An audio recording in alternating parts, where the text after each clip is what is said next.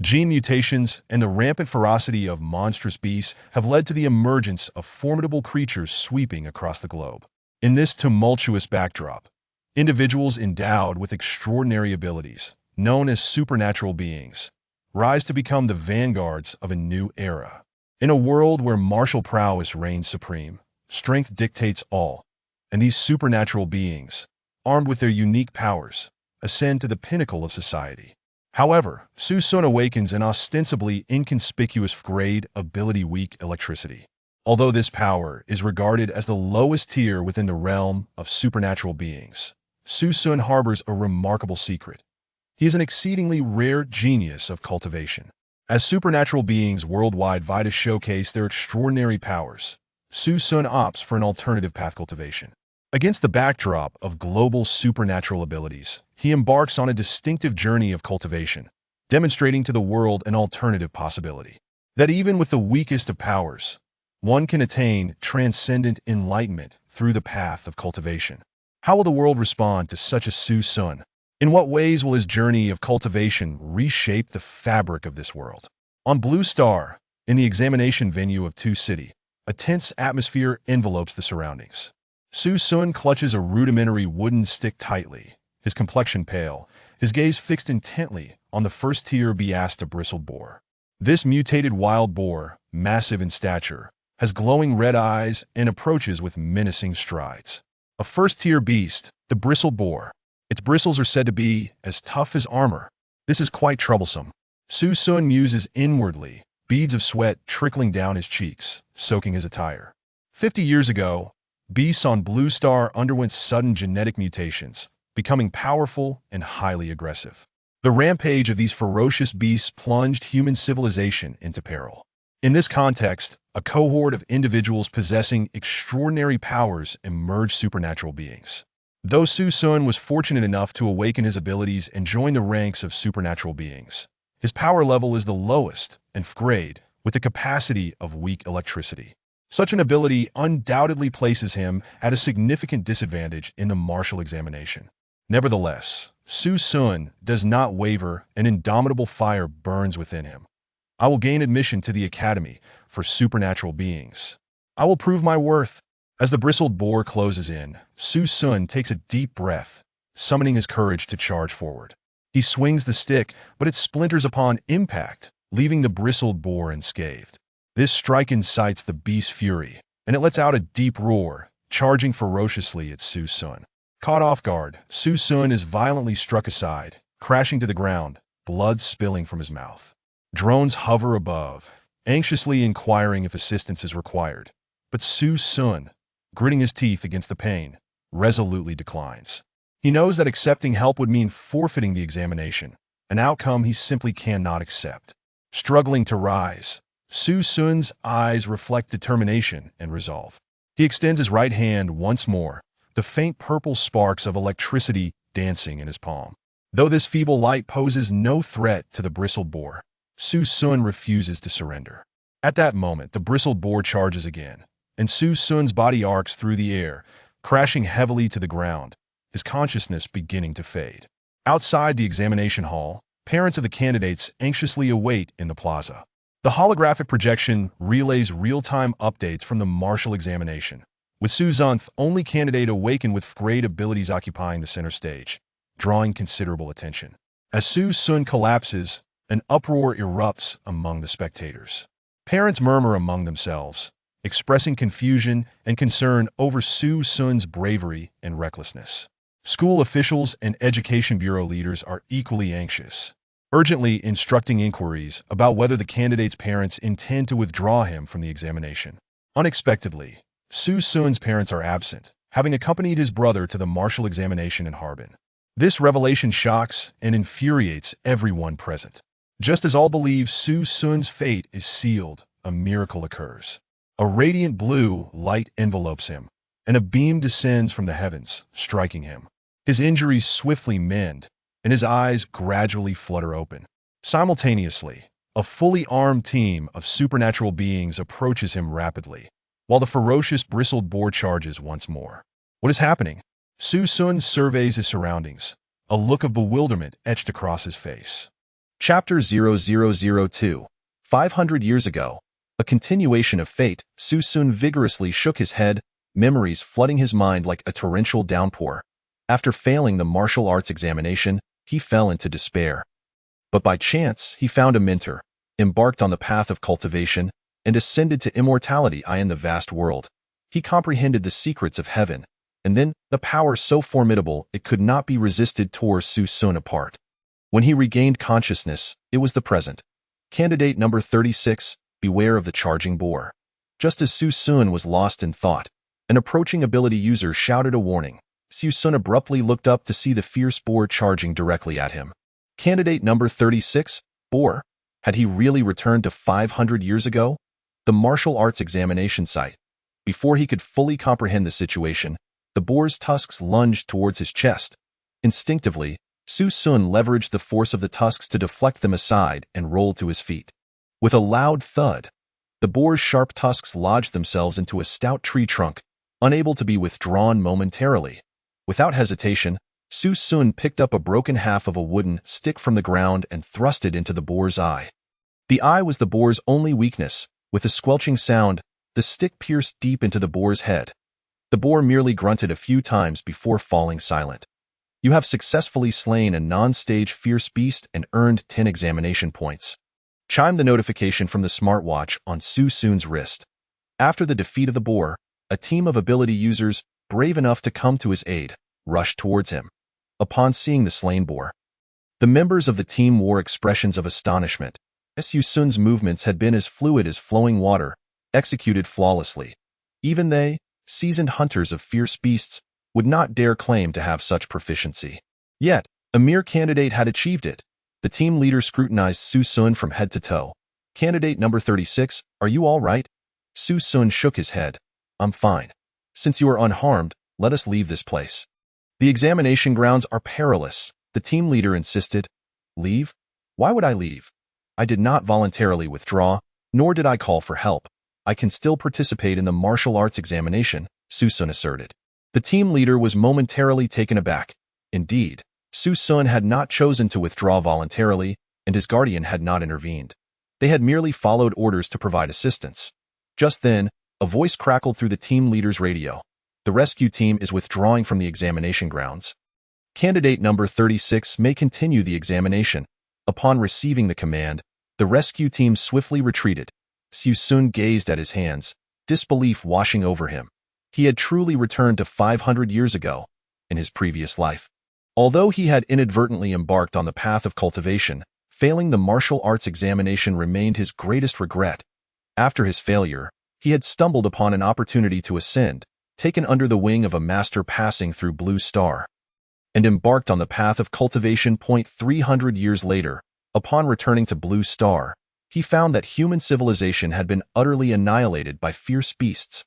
Burdened by profound regret, Su Sun continued to cultivate.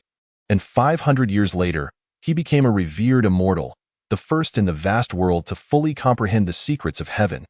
Yet, on that very day, an overwhelming force from beyond the world forcibly tore him apart. Upon opening his eyes again, he found himself back in the Blue Star of 500 years ago. Now that he had returned, he would take the examination once more, ensuring that the martial arts examination would not become a regret in his life. Su Sun approached the carcass of the boar and placed his right hand upon it. Devouring technique, activate. Su Sun had indeed awakened an F-grade ability, the most rudimentary of powers. However, his innate talent for cultivation was unparalleled. A genius of the ages, within a mere 500 years, he had comprehended the secrets of heaven, a feat unmatched by any before or after. In this life, Su Sun would once again tread the path of cultivation. The first step was to activate his self-created cultivation method and enter the Qi refinement stage. This devouring technique was the foremost secret art in the cultivation realm. It had taken Su Sun a full century to master it after joining his sect. By merely devouring, one could grow stronger. Everything could be devoured. A powerful suction emanated from his palm as the essence and energy within the boar were rapidly consumed by Su Sun. Before long, Su Sun exhaled a breath of turbid air. Having absorbed the essence of this non-stage fierce beast, he successfully entered the first layer of the Qi refinement stage. though it was merely the lowest realm of cultivation. It was significantly more powerful than that of an ability user. Ability users were categorized into various ranks: martial artists, martial masters, martial lords, martial saints, martial emperors, martial gods, and so forth. The most fundamental rank, martial artist, was the threshold for becoming an ability user. Each major rank was further divided into 10 minor ranks, from 1 to 10. Typically, candidates ranged from non-stage to second-stage cultivation. However, the first layer of the Qi refinement stage already surpassed many second-stage ability users. This was the remarkable power of cultivation. Just as Su Sun had made his breakthrough, a rustling sound suddenly echoed behind him. Unbeknownst to him, 2 massive wild dogs had appeared, sniffing the air. Outside the examination grounds, countless spectators watched Su Sun's performance on the projection. Upon witnessing the emergence of 2 fierce beasts, a collective gasp arose. This child still lacked practical experience. After slaying a fierce beast, he should have immediately retreated. The scent of blood is the most enticing to fierce beasts. Candidate number 36 is far too arrogant. Surviving by chance, he chooses not to withdraw. This time, it's over. What approached was a first-stage furious dog. Furious dogs are extremely bloodthirsty. Each weighs about 150 pounds. Their strength is 10 times that of an ordinary person. When engaged in battle, they show no fear of pain. They fight to the bitter end. Meanwhile, the leadership was also becoming anxious. Candidate number 36 is foolish. With his non-stage strength, it was already a stroke of great luck to have slain the boar. Withdrawing from the martial arts examination is the most prudent choice. But now he faces furious dogs. Li Fuchuan clenched his fists, a look of worry etched on his face. Although candidates do perish in the jaws of fierce beasts each year during the martial arts examination, as the director of the Education Bureau, he still hoped to avoid unnecessary sacrifices. The homeroom teacher, Wang Gang, sighed at his side. Director, the regulations state that the decision to withdraw from the martial arts examination can only be made by the candidate and their parents. It is his choice. You have done your best, Li Fuchuan nodded gravely. Sai, notify the parents of the candidate and have them come to retrieve their child's body. Inform the rescue team to be ready to enter the examination grounds at a moment's notice. At the very least, we must leave a complete corpse. Yes. Inside the examination grounds, Su Sun calmly surveyed the 2 furious dogs before him. 2 First-stage fierce beasts should be sufficient for me to break through to the second layer of the Qi refinement stage. Having been reborn, Su Sun now possessed an unwavering confidence, devoid of the previous anxiety and timidity. In my past life, I insisted on participating in the martial arts examination despite everyone's objections, only to become a laughingstock in the entire city. Ever since then, the nation even stipulated that F-grade ability users could not take part in the martial arts examination. In this life, I shall demonstrate to you all that an F-grade ability user can indeed pass the martial arts examination. Fierce beasts are categorized from 1 star to 10 stars. Each major level is further divided from 1 stage to 10 stages. The fierce beasts appearing in the examination grounds are all first-star beasts, their strength ranging from non-stage to the 4th stage. The furious dogs before me are first star, first stage. At this moment, Su Sun took the initiative to attack.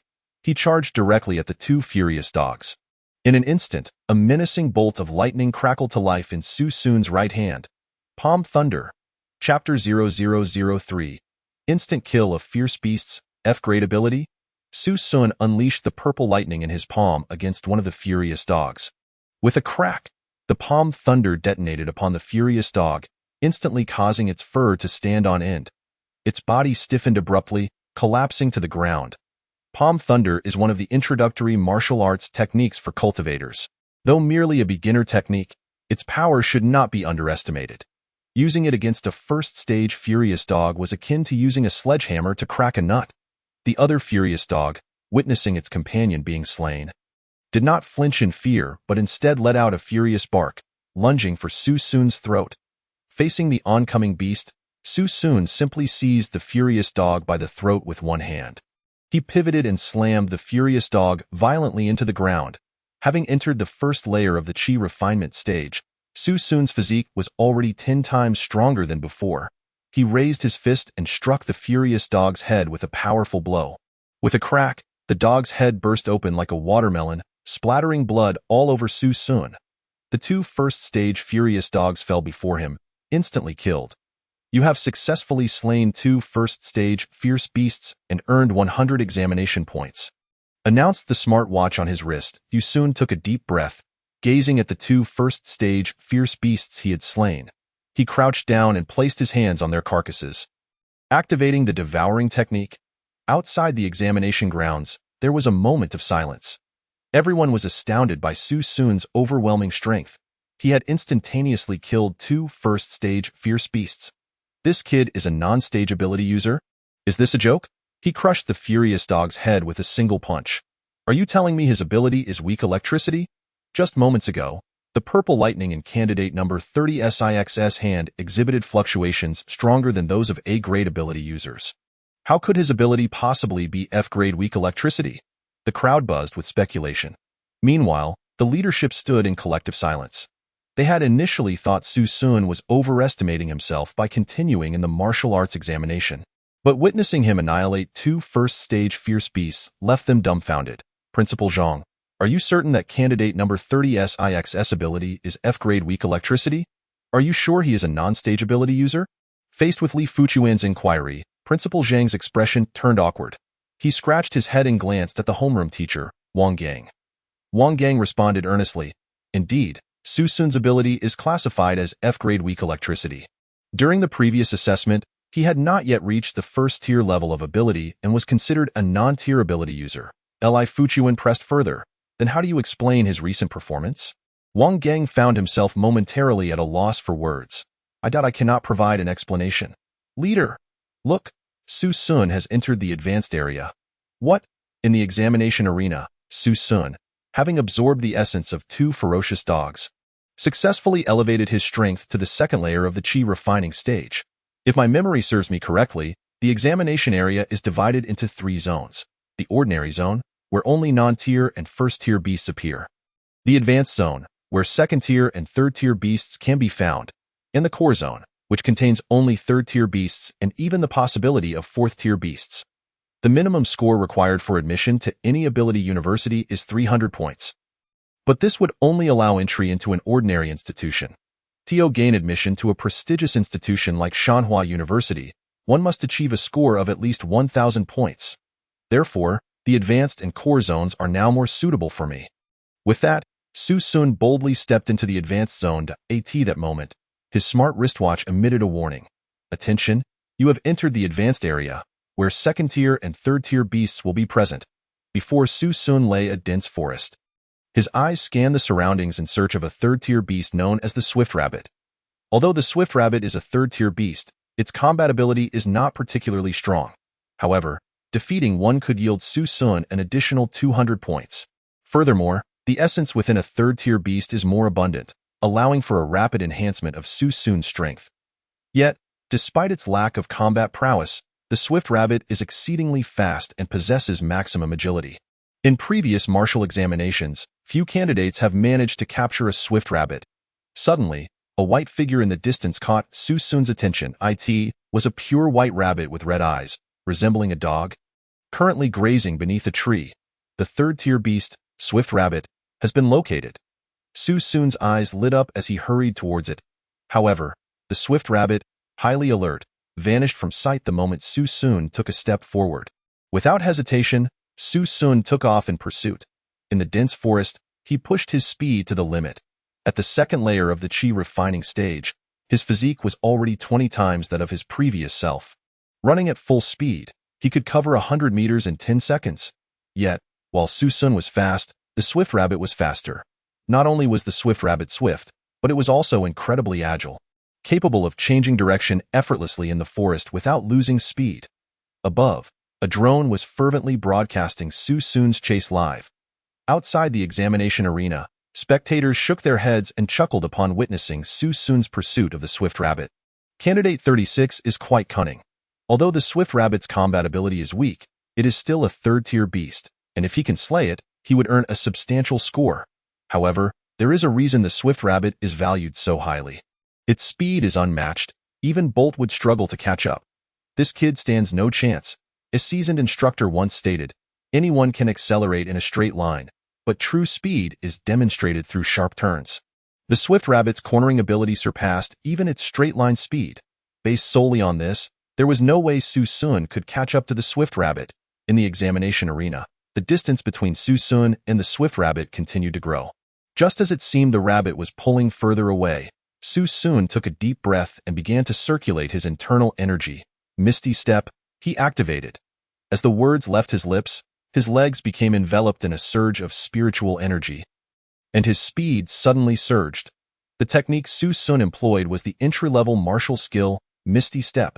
Su Sun's movements became agile and unpredictable, weaving through the forest with remarkable speed, leaving a series of afterimages in his wake. The gap between him and the swift rabbit was steadily closing.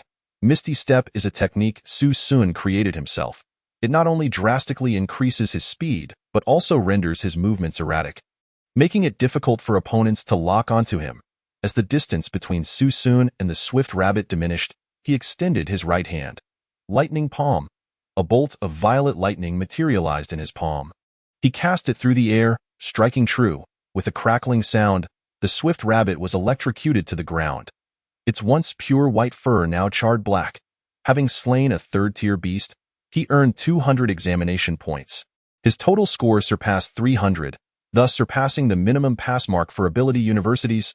Outside, the school leaders were momentarily dumbfounded as they gazed at the large screened AT. That moment, Principal Lu Qiming of the first high school gasped. "Old Zhang, your school is impressive. This kid must possess an A-grade wind attribute ability, at the very least. Otherwise, he would never have been able to catch that swift rabbit." Having just arrived, Lu Qiming was unaware of the preceding events and assumed the figure on the screen was a top student from the 4th high school. Principal Zhang, awkwardly clearing his throat, replied, "Ahem, well, he is an F-grade ability awakener from our school, with a weak electricity ability, and is not even tiered." "Old Zhang, whom are you trying to fool? To hunt down a swift rabbit on foot. You expect me to believe his ability is weak electricity?" Chapter 0004. Qi Refining Stage 3. Mengyi challenges Lu Qiming clearly did not believe Principal Zhang's words, asserting with conviction, the swift rabbit is not only fast in a straight line. It is even faster on curves. It can cover 100 meters in just 9 seconds. If he did not possess a wind attribute ability, it would be utterly impossible for him to catch up. But he is indeed an F-grade non-tier ability user. Principal Zhang sighed, unsure of how to explain further. At that moment, the Education Bureau Director, Li Fuchuan, spoke with a serious expression. "His ability may have undergone a mutation." "Mutation?" The surrounding principals and teachers turned to Li Fuchuan. He nodded. "Such occurrences have happened in our Dragon Country before. 3 years ago. A candidate awakened a B-grade fire ability, but due to a mishap, he was engulfed in flames. Yet after the fire was extinguished, not only was he unharmed, but his ability also advanced from B to A grade. I speculate that candidate 36 may have experienced a similar situation." Upon hearing this, the teachers and principals nearby were taken aback. The homeroom teacher, Wang Gang, remarked, "The probability of an ability mutation is 1 in a million. Is it really possible for something like this to occur with a student in our class? Whether it is true or not, we will find out once the martial examination concludes." In the examination arena, Su Sun extended his right hand, employing the devouring technique to absorb the essence from the swift rabbit's body. Minutes later, he opened his eyes and exhaled a breath of turbid air. The swift rabbit's corpse lay before him, now shriveled and lifeless. This 1-star 3rd-tier swift rabbit successfully enabled Su Sun to break through to the 3rd layer of the Qi refining stage. Now at the 3rd layer of the Qi refining stage, he could utilize the mid-grade yellow-tier martial skill, Mountain Crushing Fist. The Mountain Crushing Fist is widely recognized as the simplest and most straightforward entry-level martial skill in the cultivation realm. It possesses immense power, is easy to learn, and is a technique that every cultivator must eventually encounter. Martial skills are a powerful means of attack for cultivators, categorized into 4 grades: Heaven, Earth, Mysterious, and Yellow, with each grade further divided into inferior, middle, and superior tiers. The techniques Su Sun previously employed, Lightning Palm and Misty Step, both belong to the inferior tier of the yellow grade. However, the Mountain Crushing Fist is classified as a mid-grade yellow technique. Although the difference is merely 1 tier, the disparity in power is immense. At this moment, Su Sun was eager to find a target to test the power of the Mountain Crushing Fist. Just as he was about to leave, an unusual noise suddenly emanated from the bushes ahead. A A figure pushed through the foliage and emerged from the forest. This person was robust, with dark skin, bulging muscles, and a fierce countenance. Upon seeing him, Su Sun was taken aback. Meng Yi, a third-tier warrior, possesses a B-grade strength amplification ability, currently ranked 81st on the leaderboard with a score of 703. I never expected you, Su Sun, to make it to the advanced area and even luck out by slaying a swift rabbit worth 200 points. Truly a case of a blind cat stumbling upon a dead mouse. Meng Yi wore a mocking smile, his gaze unfriendly. What does this have to do with you? Su Sun frowned. Speaking of Meng Yi, there was indeed a history between them. Before awakening his ability, Su Sun had always excelled in his studies. Regarded as a prodigy at school. In contrast, Meng Yi had poor academic performance and was frequently reprimanded for fighting. The two had no prior connection until Lin Nan's arrival. Lin Nan was a transfer student who quickly became the center of attention at 4th High School due to her excellent grades, affluent background, and stunning looks. Shortly after her arrival, she was voted as the school's most beautiful student. Meng Yi harbored a crush on Lin Nan, but she grew close to Su Xun in an effort to win Lin Nan's affection. Meng Yi used Su Sun as motivation to improve himself, transforming from a poor student to an academic achiever in just one semester. Meanwhile, Su Sun, having awakened an F-grade ability, fell into decline, going from the top prodigy of 4th High School to being overlooked. Through hard work and training, Meng Yi became a prominent figure at 4th High School with his B-grade strength-type ability. Now, he had even reached the third tier of warriors, recognized as the strongest ability user at 4th High School. I truly don't understand what Lin Nan sees in you. In terms of academics, you cannot compare to me. In terms of talent, you are even further behind. I already have 700 points. Admission to one of the 4 prestigious schools is within reach. As for you, Su Sun, even with extraordinary luck, you will only manage to get into a bottom-tier university. Meng Yi stood with his hands clasped behind his back, exuding an air of superiority. How do you know that I, Su Sun, am inferior to you? How can you be certain that I, Su Sun, won't gain admission to one of the 4 prestigious schools? Su Sun raised an eyebrow, regarding Meng Yi with amusement. Meng Yi burst into laughter. Ha ha ha! Who in the entire 2 city doesn't he know that you are the first F-grade ability user to participate in the martial examination in history? Your weak electrical current couldn't even kill a chicken. What makes you think you can compete with the top 4 prestigious schools? As for me, Meng Yi, at the tender age of 18, I have already ascended to the 3rd tier of martial artists. Looking across the entire 4th High School, I am the only one, Meng Yi.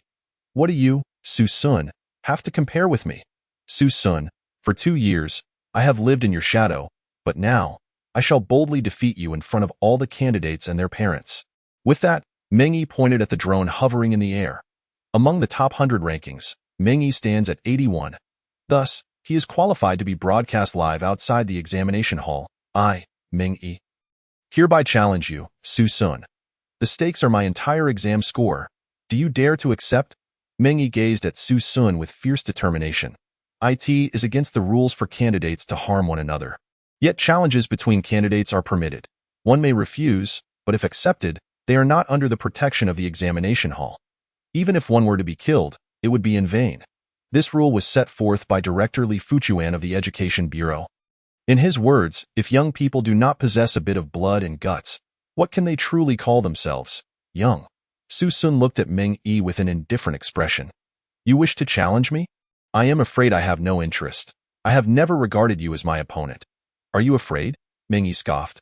Are you scared of losing all your scores? Afraid you won't even be able to attend a bottom-tier university for ability users?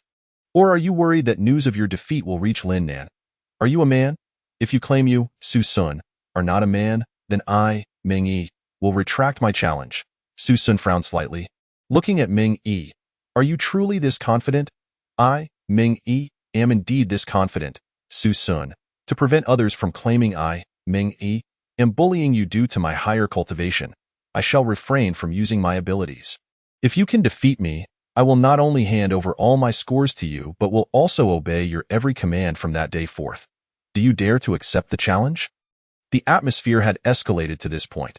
If Su Sun did not accept, he would certainly be ridiculed by the thousands of candidates' parents. With free scores on the line, why would I, Su Sun, not accept the challenge? Meng Yi, do not regret it. There are only a few hours left until the martial arts examination concludes. If you lose, you will have no chance of attending the top 4 prestigious schools. I, Ming Yi, will not be defeated. Chapter 0005, Third-Tier Martial Artist, Instant Annihilation. Ming Yi wore a confident expression. He was an owner of B-grade abilities, a third-tier martial artist, while Su Sun was merely an F-grade ability user, not even a proper martial artist. How could Ming Yi possibly lose against you? I won't even need 3 moves. With a smirk, Ming Yi sprang into action, lunging towards Su Sun with the swiftness of a hare, his strong arms ready to execute a bear hug. The disparity in their physiques, combined with Ming Yi's strength-type abilities, meant that if he managed to close the distance, he was certain he could defeat Su Sun in a single move. Yet, Su Sun dared to confront him. As a third-tier cultivator in the Qi refinement stage, his strength was 3 times that of a B-grade ability user. Even if 3 Ming Yis combined, Su Sun would remain unafraid. For his combat experience and martial arts skills far surpassed what a mere 18-year-old like Ming Yi could offer. With a swift motion, Su Sun seized Ming Yi's right arm. Seeing Su Sun not only refuse to evade but also engage in close combat delighted Ming Yi. Engaging in close quarters with a strength-type ability user? Wasn't that akin to courting death? Just as Ming Yi prepared to exert his strength, he suddenly felt an overwhelming force grip his arm. With a swift turn, Su Sun hurled Ming Yi into the air. He then slammed him hard into the ground. With a loud thud, Ming Yi was left disoriented, stars dancing before his eyes. Looking up, he saw Su Sun gazing down at him, his expression calm and unyielding. How could this be? How could this boy possess such immense strength? His speed was also several times mine. At that moment, a storm of shock surged within Ming Yi. If memory serves me right, he is merely a non-tiered F-grade ability user. How could he possess such formidable power? In an instant, fury consumed Ming Yi's heart. You have overshadowed me for 2 years at school. I must defeat you in this examination. At that moment, Ming Yi activated his abilities, enhancing his strength. Su Sun, I will not yield. Ming Yi flipped himself upright, his muscles turning crimson, veins bulging. Activating his abilities had amplified Ming Yi's strength at least 3-fold. Do you dare to take a punch from me? Ming Yi glared fiercely, raising his fist, which was as large as a cooking pot. Su Sun stood with his hands clasped behind his back. Why would I not dare? Ming Yi, today I shall defeat you using your greatest pride. Your strength? Ah, Ming Yi roared, his muscles tensed, and then he swung his fist down hard towards Su Sun. This punch unleashed the full might of Ming Yi's third-tier martial artist capabilities. Yet, Su Sun did not dodge. He met the punch with one of his OW, and Su Sun's punch appeared light and airy, devoid of force, yet it was enveloped in spiritual energy. Boom! The 2 fists collided, producing a muffled sound that startled the birds in the trees. Su Sun stood firm, unflinching, while Ming Yi's complexion changed drastically. His body involuntarily stepped back. 1 step, 2 steps, 3 steps. He retreated a full 5 paces. At that moment, Ming Yi's right hand trembled slightly, blood seeping from his knuckles. Gazing at his own hand, Ming Yi was left speechless in shock. How is this possible? I, Ming Yi, lost to Su Sun in my strongest domain, strength, and Su Sun is merely a non-tiered F-grade ability user. At this moment, Ming Yi's pride was utterly shattered. Before him, was Su Sun still the self-indulgent figure he once knew? Ming Yi raised his gaze. In Su Sun's eyes, he saw a confidence reminiscent of when his abilities had yet to awaken. The Su Sun from 2 years ago seemed to have returned. Are you still Su Sun? You have changed so much that I hardly recognize you. Ming Yi's face turned pale. He had lost, losing his future. The martial arts examination could not be retaken, which meant he had forfeited 700 exam points. He had lost the hope of attending the top 4 prestigious schools. You have lost, Ming Yi, Su Sun said calmly. Ming Yi clenched his teeth, extending his intelligent wristband. All my scores, I give to you. Ming Yi had publicly challenged Su Sun before the drone. Having lost the challenge, the system would automatically transfer the 700 scores to Su Sun, regardless of Ming Yi's will. This was the rule of the martial arts examination. Su Sun looked at Ming Yi's wristband without making a move, instead staring intently at Ming Yi's back. Suddenly, Su Sun moved. His speed was like lightning, appearing before Ming Yi in the blink of an eye. Crushing mountain fist. Su Sun unleashed a punch that grazed the side of Ming Yi's face. The gust of wind from the punch stung Meng Yi's skin. Before Meng Yi could react, a dull thud echoed behind him. Turning to look, he was shocked to see the corpse of a spotted leopard sprawled on the ground, its head smashed open like a watermelon, leaving it unrecognizable. Meng Yi stared in astonishment at Su Sun. This was a first-tier, third-grade demon beast, the Flower King leopard. You killed it with a single punch? The Flower King leopard was not only swift but also possessed immense biting power and excelled in ambush attacks. Even Meng Yi, as a third-tier martial artist, would have a 50-50 chance against the Flower King leopard, but if ambushed, he would surely perish. Just moments ago, Su Sun had single-handedly slain a third-grade demon beast.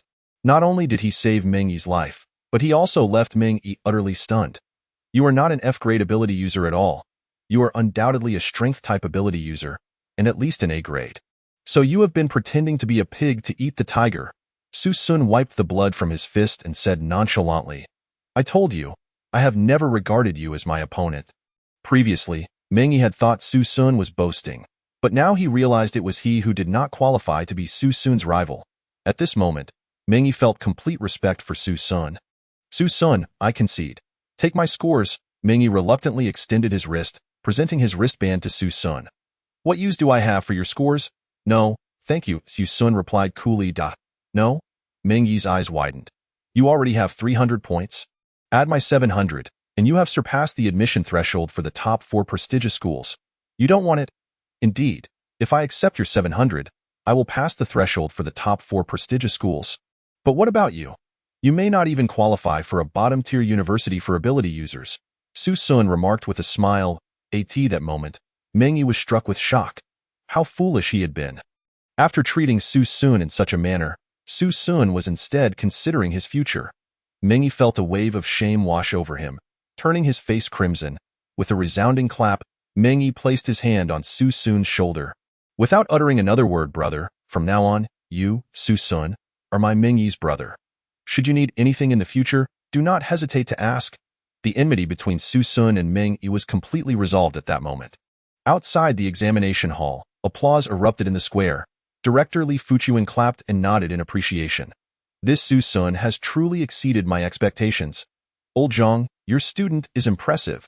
Chapter 0006, Scores exceeding 1,000. Top 4 prestigious schools not just impressive. This kid's strength surpasses even that of strength-type ability users. He even killed the Flower King leopard with a single punch. He must at least be a third-tier A-grade martial artist. Old Zhang, your school certainly knows how to conceal talent. The principal of the first high school, Lu Qiming, remarked with a hint of envy. Principal Zhang, witnessing the holographic projection in shock, smiled wryly. You really believe he is an F-grade non-tiered ability user? With weak electrical powers? This young man is as swift as the wind and possesses strength akin to that of an ox. Below A-grade abilities, he simply cannot unleash such formidable power. You claim he is an F-grade non-tiered ability user? If that were the case, I would eat this table. Observing Lu Qiming's resolute expression, Principal Zhang and class teacher Wang Gang exchanged glances, both left speechless. Nevertheless, the more exceptional Su Sun's performance, the greater the advantages for 4th High School. Should Su Sun gain admission to one of the 4 prestigious universities, 4th High School is destined to become a prominent institution in Tushar. The admission score for the 4 major universities is 1,000, making the prospect of achieving such a score akin to scaling a mountain. After all, the senior students are merely 18 years old, having recently awakened their abilities, with most being either non-tiered or first-tier warriors. It is already a challenge to score 300 points by slaying non-tiered beasts in the martial examination. Few candidates can cultivate to the 3rd tier before the age of 18, and there are scarcely a handful in the entire Tushar. Thus, it is evident how arduous it is to attain a score of 1,000. Even the top institution, 1st High School, averages only one candidate achieving 1,000 points every 3 years. 4th High School has not produced a student scoring 800 points in 7 years. Perhaps this young man can indeed shatter the 7-year drought of 4th High School. A glimmer of hope ignited in the eyes of Principal Zhang and Wang Gang.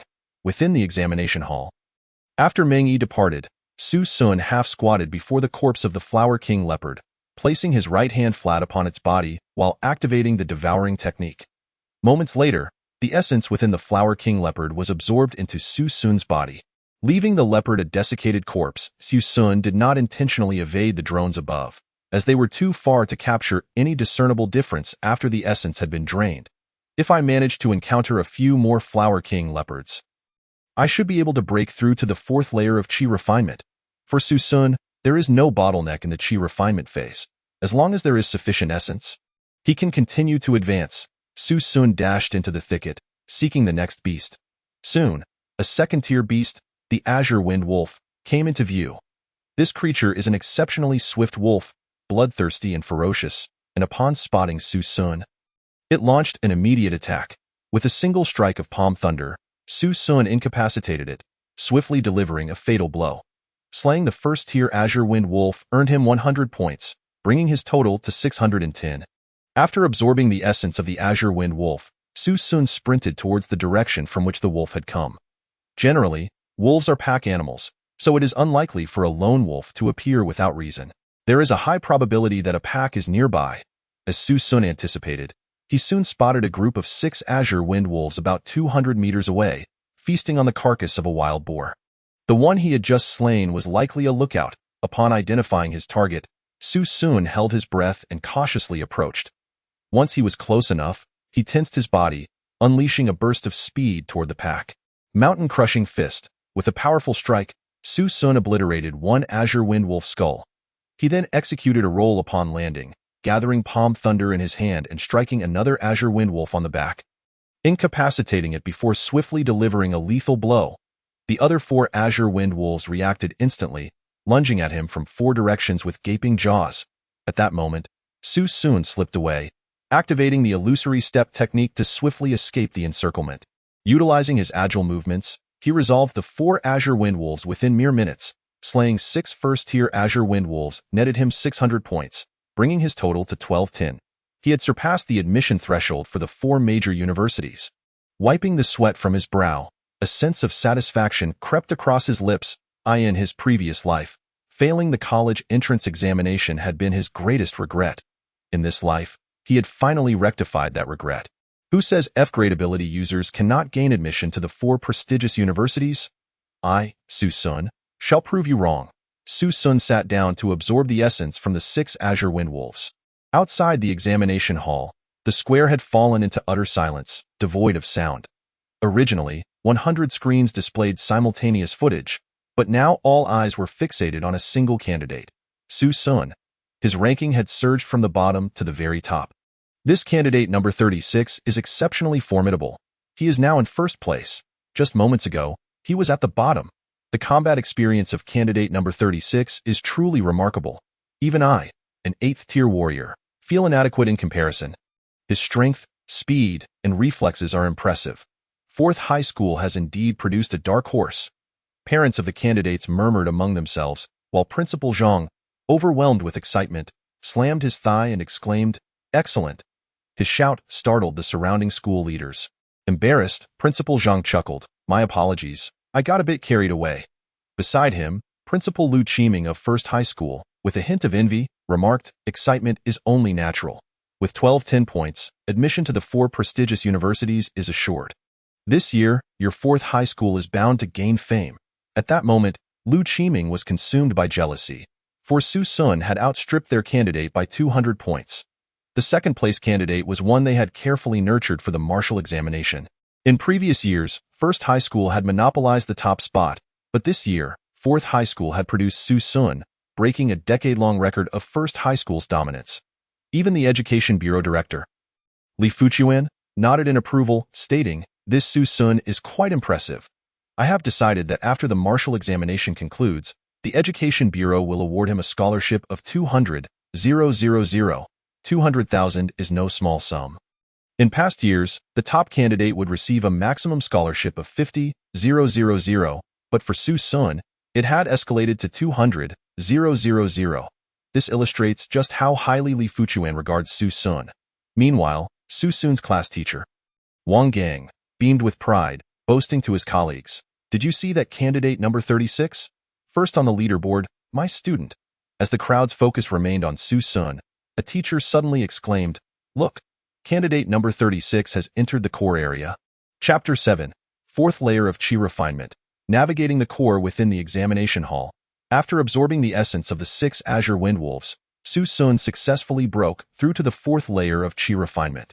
In the advanced area, the beasts encountered are primarily 2nd tier and 3rd tier, but in the core area, one encounters 3rd tier and 4th tier beasts. By entering the core area, my cultivation will progress even more swiftly. With that thought, Su Sun resolutely stepped into the core zone. As soon as he entered, his wristband emitted a warning. You are about to enter the core zone, where 3rd tier to 4th tier beasts may appear. Candidates are advised to exercise caution. Killing non-tiered beasts yields 10 points. Slaying 1st tier beast grants 50 points. Defeating 2nd tier beasts awards 100 points. Elimination of 3rd tier beasts earns 200 points. However, slaying a 4th tier beast grants a staggering 1,000 points. A single 4th tier beast kill would secure admission to one of the 4 prestigious universities. The high score for 4th tier beasts is due to their immense combat prowess. Most candidates participating in the martial examination are 1st tier or 2nd tier warriors. While dispatching non-tiered and 1st tier beasts may be relatively easy, defeating 2nd tier beasts can be laborious, and 3rd tier beasts often require teamwork.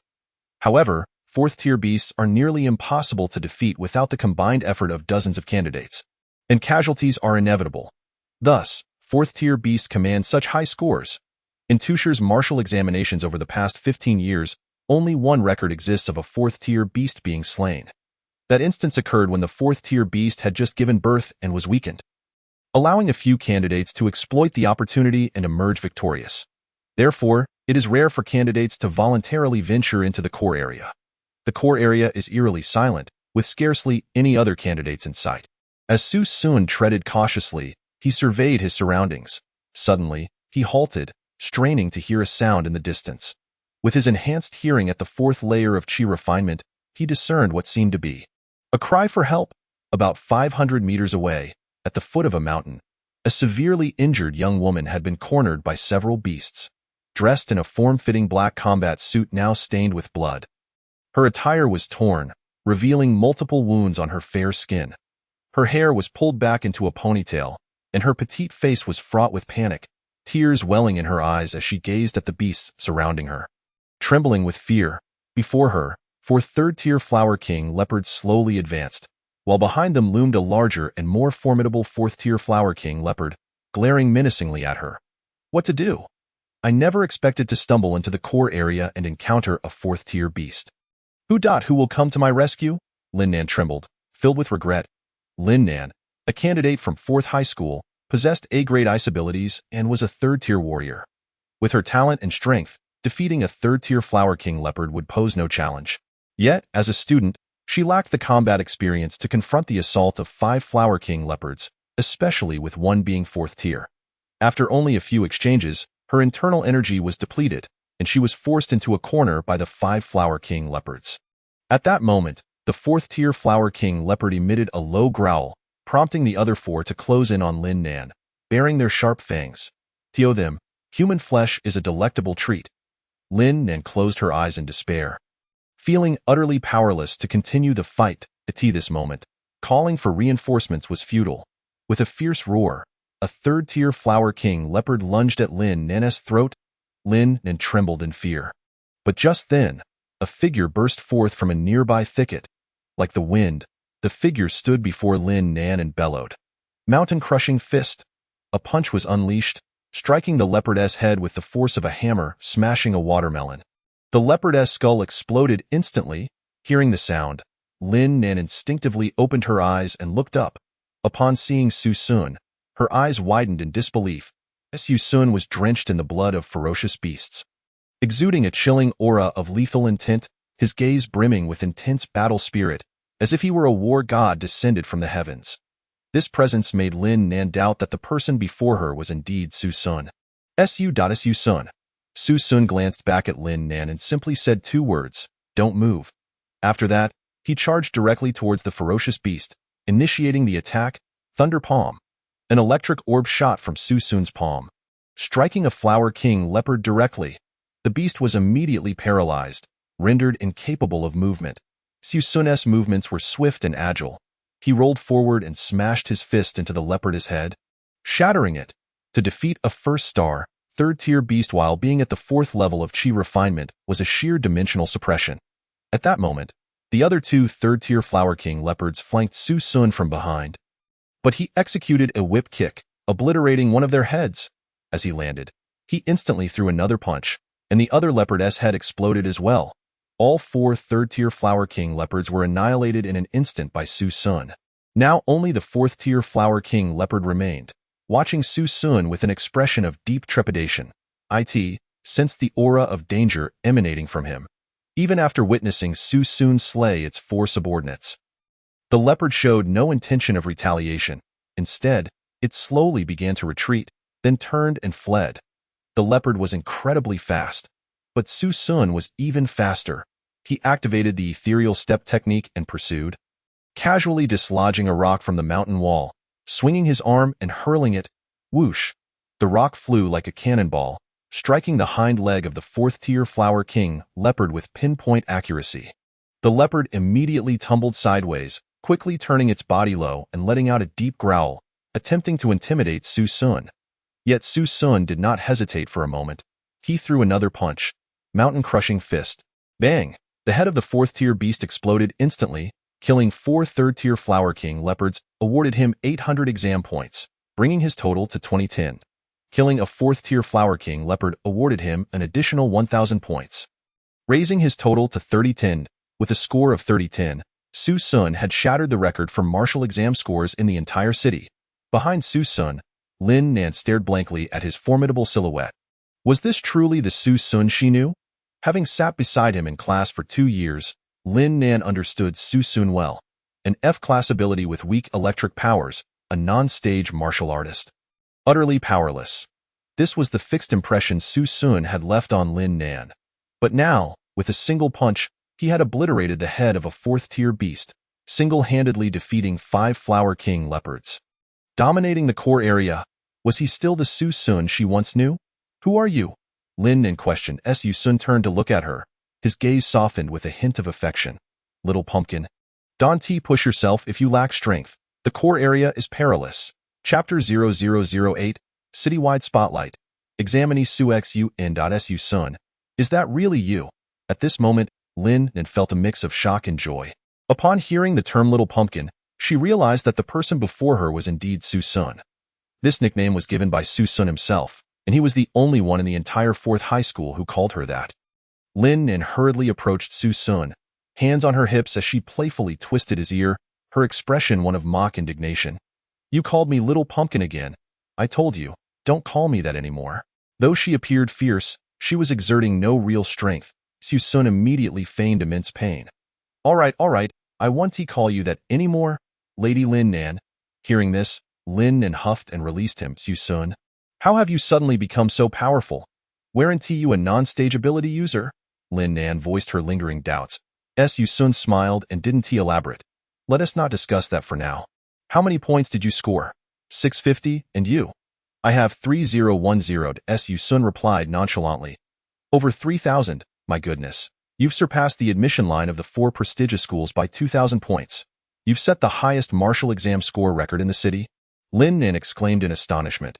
Do you want to join me in attending one of the 4 prestigious schools? Su Sun suddenly asked. Lin Nan knew her score could not even reach the admission line of the 4 prestigious schools. Moreover, she was now injured and at her limit. Being able to ensure her safety in the exam was already commendable. She couldn't even dare to think about the 4 prestigious schools. Of course, I would love to, but in my current state, I fear I can only attend a second-rate ability university. At this point, disappointment washed over Lin Nan's face. Little Pumpkin, how about you let me pinch your face? And I'll take you to slay ferocious beasts? How does that sound? Su Sun looked down at Lin Nan, his eyes filled with tenderness. Su Sun had 2 major regrets. The first was failing in the martial exam and not gaining admission to an ability university. The second was losing contact with Lin Nan after leaving Blue Starred IN school. Su Sun and Lin Nan were recognized as a golden couple. Both excelled academically, sat together in class, and shared a close bond. Existing somewhere between lovers and friends, with only a thin veil separating them in his previous life. After awakening his F-class ability, Su Sun fell into despair, losing confidence and gradually distancing himself from Lin Nan. Although Lin Nan did not care for Su Sun's innate talent, he always felt unworthy of her and dared not approach her. But now that Su Sun had been reborn, he would not let the regrets of his previous life repeat. Lin Nan was also delighted to see Su Sun regain his spirit, and she was only half-hearted in her resistance to his request. "You rascal Su Sun, trying to bully me again. My face is about to swell from your pinching. I warn you, this is the last time." Lin Nan crossed her arms, her expression one of feigned indignation. Su Sun reached out his large hand and pinched Lin Nan's soft face. The familiar sensation stirred memories within him. So soft. Outside the exam hall, the audience erupted in applause, cheers resounding like thunder. Examinee number 36 is incredible. He single-handedly shattered the martial exam score record in the city, defeating a first-star, fourth-tier beast. Examinee number 36 is forever the best. Thinking of my unambitious son makes me angry. If only my son had half the talent of examinee number 36. Su Sun had become the absolute focus of the exam hall. 100 screens displayed his performance, captivating the attention of nearly everyone. The Education Bureau even ordered the live broadcast of the other 99 examinees to be shut down, keeping only Su Sun's live projection. This was a golden opportunity to promote the education of the city. At this moment, journalists from various media outlets had surrounded the school leaders and Education Bureau officials. Countless microphones were thrust in front of Principal Li Fuchuan and others, flashes of cameras lighting up the scene as reporters fired off questions. "May I ask which school examinee number 36 is from?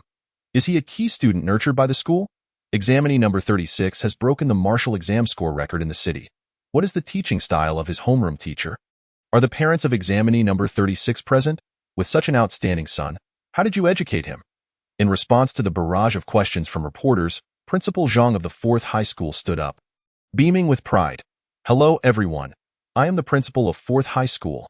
Examinee number 36, Su Sun, is our student. In fact, Su Sun's achievements today are inseparable from the school's nurturing and his own hard work." Principal Zhang rambled on for quite a while his homeroom teacher, Wang Gang, also beamed as he answered questions from reporters. "I am Su Sun's homeroom teacher, Wang Gang. I have always seen his potential."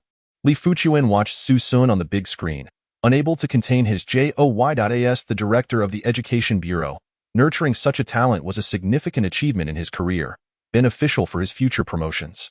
Su Sun, excellent. Increase his scholarship to 500,000. Inside the exam hall, Su Sun, seated in meditation, opened his eyes. At that moment, he had absorbed the essence from the bodies of the ferocious beasts completely. After absorbing the essence from the 4th-tier beast, Su Sun exhaled deeply. 5th level of Qi refinement. The 5th level of Qi refinement marked a significant threshold. Crossing this barrier would lead to a qualitative leap in Su Sun's strength. At this moment, Su Sun also unlocked a martial skill, a top-tier yellow-grade control-type technique, the Nether Eye. This skill could bewilder an opponent's soul through eye contact, causing temporary dizziness. Though it lasted only a second or two, on the battlefield where every moment counted, that brief period could alter the tide of battle. "Su Sun, what are you doing?" "Practicing." Lin Nan squatted in front of Su Sun, her big eyes curiously studying him. "I am just resting for a bit after exhausting too much energy. Let us go. I'll take you to hunt ferocious beasts." After saying this, Su Sun stood up and led Lin Nan deeper into the exam hall. Regarding his identity as a cultivator, Su Sun decided to keep it from Lin Nan for now. As the old saying goes, the more one knows, the more dangerous it becomes. Subsequently, Su Sun led Lin Nan to hunt the 3rd-tier demonic beasts in the core area.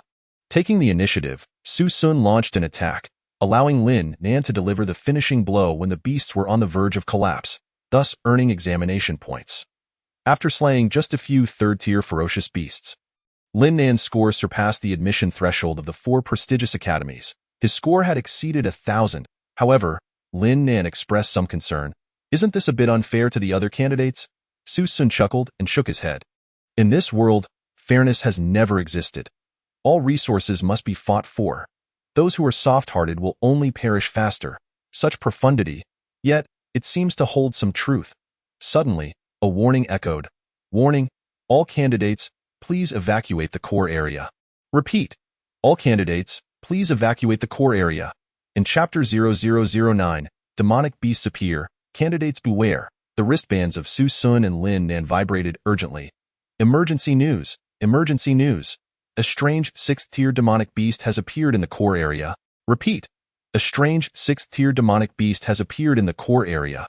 All candidates, please evacuate the core area promptly. Lin Nan was left agape and shocked. A 6th-tier demonic beast. How can such a high-level beast appear in Tu City?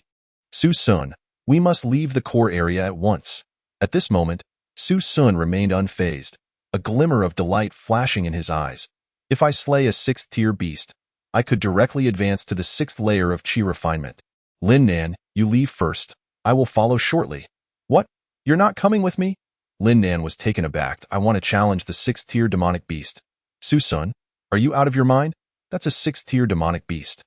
Lin Nan exclaimed in panic. Little pumpkin, trust me, though you think I would engage in such a foolish act that leads to certain death. Observing Su Sun's confident demeanor, Lin Nan pondered. It seemed that Su Sun had never acted without assurance. Knowing Su Sun's nature, Lin Nan understood that once he set his mind on something, he would see it through, just like participating in the martial examination. With a reluctant nod, Lin Nan replied, just be careful. Outside the examination venue, chaos ensued. The parents of the candidates wore expressions of panic, with some already in tears. A 6th-tier demonic beast. Good heavens! I pray my child does not encounter such a beast. They lamented about the Education Bureau's handling of the situation. Isn't the examination venue supposed to be fully secured?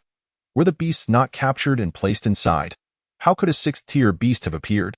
Journalists from Tu City crowded around, eager to interview the Education Bureau officials. At this moment, the bureau chief, Li Fuchuan, was drenched in sweat. He had intended to gather the media to promote Tu City's educational achievements, but now found himself in a predicament that would soon be known throughout the entire Dragon Nation. Director, the 6th-tier beast has breached the protective net and entered the core area. It appears to be a mating 6th-tier beast. What should we do? An ability user inquired. At this point, summoning the dragon team will take too long. Notify the rescue team. Dispatch them immediately. If we can kill this 6th-tier beast, that would be best. If not, then delay as long as possible. We must ensure the candidate's safety. Understood. Upon receiving the orders, a 10-member rescue team surged into the examination venue. The team leader, namely Ming, was a 5th-tier martial artist. The 9 members he led ranged from 2nd-tier to 4th-tier martial artists. Despite their levels not being particularly high, such prowess was rare in Tu City. Firstly, ability users were exceedingly scarce. The probability of one awakening an ability among 100 ordinary individuals was already remarkable. Secondly, talent played a role. Those who awakened low-level abilities, such as F or E ranks, faced significant challenges in cultivation, further reducing the number of awakeners. Achieving 3rd-tier status meant one was already among the elite, not necessarily wealthy, but at least a member of the middle class, earning a comfortable monthly income.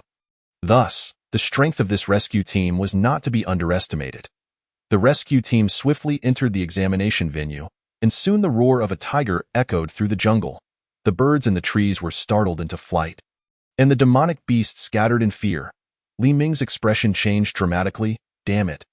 It's a C-rank talent beast, a white tiger. Demonic beasts also had talent classifications, similar to those of ability users, divided into 9 ranks: F, E, D, C, B, A, S, SS, and SSS. Most demonic beasts fell into the low-tier F or E ranks. Those reaching 1st tier and above typically belonged to D or C rank, although the talent rankings for ability users and demonic beasts were the same. Demonic beasts generally possessed greater combat capabilities than ability users of the same rank. They were fearless in battle and inherently wild, fighting to the death, which alone could easily overwhelm an ability user of equivalent rank. Despite Li Ming being a D-rank talent 5th-tier martial artist, facing a 5th-tier beast was already exceedingly challenging. Against a 6th-tier beast, he had no confidence whatsoever. After running for a moment, a massive white tiger came into view. Its eyes glowed crimson, filled with rage, as it tore apart a 4th-tier beast, effortlessly shredding it into pieces. Prepare the tranquilizer darts, Li Ming ordered. The team members swiftly drew their tranquilizer guns, aiming at the white tiger. Fire! The darts whizzed through the air, striking the white tiger with precision. The dosage was substantial, enough to incapacitate a fully grown water buffalo. However, for this 6th-tier white tiger, it not only failed to subdue it, but instead provoked its fury. With a furious roar, the white tiger lunged at Li Ming and his team. Watch out. The weapons provided to the rescue team were spears, which were said to be effective in proportion to their length. As the white tiger charged, the team members thrust their spears toward it. With a resounding crack, the white tiger bit down on a spear. Its immense biting power shattered the spear, which was crafted from pure steel. Then, with a single leap, the white tiger sent one team member flying. The sheer force of the white tiger's strike sent the team member sprawling several meters away. He fell to the ground, coughing blood, unable to rise. Li Ming's face turned pale. Retreat? Hold it off as long as you can. Wait for the dragon team to arrive. Li Ming understood that on their own, they were no match for the white tiger. Their only option was to delay. However, the enraged white tiger showed no mercy. It charged straight toward Li Ming. With its maw wide open, it aimed directly for Li Ming's head. The stench of its breath assaulted him even before its jaws reached him. "Captain, be careful!" Li Ming's heart raced. He hurriedly positioned his spear defensively. With a loud crunch, the white tiger's jaws clamped down on the spear. In one swift motion, it knocked Li Ming to the ground, pinning him beneath its weight. With another crack, the spear shattered in the grip of the white tiger's razor-sharp teeth. The beast opened its maw once more, aiming to bite down on Li Ming's head. At that moment, despair filled Li Ming's heart. A fifth-tier martial artist stood no chance against a first-tier, sixth-tier white tiger. As he braced for the sharp teeth to descend upon him, he could only close his eyes and await the inevitable. Suddenly, a youthful voice rang out from the distance, "Palm thunder!" A flash of purple lightning surged forth. The white tiger trembled, momentarily paralyzed. In the next instant, a figure leaped onto the white tiger's back, rolling it to the ground. Li Ming looked up to see a young candidate in a school uniform, his back emblazoned with the number 36. In Chapter 0010, confronting the white tiger, a miracle of the Dragon Nation, Su Sun turned his back to Li Ming. Not looking back as he coolly stated, "You all stay safe. This beast is mine to handle." At that moment, Li Ming recognized Su Sun's identity, the top-ranked candidate, number 36. Although Li Ming knew Su Sun was formidable enough to take on fourth-tier beasts, the one before them was a mating sixth-tier beast, far beyond the fourth tier. Could Su Sun, merely a student, truly defeat this sixth-tier white tiger? Outside the examination venue, countless eyes were glued to the battle between the rescue team and the white tiger. As they witnessed Li Ming being overpowered, anxiety gripped everyone's hearts. However, when Su Sun stepped in to confront the white tiger, gasps of astonishment filled the AI. It was indeed candidate number 36. He not only refused to exit the examination venue but actively chose to confront the sixth-tier white tiger. How foolish! No matter how powerful he is, he's still just a candidate. A mating sixth-tier white tiger requires a seventh-tier martial artist to defeat. Can he, number 36, truly match a seventh-tier martial artist? Young people are indeed impetuous. But candidate number 36 has truly acted recklessly. I can only hope he does not meet his demise at the jaws of the white tiger. The parents of the candidates murmured amongst themselves, some sighing in despair while others focused intently on the projections. Meanwhile, the journalists were busy conducting live coverage in the two-city martial examination. A sixth-tier demonic beast, the white tiger, appears. The rescue team has been repelled, and a candidate has entered the fray to confront the sixth-tier white tiger. Will the candidate's extraordinary talent prevail, or will the white tiger prove superior? Stay tuned. In the leadership seating area, Li Fuchuan slammed his fist onto the table in frustration. His face contorted with anger. Nonsense! Didn't number 36 receive the notification? Why has he not evacuated the core area? Several members of the rescue team have perished. For Li Fuchuan, the worst he faces is the loss of his official position. However, should Su Sun, the top-ranked candidate in the city, meet his demise, the entire Education Bureau will be held accountable. Have the Dragon Team members arrived yet? Call them and urge them to hurry. We cannot allow candidate 36 to suffer any harm. Inside the examination hall, Su Sun was tense, his gaze fixed intently on the sixth-tier white tiger before him. The white tiger, incensed by Su Sun's provocation, emitted a deep, menacing growl, revealing its sharp fangs. Suddenly, the fierce beast lunged at Su Sun, its enormous paw swiping at his head with terrifying force. The power behind the sixth-tier white tiger's strike was formidable, capable of shattering stone with ease. Any esper of equal rank would be gravely injured or killed by such an attack. Yet, rather than evade, Su Sun countered with a punch, seeking to match the tiger's strength head-on. With a resounding thud, Su Sun stood firm, while the sixth-tier white tiger stumbled back several paces from the impact. In terms of raw power, Su Sun, at the fifth level of the Qi refinement stage, surprisingly held the upper hand. Nearby, Li Ming and others watched in disbelief. Could this young man truly have repelled a sixth-tier white tiger with a single punch? Was he really just a student? The members of the dragon team were hardly more impressive. Seizing the moment, Su Sun activated his ethereal footwork, appearing before the white tiger in an instant. With a fierce roar, he unleashed the mountain-crushing fist. Su Sun's right arm tensed, channeling all his strength into a powerful uppercut aimed at the tiger's jaw. With a resounding impact, the several hundred-kilogram beast was sent soaring into the air. With a heavy thud, the massive creature crashed to the ground, struggling multiple times to rise but failing. A single punch had severely injured the sixth-tier white tiger. The beast bared its teeth at Su Sun, growling lowly as if to issue a warning. However, Su Sun disregarded the threat and boldly approached the tiger. Sensing its life was in danger, the white tiger lunged at him without hesitation, its massive jaws gaping wide to devour him. This time, the tiger's assault was purely offensive, forsaking all defense, intent solely on killing Su Sun. Yet, Su Sun locked eyes with the enraged tiger and activated his control technique, Phantom Eye. Waves of purple light emanated from his eyes, momentarily stunning the white tiger. Although the control lasted but a second, it was ample time for Su Sun to act. He dashed forward, seizing the tiger's fangs with both hands, then executed a shoulder throw, slamming the beast heavily into the ground. The earth trembled with the impact. The tiger, dazed, could only emit futile roars as it lost its ability to fight back. Su Sun strode toward the incapacitated creature, casually picking up a broken spear from the ground. Spinning it in his hands, he then reversed his grip and thrust it toward the tiger's head. With a sickening squelch, blood gushed forth, splattering Su Sun's face in a grotesque display. The white tiger gradually fell silent, its breath extinguished. Having slain the sixth-tier mutated white tiger, Su Sun earned 5,000 examination points, bringing his total to 8010. An alert from his wristband chimed. Killing a fourth-tier beast yields 1,000 points. A fifth-tier 2,500 points, and a sixth-tier 5,000 points. This score was nothing short of astounding. Slaying a sixth-tier beast not only allowed him to be courted by the 4 prestigious academies, but also positioned him to break local examination score records.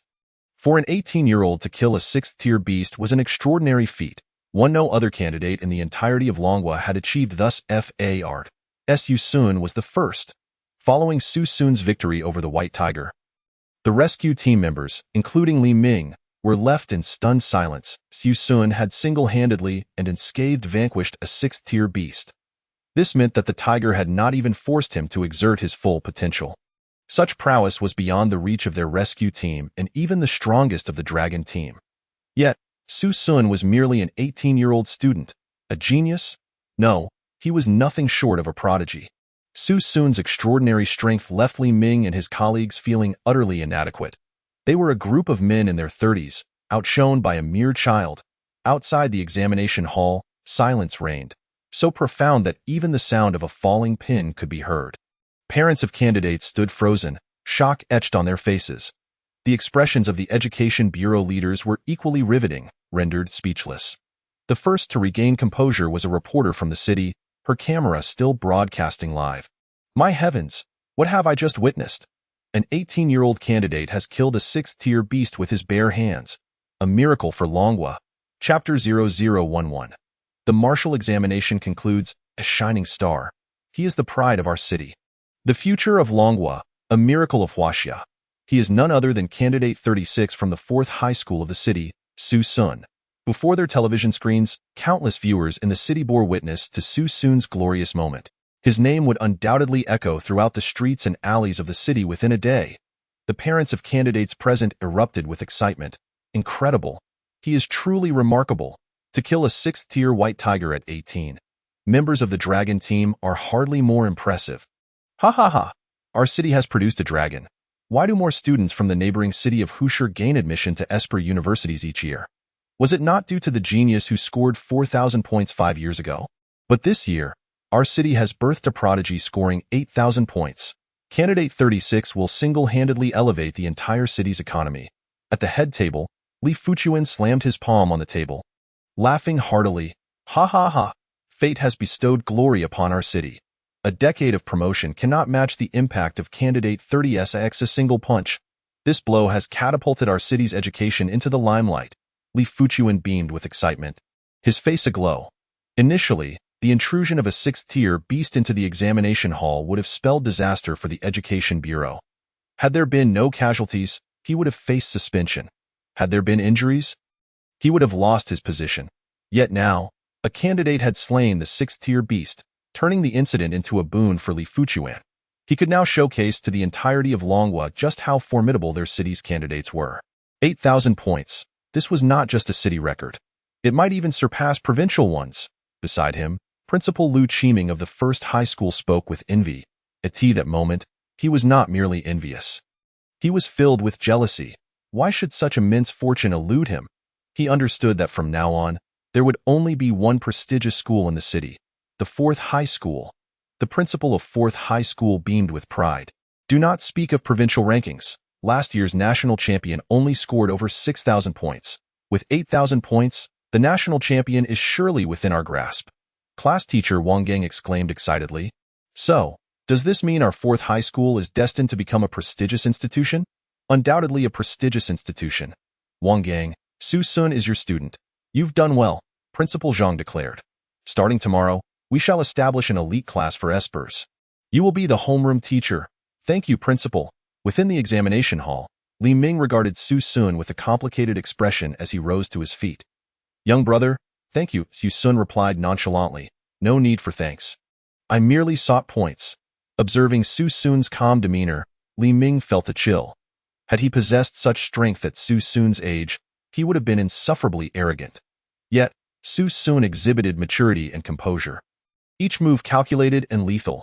He hardly resembled an 18-year-old child. Li Ming concluded that Su Sun was no ordinary individual. Li Ming departed with several team members, while Su Sun approached the lifeless sixth-tier white tiger. Placing his right hand upon the beast's corpse, he activated the devouring technique. A powerful suction emanated from Su Sun's palm, drawing forth the essence from the tiger's body. After 10 minutes, Su Sun exhaled deeply, his eyes opening. Qi refinement stage, level 6. The essence within the sixth-tier beast was indeed potent, enabling Su Sun to break through a level in his cultivation. Having absorbed the essence, Su Sun made his way out of the core region. Lin Nan was still waiting for him. Soon, he spotted Lin Nan standing in the advanced area, waiting for his return. Little pumpkin. Upon seeing Su Sun, Lin Nan hurried over, inspecting him from head to toe. Are you all right? Not injured? Did you encounter the sixth-tier beast? Su Sun smiled wryly. Rest assured, I didn't lose a single ounce of flesh. By the way, we are merely classmates. Why the excessive concern? Are you implying that you like me? Realizing she had overstepped, Lin Nan angrily crossed her arms and turned away. Like you? Police. Don't get ahead of yourself. I was simply concerned as a classmate. Is that so? I was going to give you a gift. But if we're just classmates, then forget it. Su Sun pretended to walk away. Lin Nan panicked, grabbing his sleeve. Don't go. What gift? Let me see. She tugged at Su Sun's sleeve, jumping in place in her eagerness. Su Sun smiled slightly and opened his right hand, revealing a tiger's fang. This is the tiger tooth of the sixth-tier ferocious beast, the white tiger. I present it to you as a keepsake. The tiger tooth of a sixth-tier ferocious beast? Lin Nan picked up the tooth, examining it intently, and finally shot a glance at Su Sun. Enough of your boasting. Do you really think you can defeat a sixth-tier ferocious beast? Hee, I can't. After the rescue team took down the sixth-tier beast, I just picked up a scrap. Su Sun scratched his head and chuckled, offering no further explanation. I knew it. Given that you've gifted me something, I reluctantly choose to forgive you. Now, let us proceed deeper into the core area to rack up points. There are still 3 hours left for the exam. Within this time frame, Su Sun managed to slay 2 fourth-tier beasts and 3 third-tier ones, also assisting Lin Nan in dispatching several beasts. When the exam time concluded, Lin Nan's score settled at an impressive 3650. This score was already formidable, enough to gain admission to any of the 4 prestigious schools. Meanwhile, Su Sun's score was even more astonishing, standing at 11510 points, a terrifying score exceeding 10,000. It shattered the global record. At that moment, at the exit of the examination hall, countless parents lined the path in welcome, creating an atmosphere akin to that of a top-tier star exiting the arena. Journalists had their cameras at the ready, prepared for interviews with Su Sun. Numerous fan banners adorned the sides of the exit, hastily arranged by Li Fuqian. As soon as the exam concluded and the candidates began to exit in an orderly fashion, the cheers erupted incessantly. Su Sun, Su Sun, Su Sun. A multitude of voices called out Su Sun's name in unison, creating an incredibly electrifying scene. Meanwhile, 500 meters away on a national road, a Mercedes-Benz was slowly making its way down the street. The woman driving, draped in a fur coat and exuding an air of affluence, was honking impatiently, her face twisted in irritation. Why is it so congested? Can't those in front drive properly? In the back seat sat a young student clad in a school uniform, nonchalantly lounging with his legs crossed while engrossed in a mobile game. Mom, the adjacent area is the exam venue, and this is the time when the exam concludes. It's normal for there to be traffic, but why do I hear someone calling Su Sun's name? Could it be that my brother, who awakened in F-tier ability, has scored above 300? Chapter 0012, Su Sun and Lin Huan, the useless genius. Upon hearing this, Lin Feng, the driver, burst into laughter. Su Sun? If he doesn't perish in the examination hall, it would be a miracle. How could he hope to enter an ability university? Such dreams are but folly. Lin Huan in the back seat also laughed. Indeed, I forgot that my good brother only awakened in F-tier ability. With such a weak power, he can't even ensure his own safety. Yet he dares to aspire for an ability university? Lin Huan chuckled, shaking his head as he continued fiddling with his phone. My dear son, how did you fare in the martial arts exam? Are you confident of gaining admission to the ability university? Lin Feng inquired with concern. Lin Huan wore a smug smile. The martial arts exam was a breeze. I scored 2,800 points, ranking 21st in Ho-Hot. I could easily get into any of the 4 prestigious schools. If my score were to be placed in the adjacent area, I would effortlessly rank among the top 3. It wouldn't even be impossible for me to take first. Hearing this, Lin Feng was overjoyed, her face beaming. Truly, what a wonderful son. Our Lin family has produced a dragon. Come on, Mom will prepare delicious food for you at home. Inside the examination hall, just as Su Sun was about to exit, he heard waves of cheers from outside. Countless journalists and leaders from the Education Bureau were waiting at the exit, eagerly anticipating Su Sun's appearance. Although Su Sun was not socially anxious, he disliked being the center of so much attention. Thus, he quickly found a piece of black cloth to cover his face and blended in with the other exiting students, quietly slipping away from the examination hall. After leaving the hall, Su Sun intended to take a taxi home, but upon checking his pockets, he discovered he had not a single coin to his name. With a wry smile, Su Sun opted to walk home. 2 hours later, as night fell, he finally arrived home on foot. The community where Su Sun resided was called Dingju, one of the few villa districts in the city. Looking up, he noticed the Lin family villa illuminated brightly, with the family cheerfully toasting in the dining room, a picture of familial bliss. This was Su Sun's home, yet it felt utterly devoid of warmth to him. His mother had died in a car accident, and thereafter, his father, Su Zhan, had brought him to live with the Lin family. Initially, things were bearable, but ever since his father Su Zhan's wife, Lin Feng, bore a son, Lin Huan, Su Sun had increasingly found himself marginalized, especially since Lin Huan was a bona fide child prodigy, clever and well-behaved. While others awakened their abilities at 16, Lin Huan had awakened his at 13, and it was an A-tier ability. Before the age of 16, Su Sun could barely survive in the Lin household due to his academic achievements. However, after awakening an F-tier ability at 16, he became the object of scorn for the entire Lin family. His stepmother, Lin Feng, deemed Su Sun a disgrace to the Lin family, wishing to cast him out. Had it not been for his father Su Zhan's fervent objections, Su Sun would have long since found himself homeless. Growing up in such an environment, Su Sun was eager to prove himself, which is why he recklessly entered the martial arts examination hall. Now, with a score of 11,100 points, he returned with a vengeance, determined to make everyone take notice. Su Sun wanted to prove that he was not a bastard. He aimed to demonstrate that even with an F-tier ability, he could still gain admission to an ability university. Standing before the door of his home, Su Sun took a deep breath and knocked. Knock, knock, knock.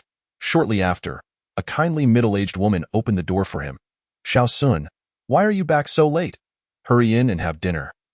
The speaker was Wang Yi, the housekeeper hired by the Lin family, whom Su Sun commonly referred to as Aunt Wang.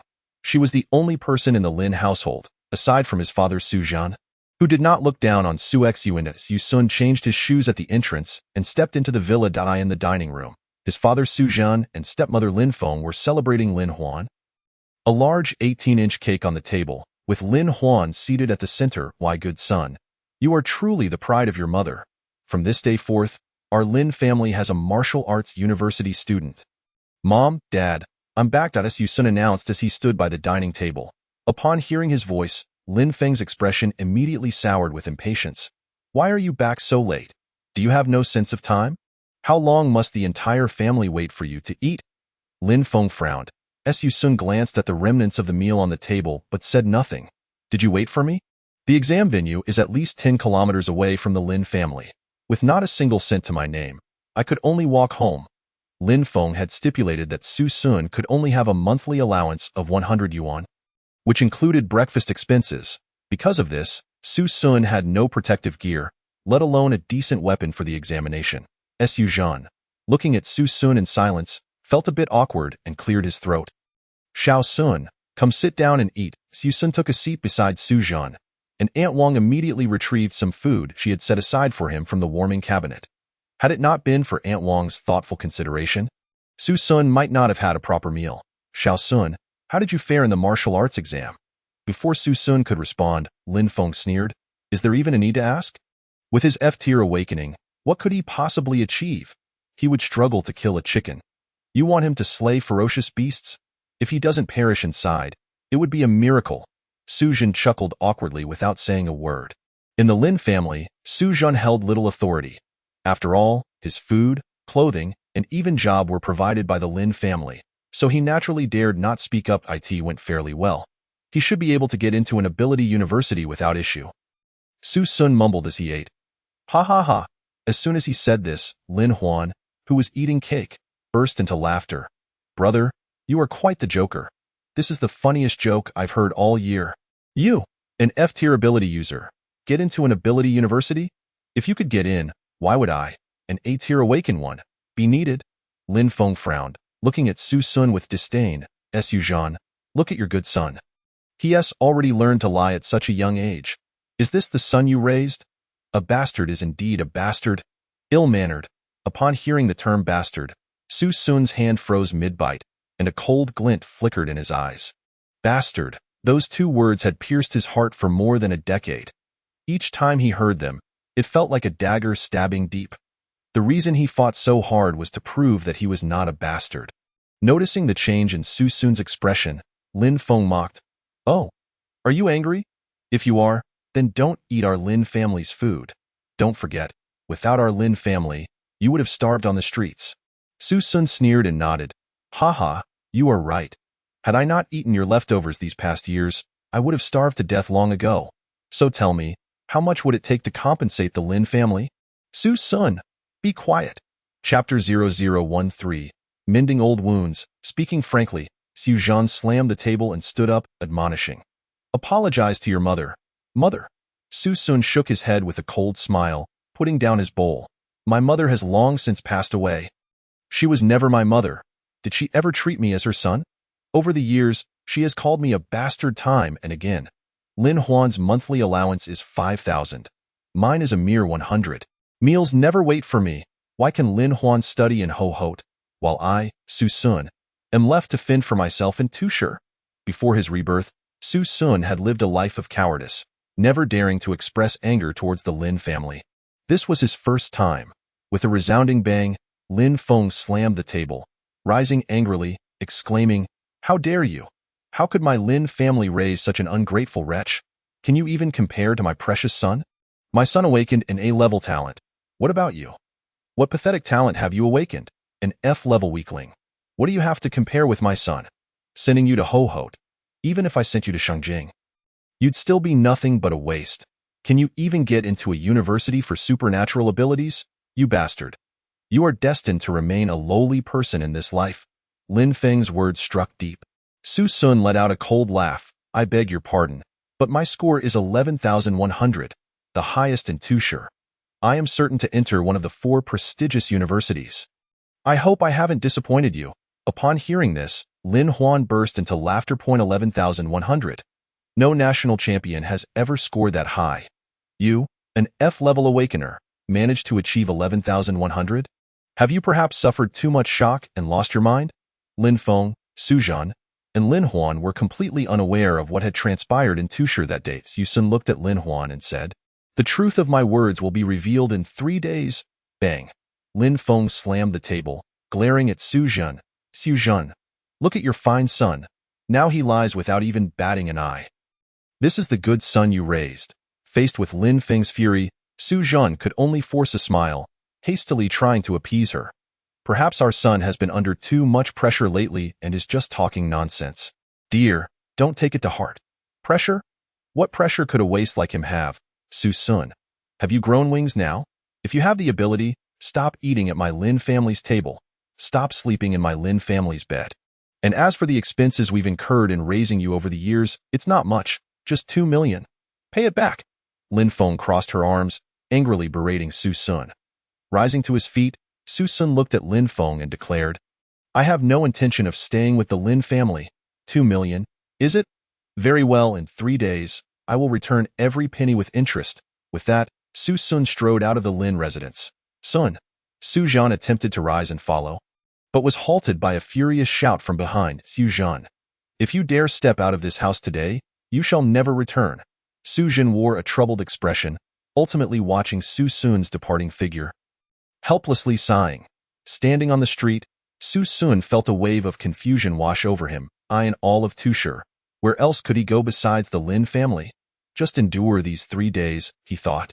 After the martial arts examination results were announced, he believed he would secure a substantial scholarship. Just as he contemplated finding a nearby park to rest, a BMW 3 Series suddenly pulled up in front of him. The window rolled down, revealing a familiar face. "Su Sun, I knew you lived here." Upon closer inspection, it was Meng Yi. Su Sun was taken aback. They had previously been bitter rivals, rarely exchanging words. Now, Meng Yi was actively seeking him out. "Su Sun, if you're a man, get in the car. I, Meng Yi, am a man of my word. From now on, we are brothers." With a smile, Su Sun climbed into the car. Meng Yi's family was well off, though not as affluent as the Lin family. They were considered upper middle class in Tushar. Meng Yi pressed the accelerator, and they sped away. "Su Sun, thank you for today at the exam. Without you, I wouldn't have even made it into a bottom-tier supernatural university.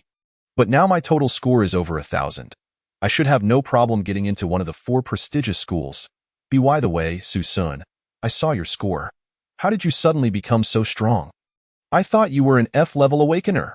Su Sun had already prepared his explanation. "My supernatural ability has mutated." "Mutated?" Meng Yi's eyes widened in astonishment. "That's a 1 in a million chance. Well done, Su Sun.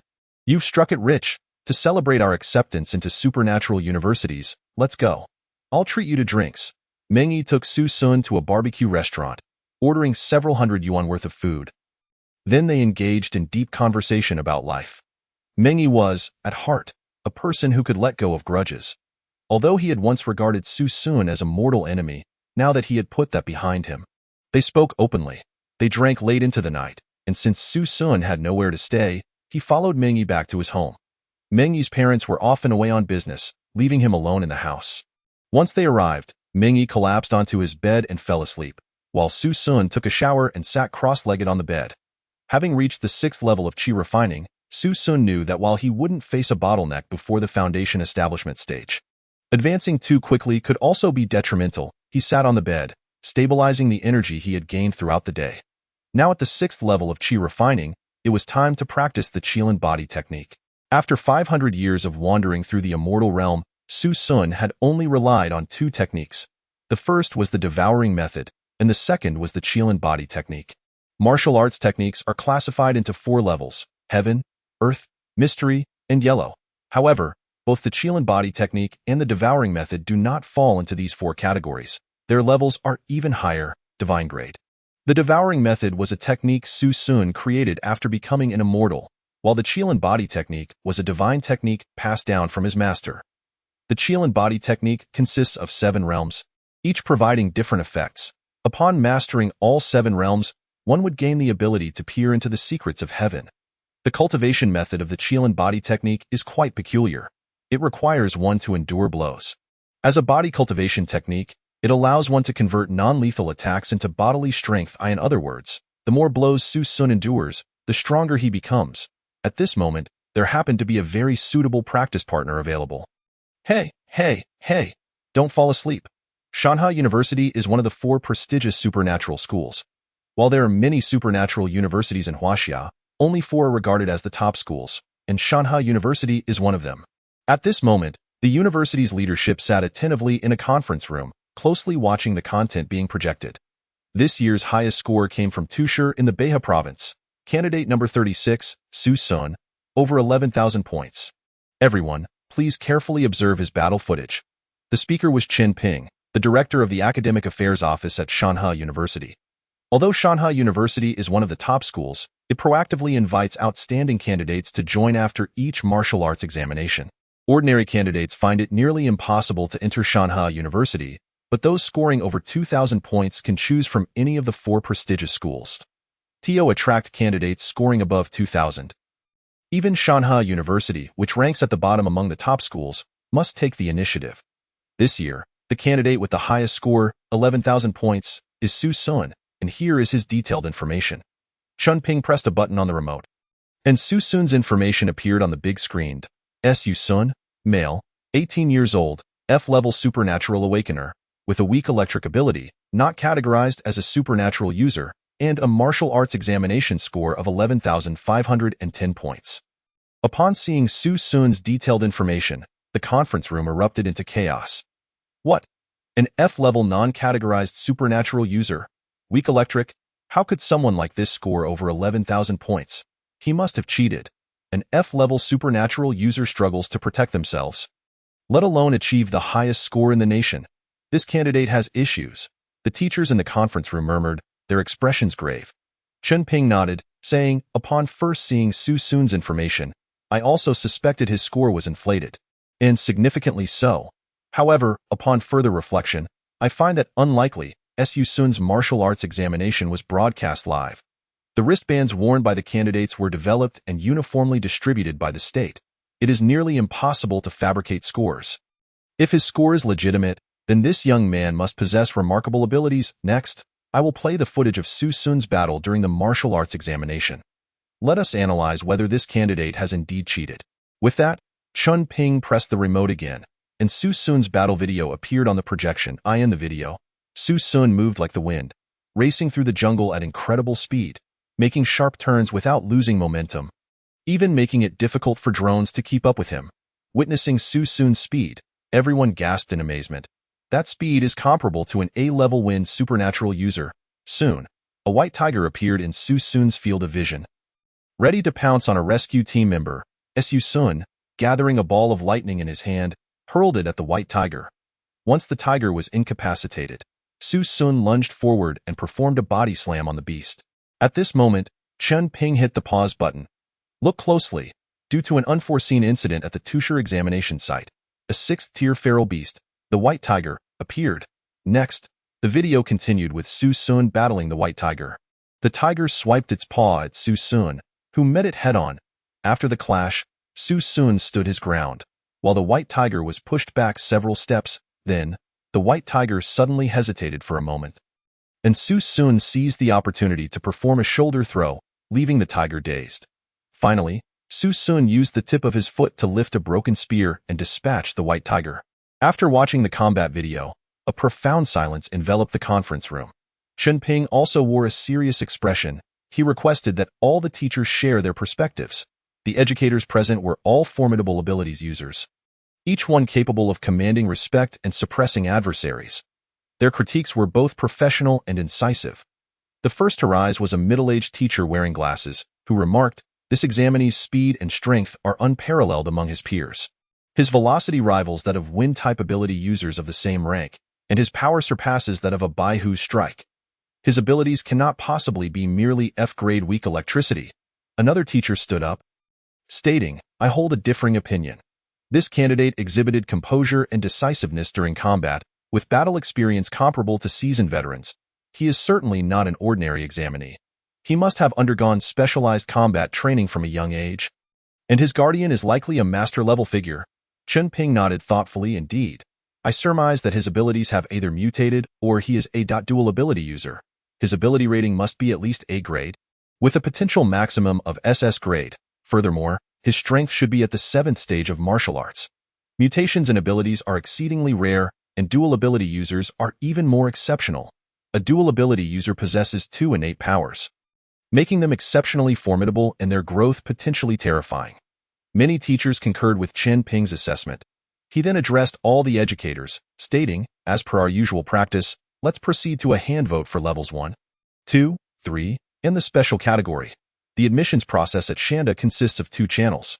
The first involves selecting candidates based on their scores, prioritizing those with higher marks. The second is special invitation, further divided into levels 1, 2, 3, and special. Level 1 signifies that Shanda actively invites the candidate to join, demonstrating respect. Level 2 involves a personal visit from a Shanda teacher, offering certain benefits and privileges. Level 3 entails a professional team from Shanda visiting, providing cash rewards and negotiating power for the candidate, along with greater privileges. As for the special category, it has only been utilized once in the past 15 years, when an SSS grade ability user prompted Shanda to activate this exceptional admission scheme. Candidates accepted through the special invitation receive not only a personal visit from the admissions director but also substantial cash rewards, public announcements in local newspapers, real estate, or training resources, as well as a contract ensuring that all school resources are dedicated to their development. Please raise your hands if you have candidates accepted through Level 1 special invitation. Chen Ping requested. In the room of over 50 teachers, not a single hand was raised. And now for Level 2? He continued. Only a few hands were raised. For Level 3, please raise your hands. This time, among the 50-plus attendees, over a dozen hands shot up. Now, for the special invitation, please raise your hands. A wave of hands. Nearly 40 indicated agreement. Chen Ping nodded. With a score of 11,100, he has shattered the national record. Having slain a 6th-tier beast, this candidate undoubtedly qualifies for the special invitation. Excellent. I hereby declare that candidate Su Sun is our special invited candidate. Teacher Wang, please purchase a train ticket and depart immediately. Su Sun had passed Shanda's special invitation, and the other 3 prestigious universities initiated similar voting procedures. This special invitation system was employed by all 4 major universities, with only slight variations. Consequently, all 4 institutions unanimously approved Su Sun's special invitation, and the directors of their respective admissions offices set out for Tushar with generous offers. Chapter 0015. The director's arrival shocks the Lin family 2 days later. At Meng Yi's residence, Meng Yi was drenched in sweat, panting heavily, his dark, muscular physique glistening with perspiration. He sat on the floor, gasping for breath, having just removed his boxing gloves, his face contorted with discomfort. Brother, you are my own flesh and blood. Even during the holidays, you won't let me rest, insisting I train more. This is truly exhausting. Opposite him, Su Sun, who was practicing horse stance, exhaled deeply and opened his eyes. Over the past 2 days, Su Sun had transformed himself into a human punching bag for Meng Yi. Initially, Meng Yi was thrilled to be striking what was essentially the national champion. Yet after 2 consecutive days of relentless training, he felt utterly spent. Aside from eating and sleeping, he had been continuously pummeling Su Sun. Strangely, despite the force of Meng Yi's punches, Su Sun remained unscathed, even growing more invigorated with each blow. This led Meng Yi to question whether Su Sun might possess some psychological quirks. Su Sun appraised his own body, shaking his head slightly. The first layer of the Qilin dominance body technique is called body forging. Mastering this layer would not render one impervious to blades and bullets, but it would significantly enhance one's defensive capabilities, at least tenfold.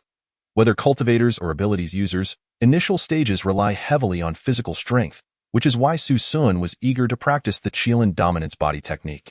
However, after 2 continuous days of training, he had yet to master the first layer. Ultimately, the issue lay in Meng Yi's lack of striking power. Practicing the Qilin dominance body technique is akin to tempering a blade. Both temperature and force are essential. One must apply high heat to soften the metal, which refers to Su Sun channeling the Qilin dominance body technique to absorb external energy. Additionally, one must strike the blade with a hammer to temper it, which symbolizes absorbing energy through external impacts. Currently, while the softening was adequate, the striking force was insufficient, making it challenging to reach the first layer in a short time. Just then, Su Sun's phone rang. Displaying an unfamiliar number, upon answering, a man's voice came through. "Hello, may I inquire if this is Su Sun? I am Chen Ping, the director of the admissions office at Shanghai University. I have now arrived in Tusher. Would it be convenient for me to visit your home for a discussion?" Su Sun raised an eyebrow, surprised that the national martial arts exam scores had not yet been announced, yet the 4 major universities were already taking action.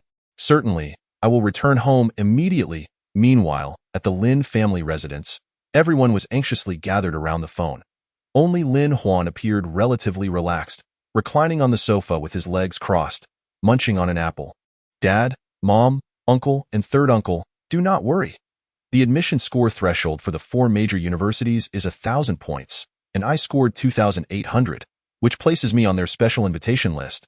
They will surely call me today or, at the latest, tomorrow." Lin Huan's uncle, Lin Song, inquired curiously, "I keep hearing about special invitations, but what exactly does that entail?" Lin Huan explained. A special invitation is when the 4 major universities compete for candidates.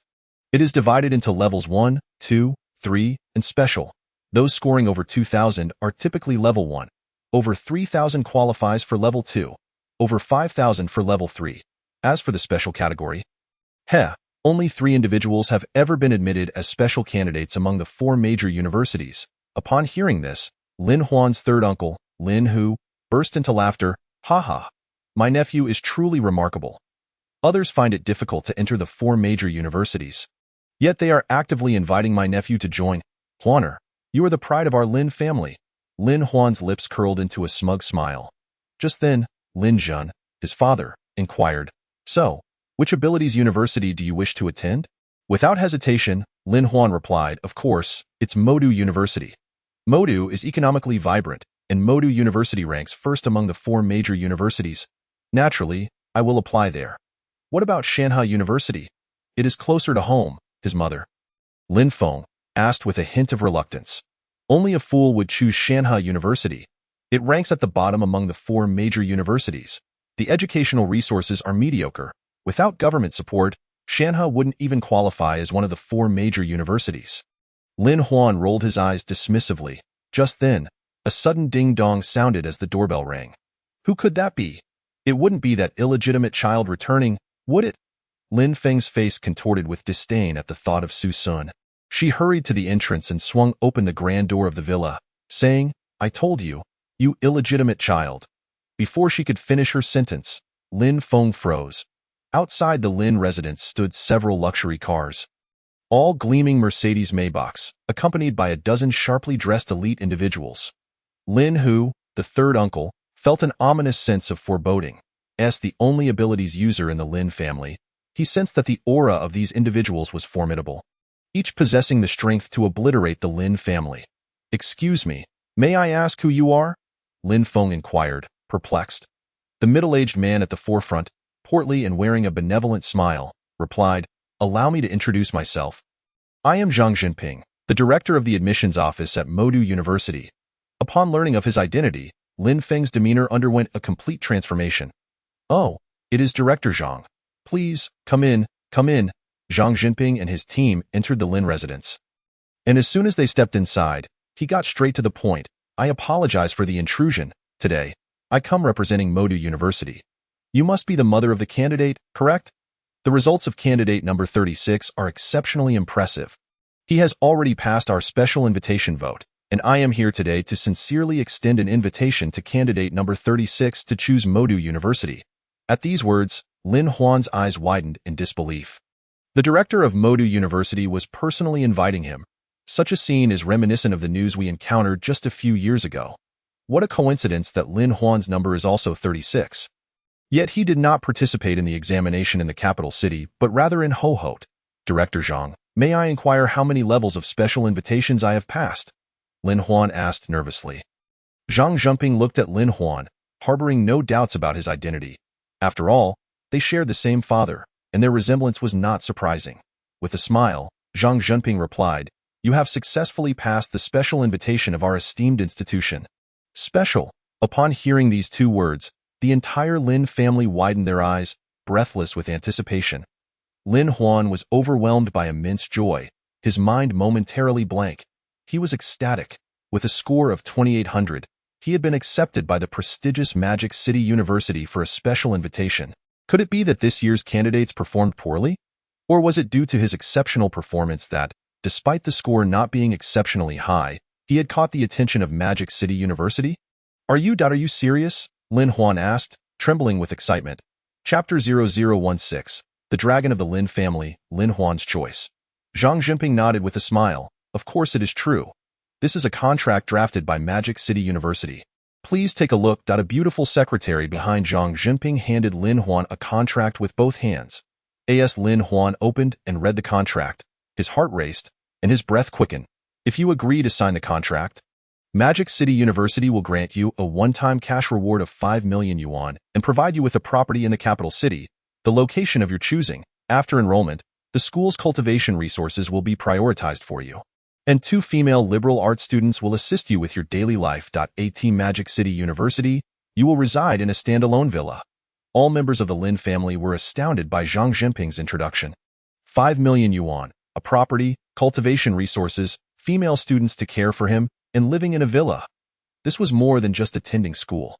It was akin to indulging in a lavish lifestyle. With your talent, you should graduate with at least the rank of master, Zhang Junping added with a smile. The hierarchy of practitioners is divided into several ranks: warrior, martial master, martial sovereign, martial saint, martial emperor, martial god, heavenly Tao martial god, and martial emperor. Among them, warriors are quite common, while martial masters are rarer. In Longhua, the probability of becoming an awakened being is only 1%, and the chance of advancing to martial master is merely 1 in 1,000. This implies that among 1,000 warriors, only one may attain the rank of martial master. Upon becoming a martial master, one can open a martial arts school or join certain factions, achieving a standard of living that reaches a level of modest wealth, where earning 1 million a month is no longer a dream. The Lin family's relative prosperity is attributed to Lin Huan's uncle, Lin Hu, who is a martial master. Martial sovereigns are even more scarce. Among 1,000 martial masters, there is not even one martial sovereign. If fortunate enough to become a martial sovereign, one could dominate in small locales, serve as a regiment leader in the military, or hold the position of county head in local government, wielding immense power and financial security. Zhang Junping assured Lin Huan that upon graduation, his cultivation would not fall below that of a martial sovereign. Heaven has eyes. The Lin family has produced a dragon. Huaner, you are the pride of the Lin family, Lin Feng exclaimed, tears of joy welling in his eyes. Lin Huan nodded earnestly, filled with exhilaration. "Candidate number 36, are you willing to sign?" Lin Huan nodded emphatically. "I am willing." Zhang Junping's eyes lit up as he quickly handed over the contract and a pen, seemingly anxious that Lin Huan might change his mind. Just as Lin Huan was about to sign, a commanding voice rang out from outside. "Wait a moment." Everyone looked up to see a dozen female teachers dressed in professional attire entering the room. Each of these women possessed long legs, donned stockings, and high heels, striding in with an air of confidence. Upon seeing them, Zhang Junping's expression shifted. "Director Jiang, I didn't expect you to come in person." The woman referred to as Director Jiang was in her 30s, with exceptionally well-maintained skin and a stern countenance, exuding a commanding presence. "Why is it that only your Magic City University can come? Is it not possible for our Izhou University to extend an invitation?" Upon hearing the name Izhou University, the entire Lin family turned their attention to the group of female teachers. Director Jiang smiled politely at Lin Huan. "You must be candidate number 36, correct? Allow me to introduce myself. I am the director of the teaching office at Izhou University, and I am here to invite you to join our esteemed institution." Lin Huan's mind buzzed again, taken aback. Izhou University had sent representatives as well? Izhou University is established on Izhou Island, which is the wealthiest island in Huaxia. While its teaching quality may not rival that of Magic City University, it is notably affluent and boasts numerous beautiful women. "May I ask, what level of special invitation did I receive?" Lin Huan inquired anxiously. Director Jiang smiled slightly and responded, "Special level." Once again, a special invitation. 2 prestigious universities were vying for Lin Huan's attention. The entire Lin family beamed with delight. Ha ha ha, that's wonderful. My nephew is truly remarkable. Not only has Magic City University come to recruit him, but Izhou University has also arrived, Uncle Lin Song exclaimed excitedly. Lin, who regarded Director Jiang, and asked, since it is a special invitation, what conditions do you offer? Director Jiang nodded. If candidate number 36 agrees to join Izhou University, we will provide a property in the city center of Izhou Island. No less than 300 square meters. Additionally, we will grant a cash reward of 10 million yuan.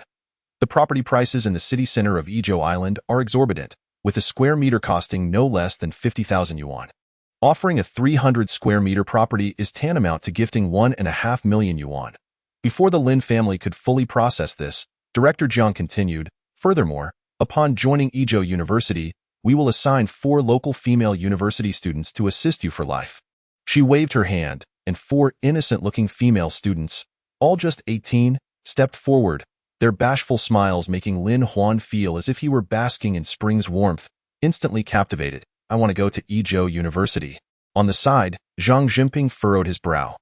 Every year, numerous candidates are lured to Izhou University by money and beauty. Could this unique, special invitation also be snatched away? Wait. The benefits we offer at Shenlong University are not lacking. A loud voice interrupted as another group of individuals squeezed into the Lin residence. Although the Lin family's living room was spacious, it was now crowded with nearly 60 people, leaving little room to move. Lu Guo, the director of the teaching office at Shenlong University, approached Lin Huan with a smile. Lu Guo, possessing formidable strength and an imposing presence, caught everyone's attention with his well-built physique as he held out a contract. Candidate number 36, would you be willing to join our Shenlong University? Our institution boasts a long history, situated in the capital city of Longqing. If you agree to join, we will award you a cash reward of 8 million yuan on the spot. Additionally, a property in Longqing and an immediate gift of a third-grade low-tier battle weapon. Accompanied by 2 attending students, Shenlong University certainly demonstrates its generosity. A battle weapon, as the name suggests, is a weapon designed for combat. In a world where ordinary weapons can no longer suppress ferocious beasts, battle weapons were born. These weapons typically integrate modern technology with treasures from ferocious beasts, such as the teeth of a rampaging elephant or the scales of a man-eating crocodile.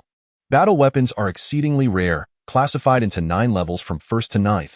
A first-grade battle weapon can fetch several tens of thousands in the market, while a third-grade weapon can be priced at over 1 million.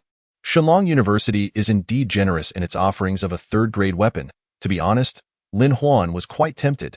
Chapter 0017. The county head's visit, a glorious home. With 3 of the 4 prestigious universities present, there was no reason for Shanhua University to remain absent. As Lin Huan pondered this, he saw Chen Ping, dressed in a traditional Chinese suit, accompanied by several teachers, entering the Lin family's villa. Which one of you is candidate number 36? Chen Ping asked as he stepped inside. Lin Huan, brimming with excitement, raised his hand immediately. I am. Chen Ping's eyes brightened as he stepped forward to shake Lin Huan's hand, saying, Greetings, I am Chen Ping, the director of the teaching office at Shanhua University, and I sincerely invite you to join our institution. Lin Huan, equally excited, inquired, What conditions does your school offer? At this point, Chen Ping appeared somewhat embarrassed, glancing at the other 3 directors. Chen Ping was well aware that each year, he encountered these 3 due to their competition for students, and he understood that their institutions possessed far greater financial resources. Therefore, standing before them, he felt somewhat inadequate. If you join our school, we will offer a cash reward of 2 million yuan and provide a property in the capital city, along with preferential access to the school's cultivation resources.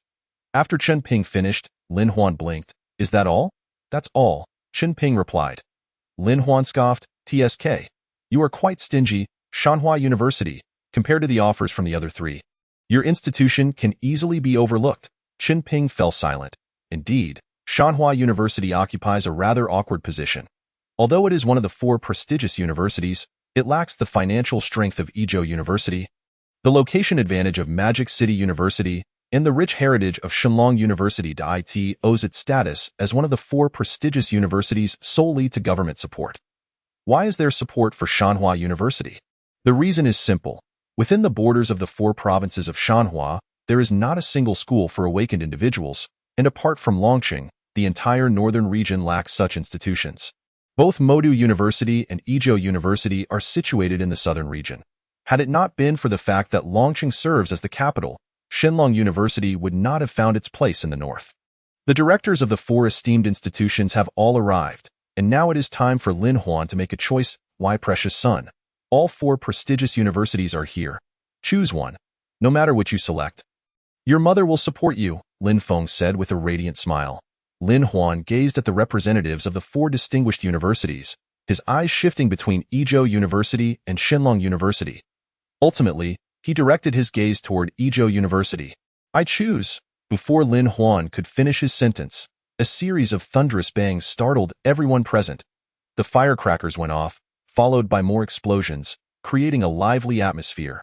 The crowd turned their attention to the entrance, where a large throng of people was making their way toward the Lin residence, drumming and gongs resounding. This group consisted of high-ranking officials from Tushar City, with leaders from nearly every department in attendance, all wearing beaming smiles and adorned with red flower garlands, trailing behind the band. The music played by the band was exceptionally festive, even more so than at a wedding. The two individuals at the forefront proudly held up a solid wooden plaque inscribed with 4 golden characters, Glorious Home. Such a grand display immediately attracted numerous passers-by and neighbors who gathered at the roadside to watch the spectacle. Not only had the officials arrived, but nearly all the reporters from Tushar City were present, their cameras flashing incessantly. Leading the group were the director of the Education Bureau, Li Fuchuan, and the mayor of Tushar City, Zhao Guangming. As they reached the entrance of the Lin family home, they paused, with Zhao Guangming stepping forward to inquire, "Is there anyone home?" Having seen the mayor on television, Lin Feng rushed over, nervously responding, "Hello, yes. I am the parent of the examinee." At this moment, if Lin Feng still did not understand why the mayor had come, she would have been no different from a fool. The mayor warmly shook Lin Feng's hand, his face aglow with a smile. "Congratulations, you have raised a fine son. Your son has not only brought honor to you but also to our Tushar City. He is the pride of our people." As Zhao Guangming conversed with Lin Feng, the flashbulbs continued to pop, and the photographs of their handshake would soon become the headlines of Tushar City news. Lin Feng beamed with joy, exclaiming, "Mayor, you flatter me. My son merely performed slightly better than usual. I never expected such a commotion, with all 4 prestigious universities here and even you in attendance." Zhao Guangming looked at her with astonishment. "Slightly better? He is the national champion. National champion? Is a score of 2,800 the threshold for national champion? Could it be that the overall environment this year is lacking, causing a collective decline in examinee scores? Yet, it cannot be this severe." Though Lin Feng struggled to comprehend, the facts were laid before her. She had no choice but to believe. Zhao Guangming continued, his face aglow with delight. "Due to your son's outstanding performance and the honor he has brought to Tushar City, I represent the government in awarding him a cash prize of 5 million yuan, and this plaque, Glorious Home, is also for you to accept." Lin Feng was overjoyed, repeatedly expressing her gratitude. "Thank you, Mayor, thank you." Once the accolades were dispensed, Director Li Fuchuan eagerly inquired, "Where is the examinee? Let him come out at once." Having personally observed Su Sun throughout the examination, he was exceedingly curious about the level of Su Sun's abilities, and he could hardly wait to meet him. "Son, come quickly. This is Director Li from the Education Bureau." Lin Huan hurriedly approached Li Fuchuan, politely greeting him. "Hello, Director Li." Upon seeing Lin Huan, Li Fuchuan was momentarily taken aback. While the representatives of the 4 prestigious universities had only seen Su Sun through video, Li Fuchuan had genuinely interacted with him. Before the examination began, he had even called Su Sun over to provide some reassurance and encouraged him to withdraw from the martial arts examination. But Su Sun had not heeded his advice. Although Lin Huan bore a resemblance to Su Sun, Li Fuchuan recognized at a glance that the candidate before him was not Su Sun. "You are candidate number 36? Lin Huan nodded. "Yes, I am candidate number 36. Strange. I remember you did not look like this before. Surely there must be some mistake. Show me your admission ticket. Li Fuchuan frowned. Perplexed, Lin Huan was also taken aback and quickly retrieved his admission ticket from his pocket, handing it over to Li Fuchuan. Upon a cursory glance, Li Fuchuan saw that it clearly stated, "Candidate, Lin Huan, Exam Center, Tushar First Examination Hall, number 36. He was undoubtedly not Su Sun. Li Fuchuan recalled the words of the principal from the 4th middle school, who had mentioned that Su Sun's parents had not attended the examination because Su Sun had a brother participating in the martial arts exam in Husher. Therefore, this brother must be the Lin Huan before him, Li Fuchuan immediately stated. Excuse me, candidate's parent, but you may be mistaken. The national martial arts champion is not Lin Huan, but rather Su Sun. Chapter 0018, A Stunning Reversal.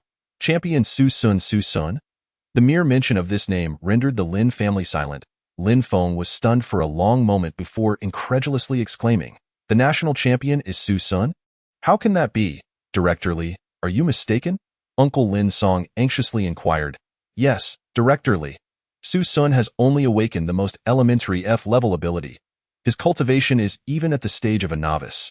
How could he possibly achieve the title of National Martial Arts Champion?" Lin Hu added, "Director Li, please double-check. There must be some error.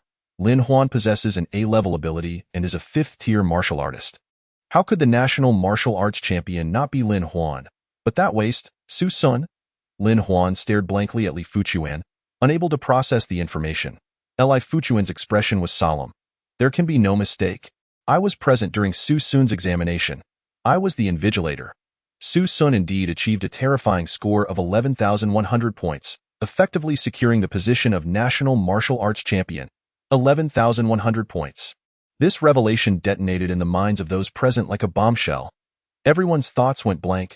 Su Sun, the family member least regarded, who had received no resources for cultivation since starting school, had astonishingly scored 11,100 points. Yet the fact remained undeniable. Lin Feng's eyes glazed over as she looked at the representatives of the 4 prestigious universities. "Then who are you?" Zhang Zhenping stepped forward first. "Indeed, we are here to find Su Sun. Is he not Su Sun?" Zhang Zhenping's words struck the Lin family like a heavy blow. Everyone in the Lin family, except for Su Zhan, displayed expressions of despair, while tears of joy welled in Su Zhan's eyes. For so many years, he had felt indebted to Su Sun for not providing him the same educational opportunities given to Lin Huan, both materially and spiritually. Yet now, Su Sun had achieved the title of National Martial Arts Champion through his own efforts, bringing immense comfort to this father's heart. Observing the dejection on the faces of the Lin family, Li Fuchuan reassured them. "Parents of the examinee, cheer up. Su Sun is also your son. Regardless of which of your 2 sons achieves the title of Martial Arts Champion, you will surely enjoy a life of comfort." Li Fuchuan's attempt to console them backfired, almost bringing Lin Feng to tears. She was acutely aware of how she had treated Su Sun over the years.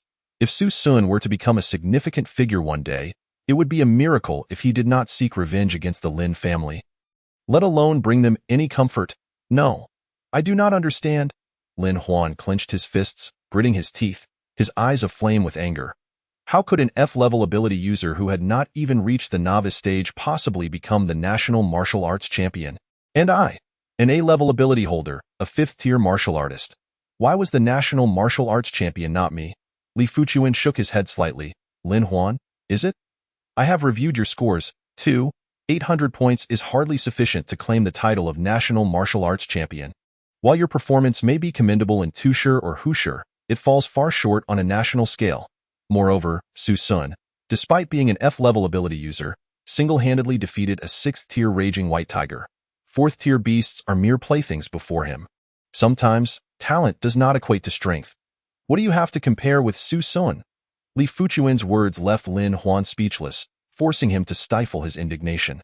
For years, he had looked down upon Su Sun, believing that Su Sun lacked the bloodline of the Lin family and was destined to be a failure.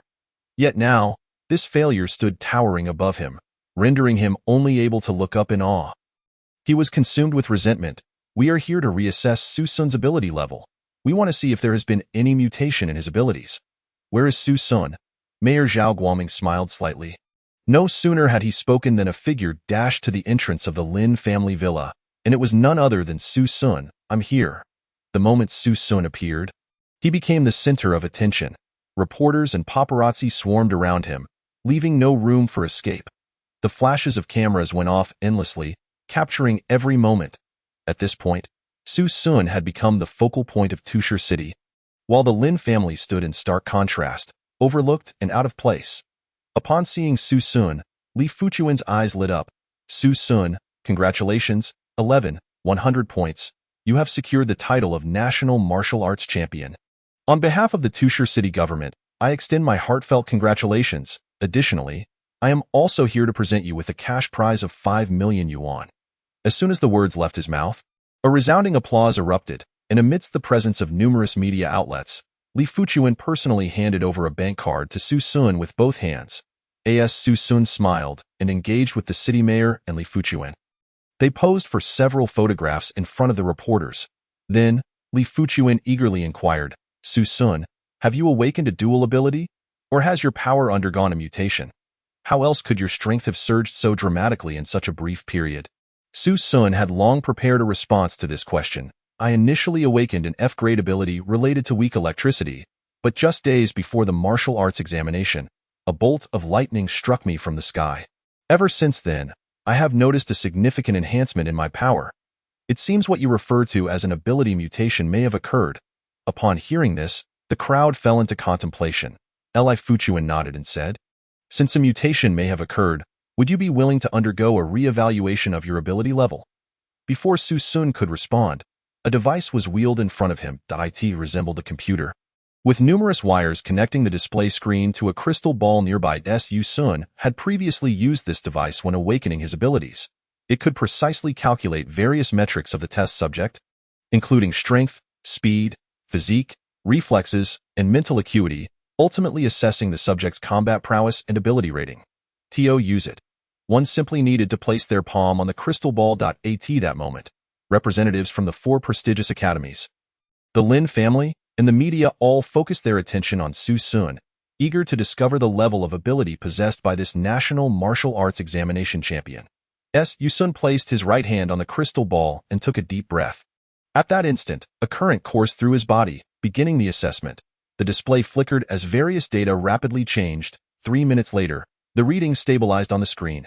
Strength, 703, speed, 705, physique, 756, reflexes, 789, mental acuity, 799.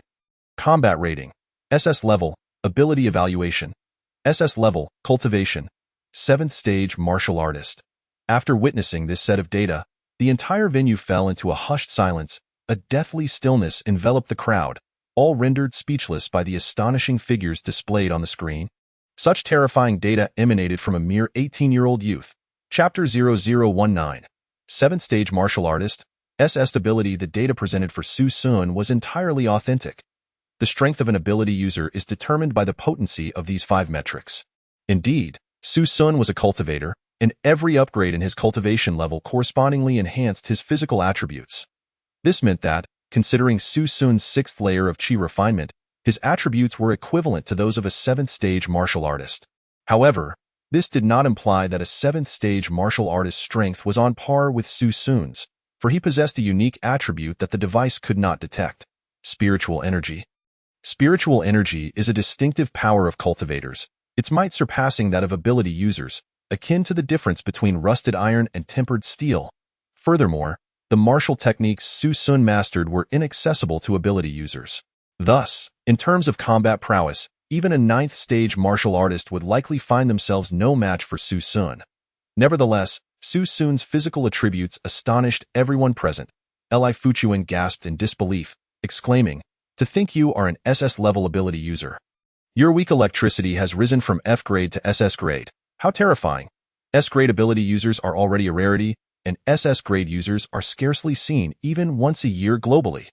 The evaluation device attributed Su Sun's SS-level designation entirely to the lethal potential of his weak electricity. Previously, weak electricity was genuinely weak, but now, as a cultivator, Su Sun could precisely control the intensity of this power and utilize spiritual energy to amplify it. Hence, the device rated him as an SS-level user. Wonderful! Our city has produced a dragon.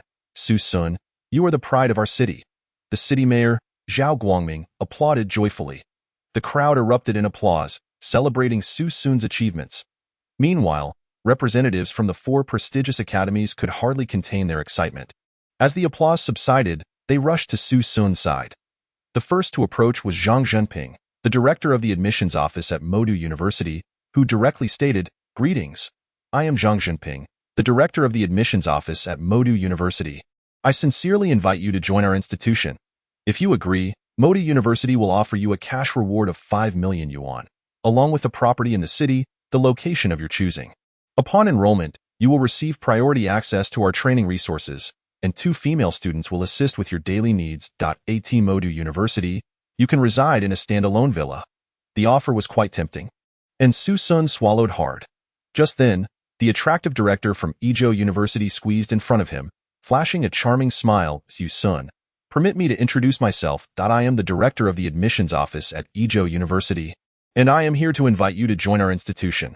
Should the candidate number 36 choose Izhou University, we will provide a property of no less than 300 square meters in the city center on Izhou Island, along with a cash reward of 10 million yuan. Additionally, if you enroll, we will assign 4 local female university students to you for your lifetime use. The director waved her hand, and 4 pure-looking 18-year-old female students stood before Su Sun, their bashful expressions accentuating their beauty. Izhou University certainly understands the needs of men. Before Su Sun could react, the representative from Shanlong University rushed to his side. Lu Guo, looking anxious, introduced, "Our Shanlong University has a long-standing history. Established in the capital city of Longqing, should you choose to join us, we will offer an immediate cash reward of 8 million yuan, along with a property in Longqing. Moreover, you will receive a 3rd-grade low-tier weapon and 2 accompanying students." Presenting a weapon so generously indicated a lavish approach. At this moment, Su Sun turned his attention to the last representative, Chen Ping of Shanda University. Chen Ping, however, appeared rather unconfident, knowing that Shanda was somewhat overshadowed by the other 3 universities. And with Su Sun's impressive score, he likely wouldn't choose Shanda. Nevertheless, he attempted to make a pitch, saying, "Su Sun, if you join our university, we will offer a cash reward of 2 million yuan, along with a property in the city, and preferential access to the school's training resources." Among the 4 universities, Shanda offered the least and seemed rather stingy, while the other 3 presented enticing conditions. Now, everyone was eager to see which university Su Sun would choose. Su Sun smiled faintly and declared, "I choose Shanghai University." As those 4 words echoed in the silence, the crowd was taken aback. No one expected Su Sun to opt for the university that offered the least. Even Chen Ping was momentarily stunned. Shortly after, Chen Ping excitedly asked, "Su Sun, is that truly your decision? You really want to choose us at Shanda?" Su Sun nodded earnestly, saying, "Absolutely." Su Sun's rationale for selecting Shanda was quite simple. He was not merely an ability user but a cultivator. Thus, the curriculum at any of the 4 prestigious academies would not align with his needs. Ultimately, the deciding factor was Shanda's connection to the Shanha Battle Zone. The Dragon Kingdom contains 4 major battle zones, known for being habitats for fierce beasts. These zones are perilous, and the establishment of the 4 prestigious universities nearby serves 2 purposes: to suppress the fierce beasts and to provide students with opportunities to gain combat experience against them. Shanha University is responsible for overseeing the Shanha Battle Zone. In his previous life, after cultivating for 300 years, Su Sun had returned to Blue Star once. However, by that time, human civilization had been utterly obliterated by fierce beasts, and they roamed freely across the planet. Human cities had turned to ruins, and within the limited records of humanity, Su Sun discovered the root cause of this annihilation: a beast known as destruction. This creature's power surpassed that of all ability users on Blue Star and was the catalyst for humanity's downfall. In that era, Su Sun, wielding the power of an immortal, defeated destruction, and the battle took place in the Shanha Battle Zone. In this life, Su Sun was determined to prevent the tragic fate of his previous existence from recurring. He must re-enter the Shanha Battle Zone and confront the yet-to-be empowered destruction, eliminating it once and for all. "Su Sun, would you share why you chose Shanda?" Chen Ping asked, filled with excitement. Su Sun smiled gently and replied, "Because I am from Beha. Shanda is our own university for ability users in the Shanha region. Of course, I must support Shanda." "Well said." Chen Ping was overwhelmed with emotion, his eyes brimming with tears as he gave Su Sun a thumbs up. "Su Sun, on behalf of Shanha University, we welcome you to our institution." Chapter 0020, Shanda University Emblem. City rewards. Upon Su Sun's decision to join Shanda University, the representatives from the other 3 prestigious universities could only sigh and depart. After a brief exchange with Chen Ping, he personally handed Su Sun a bank card, a business card, a university emblem, and an admission notice before leading his team away. The bank card, business card, and admission notice were self-explanatory, while the university emblem was given to Su Sun to help him navigate various challenges ahead. It resembles Su Sun's business card. Any influential force or organization, upon seeing the emblem of Shan University, would undoubtedly grant a measure of respect. In this era, individuals with extraordinary abilities are scarce, and those who gain admission to an extraordinary university are even rarer. With the four prestigious institutions being akin to phoenix feathers or unicorn horns. Although Shan University is the least esteemed among these four, it is still one of the elite, and various societal powers must reckon with their qualifications to engage with Shan University's students upon sighting its emblem. Li Fuchuan was the last to depart, and before leaving, he pulled Su Sun into a secluded corner. Su Sun, with just a week until the school year begins, would you be interested in earning some extra income? Unlike ordinary universities, extraordinary universities have shorter breaks, with no summer or winter vacations, and the commencement of classes follows swiftly after admission. Extra income. Su Sun's interest was piqued. Recently, the nation has been in urgent need of a medicinal herb known as mahuading, utilized for research and development, which is exclusively found within the Tushar war zone. Consequently, orders have been issued for the Tushar government to organize a team to collect mahuading, with a reward of 10,000 yuan for each plant. They have already assembled 9 extraordinary individuals, leaving just one more needed. I believe this task not only provides an opportunity for you to earn some extra income, but also allows you to hone your skills and enhance your abilities. Are you interested? Without hesitation, Su Sun nodded eagerly. Yes, I would like to go. Thank you, Director Li. 1,000 yuan for each plant is quite a lucrative endeavor, but not everyone can participate, as the Tushar war zone remains under lockdown. An entry is impossible without a pass. All right. I'll assist you with your registration. We will gather at the Education Bureau's entrance the day after tomorrow at dawn to set off. Li Fuchuan patted Su Sun's shoulder. Nodding with a smile, his intention in offering this lucrative task to Su Sun was to ensure that Su Sun would remember his kindness. After all, an SS-level extraordinary individual, once they matured, would undoubtedly become a formidable figure that others could only look up to. He hoped that when that time came, Su Sun would not forget the hand he had once extended. Soon after, the city's leaders gradually departed, and the Lin family became increasingly desolate, leaving only Su Sun and the Lin family members exchanging glances. At that moment, Lin Feng looked at Su Sun awkwardly, unsure of what to say. It was Lin Song, the elder uncle, who took the initiative to break the silence. Xiao Sun, well done. I never expected you to achieve such remarkable results. You are the pride of the Lin family. I am genuinely happy for you. Previously, Lin Song had shown little regard for Su Sun, but times had changed.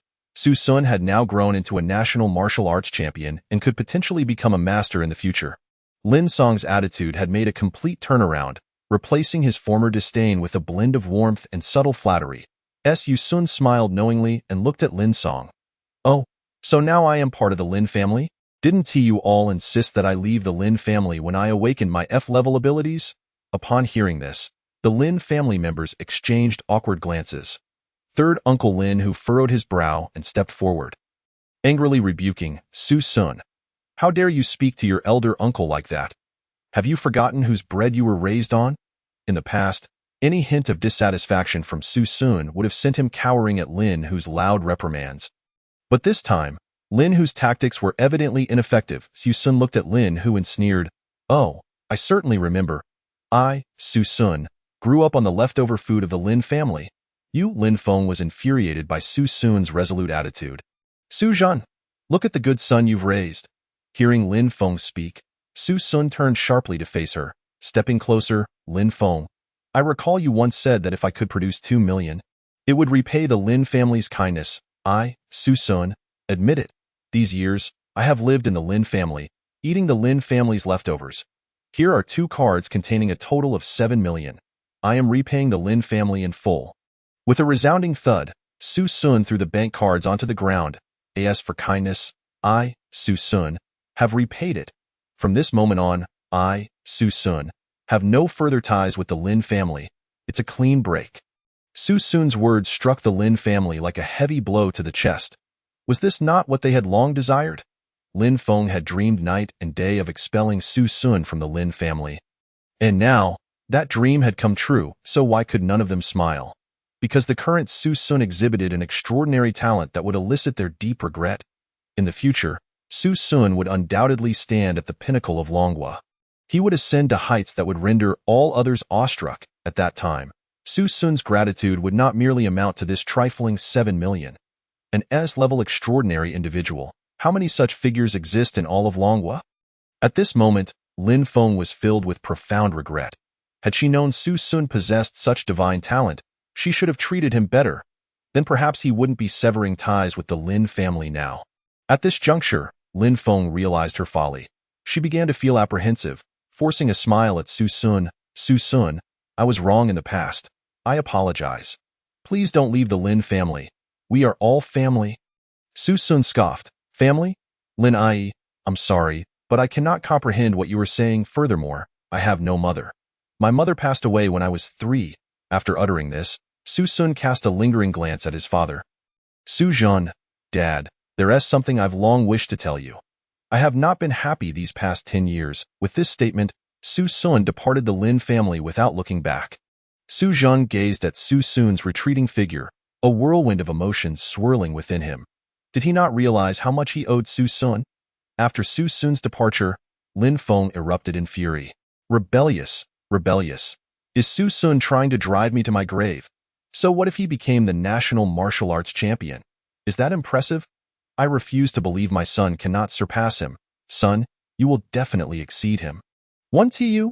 Lin Feng could only pin all her hopes on Lin Huan.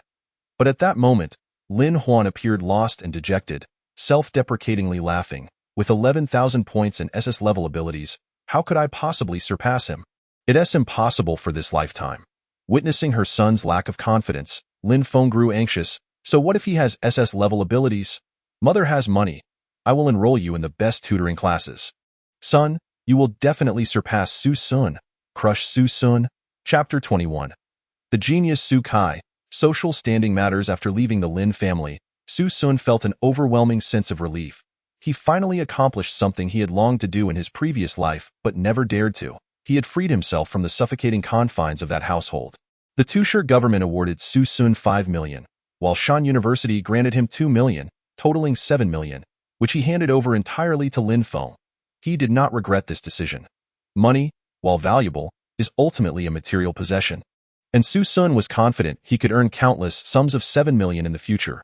As for the property promised by Shan University, Chun Ping had also informed Su Sun before leaving that he could choose a house at his leisure and call him once he made his selection, and he would dispatch someone to handle the payment. Su Sun was in no rush to choose a property. All he desired was to see Lin Nan as soon as possible. After exiting the examination hall, he had yet to encounter Lin and It had been 500 years since he last saw her. Lin Nan was the white moonlight of Su Sun's previous life, and this time, he was determined not to let her remain merely a distant memory. Passing by a flower shop, Su Sun used the scant 10 yuan he had to purchase a single rose, then set off towards Lin Nan's home. An hour later, he arrived at the Zijingwa Garden, one of the few upscale villa districts in Tushar. Lin Nan came from a well-to-do family. Her father was a mine owner, and her mother held a leadership position in a state-owned enterprise. As they had only one daughter, Lin Nan was treasured like a gem in her household.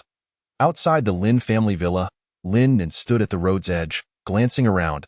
Upon spotting Su Sun, her face lit up with joy, and she sprinted towards him. Where have you been? It's been days since the exam ended, and you only just come to find me. Oh, what are you hiding behind your back? What do you have in your hand? Lin Nan tilted her head, attempting to peek at what Su Sun was concealing. Su Sun, feeling a bit shy, produced the rose he had just purchased and said, I passed by a flower shop and thought it was beautiful. So I bought it for you.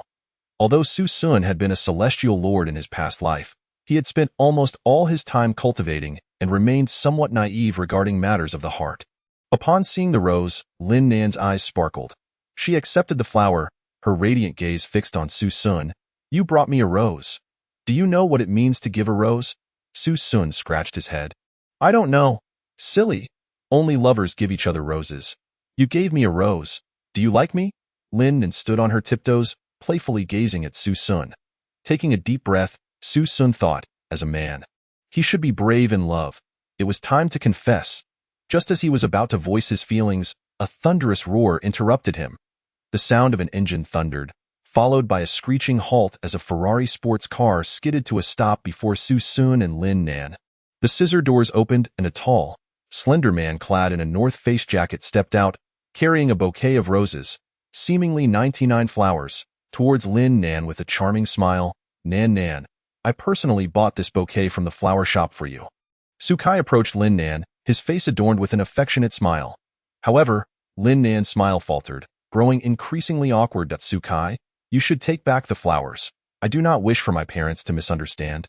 Upon being rejected by Lin Nan, the expression on Sukai's face became somewhat rigid. He then noticed the bouquet in Lin Nan's hand, along with Su Sun standing beside her. Nan Nan, aren't you going to introduce us? Lin Nan was taken aback, then nodded and said, this is my high school classmate and good friend, Su Sun. A classmate? Since you are in the same class as Nan Nan, I suppose you have just completed the martial arts examination? Right? How did it go? Sukai asked with a forced smile. Su Sun scratched his nose, clearly sensing Sukai's hostility towards him. It went well enough. I can manage to enroll in a university for special abilities. Just in Beijing. This, Sukai scoffed derisively. Is there even a university for special abilities in Beijing? In the entire north, aside from Longqing, it seems there is only Shanda, isn't there? Are you claiming you got into Shanda? TSK, TSK, TSK. You didn't happen to flunk the martial science exam and end up in the liberal arts, did you? But if you didn't do well, I can't blame you.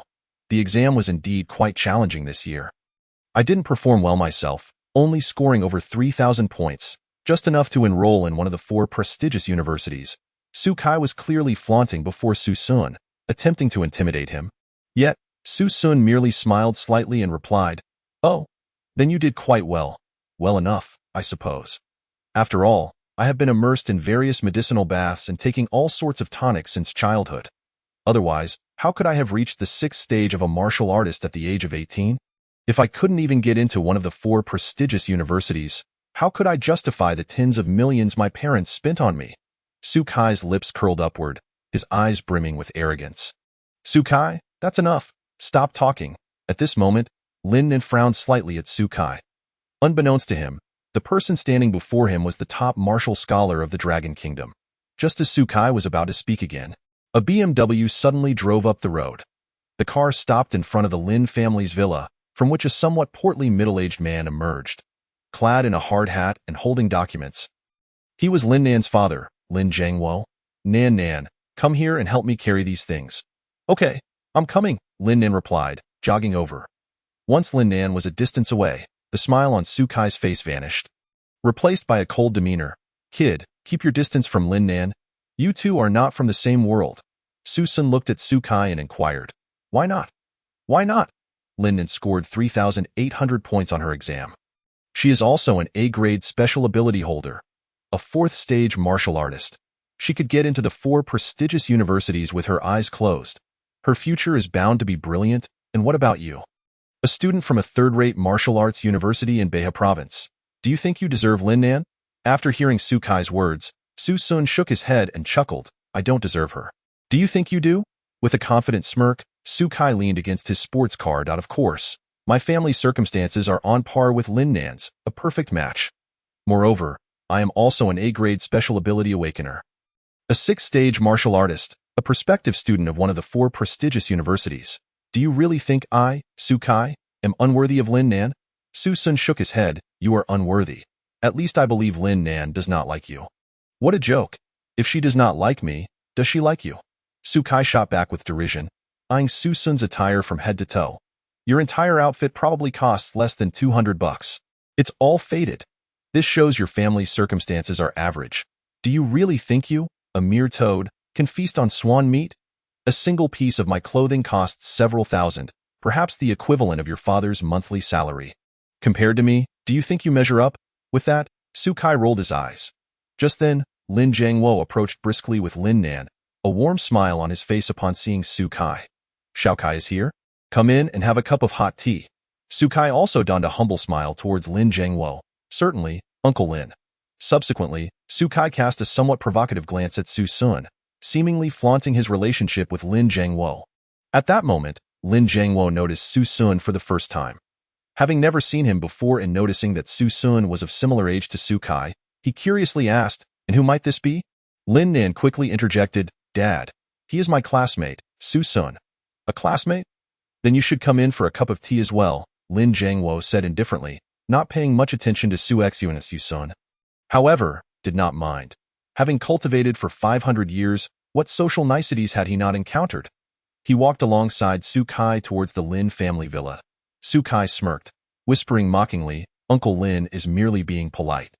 Do you really have the audacity to enter and drink tea? Your face is indeed thick. Su Sun, maintaining a neutral expression, replied coolly, Lin Nan does not like you at all, yet you still pursue her. Isn't your face even thicker? You? Su Kai glared at Su Sun, who had struck a nerve. Su Kai had pursued Lin Nan for 2 years, yet their relationship remained at the level of mere friends. With Lin Nan seemingly resistant to being alone with him, but the unattainable always stirs restlessly. Su Kai could not believe that his efforts would not move Lin Nan. Suppressing his inner fury, he coldly retorted, who ends up with whom is yet to be determined. As they conversed, the group had already entered the Lin family's living room. The room, adorned in a traditional Chinese style, boasted solid wood furniture that exuded elegance. They took their seats, and Lin Jiangwo personally brewed several cups of tea, presenting them before the group. Xiao Kai, how is your father's health these days? Lin Jiangwo asked with a friendly smile. Su Kai nodded with a smile. My father is in great health. He often mentions you, saying he wants to drink with you again. Last time, you outdrank him, and he seemed rather unconvinced. Ha ha ha. In terms of business, I cannot compare to your father. But when it comes to drinking, he cannot hold a candle to me. After Lin Jiangwo's hearty laughter, he suddenly changed the subject. Xiao Kai, last time your father promised to help me handle a batch of 30 million in goods. How is that progressing? Su Kai's father was the president of the Two-City Chamber of Commerce, and the Su family was quite affluent, frequently collaborating with the Lin family on business matters. In essence, the Su family played the role of the buyer, while the Lin family was the seller. Although the Lin family had resources, they still needed to sell to the Su family. If the Su family did not place orders, the Lin family's resources would not be sold. For this reason, Lin Jiangwo had made considerable effort to cultivate a close relationship with Su Kai's father, having sent many gifts. Uncle Lin, there's no rush. My father said that the Lin family and Su family are like one family, and you will certainly not be at a loss. Su Kai replied with a bright smile. One family? Upon hearing these 3 words, Lin Jiangwo fell silent. Without any kinship, how could they be considered one family? Unless the 2 families were to unite through marriage, becoming in-laws, that would be a true family. As this thought crossed his mind, Lin Jiangwo glanced at Lin Nan, then at Su Kai. I just remembered, Nan, you are of similar age to Su Kai, both having awakened A-grade abilities, and both having gained admission to the 4 prestigious universities. With the Su family and Lin family being well-matched, you two truly make a perfect pair. Upon hearing Lin Jiangwo's words, Su Kai's eyes lit up, and he laughed. Ha ha ha, Uncle Lin. You truly have a sense of humor. If I were to become your son-in-law, my Su family's ancestral grave would surely be smoking. With this remark, Su Kai signaled to Lin Jiangwo that he was indeed willing to unite their families. However, upon hearing this, Lin Nan's expression grew anxious, her delicate brows furrowing, and her rosy lips pouting. Oh dear, Dad, what are you saying? He has just graduated from high school and has only just turned 18. Furthermore, while Su Kai is a good person, I don't like him like that. Lin Jiangwo chuckled, attempting to placate her. 18 is not too young. I was married at 17. By 20, I had you. Besides, Xiao Kai is quite good-looking and hardworking. If he were to marry you, it would be your fortune. I do not want such a fortune. I simply do not like Su Kai, Lin Nan said, somewhat irritated, crossing her arms and turning away, a clear indication that she was not to be swayed. Seeing his precious daughter upset, Lin Jiangwo had to temporarily abandon the idea, quickly reassuring her. All right, let us set that aside for now, Xiao Kai. Why don't you stay for dinner tonight? I'll have Aunt Zhang prepare some of her best dishes. Let us enjoy a good drink together. Lin Jiangwo beamed with enthusiasm, entirely disregarding Su Sun, while Lin Nan occasionally glanced at Su Sun, concerned about his feelings, fearing he would be unhappy. Thus, Lin Nan took the initiative to speak. Dad, you and Su Kai can stay here to eat. I'll go out with Su Sun. Lin Jiangwo looked at Su Sun, his expression somewhat displeased. From Su Sun's attire, he could tell that Su Sun came from a modest background, and naturally did not wish to have him dine at his home. Consequently, Lin Jiangwo cleared his throat and addressed Su Sun. Su Sun, isn't it? Today is a family gathering for the Lin family.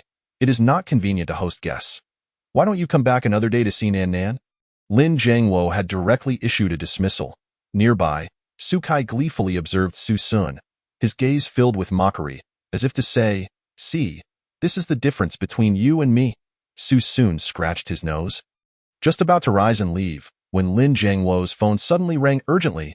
Lin Jiangwo took out his phone and answered, "Hello?" As soon as he uttered a greeting, an anxious voice came from the other end. "Boss, it's bad. The workers accidentally broke through a cave while mining. That cave leads directly to the two-city war zone. Fierce beasts have escaped from the cave. Several workers have encountered danger. You must come and take a look." "What?" Lin Jiangwo suddenly sprang to his feet. "Don't panic. I'll be there right away." Lin Jiangwo grabbed his clothes and hat, preparing to rush outside. Before departing, he glanced at Lin Nan and Su Kai. "Nan Nan? Xiao Kai, you are both supernatural beings. Let us go together. Perhaps we can lend a hand at the scene." "All right, Uncle Lin." Su Kai immediately stood up, responding with a smile. As a 6th-level warrior, Su Kai was quite confident in his abilities. He felt assured he could handle any ferocious beast below 5th level. Seeing Lin Nan also preparing to go, Su Sun couldn't help but worry for her safety. He did not care what happened to the Lin family mine, but he could not disregard Lin Nan's well-being. Therefore, Su Sun proactively spoke up, "Uncle Lin, I will accompany you. I am also a supernatural being, and I have been accepted into Wu University."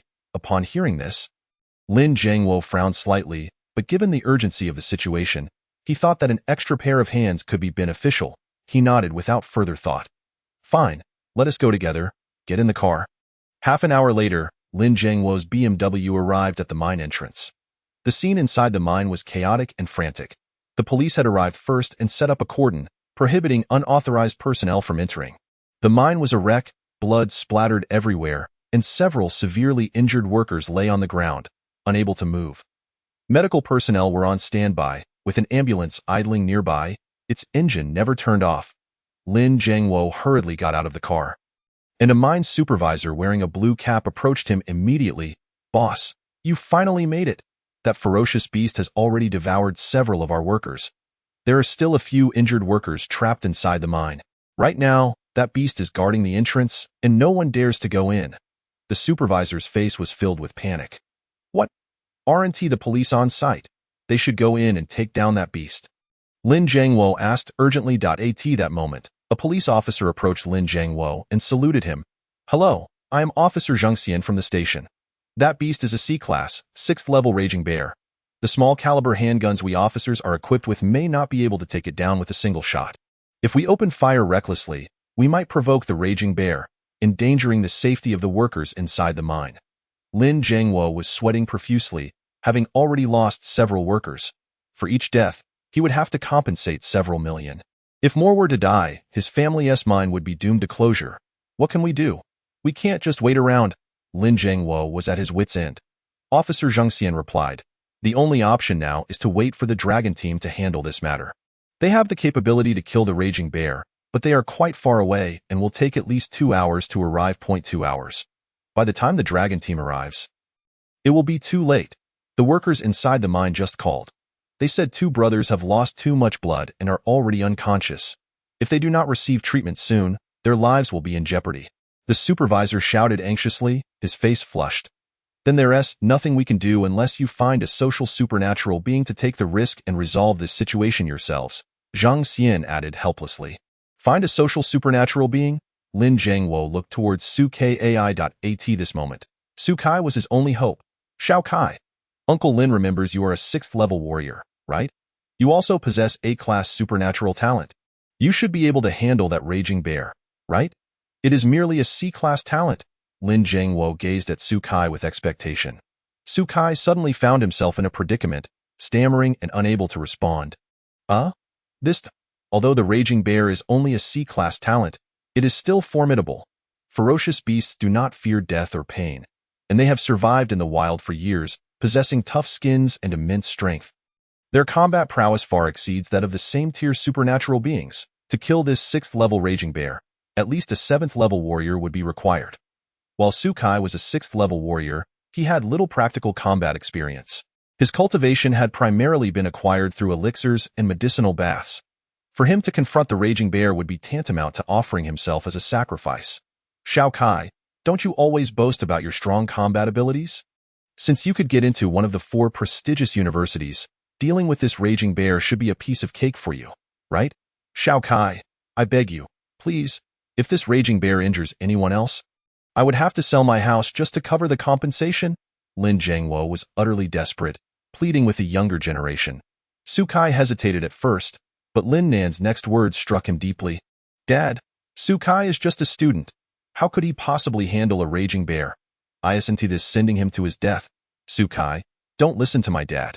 You mustn't go. Lin Nan's intention was to protect Su Kai, but her words stirred his masculine pride.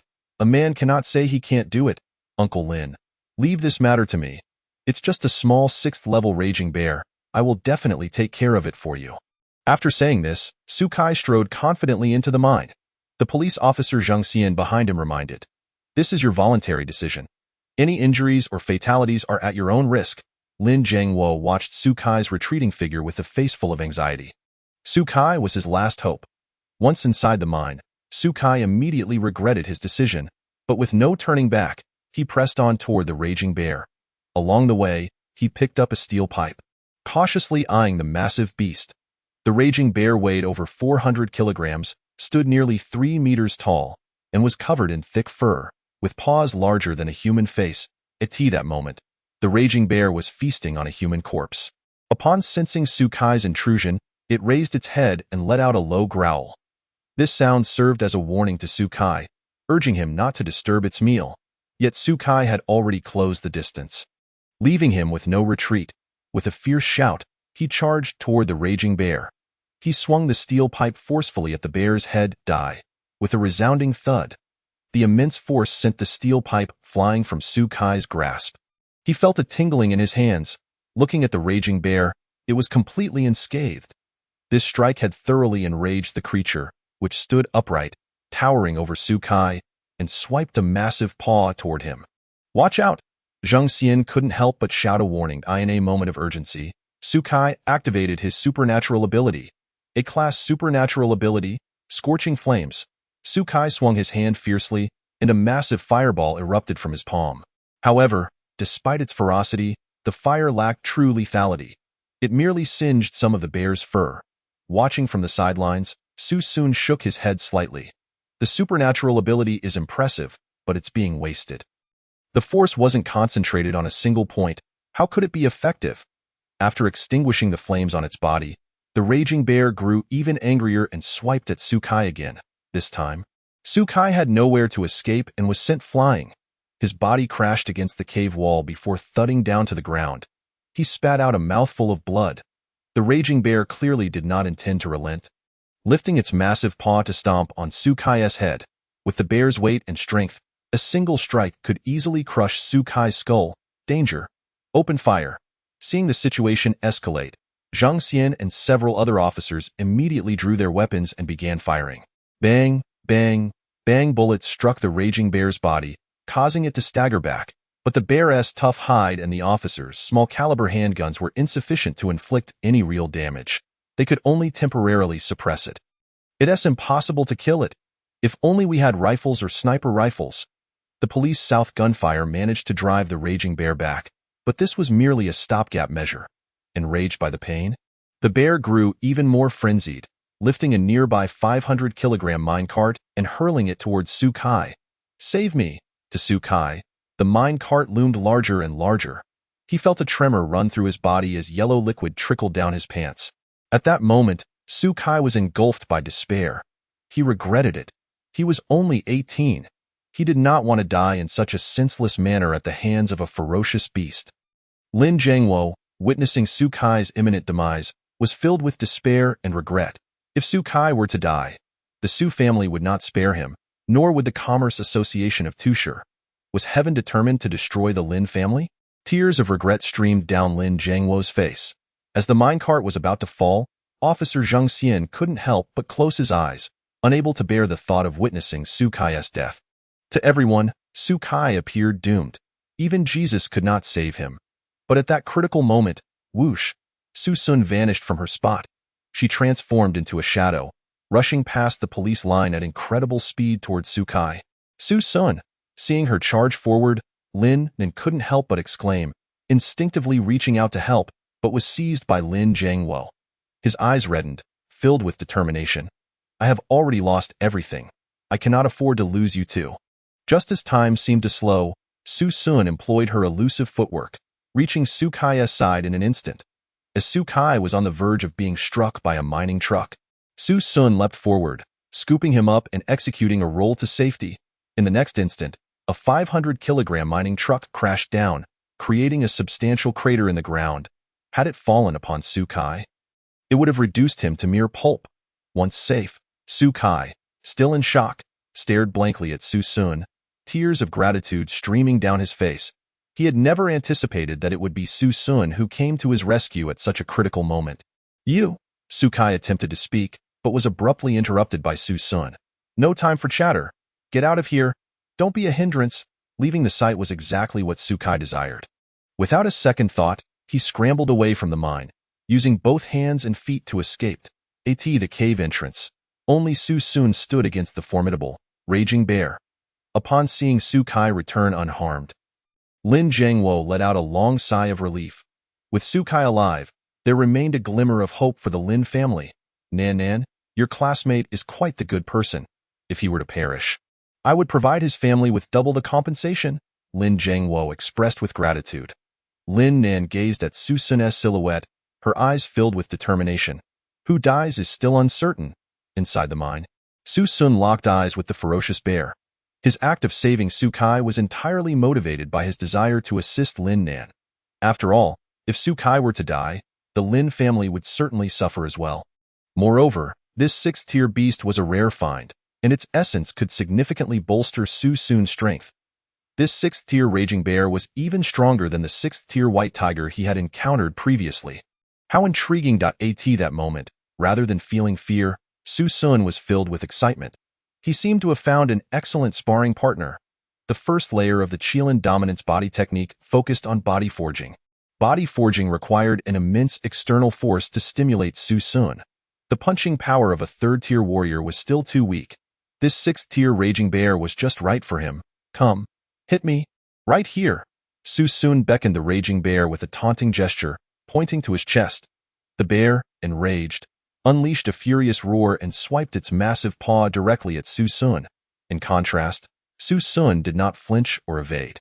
He allowed the enormous paw to crash onto his chest. With a resounding thud, Su Sun was sent flying, his body crashing heavily against the mountainside before sliding down to the ground. Su Sun. Seeing this, Lin Nan gasped, instinctively wanting to rush in to assist him. However, her arm was firmly grasped by Lin Jiangwo, who understood he could not restrain Lin Nan, a fourth-tier warrior. He threatened with desperation. Nan, if you dare go in, I'll accompany you. If we're to die, let us die together.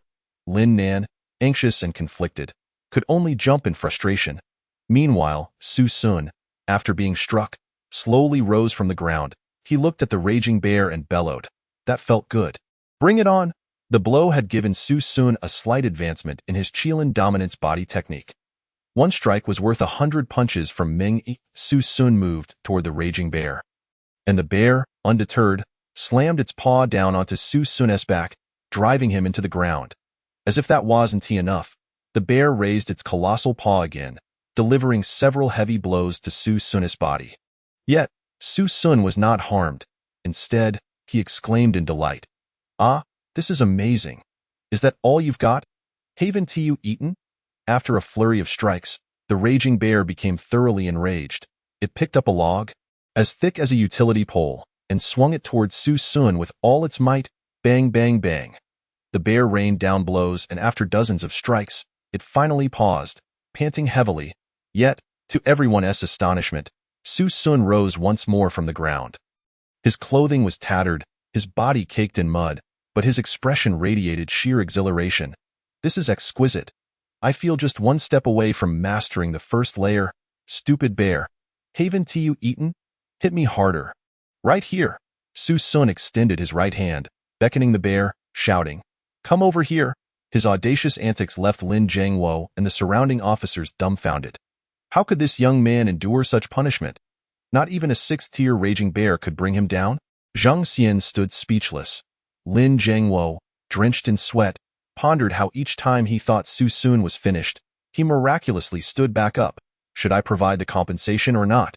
Seeing that Su Sun was unharmed, Lin finally breathed a sigh of relief. You fool, Su Sun! Fight back! Su Kai gasped in disbelief at Su Sun being mercilessly pummeled by the raging bear. If it were him in that situation, he would have likely perished at the first blow. How could Su Sun withstand so many strikes? Even if his abilities were defensive in nature, one would need to be an 8th-tier warrior to dare engage in such a manner. Could it be that Su Sun was an 8th-tier warrior? Impossible, absolutely impossible. Unless the renowned number 36 examinee, the top warrior of Tushar, possessed such prowess. Wait a moment. His name is Su Sun? The national champion warrior is also named Su Sun. My goodness. He was accepted into Shanhua University. Chapter 0025. The first layer of body forging. One punch to kill the bear. At that moment, Su Kai finally realized that the Su Sun before him was none other than the famed national champion warrior. As he recalled the boastful expression he had worn while bragging about his score in front of Su Sun, he felt a wave of embarrassment wash over him. What was there to boast about with his mere 3,000 points? Su Sun had scored 11,100 points, breaking the national record. It turned out he was Su Sun, truly formidable. Within the mind, the raging bear was utterly infuriated, raising its paw to deliver a full-force strike aimed at Su Sun's head. Simultaneously, Su Sun activated the Qilin dominance body technique, absorbing the energy from the bear's paw. Bang! A dull thud rang out. The immense force caused Su Sun to see stars, his ears ringing and his mind spinning. Yet, simultaneously, the massive energy surged into him, nourishing his entire body. His skin glowed with a faint golden light, resembling that of metal. Elated, Su Sun exclaimed, I did it! I've successfully mastered the first layer of body forging. With the first layer of the Qilin dominance body technique officially mastered, Su Sun gazed at the now exhausted raging bear, a smirk curling at the corners of his mouth. Tired, are we? Now it's my turn. Su Sun stepped forward and unleashed a punch to the bear's abdomen. A resounding thud echoed as the bear's massive body was sent flying by Su Sun's punch. Its bulk crashed into a nearby work shed, collapsing it, and rolled several times over a pile of coal before finally coming to a halt. Su Sun approached confidently. The enhancement from body forging had not only fortified his defenses, but also amplified his overall muscular strength. With just one punch, he rendered the raging bear incapable of further resistance. Standing before the bear, he grasped one of its legs as if it were a mere chick, effortlessly swinging it around before slamming it down onto the ground. Bang, bang, bang. How dare you strike me? I'll return everything you've given me. With that, Su Sun began to pummel the bear's body against the ground repeatedly, producing a series of thundering sounds. After just a few blows, the bear lay still, lifeless. Only then did Su Sun casually release his grip, allowing the bear's corpse to fall to the ground as he made his way toward Lin Nan. At that moment, the scene fell into a profound silence. Everyone gaped at Su Sun, astonished. This young man had the strength to kill a raging bear with a single punch. Why had he not dispatched the bear immediately? Was he seeking thrill, or did he have some peculiar proclivity? Wiping the sweat from his brow, Su Sun addressed the stunned medical personnel and police officers. What are you standing around for? Get in there and tend to the injured. Upon hearing Su Sun's words, the officers and medical staff finally snapped to attention, hurriedly bringing in stretchers into the mine. Lin Jiangwo, filled with gratitude, looked at Su Sun with an expression that had done a complete 180, grasping his hand firmly. Su Sun, I can't thank you enough. Had it not been for you, I would have been unable to cover the compensation. Even if I sold my house, Su Sun replied nonchalantly. No need for thanks. Had it not been for your connection to Xiaonan, I wouldn't have intervened. Lin Jiangwo nodded vigorously. My daughter is fortunate to have a classmate like you. By the way, are you of the same cohort as my daughter? The strength displayed by Su Sun was so formidable that Lin Jiangwo began to question Su Sun's age. Su Sun calmly produced the emblem of Shanhua University. We are indeed in the same cohort. I have already been accepted into Shanhua. Upon seeing the emblem in Su Sun's hand, Lin Jiangwo was momentarily taken aback. Shanhua University was one of the 4 prestigious institutions. With the college entrance examination scores yet to be released, those accepted early were undoubtedly top-tier talents. In the entire Shanhua region, very few students qualified for special recruitment. The person before him could easily slay a 6th-tier beast. Among the special recruits, only the renowned number 36 examinee, who had defeated a 6th-tier white tiger, could attain such a feat. Why you re the number 36 examinee? Lin Jiangwo's voice trembled. Su Sun gave a slight nod as an acknowledgement. After confirming Su Sun's identity, Lin Jiangwo felt an overwhelming urge to slap himself. The national champion warrior would surely achieve heights beyond that of a master. How could he have overlooked such a significant figure? The only reason Su Sun approached his daughter must be due to an interest in her. Otherwise, he wouldn't have intervened. Yet, Lin Jiangwo had been intent on pairing his daughter with Su Kai. What foolishness! 10 Su Kais would not measure up to even a single toe of Su Sun. No wonder you are so formidable. With an SS-level extraordinary ability, how could one not be strong? Upon learning that Su Sun was the national martial arts champion, the nearby police officers and medical personnel immediately expressed their respect. Students from the 4 prestigious universities hold a significantly high status in Longhua society. They are not merely students, they are also the future of Longhua. Furthermore, many high-risk missions are entrusted to students from these esteemed institutions. Thus, Su Sun's Shanda emblem signifies not only his identity but also the privileges that come with being a Shanda student. For instance, Su Sun now possesses the authority to command the scene, and both police officers and medical staff are obliged to cooperate with his directives. Only the strong possess the right to speak. Meanwhile, Su Kai felt as though his head was about to drop into his lap. Today, he felt utterly humiliated. Not only had he failed to defeat the ferocious beast, but he had also been made to wet himself by it. In contrast, Su Sun was basking in the limelight. No wonder Lin Nan harbored no affection for him. If he were Lin Nan, he would surely admire a talent like Su Sun, rather than a coward who had been bested by a bear. At that moment, Su Kai abandoned his pursuit of Lin Nan, realizing that it was a futile endeavor. Su Sun, tonight I shall treat you. Let us feast at the finest restaurant in Tushar. You must graciously accept.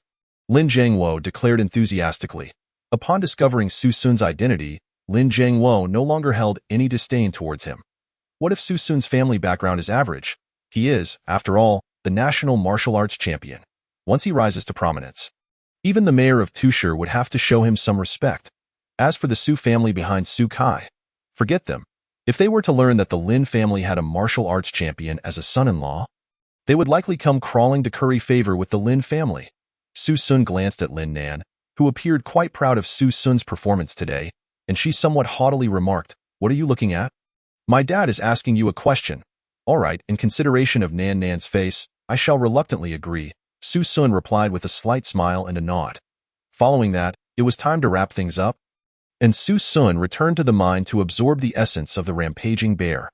However, the essence from the black bear did not allow Su Sun to break through to the 7th level of chi refinement. The essence from this rampaging bear was still insufficient. That night, at the Tushar Grand Hotel, Su Sun and Lin Jiangwo had shared several rounds of drinks and a variety of dishes. Lin Jiangwo, now with his arm around Su Sun's shoulder and a drunken grin on his face, exclaimed, "My brother, this meal has been such a joy. I truly regret not meeting you sooner, since the atmosphere has reached this point. Why don't we become brothers? From now on, you shall call me Dad, and I shall call you Bro. We shall each have our own matters to attend to."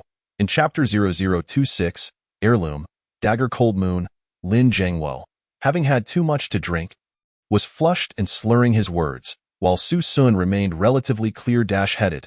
As a cultivator, Su Sun's ability to sober up was significantly faster than that of an ordinary person. Moreover, after consuming plenty of fine spirits, this mere rice wine was insufficient to intoxicate him. "Uncle Lin, you've had too much to drink. Let me help you back," Su Sun offered as he supported Lin Jiangwo to rise. But Lin Jiangwo firmly pressed him down. "No, Su Sun, today you saved Uncle Lin. If it weren't for you, I would have had to sell my house just to cover the damages. Uncle knows you are a special recruit from Shanda, and they must have given you quite a scholarship, so you don't need the money. Therefore, I want to give you money, but I want to gift you something. You must accept it." Lin Jiangwo swayed as he pulled out a backpack and produced a wooden box, placing it in front of Su Sun. Initially, Su Sun paid little attention, thinking it might contain antiques, but upon opening the box, his eyes gleamed with excitement. Inside lay a dagger with a redwood handle, its blade sharp and glinting with a cold light, the handle smooth as though it had been lovingly cared for. This dagger exuded a sense of antiquity, appearing to be at least 1,000 years old. Qualifying it as a cultural relic, Su Sun, this dagger is the heirloom of the Lin family. Our ancestors were once the emperor's personal guards, and this dagger was bestowed upon us by the emperor himself. This dagger is called Cold Moon. It is incredibly sharp, capable of slicing through iron like mud. As a martial arts student, you will surely find it useful. I present it to you. Su Sun examined Cold Moon in his hand, attempting to infuse it with spiritual energy, and it immediately emitted a faint blue glow. It turned out to be a spiritual weapon. Weapons capable of harboring spiritual energy are known as spiritual instruments. Ordinary iron cannot contain spiritual energy. However, with the enhancement of spiritual energy, spiritual instruments typically possess immense power. This dagger was indeed a genuine spiritual instrument. Spiritual instruments are classified into 4 grades: heaven, earth, mysterious, and yellow, with yellow being the lowest and heaven the highest. Each major grade is further divided into 3 minor grades: low grade, mid grade, and high grade. The Cold Moon dagger before him belonged to the low-grade yellow tier. Although merely an entry-level spiritual instrument, in this resource-scarce blue star, it is already a treasure of immeasurable worth. One could easily exchange it for several million if sold. My master once mentioned that Blue Star once had cultivators. It seems to be true, Su Sun murmured. Brother, what are you mumbling about? Lin Jiangwo, now quite tipsy, inquired. Su Sun accepted the dagger with a smile, saying, I like it, thank you, Uncle Lin. Consider this a significant favor owed to the Lin family by me. Su Sun, with the enhancement of Cold Moon, Su Sun's combat prowess would become even more formidable, as long as you like it. Just as he finished speaking, Lin Jiangwo slumped over the table and fell asleep. Su Sun exchanged a glance with Lin Nan, both of them wearing helpless smiles. Su Sun had no choice but to carry the drunken Lin Jiangwo back to the Lin family home. After settling Lin Jiangwo, it was already 11 o'clock at night. Outside the Lin family villa, beneath the moonlight, Su Sun turned to look at Lin and An. No need to see me off. It's getting late. You should head back and rest. Today, Lin Nan had mustered the courage to drink 2 cups of beer, and her face was flushed, her eyes slightly dazed. Under the moonlight, her slightly tipsy visage resembled a ripe apple.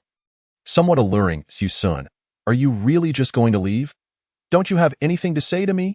Lin Nan gazed intently at Su Sun, causing his heart to race, unable to meet her gaze. Was there anything he wanted to say? Certainly. In his previous life, Su Sun had lived in a state of cowardice, never gathering the courage to confess to Lin Nan, and losing her became his greatest regret. In this life, Su Sun did not wish to have any regrets. Suddenly, Su Sun lifted his head, looking at Lin Nan, and mustered his courage to say, Lin Nan, I doubt you. You should also apply to Shanda. We can be classmates in college. Seeing Su Sun's face flush, his words stammering with tension, Lin Nan burst into laughter. Ha! I didn't expect the fearless Su Sun, who slays ferocious beasts without blinking, to have such a shy side. But why should I apply to Shanda? Wouldn't it be better to choose Magic University or Dragon University? Those 2 prestigious institutions are far superior to Shanda. Because I'm at Shanda. Don't you want to continue being classmates with me? Su Sun looked at Lin Nan, feeling anxious. I don't want to be your classmate. Lin Nan playfully raised her chin, displaying a mix of flirtation and pride. Then, what do you want to be with me? Su Sun's voice faltered, becoming softer. I want to be with you. Isn't that something a boy should say? Lin Nan teased, looking at Su Sun with a playful expression as she leaned closer to him. Their eyes locking as Su Sun gazed into Lin Nan's eyes, filled with tenderness, his heart raced. This scene was one he had dreamed of countless times, and today, it was finally unfolding before him. Would he let it slip away again? No, this time, he would never lose her again. With newfound determination, Su Sun calmed himself, his gaze resolute as he spoke with confidence. I, Su Sun, want to be your boyfriend. Su Sun's sudden confession left Lin Nan momentarily stunned, her previously flushed face turning an even deeper shade of red. Huh. Su Sun, what are you saying? Lin Nan wanted to say more, But suddenly, a pair of rough yet strong hands cupped her face. Then, heavy breaths enveloped her, and Lin Nan's eyes widened in surprise. Under the moonlight, Su Sun embraced Lin Nan tightly, kissing her passionately. Initially, Lin Nan's body stiffened, but she quickly melted into Su Sun's embrace. Inside the Lin family villa, behind the curtains, Lin Jiangwo lit a cigarette, watching the scene of Su Sun and Lin Nan kissing with a satisfied smile. Exhaling smoke rings, Lin Jiangwo chuckled to himself, "Silly girl, you've grown bolder, daring to bring your boyfriend home? Humph, but your choice isn't too shabby. You barely passed my inspection." Lin Jiangwo was a businessman. How could he possibly get drunk on just 2 bottles of white liquor? He merely wished to create an opportunity for Lin Nan and Su Sun to be alone together. An hour later, Su Sun returned to Meng Yi's house, a foolish grin plastered on his face. He flopped onto his bed and began to laugh uncontrollably, leaving Meng Yi, who was nearby, utterly bewildered. "Brother, what's wrong with you? Did you win the lottery? How much?" Putting down his phone, Meng Yi approached and shook Su Sun's shoulder. Su Sun rolled over, lying on his bed with a blissful smile. "I'm dating Xiao Nan." Upon hearing this, Meng Yi's expression shifted, and he exclaimed, "Damn it! Are you intentionally trying to provoke me?" In Chapter 0027, assembling the team, heading to the battlefield, Meng Yi's eyes were filled with melancholy, resembling a forsaken widow. He had pursued Lin Nan for years without success, only for her to end up with Su Xyuan. Su Sun wore a foolish grin as he patted Meng Yi on the shoulder. Attempting to soothe him, "Brother, a forcibly twisted melon is not sweet. That little pumpkin doesn't fancy you." True, a forcibly twisted melon may lack sweetness, yet it can quench thirst, damn it, the more I say. "The angrier I become, Su Sun, I swear I'll make you pay." With a fierce growl, Meng Yi lunged at Su Sun, and they began to wrestle. Half an hour later, panting heavily, Meng Yi collapsed onto the ground. He knew that Su Sun had a peculiar penchant for enduring beatings, so he had held back during their scuffle. While Meng Yi felt a sense of relief from the fight, Su Sun remained largely unfazed. For his Qilin body cultivation technique had reached a level where his physical defenses were greatly enhanced. Meng Yi's strikes felt no more than a tickle to him. After donning his clothes, Su Sun glanced at Meng Yi and inquired, "Hey, are you all right?" Meng Yi wiped the sweat from his brow and gasped, "I need a break." "What do you mean by you're either fine or you're not? Why do you need a break?" Glaring at Su Sun's smug expression, Meng Yi gritted his teeth in frustration. "Damn it, let us go again." After a night of turmoil, Su Sun finally fell asleep in the dead of night. The following morning, he rose early, freshened up, and made his way to the Education Bureau, taking a bus to arrive at its entrance. Clutching several meat buns and a cup of soy milk, he approached the bureau, where a large bus was already parked, accompanied by 9 middle-aged men. Most of these men had dark skin and were all over 25 years old, with the eldest nearing 50 and the youngest in their mid-20s. Standing before them, the freshly 18-year-old Su Sun appeared almost childlike. He scrutinized the 9 individuals before him, and if his guesses were correct, they were his teammates. Shortly thereafter, an Audi pulled up beside the bus, and Li Fuchuan stepped out. Upon seeing him, the 9 men immediately quieted down, their expressions turning serious. Li Fuchuan scanned the group before fixing his gaze upon Su Sun, nodding slightly in his direction. "Is everyone here? We are all old friends, so I'll get straight to the point. Our mission is to locate the Mahua vine. Reward of 10,000 yuan will be given for each specimen found. There is no upper limit. The deadline is 3 days." The 9 men were all social ability users. They had not received formal education from the Martial University but were not lacking in strength. They had collaborated with the Education Bureau multiple times, and each time a mission arose, the Bureau would reach out to them. Though they were paid by the government, they lacked the protections afforded to government employees. Resembling bounty hunters among social ability users. In the Dragon Nation and around the world, ability users are generally categorized into 4 types. The lowest and most common type is the social ability user, who typically did not pass the entrance exam for the Martial University for various reasons and has become self-taught. This group usually has a low upper limit, although some do exceed it. They are still in the minority. The second type is military ability users, who find it relatively easier to join the military than to enter the Martial University, as the military offers limited training resources, and the conditions are somewhat harsh. Generally, those who cannot enter the Martial University will consider joining the military. Joining the military has its pros and cons. In times of war or beast uprisings, The military is always the first to respond, posing significant risks of casualties. However, the benefits include access to some training resources and relatively formal instruction, along with a monthly salary and great potential for promotion. The third category consists of Marshall University students who are currently enrolled or have graduated. These ability users have received formal education and typically possess higher levels of skill.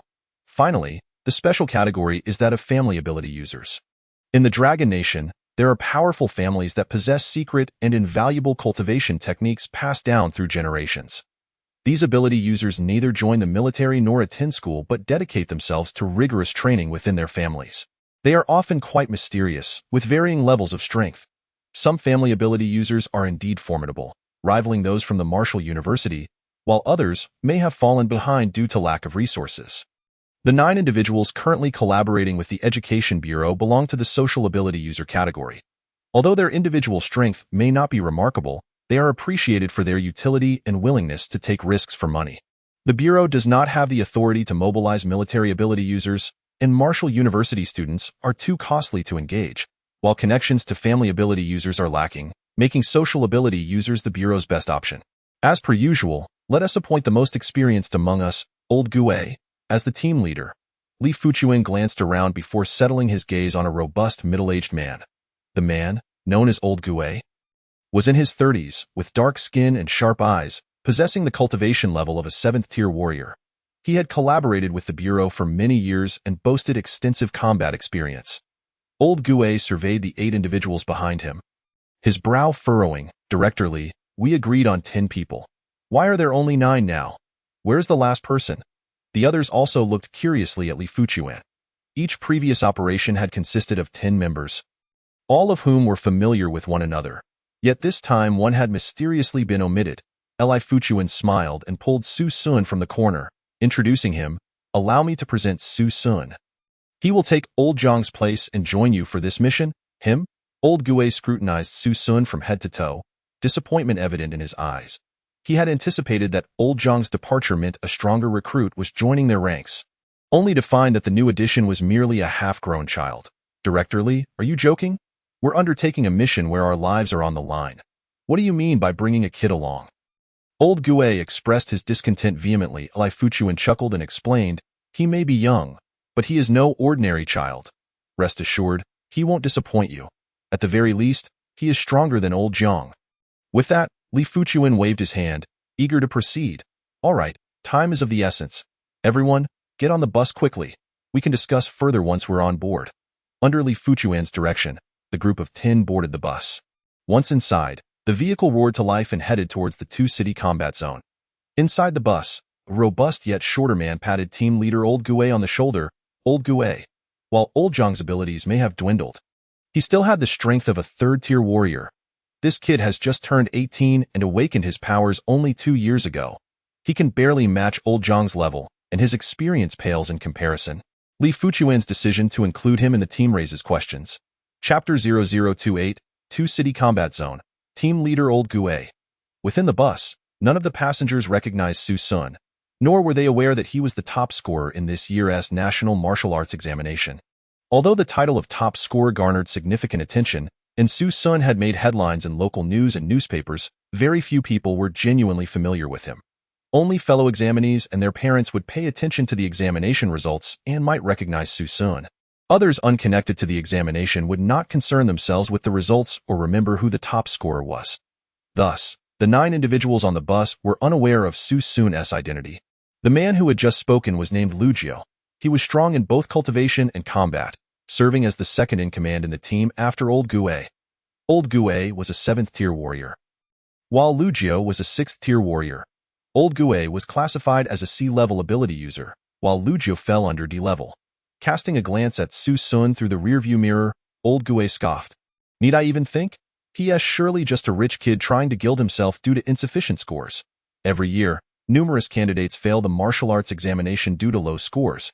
However, there are alternative ways to boost one's score. If a candidate has made significant contributions to the government, they may receive discretionary points. Having dealt with the 2-city government for many years, Old Gue had seen his fair share of gilded candidates. Clearly, he viewed Su Sun as one of them. At that moment, Old Gue suddenly stood up, Addressing the group, everyone, quiet down. I have a few words to say. The interior of the bus fell silent instantly. They were all old friends, so he didn't need to elaborate much. All of you here have at least a cultivation level of 4. The highest among us is at 7. Over the years, we've earned quite a bit from the various missions we've taken on, but we've done so at the cost of our lives. The money we earn is clean and well-deserved. Yet there will always be those who misuse their wealth and act recklessly. They exploit their privileges to cut corners. I, Old Gue, hold the utmost disdain for such individuals. Let me make myself clear.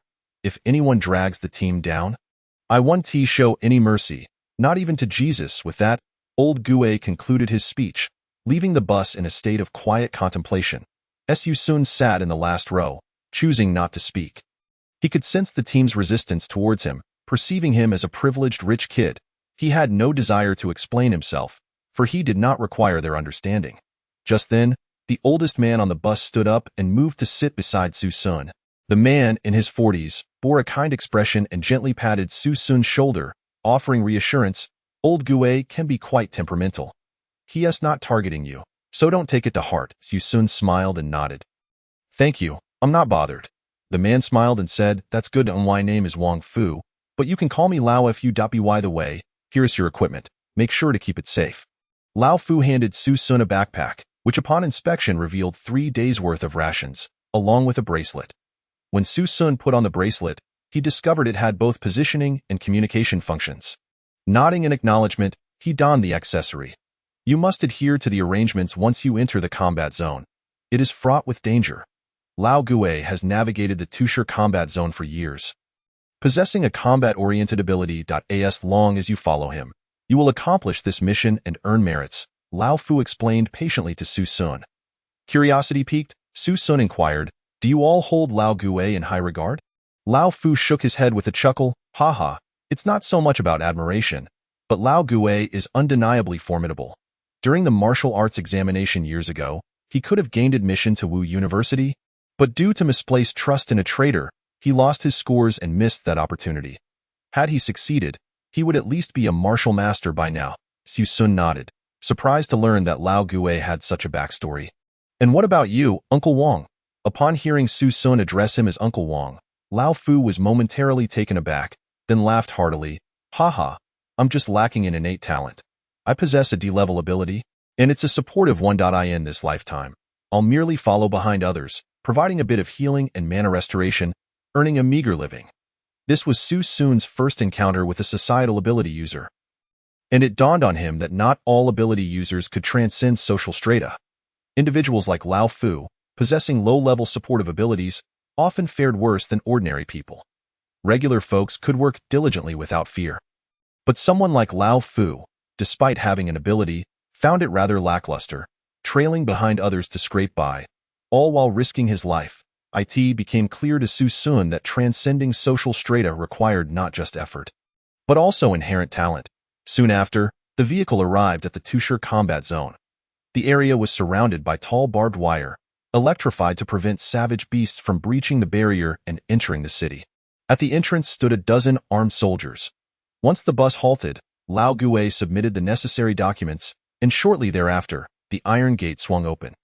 Everyone disembark, proceed on foot into the combat zone. Within the combat zone, vehicles were prohibited. A group of 10 disembarked from the bus, shouldering their backpacks, and under Lao Gue's guidance, they trekked into the Tushar combat zone. Inside, they found themselves amidst dense forests, rugged mountain paths, and swarming mosquitoes. Lao Gue turned to the group and said, as per the usual protocol, pair up in twos and execute your tasks separately. Should you encounter danger, immediately call for assistance via your bracelets. Now, form your teams voluntarily. As soon as he finished speaking, the 10 individuals swiftly formed 4 teams. Lu Jiao, the second strongest, chose to team up with Lao Gue, as they were seasoned partners. The other 3 groups also instinctively clustered together, leaving only Su Sun and Lao Fu without a partner. Noticing this, Lao Gue furrowed his brow. Lao Fu's previous partner had been Lao Jiang, but with Lao Jiang absent now, it seemed unreasonable to pair Lao Fu with a mere youth. After all, Lao Fu was a supportive ability user with no combat prowess, while Su Sun had just graduated high school at the tender age of 18.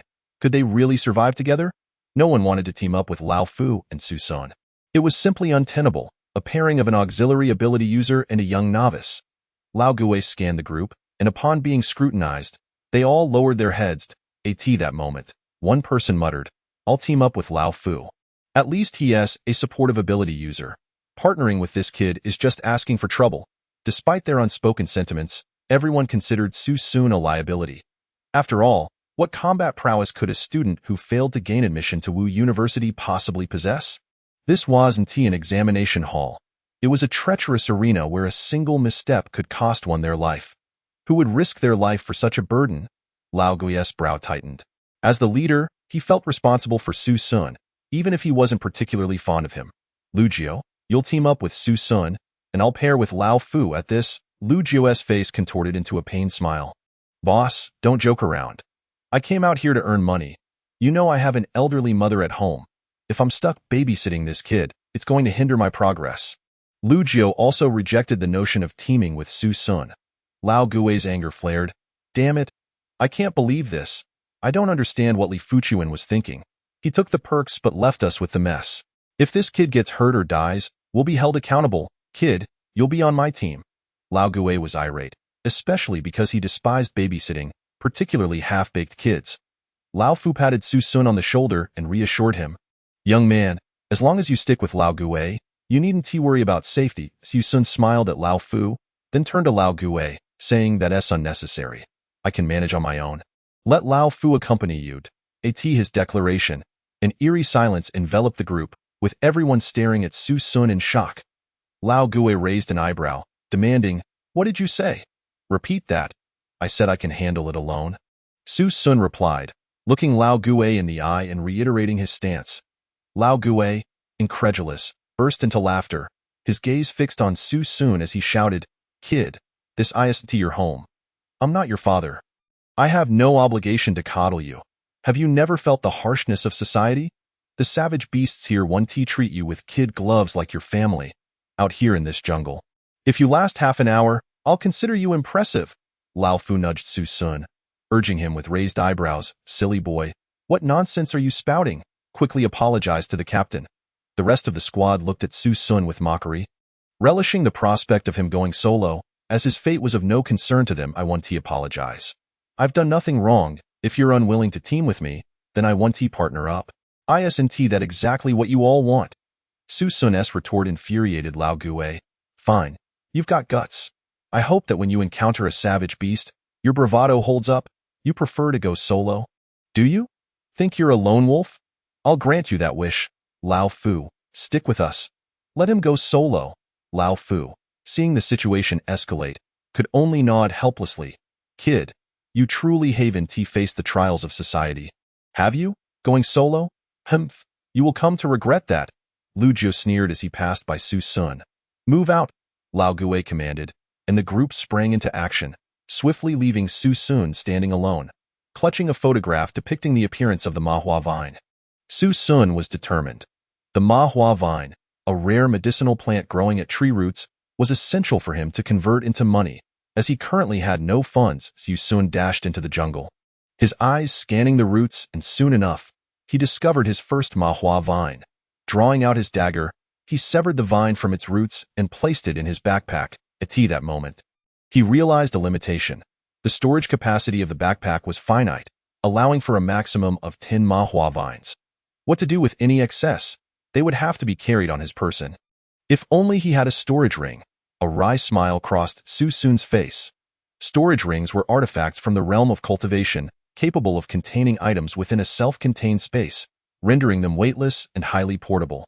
However, the crafting of such rings required extreme meteorite materials, which were likely non-existent on Blue Star. Although extreme meteorite was common in the celestial realm, it would be exceedingly difficult to find in a place starved of spiritual energy like Blue Star.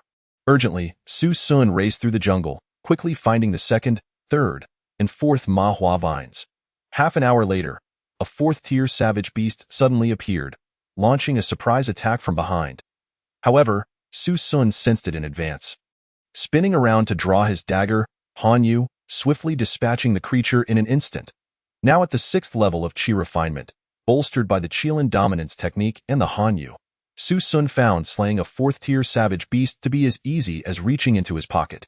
He had no qualms even against seventh-tier beasts and could hold his own against eighth-tier creatures. Channeling the Devour technique, Su Sun began absorbing the essence from the slain beast's body. But halfway through, he suddenly opened his eyes. Remarkably, he detected the scent of extreme meteorite emanating from the beast. Extreme meteorite was a celestial stone with inherent spatial attributes, the sole material required to craft storage rings. Yet here he was, sensing it from within this fourth-tier savage beast. Without hesitation, Su Sun flipped his dagger and eviscerated the beast. Moments later, he unearthed a piece of extreme meteorite, the size of a baby's fist. From within its intestines, ecstatic, Su Sun could hardly believe his luck. The extreme meteorite radiated a spatial attribute aura, a scent that likely lured the savage beast, causing it to mistakenly consume the stone. With the extreme meteorite in hand, matters would become significantly easier. Creating a basic storage ring is not a challenging task. It merely requires a dagger to etch runes onto the ring. Su Sun diligently carved the extreme meteorite in his hand for an hour. And soon a rough ring was completed. The ring bore an intricate array of over 100 runes, and at that moment, Su Sun began to channel his spiritual energy. With a resonant hum, the ring suddenly emitted a brilliant blue light, followed by a familiar spatial aura. It was successful. The basic storage ring, a low-grade yellow-tier spiritual artifact, contained an internal space of 10 square meters. This was akin to carrying a storage room on one's person. There remained a substantial piece of extreme meteorite, sufficient to craft 3 or 4 more storage rings. Su Sun stored the meteorite away and tossed his backpack into the storage ring, continuing his search for twist vines. At the border of the illustrated combat zone, a 10-meter-high electric fence loomed. Beneath it, a fully armed special operations team was covertly gathering. This squad consisted of 10 individuals, all notably short in stature, each carrying a katana on their backs and shrouded in masks. For the Emperor, this mission must succeed at all costs. The destruction plan must be realized. Should we fail, we shall all commit seppuku. Do you understand? Chapter 0030, Miyamoto Hanzo, Sakura agents understood. Each of these 10 individuals was a bona fide citizen of Sakura country, yet they all spoke fluent Chinese. Each held a legitimate identity in Long Country, whether as merchants or educators, but they harbored another identity as members of Sakura country's most elite spy organization, the Kamikaze Special Forces. Their mission was to disguise themselves as citizens of Long Country, marry, and fully integrate into society. When the organization required it, they would unfurl their true identities, revealing their sinister fangs. The squad leader, known in Chinese as Li Changsheng, bore the true name of Miyamoto Hanzo. He was a senior member of the Kamikaze Special Forces, and his identity was classified even within Sakura country Dian Huaxia. He was a primary school teacher, seen by his wife as a caring and considerate husband, by his son as a tall and mighty father, and by his in-laws as a sensible and articulate son-in-law. Yet, only Li Changsheng knew that he was not Li Changsheng, but rather Miyamoto Hanzo. Under Miyamoto Hanzo's command, the group of 10 stealthily infiltrated the combat zone through a pre-dug underground passage. Their sole objective was to locate suitable fierce beasts and inject them with the destruction gene. The destruction plan was one of the most advanced and mysterious initiatives of Sakura country. Even Miyamoto Hanzo, a senior agent of the Kamikaze Special Forces, was unaware of the specific details of the plan. He was responsible solely for execution. Upon entering the combat zone, the 10 swiftly navigated through the jungle, seeking a suitable fierce beast for injection. They sought creatures with at least B-grade talent and a minimum of 1 star.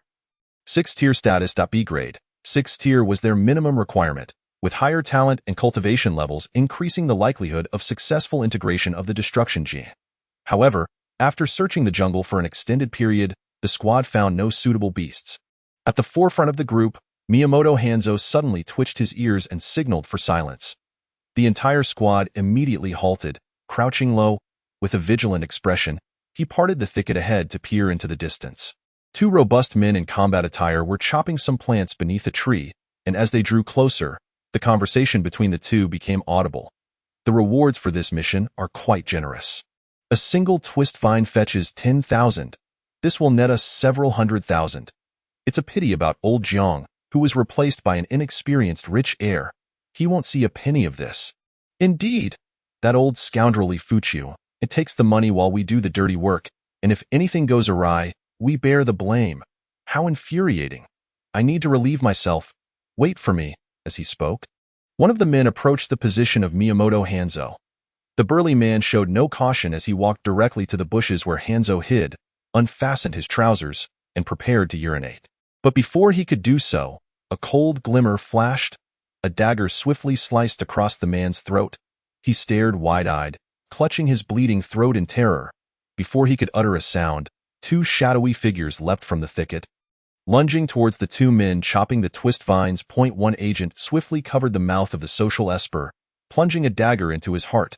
In less than 5 seconds, both social espers lay lifeless at the hands of the Sakura agents. After neutralizing the threat, Miyamoto Hanzo emerged from the bushes, skillfully producing a bottle of powder to sprinkle over the two bodies. He then commanded, "Continue searching for suitable fierce beasts. Time is of the essence. In 5 hours, regardless of whether we find a suitable target, we must withdraw from the combat zone. Move." "Yes." Meanwhile, Su-sun raced through the jungle, relentlessly searching for twist vines. 3 hours had passed since entering the combat zone, and he had already found 15 twist vines. This quantity was commendable, especially considering Su-sun had no teammates. The other 4 teams, consisting of 2 members each, had averaged only 10 twist vines. 150,000.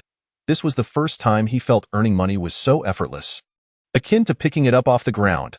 Su-sun felt a surge of excitement, knowing each twist vine could earn him 10,000. Yet, this income was not attainable by just anyone. Su-sun was at the 6th layer of chi refinement and dismissed 7-tier fierce beasts. But for others, encountering a 5-tier fierce beast could cost them their lives. Su-sun was merely speaking from a position of relative safety. If earning money was truly that easy, they wouldn't send espers into the combat zone but would dispatch workers for mass harvesting instead. Just then, Su-sun's wristband emitted the voice of their leader, Old Ghost. Roll call: Zhang Hua, present. Wang Hai, present. Li Ming, present. Chun Jiang, present. Su-sun, present. Li Wan. After calling the name twice without a response, Old Ghost grew concerned. This was his rule. While teammates could call for assistance in danger, he feared the absence of a call for help. Hence, he mandated a roll call every 2 hours to ensure everyone's safety. Wang Wu, respond if you hear this. Li Wan and Wang Wu were partners. If Li Wan did not respond, and Wang Wu also remained silent, it was highly likely that something had gone awry with the team. Li1, Wang Wu. Respond if you hear this, respond. After half a minute, Old Ghost still received no reply. His voice grew anxious. All team members assemble. Move towards the location of Li Wan and Wang Wu based on the tracking. Full speed. Su-sun tapped his wristband, and the smart device projected a holographic map of the combat zone, displaying the locations of the 10 members. 7 red dots moved rapidly towards 2 stationary red dots, which represented Li Wan and Wang Wu. Following the projection's guidance, Su-sun hurried towards their direction. 10 minutes later, Su-sun arrived at the location of Li Wan and Wang Wu.as, the last to arrive. He found Old Ghost and the others gazing solemnly at the ground. Su-sun squeezed through to see only 2 bodies, reduced to mere skulls, gnawed upon by fierce beasts. Li Wan and Wang Wu were both dead. Their expressions in death were filled with terror, their demise gruesome. Aside from their heads, their bodies had been devoured to the bone. Old Ghost sighed and said, "Brothers, may you rest in peace. I will apply for compensation for you."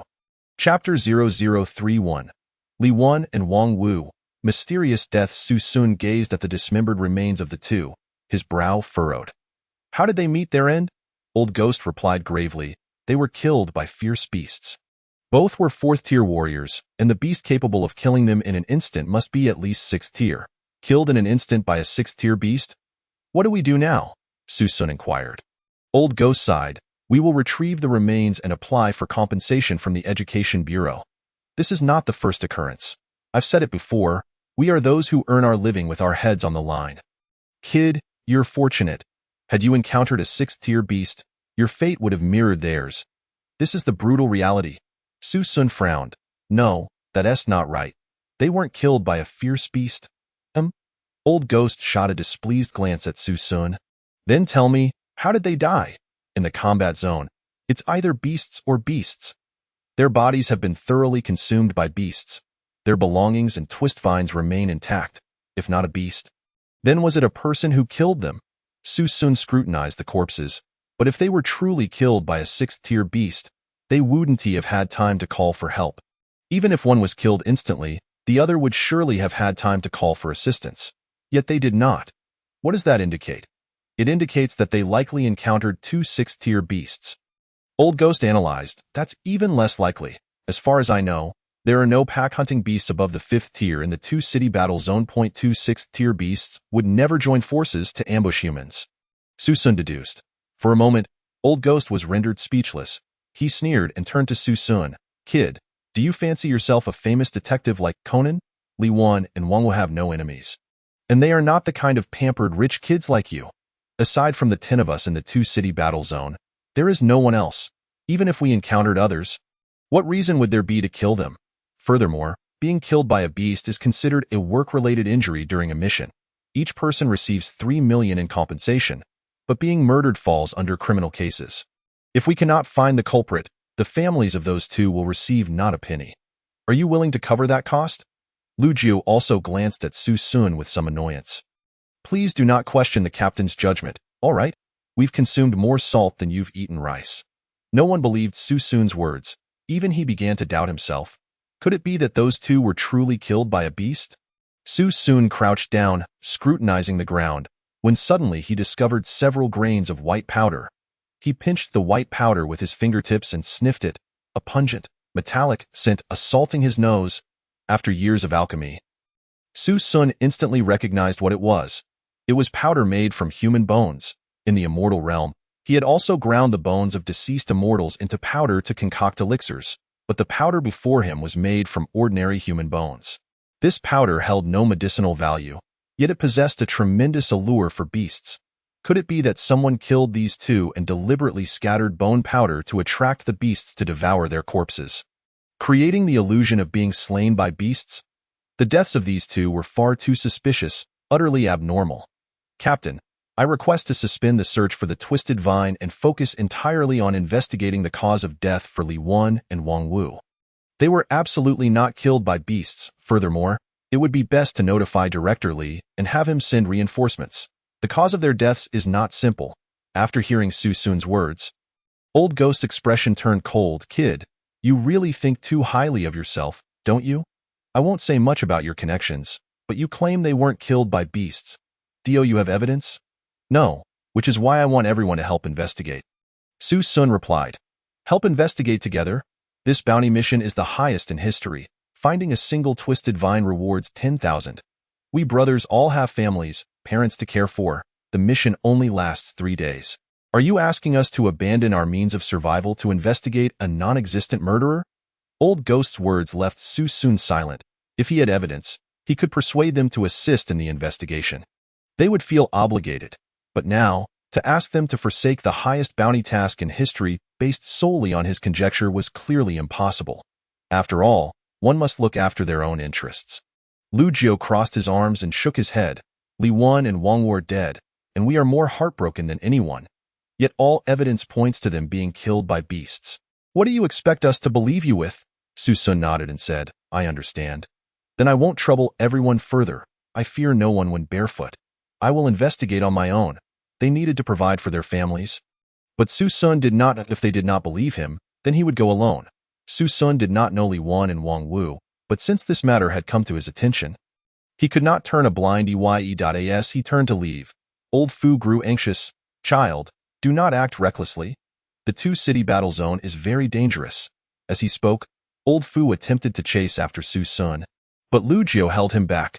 Old Fu, don't mind him. He's just a wet-behind-the-ears brat. Let him learn a lesson. Old Ghost gazed at Su Sun's retreating figure, contemplating his earlier words. The deaths of Li Wan and Wang Wu were indeed somewhat strange. Yet Old Ghost could not intervene in this matter. Go simultaneously take down Li Wan, and Wang Wu was no ordinary feat. Such individuals were beyond his reach, and he could not apprehend them. Should this situation be classified as murder, the families of Li Wan and Wang Wu would lose millions in compensation. Thus, Old Ghost could neither interfere nor dare to. He could only deceive himself into believing that the two were slain by beasts. Everyone, continue searching for the Twisted Vine, but be vigilant of your surroundings. Beware of beast attacks. The crowd dispersed, and the seven continued their mission. On the other side, Su Sun darted through the jungle like a headless fly. Even though he was aware that Li Wan and Wang Wu were murdered, the two-city battle zone was vast. Where could he find the murderer?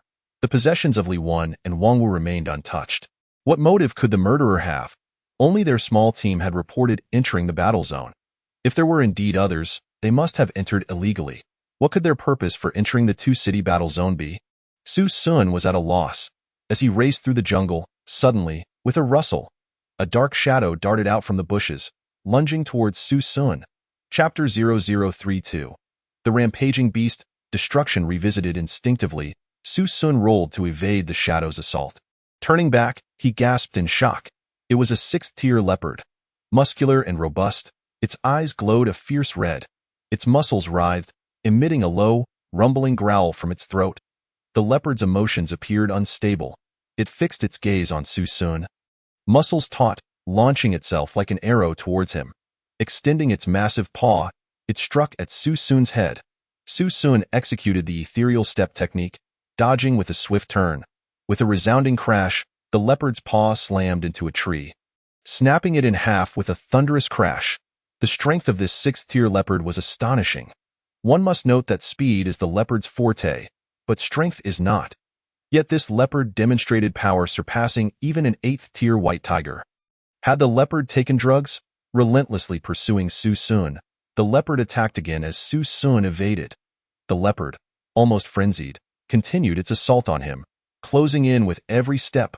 With a roar, the leopard lunged at Su Sun again, its jaws gaping wide, aiming for his throat. Su Sun extended both hands, catching the leopard's paw. The immense force knocked him to the ground. The leopard pinned Su Sun beneath it, its bloodshot eyes filled with a savage thirst for blood. Opening its mouth, Su Sun could smell its rancid breath. "You arrogant beast!" In an instant, Su Sun activated the shadowy eye martial technique. The leopard, meeting Su Sun's gaze, momentarily froze in confusion. Seizing this fleeting moment, Su Sun flipped over and pinned the leopard beneath him. Palm Thunder. The low-grade yellow-tier martial technique was unleashed. With a crack, sparks flickered across the leopard's body. Shadowy Eye combined with Palm Thunder, a continuous control technique. Not allowing the leopard a moment to breathe, Su Sun immediately unleashed his third martial technique, Mountain Crushing Fist. Su Sun raised his fist high, delivering a devastating blow to the leopard's head. At the sixth layer of Chi refinement, combined with the Mountain Crushing Fist and the first level of the Chilan body technique, the force behind this punch was terrifying. With a thud, the leopard's head exploded like a watermelon. The sixth-tier beast perished beneath Su Sun's fist. Sitting atop the leopard's corpse, Su Sun gasped for breath. This was not right. Something was very wrong. The combat power of this sixth-tier leopard was even stronger than an average seventh-tier beast. If it were an ordinary seventh-tier ability user, they would surely be no match for this leopard. Su Sun could not discern the reason, but for now, all he could do was absorb the essence within the leopard. Sixth-tier beasts were rare. Their essence was exceptionally valuable. Su Sun extended his right hand, extracting the essence from the sixth-tier leopard. Soon, the essence was absorbed. Instantly, all the spiritual energy he expended using martial techniques was replenished, even leaving him with a surplus. After reaching the sixth layer of Chi refinement, advancing further became exceedingly challenging. Now, a sixth-tier beast could no longer elevate Su Sun's level. After absorbing the essence, Su Sun opened his eyes and looked down at the leopard. His brows furrowed in thought. Oddly enough, this essence felt peculiar to him. Essence has a scent, and Su Sun could sense whether the essence within a beast was pure or not. The essence from this sixth-tier beast felt strange. Reminiscent of something he had encountered before, Su Sun closed his eyes, pondering intently. Several minutes later, he suddenly opened his eyes wide. He recalled. Not in this life, but in his previous one, after returning to Blue Star. He found humanity had been annihilated. The beast that destroyed human civilization was codenamed Destruction. After defeating Destruction, he had absorbed its essence. The essence within Destruction bore a striking resemblance to what he had just absorbed from the sixth-tier beast. Could it be that this beast was an undeveloped version of Destruction? Impossible. Destruction was not this weak. From the recent murders of his teammates to the strange scent of the essence, Su Sun began to connect the dots. Could it be that someone was attempting to manufacture Destruction? Li Wan and Wang Wu were silenced for stumbling upon their plans. Were they conducting experiments on beasts? The thought startled even Su Sun himself. Who could possibly be behind such a scheme? The people of the Dragon Kingdom have no reason to act in such a manner. Su Sun gazed down at the ferocious beast beneath him. Its vitality was abundant, and it appeared to be in a state of extreme agitation, indicative of having been injected with some potent substance. Low-tier beasts are incapable of withstanding such violent drugs. Thus, if someone truly sought to sow destruction, their optimal choice would be to pursue high-tier beasts. Venturing deep into the battle zone of Tu City would be the only way to locate them. With this thought, Su Sun raised his head, hesitating not a moment longer, and sprinted towards the depths of the battle zone. The squad's mission was to search for the Twisted Vine, which could be found both in the depths and on the periphery of the battle zone. Thus, the squad refrained from risking entry into the depths, for the beasts residing there are far more formidable. Su Sun was the first member of the squad to step into the heart of the battle zone. He raced forward with fervor. Soon, Su Sun had plunged deep into the battle zone of Tu City. Along the way, he observed numerous signs of passage and destruction wrought by the beasts. Upon seeing these signs, Su Sun became increasingly convinced of his suspicions. Half an hour later, he abruptly halted. Struggling to catch his breath, he forced himself to remain silent and stealthily advanced forward.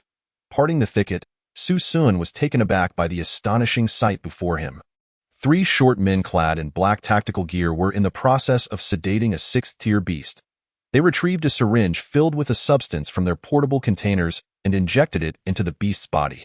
Moreover, Su Sun recognized familiar white powder from their toolbox. Bone powder? Li Wan and Wang Wu were among the victims they had slain. Upon witnessing this, Su Sun felt an urge to strike immediately. Yet he was uncertain of their numbers. After a moment of contemplation, he decided to call for reinforcements. Su Sun activated his wrist device, and Lao Gue along with the other 7 members instantly received his distress signal.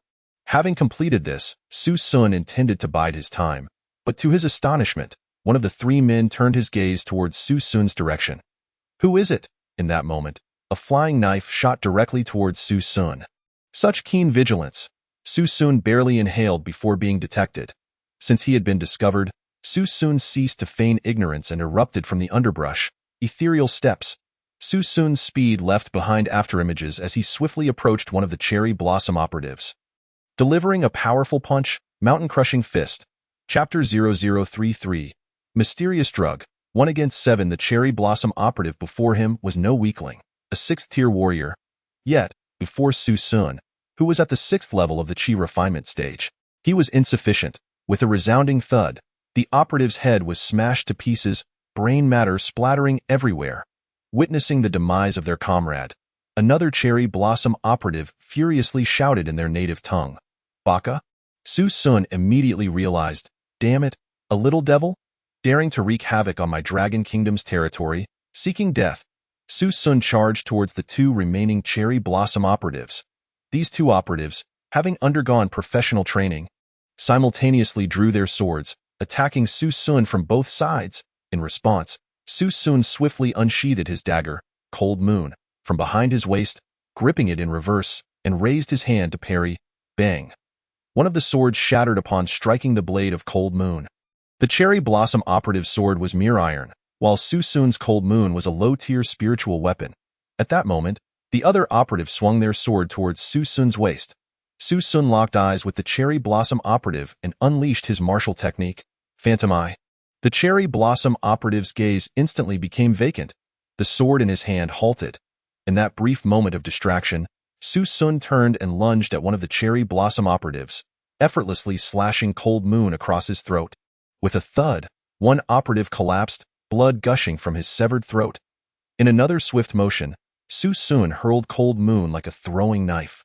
With a piercing sound, Cold Moon embedded itself in the heart of the remaining cherry blossom operative. Bang! All 3 cherry blossom operatives, each of 6th-tier strength, fell to the ground, vanquished by Su Sun alone. This did not imply their weakness. On the contrary, they were formidable warriors, exhibiting high levels of coordination and equipped with superior gear. To eliminate all 3 would typically require the combined effort of at least 3 7th-tier warriors. Such elite cherry blossom nationals had infiltrated our Dragon Kingdom. What could their objective be? Su Sun cast his gaze upon the toolbox and the still unconscious sixth-tier beast. He withdrew Cold Moon and swiftly dispatched the beast to prevent it from causing harm upon awakening. Subsequently, Su Sun opened the toolbox, scrutinizing the remaining vial of substance within. He held the vial up to the light. Observing the azure liquid inside, with a sharp arrow magnifying within. Wait a moment, an arrow! Su Sun instantly reacted, rolling away from his position. Just a second later, an arrow struck the spot where he had just stood. With a rustle, 7 cherry blossom operatives emerged from the thicket. These 7 operatives wielded composite bows, carried katana on their backs, and had quivers filled with dozens of arrows at their waists. All were masked. Their eyes sharp and filled with murderous intent. Such a multitude of cherry blossom nationals had arrived. Su Sun gasped in shock. At that moment, Miyamoto Han stepped forward, his expression darkening upon seeing the fallen cherry blossom operatives. Kill him! With a single command, all 7 drew their bows and unleashed a barrage of arrows towards Su Sun. Countless arrows rained down upon him, and Su Sun leaped into the thicket, employing ethereal steps to evade through the jungle. Su Sun was no deity. Facing 7 opponents, especially with their ranged weaponry, he had no confidence in defeating them all. Thus, he had no choice but to engage in guerrilla warfare. He possesses our drug. We cannot let him escape. Pursue him.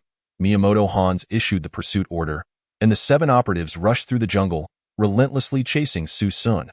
As Su Sun sprinted forward, he found himself unable to shake off his pursuers. Whoosh! An arrow struck a nearby tree, narrowly missing Su Sun's shoulder. Seizing the arrow, Su Sun turned and hurled it back. Whoosh! 1 cherry blossom operative dodged just in time, the arrow grazing his ear before embedding itself in a tree. Su Sun's mere hand-thrown projectile matched the power of an arrow released from a composite bow. He could no longer evade. There was no way to escape. Grinding his teeth, Su Sun climbed a nearby tree with agility. Then, using both legs to push off the trunk, he arched backward and executed a backflip. Descending from above, he landed on the shoulder of a cherry blossom operative.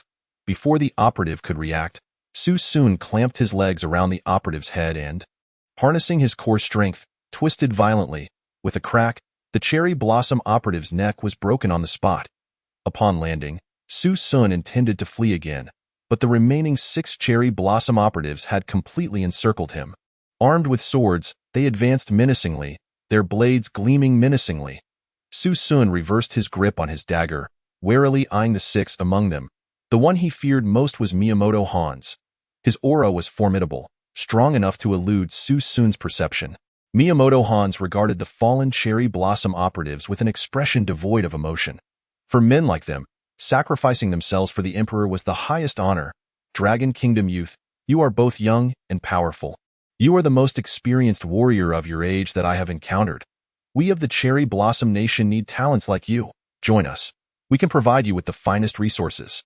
As long as you are willing to serve us, Miyamoto Hans extended an olive branch to Su Sun. Join you? Su Sun narrowed his eyes. Yes, join us, and you shall possess endless wealth and a plethora of women. Just a nod from you, and this supreme black card will be yours. Miyamoto Hans produced a black bank card, his gaze fixed intently on Su Xun. Su Sun smiled slightly and replied, very well. Let me see the card. Miyamoto Hans extended the card towards Su Sun, but in that instant, as Su Sun reached for it, he swiftly seized Miyamoto Hans's wrist. Cold Moon lunged toward Miyamoto Hans's heart. However, Miyamoto Hans appeared to be prepared, evading Su Sun's thrust with a sidestep, then delivering a powerful kick to Su Sun's chest. With a resounding thud, the immense force sent Su Sun hurtling back. Crashing against a tree, before he could catch his breath, the remaining 5 cherry blossom operatives lunged at Su Sun's chest. With no retreat left, Su Sun watched as 5 swords approached his torso. In that critical moment, Su Sun raised his hands high, grasping the tree trunk above his head, and with explosive strength from his arms and core, he flipped himself over. In the next instant, the 5 swords plunged into the tree trunk. Having ascended the great tree, Su Sun did not dare linger. Taking advantage of the operative's momentary distraction, he leaped down from the trunk. Thunder Palm. Phantom Eye. Chapter 0034. Blood-soaked battle. Annihilating the invaders, Su Sun unleashed Thunder Palm upon the head of one cherry blossom operative. Incapacitating him, then locked eyes with another, stunning him as well. Having swiftly controlled both, Su Sun drew Cold Moon from his sleeve and charged towards the nearest cherry blossom operative. Su Sun has long understood a crucial truth. In a brawl, when surrounded and outnumbered, one should seize the opportunity to relentlessly strike down the most vulnerable opponent. With fervor, Su Sun lunged at a cherry blossom operative, repeatedly thrusting his weapon, Cold Moon, into the adversary's abdomen. The gruesome sounds of flesh tearing filled the air as blood gushed forth, transforming Su Sun into a veritable specter of crimson. The ravaged cherry blossom operative stared in horror, gradually succumbing to the loss of life. At that moment, two more cherry blossom operatives closed in from behind, their katana blades poised to deliver a lethal strike to Su Sun's back.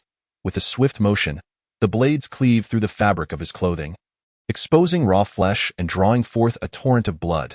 The pain surged through Su Sun, compelling him to relinquish his hold on the cherry blossom operative and roll forward to evade the onslaught of the remaining four assailants. After sprinting a few paces, he pivoted sharply, his body taut, gripping Cold Moon with a fierce resolve, his gaze fixed warily on the quartet of cherry blossom operatives before him. Fortunately, Su Sun's Kirin body technique had reached the stage of body forging. Otherwise, those two strikes could have proven fatal. Presently, the wounds on his back were superficial, merely skin-deep, sparing his vital organs. Yet, he could still feel the searing pain radiating from the injury. With the formidable Miyamoto Hans still lurking, Su Sun found himself facing 5 cherry blossom operatives. He dismissed the other 4 as inconsequential, but regarded the ever-watchful Miyamoto Hans with trepidation. The latter had his eyes fixed on Su Sun, patiently waiting for a moment of vulnerability to deliver a lethal blow. "Dragonfolk, cease your futile struggles. You cannot escape my grasp," Miyamoto Hans taunted, a smirk gracing his lips. "Little brat, this is the Dragon Kingdom. Not a place for your antics. It is you who should not struggle, not I." Su Sun gritted his teeth, glancing at the smart bracelet on his wrist. His allies were racing toward him, but they were too far away. At least 20 minutes from arriving, he doubted he could endure that long. The pressing concern was the rapid depletion of his spiritual energy, rendering him incapable of employing martial techniques. Without the ability to wield his skills, Su Sun's combat effectiveness plummeted. His gaze then fell upon the lifeless body of a cherry blossom operative nearby. Indeed, not only beasts but the essence within the human body could also be absorbed. Furthermore, the essence within humans was purer and more readily assimilated. However, Su Sun typically refrained from killing for the sake of absorption, for the swift surge in power could lead one to madness. During his time in the celestial realm, he had encountered many cultivators who had fallen into depravity due to their obsession with killing and gaining strength. But now, cornered and fighting for survival, he had no choice but to absorb the essence of the fallen in an instant. Su Sun sprang into action, executing a feint with his ethereal steps, causing the 4 cherry blossom operatives before him to instinctively adopt defensive stances. However, in the next heartbeat, he rolled toward the corpse of the cherry blossom operative, invoking the devouring technique with his right hand. A powerful suction emanated from his palm, drawing forth the essence from the operative's body. His spiritual energy replenished rapidly, and while the wound on his back remained unhealed, the bleeding ceased, staving off further injury. Realizing they had been outmaneuvered, the 4 cherry blossom operatives were consumed by rage and charged at Su Sun. With renewed energy, he unleashed his martial techniques, the Phantom Eye and Thunder Palm. The 2 controlling techniques immobilized 2 of the operatives, while the remaining 2 lunged at him. Su Sun braced himself to endure the assault from one while dispatching the other. He raised Cold Moon to parry a katana strike aimed at him and, with a swift advance, plunged his blade into the heart of his opponent, pinning him to a tree. The last remaining cherry blossom operative, witnessing this carnage, was overtaken by terror and instinctively turned to flee. "Flee? Do you think you can escape?" Chapter 0035. Forcibly controlling objects, slaying Miyamoto. Su Sun expelled the katana from his mouth, catching it in his right hand and hurling it with the precision of a spear. The blade found its mark, delivering a chilling blow to the last cherry blossom operative, who collapsed lifelessly to the ground. At that moment, only Miyamoto Hans remained before Su Sun. Clapping his hands mockingly, Miyamoto Hans approached Su Sun. "Well done. To take on 9 opponents and eliminate them all at the cost of your own injury is quite impressive. You are the most promising Dragon Kingdom individual I have encountered. A talent like you, if you were to join us in the Cherry Blossom Nation, would surely become a pillar of our strength. However, those who cannot be of use to me have no reason to exist in this world. Su-sun fixed his gaze on Miyamoto Hans. Are you so confident that you can kill me? Miyamoto Hans smiled slyly. If you were at your peak, it would take considerable effort to defeat you. But now, with your grave injuries and depleted stamina, what can you offer in this battle? To exchange the lives of 9 for my own condition. This is your samurai spirit. Su-sun narrowed his eyes. Questioning, to be loyal to the emperor is our honor. Perverse. I rather enjoy that title. Miyamoto Hans declared before vanishing like a specter, delivering a powerful punch aimed at Su-sun's abdomen. Reacting instinctively, Su-sun raised his hand to block. But upon contact, a violent electric discharge erupted from Miyamoto Hans's body, rendering Su-sun's own body paralyzed. The force of Hans's punch sent him flying. As Su-sun crashed to the ground and tumbled several times. His insides churned violently, and he nearly expelled blood from his throat. How formidable! He realized with dread that Miyamoto Hans possessed electric abilities. Surrounding Hans was a crackling aura of purple lightning, giving him a menacing appearance. Allow me to introduce myself. I am an awakened power in the Dragon Kingdom, an A-class electromancer, at the 10th level of martial prowess, half a martial master. Hans continued, here's a painful truth. All the resources I've trained with have come from your Dragon Kingdom, and it is your people who have taught me martial techniques. Your skills are impressive, but mine are not lacking either. Purple Sky Thunder. In an instant, Miyamoto Hans drew his katana, channeling a surge of electricity into the blade. With a fierce swing, he sent a bolt of electricity slicing towards Su-sun. Su-sun rolled to evade, but with a thunderous crash, the ground where he had just stood erupted into a blackened crater. How powerful! Miyamoto Hans was 4 levels above Su-sun. If Su-sun were in peak condition, he might have stood a chance, but now, with his injuries and weakened state, the prospect of combat became daunting. Moreover, this Miyamoto Hanzo is not merely a student of Wu University. From a tender age, he has been imbued with various combat techniques, and his combat prowess far surpasses that of an ordinary student from Wu University. Ah, quite a quick reaction I see. However, there is an ancient saying in the Dragon Kingdom. One may evade the first day of the lunar month, but cannot escape the 15th. One may run from the monk, but cannot escape the temple. Purple Sky Thunder. Miyamoto Hanzo once again unleashed a bolt of electricity. Su-sun instinctively attempted to dodge, only to realize that Miyamoto Hanzo had feigned his movements. The very place Su-sun sought to evade was precisely where Miyamoto Hanzo aimed to strike. Crack! The electric current detonated directly upon Su-sun, rendering his body paralyzed in an instant. His muscles shrank. Seizing the opportunity while Su-sun was in a compromised state, Miyamoto Hanzo lunged forward, thrusting his blade towards Su-sun's heart. In this critical moment, Su-sun summoned all his strength to shift his body slightly, resulting in a sickening sound as the blade pierced directly into his shoulder. Ah, you are the first to remain mobile after being struck by my Purple Sky Thunder. Miyamoto Hanzo's expression twisted into a grimace, a cold smile gracing his lips. Were it not for Su-sun's cultivation of the Qilin dominance technique, that blade would have already found its mark in his heart. But how long can you continue to struggle? Miyamoto Hanzo sneered, twisting the katana in his grip, the intense pain eliciting a heart-wrenching scream from Su-sun. Ah! In that moment, Su-sun's eyes turned crimson. He glared fiercely at Miyamoto Hanzo. How could I, the esteemed supreme immortal, be slain by a mere invader? You have forced my hand. With a decisive motion, Su-sun gripped the blade tightly, thwarting Miyamoto Hanzo's attempts to further twist the katana. Closing his eyes, an overwhelming surge of mental energy erupted forth. Not far away, the fallen cold moon inexplicably levitated. Altering its trajectory, the blade aimed directly at Miyamoto Hanzo. This is one of the most formidable techniques of cultivators, object manipulation. However, this technique exacts a tremendous toll on both mental and spiritual energy. Only those at the foundation establishment stage can manage its use. Su-sun, utilizing the technique at the Qi refinement stage, would face dire backlash. At that moment, blood streamed from Su-sun's orifices, 2 lines of blood tears trailing down his cheeks. Ha ha ha! The one who will slay you is named Miyamoto Han. Before Miyamoto Hanzo could finish his sentence, Cold Moon had already pierced through his heart from behind. Miyamoto Hanzo's eyes widened in shock as he looked down at the gaping wound in his chest. How could this be possible?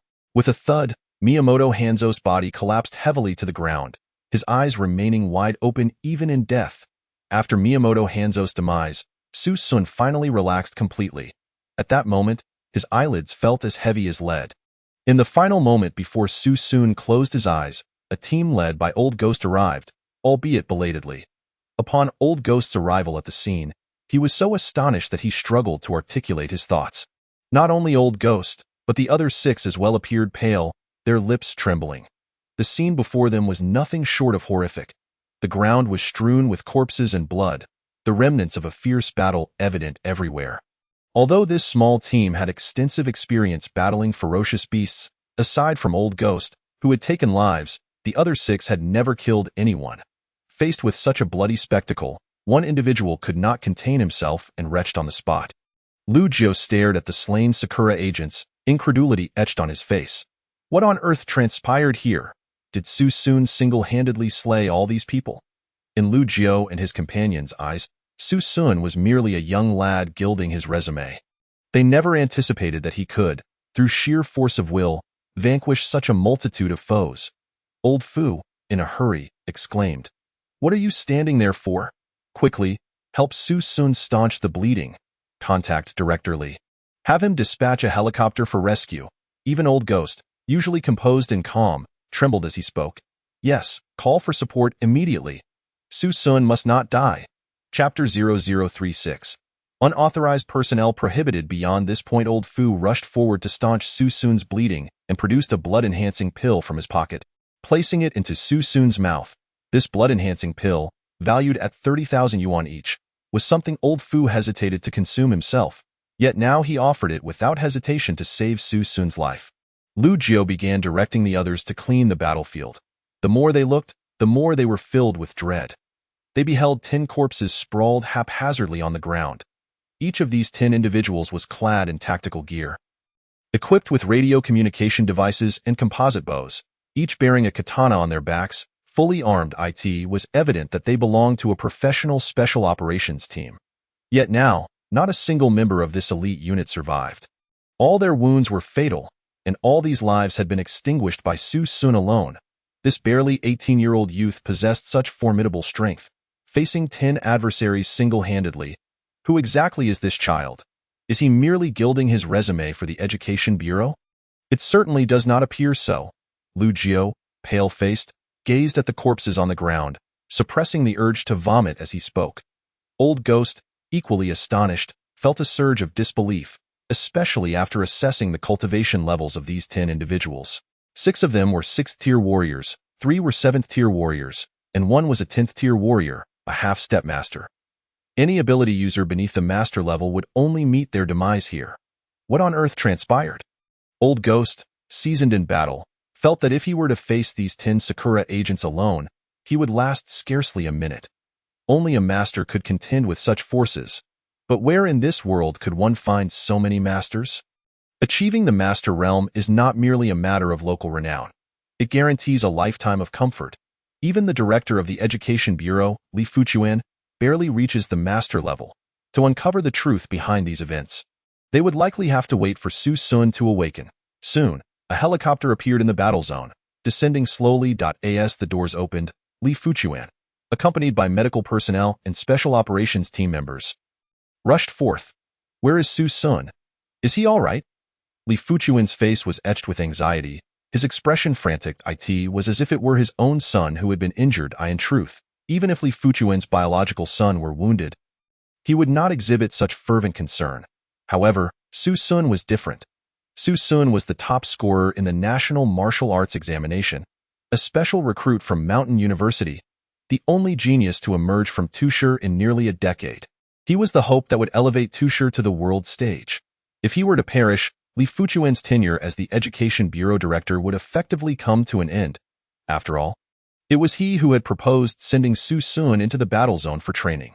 Once the medical personnel arrived, Old Ghost wasted no time, directly assisting in placing Su-sun onto a stretcher, transporting him into the helicopter. The helicopter took off urgently, heading towards Tusher First Hospital. Li Fuchuan did not depart. He remained, ensuring the scene was secured with several special operations team members. Now, speak. What exactly transpired here? Old Ghost approached Li Fuchuan, recounting the day's events in meticulous detail, sparing no information. Upon hearing Old Ghost's account, Li Fuchuan's fury ignited. Are you out of your mind? The death of Li Wan and Wang Wu is clearly shrouded in mystery. What beast could possibly dispatch those two seasoned bounty hunters in an instant? Old Ghost bowed his head, remaining silent. Li Fuchuan sighed, saying, I know what you are thinking.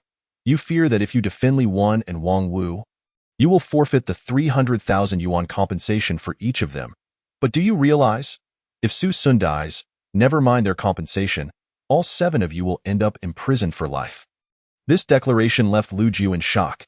Is Su Sun's background truly that significant? Of course, it is. His background is the entire nation. Don't you see how enormous that is? Li Fuchuan replied tersely.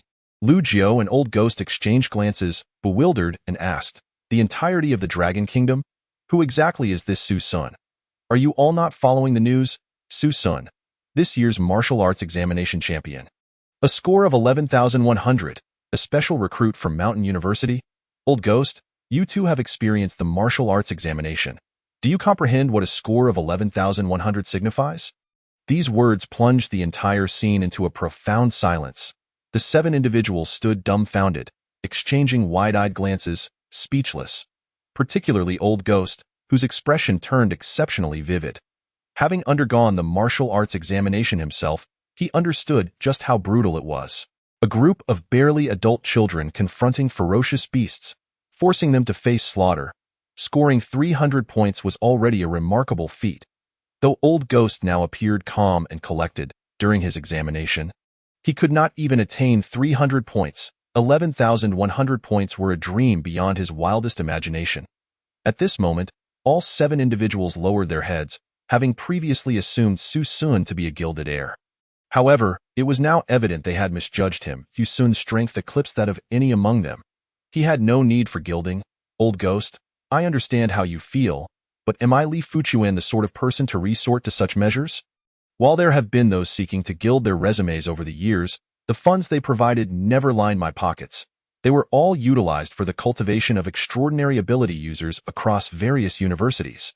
When Li Wan and Wang Wu met their fate, had you all heeded Su Sun's counsel and acted together, could he have been injured? Old Ghost, I tell you, if Su Sun dies, not one of the 7 of you will escape. You will spend the latter half of your lives languishing in prison. Li Fuchuan's words left Old Ghost and the others in a daze, utterly flummoxed. Meanwhile, Su Sun was rushed into the emergency room for treatment. After half an hour, he was wheeled out of the emergency room and transferred to the intensive care unit. At that moment, Su Sun's father, Su Zhan, along with his stepmother, Lin Feng, hurriedly arrived on the scene. Doctor, how is my son? Is he all right? Su Zhan was visibly anxious, gripping the hand of the attending physician. The physician gently patted Su Zhan's hand in reassurance, stating, rest assured, there are no life-threatening injuries. Your child possesses a robust constitution. He has merely lost a significant amount of blood. A few days of recovery should suffice for him to be well on his way to full health. Upon hearing this, Su Zhan let out a long sigh of relief. However, a flicker of disappointment crossed Lin Feng's eyes. The fact that Su Sun had not perished left her somewhat disheartened. If Lin Feng had previously harbored mere disdain for Su Sun, it had now escalated to outright hatred. Su Sun's outstanding performance, surpassing even that of her biological son, was a burden she could hardly bear. If given the chance, Lin Feng would have relished the opportunity to enter the room and remove Su Sun's oxygen tube. Just as she contemplated stepping into the ward, she was confronted by 4 bodyguards clad in black suits stationed at the entrance. I'm sorry, but unauthorized personnel are not permitted to enter. Chapter 0037, National Service Recognized, Dragon Group Medal. Upon hearing this, Lin Feng's anger flared instantly. Are you blind? Do you know who I am? I am the mother of the national martial arts champion. Who gave you the audacity to obstruct my path?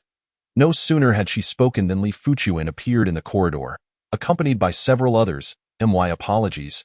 It was I who granted them that audacity. Lin Feng turned to unleash her fury, but upon recognizing Li Fuchuan, her ire subsided immediately.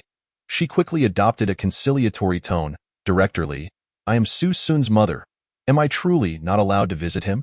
Li Fuchuan approached, his demeanor neither warm nor cold, and replied, I am somewhat familiar with your family's situation and know that you are Su Sun's stepmother. Therefore, I must apologize.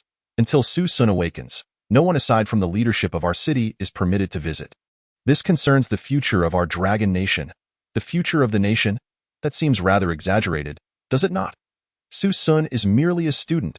Lin Feng crossed her arms, her expression betraying her discomfort.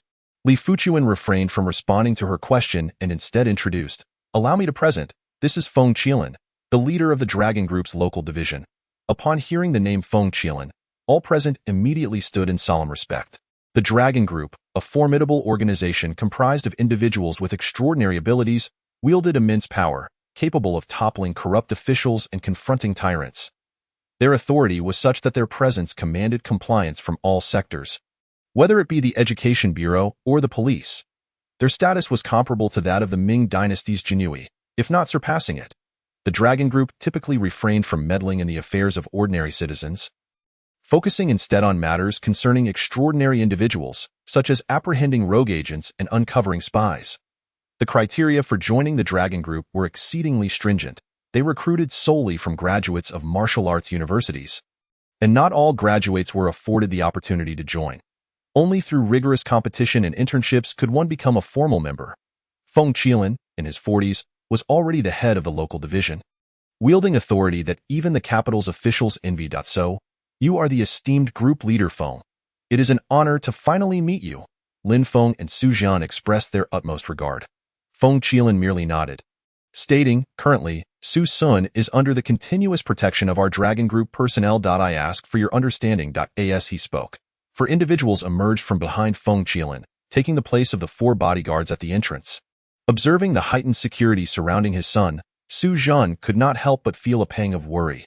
Group leader Feng, may I inquire about what my son has endured? Feng Qilan pondered for a moment before responding.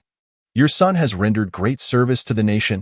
He has aided in the elimination of 10 spies who had long concealed their identities. Killed 10 spies. Su Jian and Lin Feng exchanged astonished glances. The discovery of a single spy, if substantiated, could yield a reward of 500,000. Thus, the elimination of 10 spies would amount to an astonishing 5 million. No wonder the Dragon Group had taken personal interest. They feared that those with ulterior motives might seek retribution against Su Sun. Upon receiving this news, Su Jian broke into a foolish grin. Ha ha, ha ha ha, truly worthy of being my son. Well done, Su Sun. 3 days swiftly passed in the intensive care unit. Li Fuchuan, Feng Qilan, and several attending physicians stood flanking the bed. Unable to contain his curiosity, Li Fuchuan asked, Doctor, how is Su Sun's condition? The attending physician, the vice president of the First People's Hospital of the city, a man in his 60s renowned for his medical expertise, was affectionately referred to as Old Lu. He typically refrained from seeing patients unless a significant figure in the city was injured or ill. However, he had remained by Su Sun's side for 3 consecutive days, eating and sleeping at the hospital, diligently monitoring his condition. After taking Su Sun's pulse, Old Lu furrowed his brow and remarked, His recovery is remarkable. I have never encountered someone with such a strong constitution. Under normal circumstances, he would require at least a month of rest to heal. Yet merely 3 days have passed, and the wounds on his back and shoulder have already begun to scab over. His healing ability is astonishing. Yet, he has remained in a deep slumber for 3 days and nights, showing no signs of awakening. I suspect his brain may have sustained damage. Having practiced the Qilan dominance technique, Su Sun's recuperative capabilities were indeed far superior to those of the average extraordinary individual. His prolonged slumber was attributed to the excessive fatigue incurred from forcibly employing the object manipulation technique, necessitating time to recuperate. Old Lu, he can't be in a vegetative state, can he? Li Fuchuan inquired anxiously. If he were to become a vegetable, what difference would that make from death? Do not panic. Let me try acupuncture, Old Lu replied, producing silver needles and administering several to Su Sun's forehead and crown. After a few moments, Su Sun's brow furrowed slightly, and he gradually opened his eyes. He is awake, Li Fuchuan exclaimed with uncontainable joy. Stimulated by the acupuncture, Su Sun regained consciousness. Su Sun? Su Sun? Look at me. I am Li Fuquian. Do you recognize me? Li Fuchuan waved his hands excitedly. After a considerable pause, Su Sun finally responded, Director Li? How wonderful. I'm awake. I'm fine. Li Fuchuan was elated, his exuberance reminiscent of a child. As Su Sun moved, a wave of pain surged through his head, and the events of 3 days prior played back in his mind like a film. Those 10 people from Sakura Nation, had they all perished? Indeed, they are all dead, Feng Qilin confirmed with a nod. Allow his parents to enter. As the door opened, Lin Feng and Su Zhan entered the room, accompanied by Su Sun's younger brother, Lin Huan. Feng Qilin stood, stating directly, Su Sun, you have rendered significant assistance to our dragon group. We have thoroughly investigated, and the 10 individuals you eliminated were seasoned spies dispatched by Sakura Nation. They were affiliated with Sakura Nation's foremost espionage organization, the Kamikaze Special Forces. These 10 individuals had established lives here in our nation, each with their own legitimate careers and families, remaining deeply concealed. Had it not been for Su Sun's discovery, they would have posed a grave threat to national security. We have also uncovered that Li Wan and Wang Wu were murdered by spies from the Kamikaze Special Forces. The state will compensate their families and posthumously honor them as martyrs.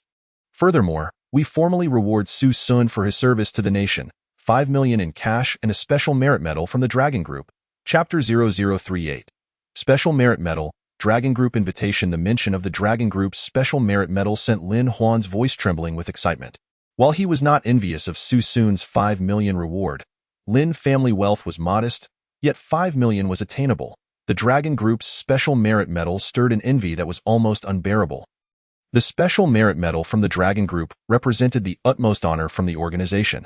Possessing this medal not only exempted one from queues, but also granted free access to scenic spots nationwide. Train and flight fares would always be discounted by 30%. Most importantly, this medal allowed for one free mobilization of the Dragon Group, comprising the nation's elite extraordinary individuals.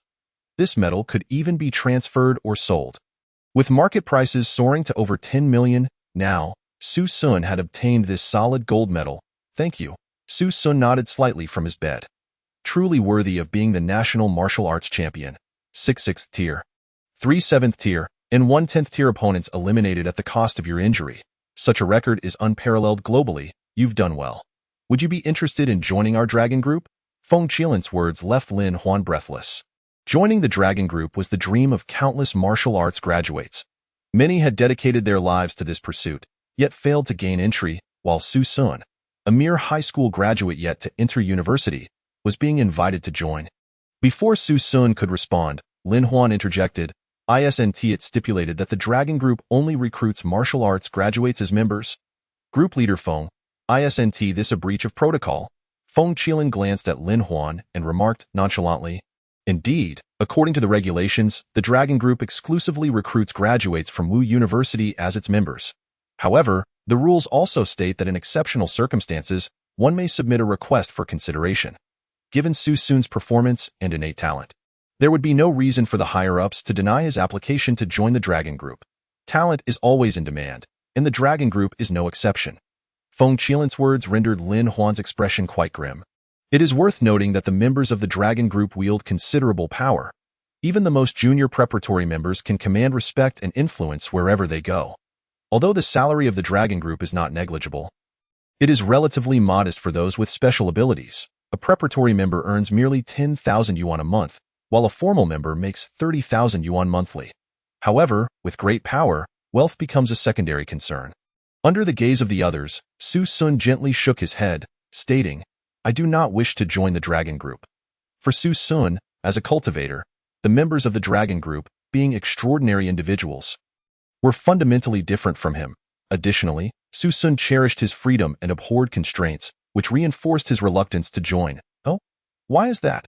Feng Qilin inquired with curiosity. Su Sun replied, "I prefer to focus on my studies for now. Once I graduate, joining the Dragon Group will not be too late." "That is reasonable. It is indeed appropriate for students to prioritize their studies." Feng Qilin nodded in agreement, not pressing the issue further. Upon realizing that Su Sun would not be joining the Dragon Group, Lin Huan and Lin Feng finally breathed a sigh of relief. "Since Su Sun is fine, I shall take my leave. Su Sun, may we meet again under favorable circumstances." With a wave of his hand, Feng Qilin departed with several members of the Dragon Group. Li Fuchuan looked at Su Sun with a grateful expression, saying, "Su Sun, Consider this a favor owed to you by me, Li Fuchuan. You were sent by me, and now that you have achieved merit, I bask in your glory. I shall report to the Dragon Group tomorrow. Should you need anything in the future, do not hesitate to call me with that. Li Fuchuan laughed heartily as he exited. Once the leaders had departed, Su Sun propped himself up from the hospital bed. Dad, please assist me in completing the discharge procedures. I wish to leave the hospital, but your health.it is inconsequential. I am well aware of my condition. Upon Su Sun's insistence, the discharge procedures were completed. Although Su Sun's physical state was indeed quite frail, his weakness primarily manifested in his spirit. If he were to rest, it would take 3 to 4 months to recuperate fully. Thus, Su Sun chose to take the initiative. After he had completed the discharge formalities, Su Sun rode Meng Yi's electric scooter to various pharmacies. Indeed, Su Sun intended to concoct elixirs. Alchemy is an essential skill for every cultivator, as consuming elixirs can significantly enhance a cultivator's prowess, facilitating healing and training. Although spiritual energy is scarce in Blue Star, spiritual herbs do exist. These herbs are ideal for alchemical production. However, spiritual herbs are not easily found, so Su Sun could only purchase high-quality, ordinary medicinal materials from the pharmacies.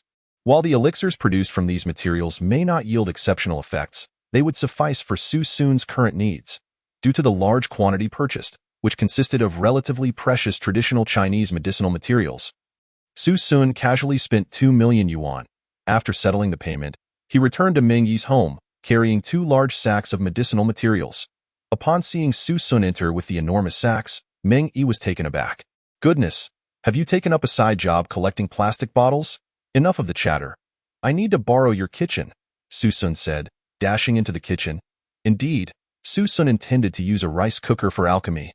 While cultivators typically employ spiritual energy for alchemy, Su Sun currently lacked sufficient energy and did not possess an alchemical furnace, thus resorting to this more primitive method. Fortunately, the materials were relatively ordinary, so he would not lament any failures. Although it would be somewhat time-consuming, Su Sun ground the prepared materials into powder, then moistened them with medicinal liquid, forming them into balls before placing them in the steamer. Half an hour later, with a loud bang, the lid of the pot shot up to the ceiling. The first batch of elixirs had failed, but failure was no concern. There were still second and third batches. Bang!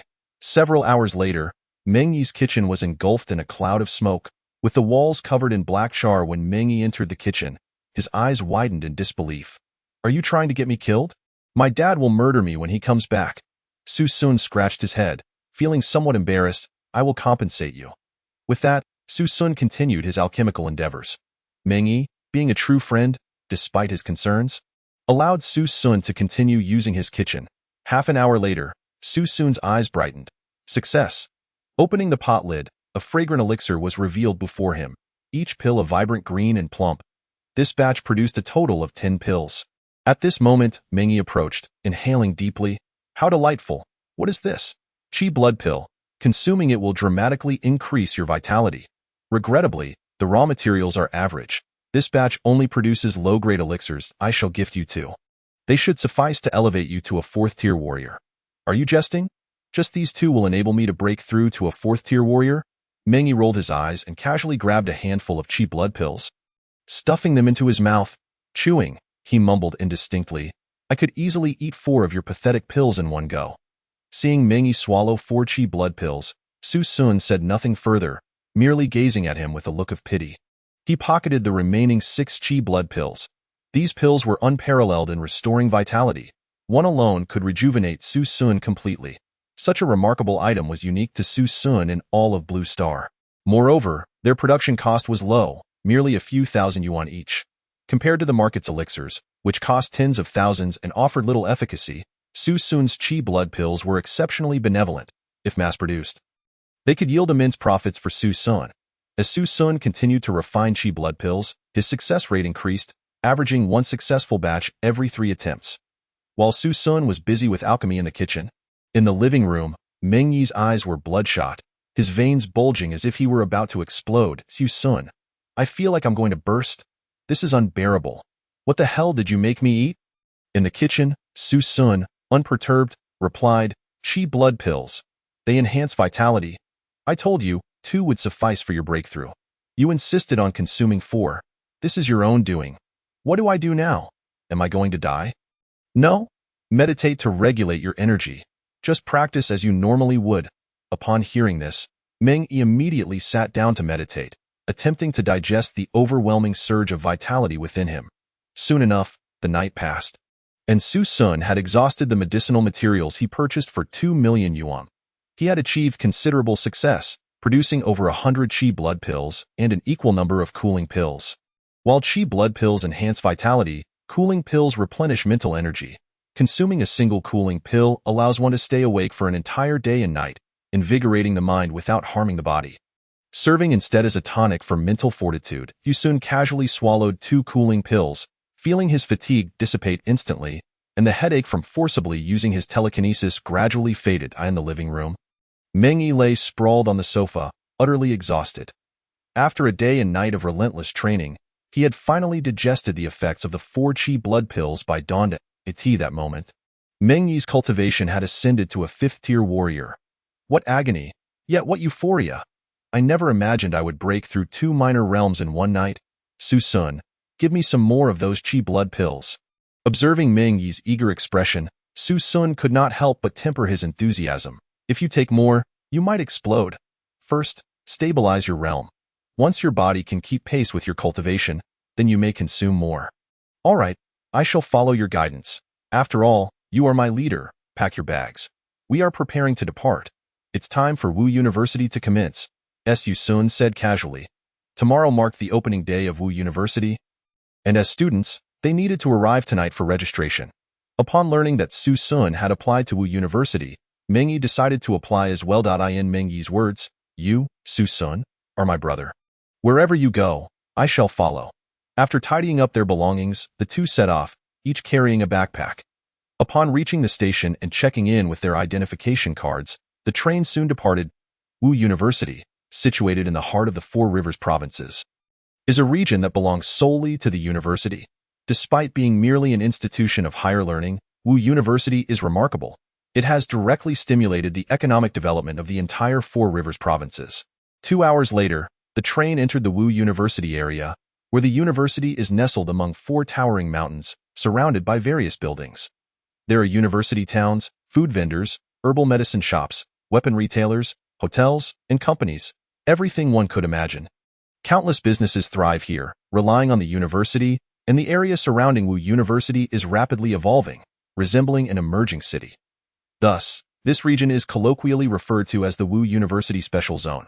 Wow, is this really the famed Wu University Special Zone? The scale here surpasses that of our two city, Meng Yi exclaimed in astonishment by the window.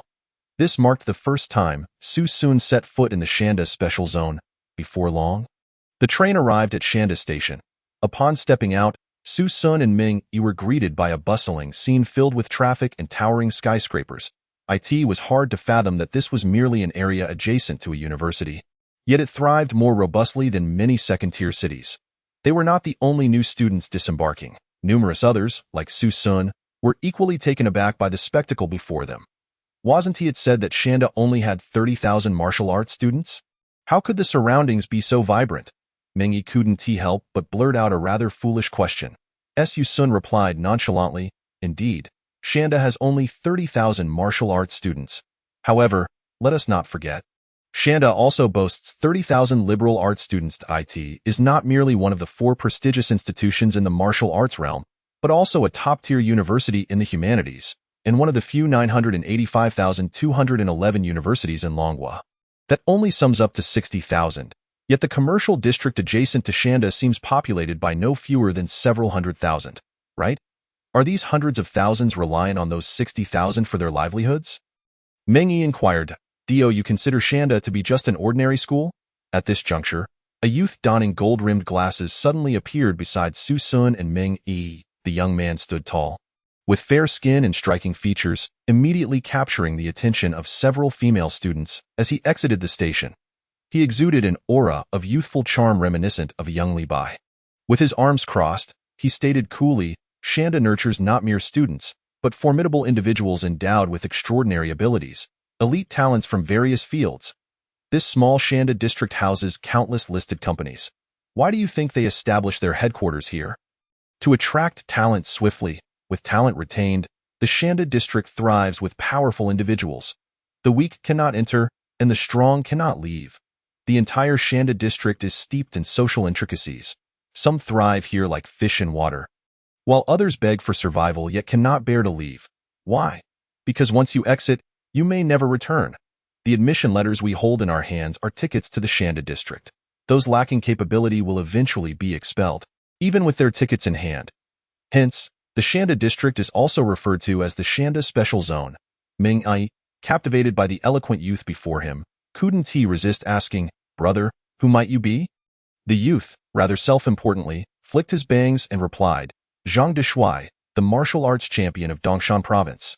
"So, you are the martial arts champion of Dongshan Province. I've long admired your reputation. This is my brother Su Sun." The national martial arts champion, Meng Yi first cupped his fists in respect towards Zhang Deshuai, then proudly draped an arm around Su Sun's shoulders, his face beaming with pride as if Su Sun's accolades were his own. "Are you the Su Sun who scored 11,000 points?" Zhang Deshuai raised an eyebrow in surprise, directing his gaze at Su Xu and Su Sun nodded indifferently. "That would be me." Zhang Deshuai tossed his bangs back, a flicker of displeasure crossing his face. "I had thought that with my score of over 8,000 points, I would secure this year's National Martial Arts Championship, but unexpectedly, a contender emerged out of nowhere, scoring 11,000 points, a full 3,000 points more than I. Su Sun, you're quite impressive. However, do not let it inflate your ego. Even if you are this year's national champion, there are many in your cohort who are your superiors." Upon hearing this, Meng Yi appeared somewhat unconvinced. "My brother is already the national champion. How could there be anyone stronger in the same cohort?" Zhang Deshuai smirked. "My friend, have you ever heard of guaranteed admissions?" "Guaranteed admissions?" Meng Yi was taken aback and shook his head. "Ignorant," Zhang Deshuai boasted, "but it's understandable, coming from a small third-tier city like Tushur, where guaranteed admissions are unheard of, in first and even second-tier cities. Certain prodigies awaken their talents overnight, becoming the center of attention. These exceptionally gifted individuals are swiftly offered guaranteed admissions by the 4 prestigious institutions as soon as their abilities manifest. Thus, those participating in the martial arts examinations are merely the leftovers selected by these elite schools. If those guaranteed admissions students were to participate, who knows who would emerge as the martial arts champion?" Exchanging glances, Meng Yi and Su Sun both appeared astonished. Neither had anticipated the presence of guaranteed admission students among the 4 prestigious institutions. Zhang Deshuai, arms crossed, stated nonchalantly, "In the world of extraordinary individuals, strength reigns supreme. Resources for cultivation must be contended for, and talent must be sought after. To grow stronger, one must tread upon the corpses of thousands to ascend to the pinnacle. Su Sun, I shall remember you. If I encounter you at tomorrow's new student assembly, I shall witness for myself the prowess of the national martial arts champion." With that, Zhang Deshuai flicked his bangs once more, slung his backpack over his shoulder, and sauntered out of the station. His charming silhouette immediately captivated several nearby female students. "Wow, he is so handsome. I didn't expect Shanda to have such a dashing classmate. I'd gladly support him as the freshman heartthrob." Listening to the surrounding girls' enthusiastic chatter, Meng Yi appeared somewhat disgruntled, cursing, "Damn it, what a pretentious show-off. Does he really think he is that handsome?" Following this, Meng Yi styled his buzz cut and approached a nearby voluptuous female student, raising his arms to showcase his muscular physique, exuding charisma. "Hey there, do you like muscular guys? The really buff kind?" With a splatter, a bottle of unfinished milk tea was flung directly at Meng Yi's face, causing several female students to flee in disarray. "Pervert!" Meng Yi stood frozen in place, allowing the milk tea to slide down his face and soak his shirt. In that moment, he felt as though his dignity had been trampled. Su Sun, feeling a bit awkward, cleared his throat and reassured him, "Ahem, you see, you're so handsome that they're too shy to talk to you. They wanted to invite you for milk tea but lacked the courage, so they resorted to this rather crude method to catch your attention."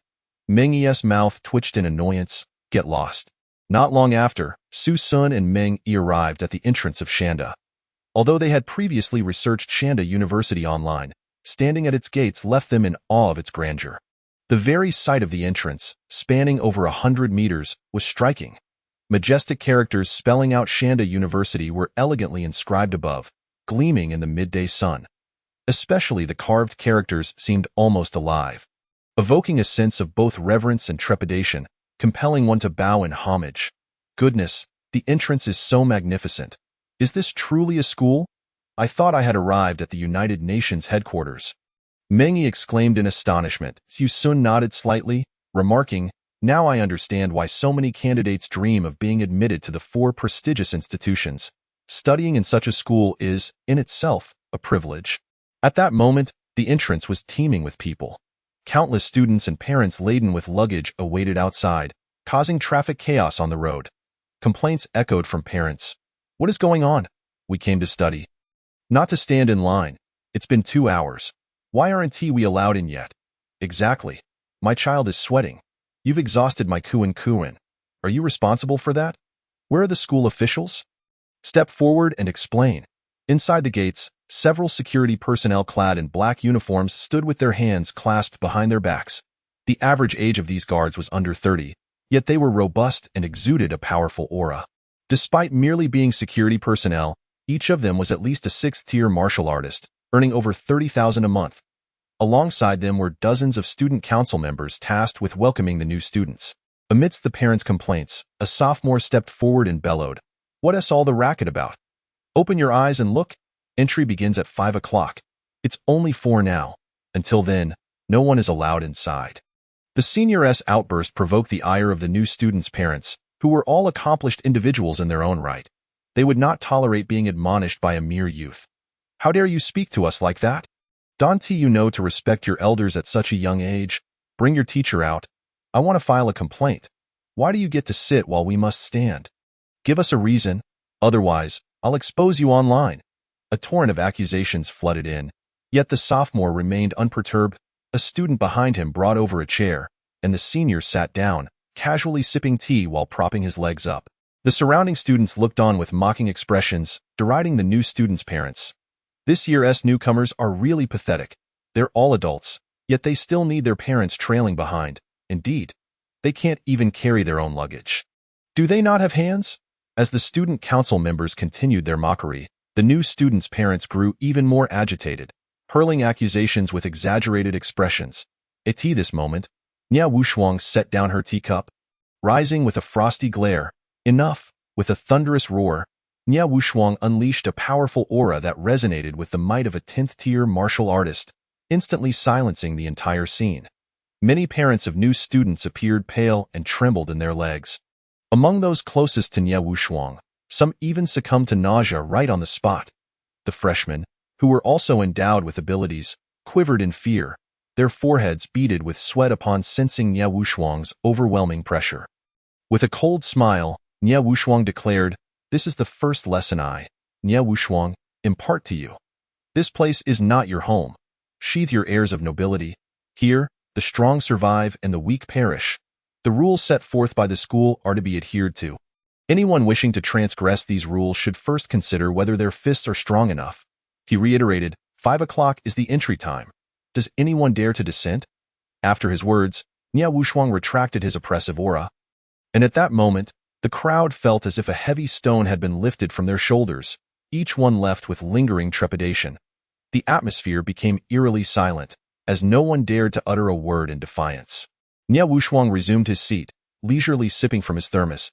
At that moment, Zhang Deshuai, with a backpack slung over his shoulders, squeezed his way to Nia Wushuang, presenting his admission notice through the gate. "Senior, could you please assist me in completing the enrollment procedures in advance? I would prefer not to wait in line." Nia Wushuang glanced at the admission notice and, upon noticing the words first-class special invite, he waved his hand decisively. "Allow this student entry and facilitate his enrollment process." The gate opened slightly, and a student from the student council graciously led Zhang Deshuai into the school.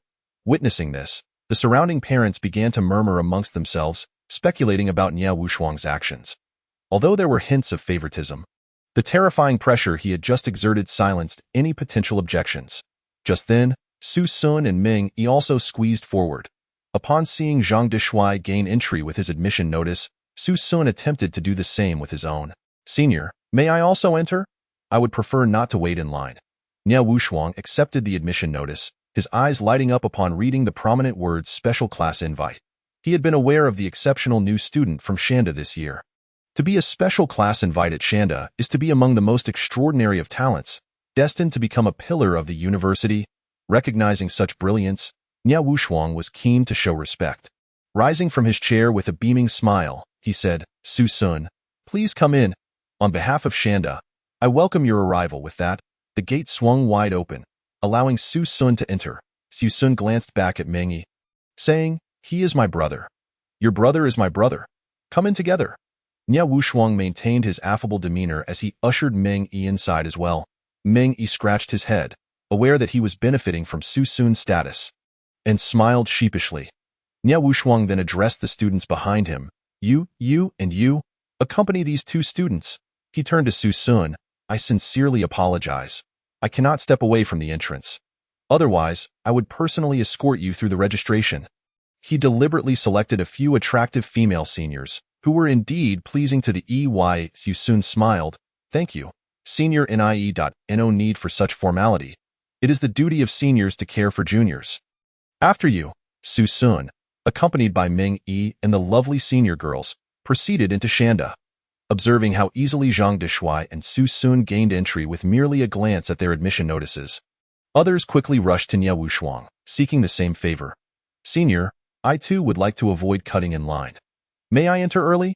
Nya Wushuang glanced at the admission notice, and upon reading the words "ordinary admission," his face darkened instantly. He swiftly tossed the admission notice back at the new student, admonishing, while others wait in line, "Why should you be exempt? Are you special? Go to the back of the line. No one is permitted to enter before 5 o'clock." After being reprimanded, the new student's face flushed crimson. The parent assisting with the luggage immediately became furious, protectively shielding their child. "Why could those three just now enter? Why can't my child? This is utterly unfair. Did those three pay you off to gain entry? Are we not permitted to enter simply because we don't offer bribes? Indeed, either everyone receives the same treatment, or you should not play favorites." The assembled new students and their parents erupted in indignation, vocally denouncing Nya Wushuang. He remained unperturbed, patiently waiting until their outbursts subsided before standing to address them. "Why, you ask? Let me explain," he continued. "The three students who entered just now. The first is a first-class special invite. I have stated, at Shanda University, the strong are respected. Their strength entitles them to special treatment." Upon hearing first-class special invite, many parents' expressions shifted, as they knew the significance of such an accolade. It is a rarity for even a single genius to emerge from an entire province. One parent, seemingly unconvinced, questioned, "What about the second student who entered? Why was he allowed to bring someone along? While we can tolerate special treatment for a first-class invite, allowing him to bring someone is excessive." Nya Wushuang chuckled coldly, replying, "The student who just entered is not a first-class invite, but a special-class invite. He is the only special-class invite from Shanda this year, the national martial arts champion, scoring an astounding 11,100 points. If your child can achieve 11,100 points, not only can they bring someone in, but they could even be driven inside. If your child barely scraped through with 1,000 points, be grateful they even made it into Shanda." He concluded, "Does anyone else have objections?" After his words, the previously indignant parent turned crimson, as their child had indeed only managed to score around 1,000 points, barely passing Shanda's admission threshold, and they dared not compare themselves to the national champion. Upon learning that Su Sun was the national martial arts champion, the disgruntled parents fell silent, realizing their children were in no position to contest his special treatment. As indeed, the strong deserve respect. Chapter 0042.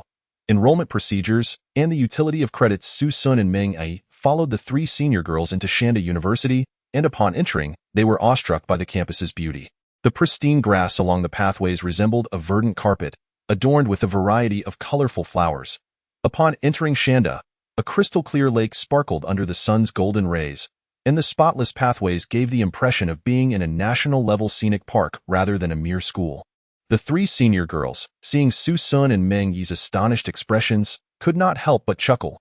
"Dear juniors, isn't Shanda's scenery magnificent?" To ensure a comfortable learning environment for students, the university invests heavily each year in professional teams to maintain and enhance the campus. A privilege not afforded to just any institution. It is truly breathtaking. Meng Yi nodded in awe. They followed the three senior girls to the enrollment registration area, where several teachers were busy preparing for the new students' arrival. "Teachers, we have new students." The three senior girls knocked on the door. A bespectacled middle-aged female teacher looked up and addressed Su Sun and Ming Yi. "So early. You must be special admits. Come here to complete your procedures." Su Sun and Ming Yi approached respectfully, presenting their admission notices, identification cards, and a pre-prepared information form. After reviewing Su Sun's information, the teacher looked up, examining him repeatedly. "You are the only special class invite at Shanda this year? Quite handsome and pleasing to the eye. Very good." After complimenting Su Sun, the teacher proceeded to input data on her computer. Shortly after, two brand new student ID cards printed out. "Su Sun, your dormitory is in Area 1. With a credit score of 100.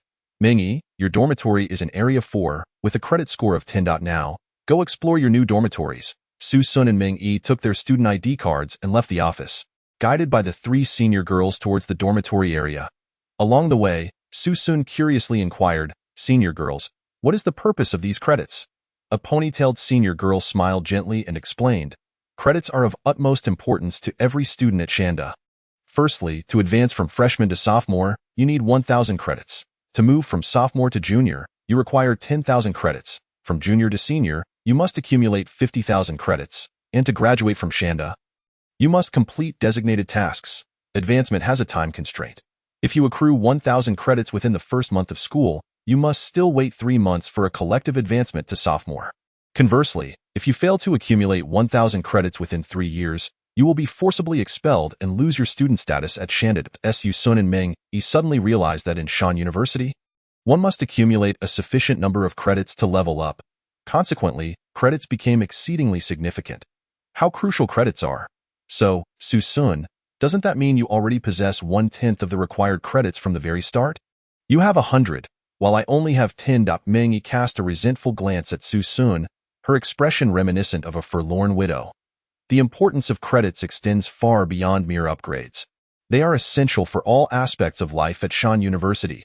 Another senior with twin ponytails gently explained, for instance, with dining. While the university provides a complimentary cafeteria with decent meals, those wishing to indulge in nutritional packages prepared by fierce beasts must purchase them separately with credits.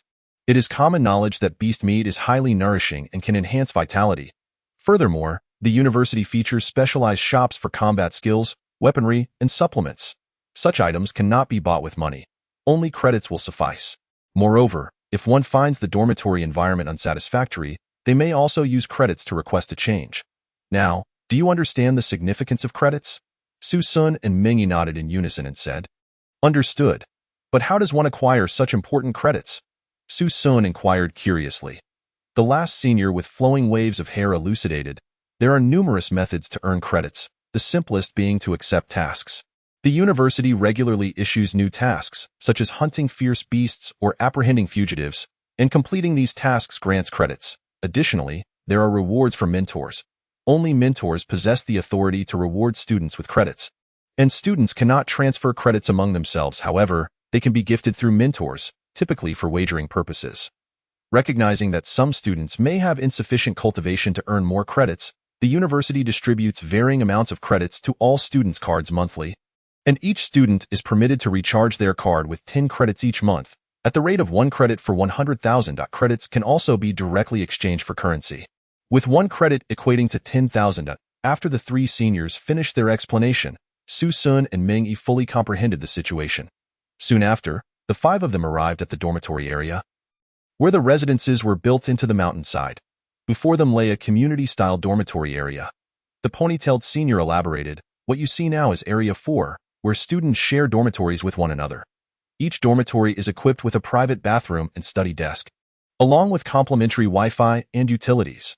The living conditions here far surpass those of a typical university, yet this is merely the most basic accommodation at Shan University." Following that, they encountered another cluster of community-style buildings, noticeably more exquisite than the previous ones, with some greenery below. The earlier dormitory was a high-rise with 14 floors, while these dormitories only had 7. The twin-tailed senior explained, "This is Area 3, where each student has their own dormitory, complete with private bathrooms and kitchens, along with free Wi-Fi and utilities. Further ahead lay a courtyard area, characterized by an ancient Chinese-style sihiyuan, exuding grandeur and elegance. The senior with flowing waves remarked, "This is Area 2, where 4 students share a sihiyuan, which includes independent bathrooms, kitchens, offices, and training rooms, alongside a private yard and rooftop with daily cleaning services." Advancing further, they reached the mountain's peak, where luxurious villas stood in succession. The view from the villas was stunning, and the air was fresh. The senior with flowing waves explained, "This is Area 1. The villas here are 3 stories high.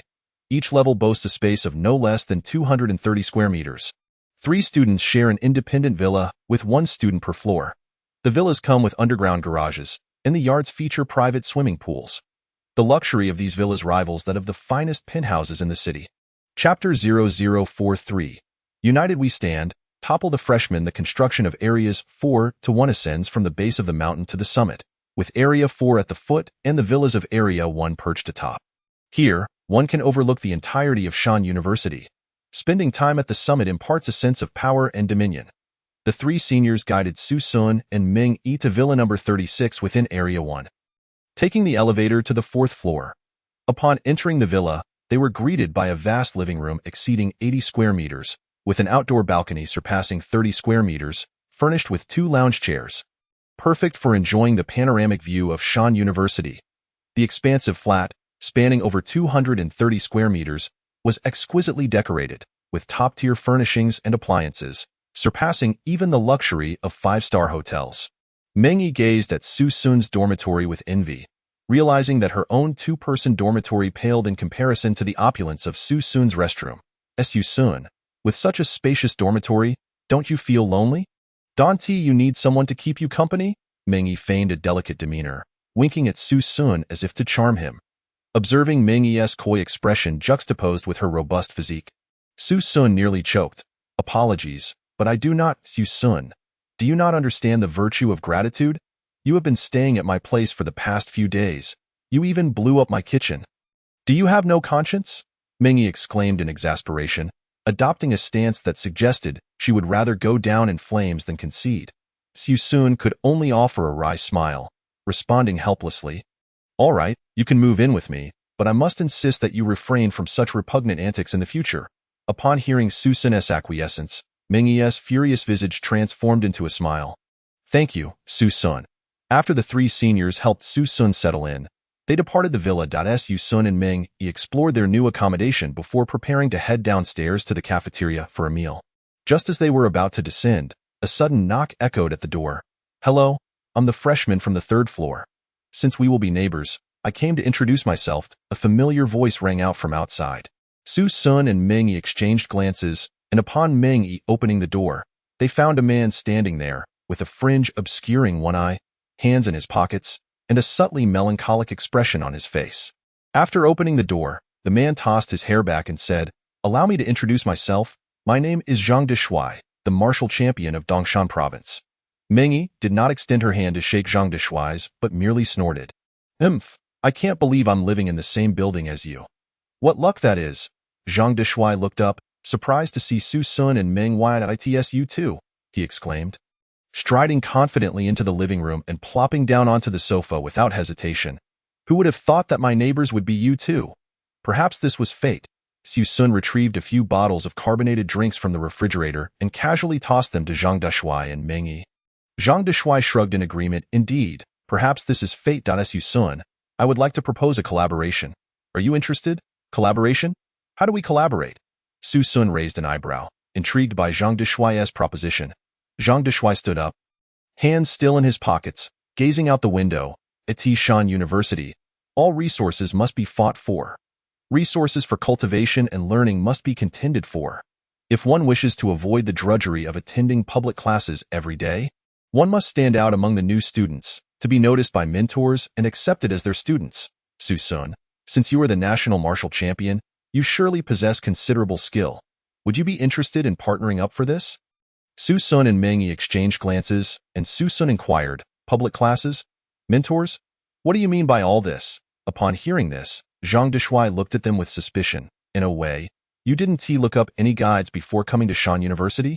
You don't even know this basic information?" He sighed. "All right, I'll explain this once, so pay attention. The courses at Shan University are divided into public classes and private mentor sessions.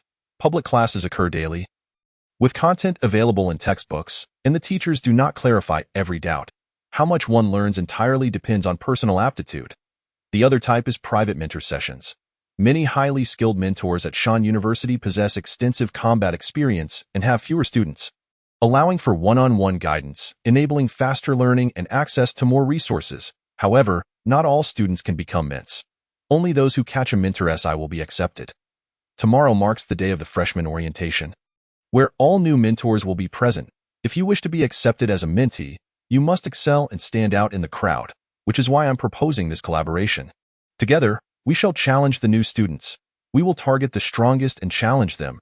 By doing so, we are sure to attract the attention of the mentors, and once we catch their eye, we will have succeeded halfway. Su-sun nodded thoughtfully. I think I understand, but tomorrow is the freshman orientation. The school doesn't allow fighting, does it? Brother, are you an alien? Zhang Deshuai exclaimed, smacking his forehead. The martial arts division at Shan University comprises 5 colleges: Command College, Support College, Balance College, Combat College, and Special Forces College. Among these, the most popular are the Combat College and Special Forces College, where the mentors and public classes focus on combat and survival skills, neither too cold nor too hot. There exists the Conducting Academy and the Equilibrium Academy. The Conducting Academy imparts skills in conducting and leadership, with most graduates eventually joining the military. The Equilibrium Academy offers a broad spectrum of knowledge, yet lacks specialization. Among the lesser-known institutions is the Auxiliary Academy, which, as its name suggests, focuses on logistics management and support healing, offering little promise for the future. Each year, the Combat Academy and the Special Forces Academy remain highly sought after. Yet paradoxically, they accept the fewest students, particularly in the case of the Special Forces Academy. Gaining admission is exceedingly challenging. Consequently, every year, the school employs various methods to determine how new students may join their respective academies, making it impossible to avoid confrontation. Having said so much, will you join forces with me? Zhang Deshuai gulped down his carbonated drink in one go. Su-sun, suddenly enlightened, nodded. Oh, I see, but I'm not interested. Zhang Deshuai nearly spat out his soda. Why? Don't you wish to grow stronger? I do. Su-sun shrugged, yet being a cultivator, he found no use for the knowledge and combat skills of the superhumans. Why should he compete with others? Then why not join me? If chosen by a generous mentor, students are often rewarded with substantial cash and credits. Why didn't you say so earlier? Let us do it. Su-sun immediately clasped fists with Zhang Deshuai. Then turned to Meng Yi. However, I have one condition. My brother must accompany us. Chapter 0044, Urgent Assembly, Freshman Conference. Bring him along. Zhang Deshuai scrutinized Meng Yi, frowning. What level of superhuman ability does he possess? What is his cultivation? B-grade enhancement ability, immense strength, 5th-tier martial artist.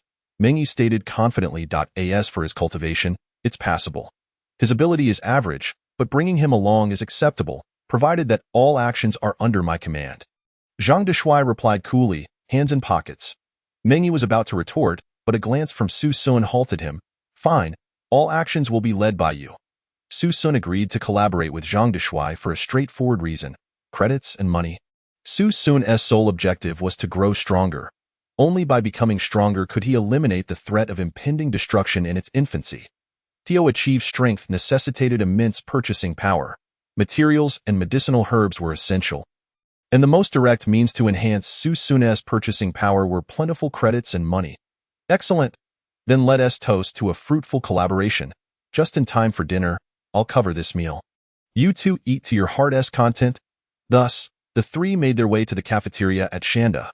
The cafeteria was divided into 2 floors. The first floor was a free self-service area, accessible with a student card, offering a variety of cuisines: Western dishes, barbecued meats, Japanese cuisine, and more. These delicacies, which would cost hundreds outside, were all free at Shanda. However, Zhang Deshuai did not linger on the first floor but led the others directly to the second floor. The second floor featured a dining area with a more upscale environment, staffed mainly by female students from Shanda working part-time, predominantly from the humanities. This area primarily sold meat from ferocious beasts and rare spiritual items, with the beast meat not only delicious but also beneficial for enhancing the vitality and cultivation of superhumans. Zhang Deshuai, being quite affluent, handed the menu to Ming Yi, encouraging him to order freely. Ming Yi, unreserved, ordered the most expensive dishes without hesitation, racking up a bill of over 10 dishes, costing Zhang Deshuai 5 credits. This sum could be converted into a staggering 50,000 yuan.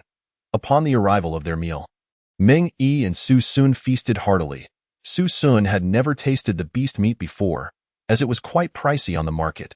Upon tasting it, both were effusive in their praise, declaring it exquisite. After a satisfying meal, the trio returned to Villa 36 to wash up and rest. The next day, at the break of dawn, the built-in sound system of the villa suddenly blared an urgent and piercing alarm. The noise startled Su Sun and Ming Yi from their sleep, and before they could react, a commanding voice resonated from the speaker. All first-year students, you have 10 minutes to assemble on the playground. Su Sun recognized the voice. It belonged to Chen Ping, the director of the teaching office at Shanda. He swiftly rolled out of bed, dressed efficiently, and opened the door just in time to encounter Ming Yi, who was rushing out of his room. Damn, it's only 6 o'clock. We're gathering this early? Stop wasting time. Let us hurry downstairs. As Su Sun and Ming Yi dashed out of the villa, Su Sun initially believed 10 minutes was ample time. However, upon exiting, he was taken aback. Shanda was immense. The playground was a straight 3 kilometers from the dormitory area. The path was filled with first-year students, some frantically running while others struggled to get dressed. 10 minutes? How could that possibly be achievable? This was insurmountable. Everyone, don't rush. Let us walk over slowly. The law doesn't penalize the masses. I refuse to believe they can do anything to us. Right? No need to run. Along the way, some anxious first-year students rushed, while others strolled leisurely in groups. Su Sun and Ming Yi exchanged glances, both sensing the gravity of the situation. They chose not to walk slowly, instead unleashing their full speed toward the playground. Su Sun not only exhibited astonishing speed, but also employed the ethereal step technique, weaving through the throngs of new students at remarkable velocity. Soon, he left Ming Yi far behind, disappearing from sight. 6 minutes later, Su Sun arrived at the playground just in time, yet only a handful of students were present. Among them stood a particularly noticeable figure, tall and slender, holding a comb in one hand and a mirror in the other, adjusting his bangs. It was Zhang Deshuai. Upon raising his head, Zhang Deshuai met Su Sun's gaze, then tossed his head and grinned. Oh, you read quite fast. It's only been 6 minutes, and you're already here. Did you already know we were meeting at 6 o'clock? Su Sun frowned and inquired. Yes, Zhang Deshuai nodded in affirmation. Then why didn't you say so earlier? Aren't we supposed to be cooperating? Look around. There are no fewer than 10 cameras, and right now, all the teachers at Shanda are watching us. The fewer people making a spectacle, the better. As the saying goes, silently amass wealth. Zhang Deshuai replied nonchalantly. All right, I see. Su Sun shook his head helplessly. At 9 minutes and 30 seconds, panting heavily, Ming Yi finally burst onto the playground, reuniting with Su Sun. Just as the clock struck 9 minutes and 59 seconds, the entrance to the playground was suddenly sealed off by a dozen security personnel, preventing a multitude of new students from entering. Of the over 8,000 first-year students at Shanda, only just over 2,000 managed to arrive within the 10-minute time frame. As the entrance was secured, a thunderous crash echoed, and the central green area of the playground abruptly opened, revealing a massive lift slowly rising from below. 6 individuals stood atop the lift, facing the new students in 6 different directions, their postures erect and commanding, each exuding an aura of authority that instilled immense psychological pressure on the gathered students. At the forefront stood Chen Ping, the director of the teaching office. Once the lift reached a height of 10 meters and stabilized, Chen Ping's resonant voice boomed across the ears of the over 8,000 new students. Any student who fails to appear on the playground within 10 minutes will have 5 credits deducted. As his words fell, the new students were left dumbfounded. Those who believed that the law doesn't penalize the masses stared at one another in disbelief, evidently taken aback by Chen Ping's seriousness. 1 credit equated to 50,000 yuan, meaning each student's account had just been diminished by that amount. Meanwhile, those who had arrived on time sighed in relief, casting glances of schadenfreude at the students outside the playground. Now, each student, based on their student number, must take their position. You have 1 minute. Those who exceed the time limit will face an additional deduction of 5 credits. Chen Ping's stern voice resonated once more. On the ground of the playground, Positions for student numbers 1 to 8,999 had already been marked. The new students merely needed to find their spots. As Chun Ping's words concluded. The new students sprang into action, moving with remarkable speed. Chapter 0045, Terrifying Pressure. The 5 Dean's Su Sun's student number was 36. Upon hearing Chun Ping's instructions, he immediately located his designated position and quickly stood at attention. Finding 1's number among over 8,000 in just 1 minute was neither overly difficult nor easy.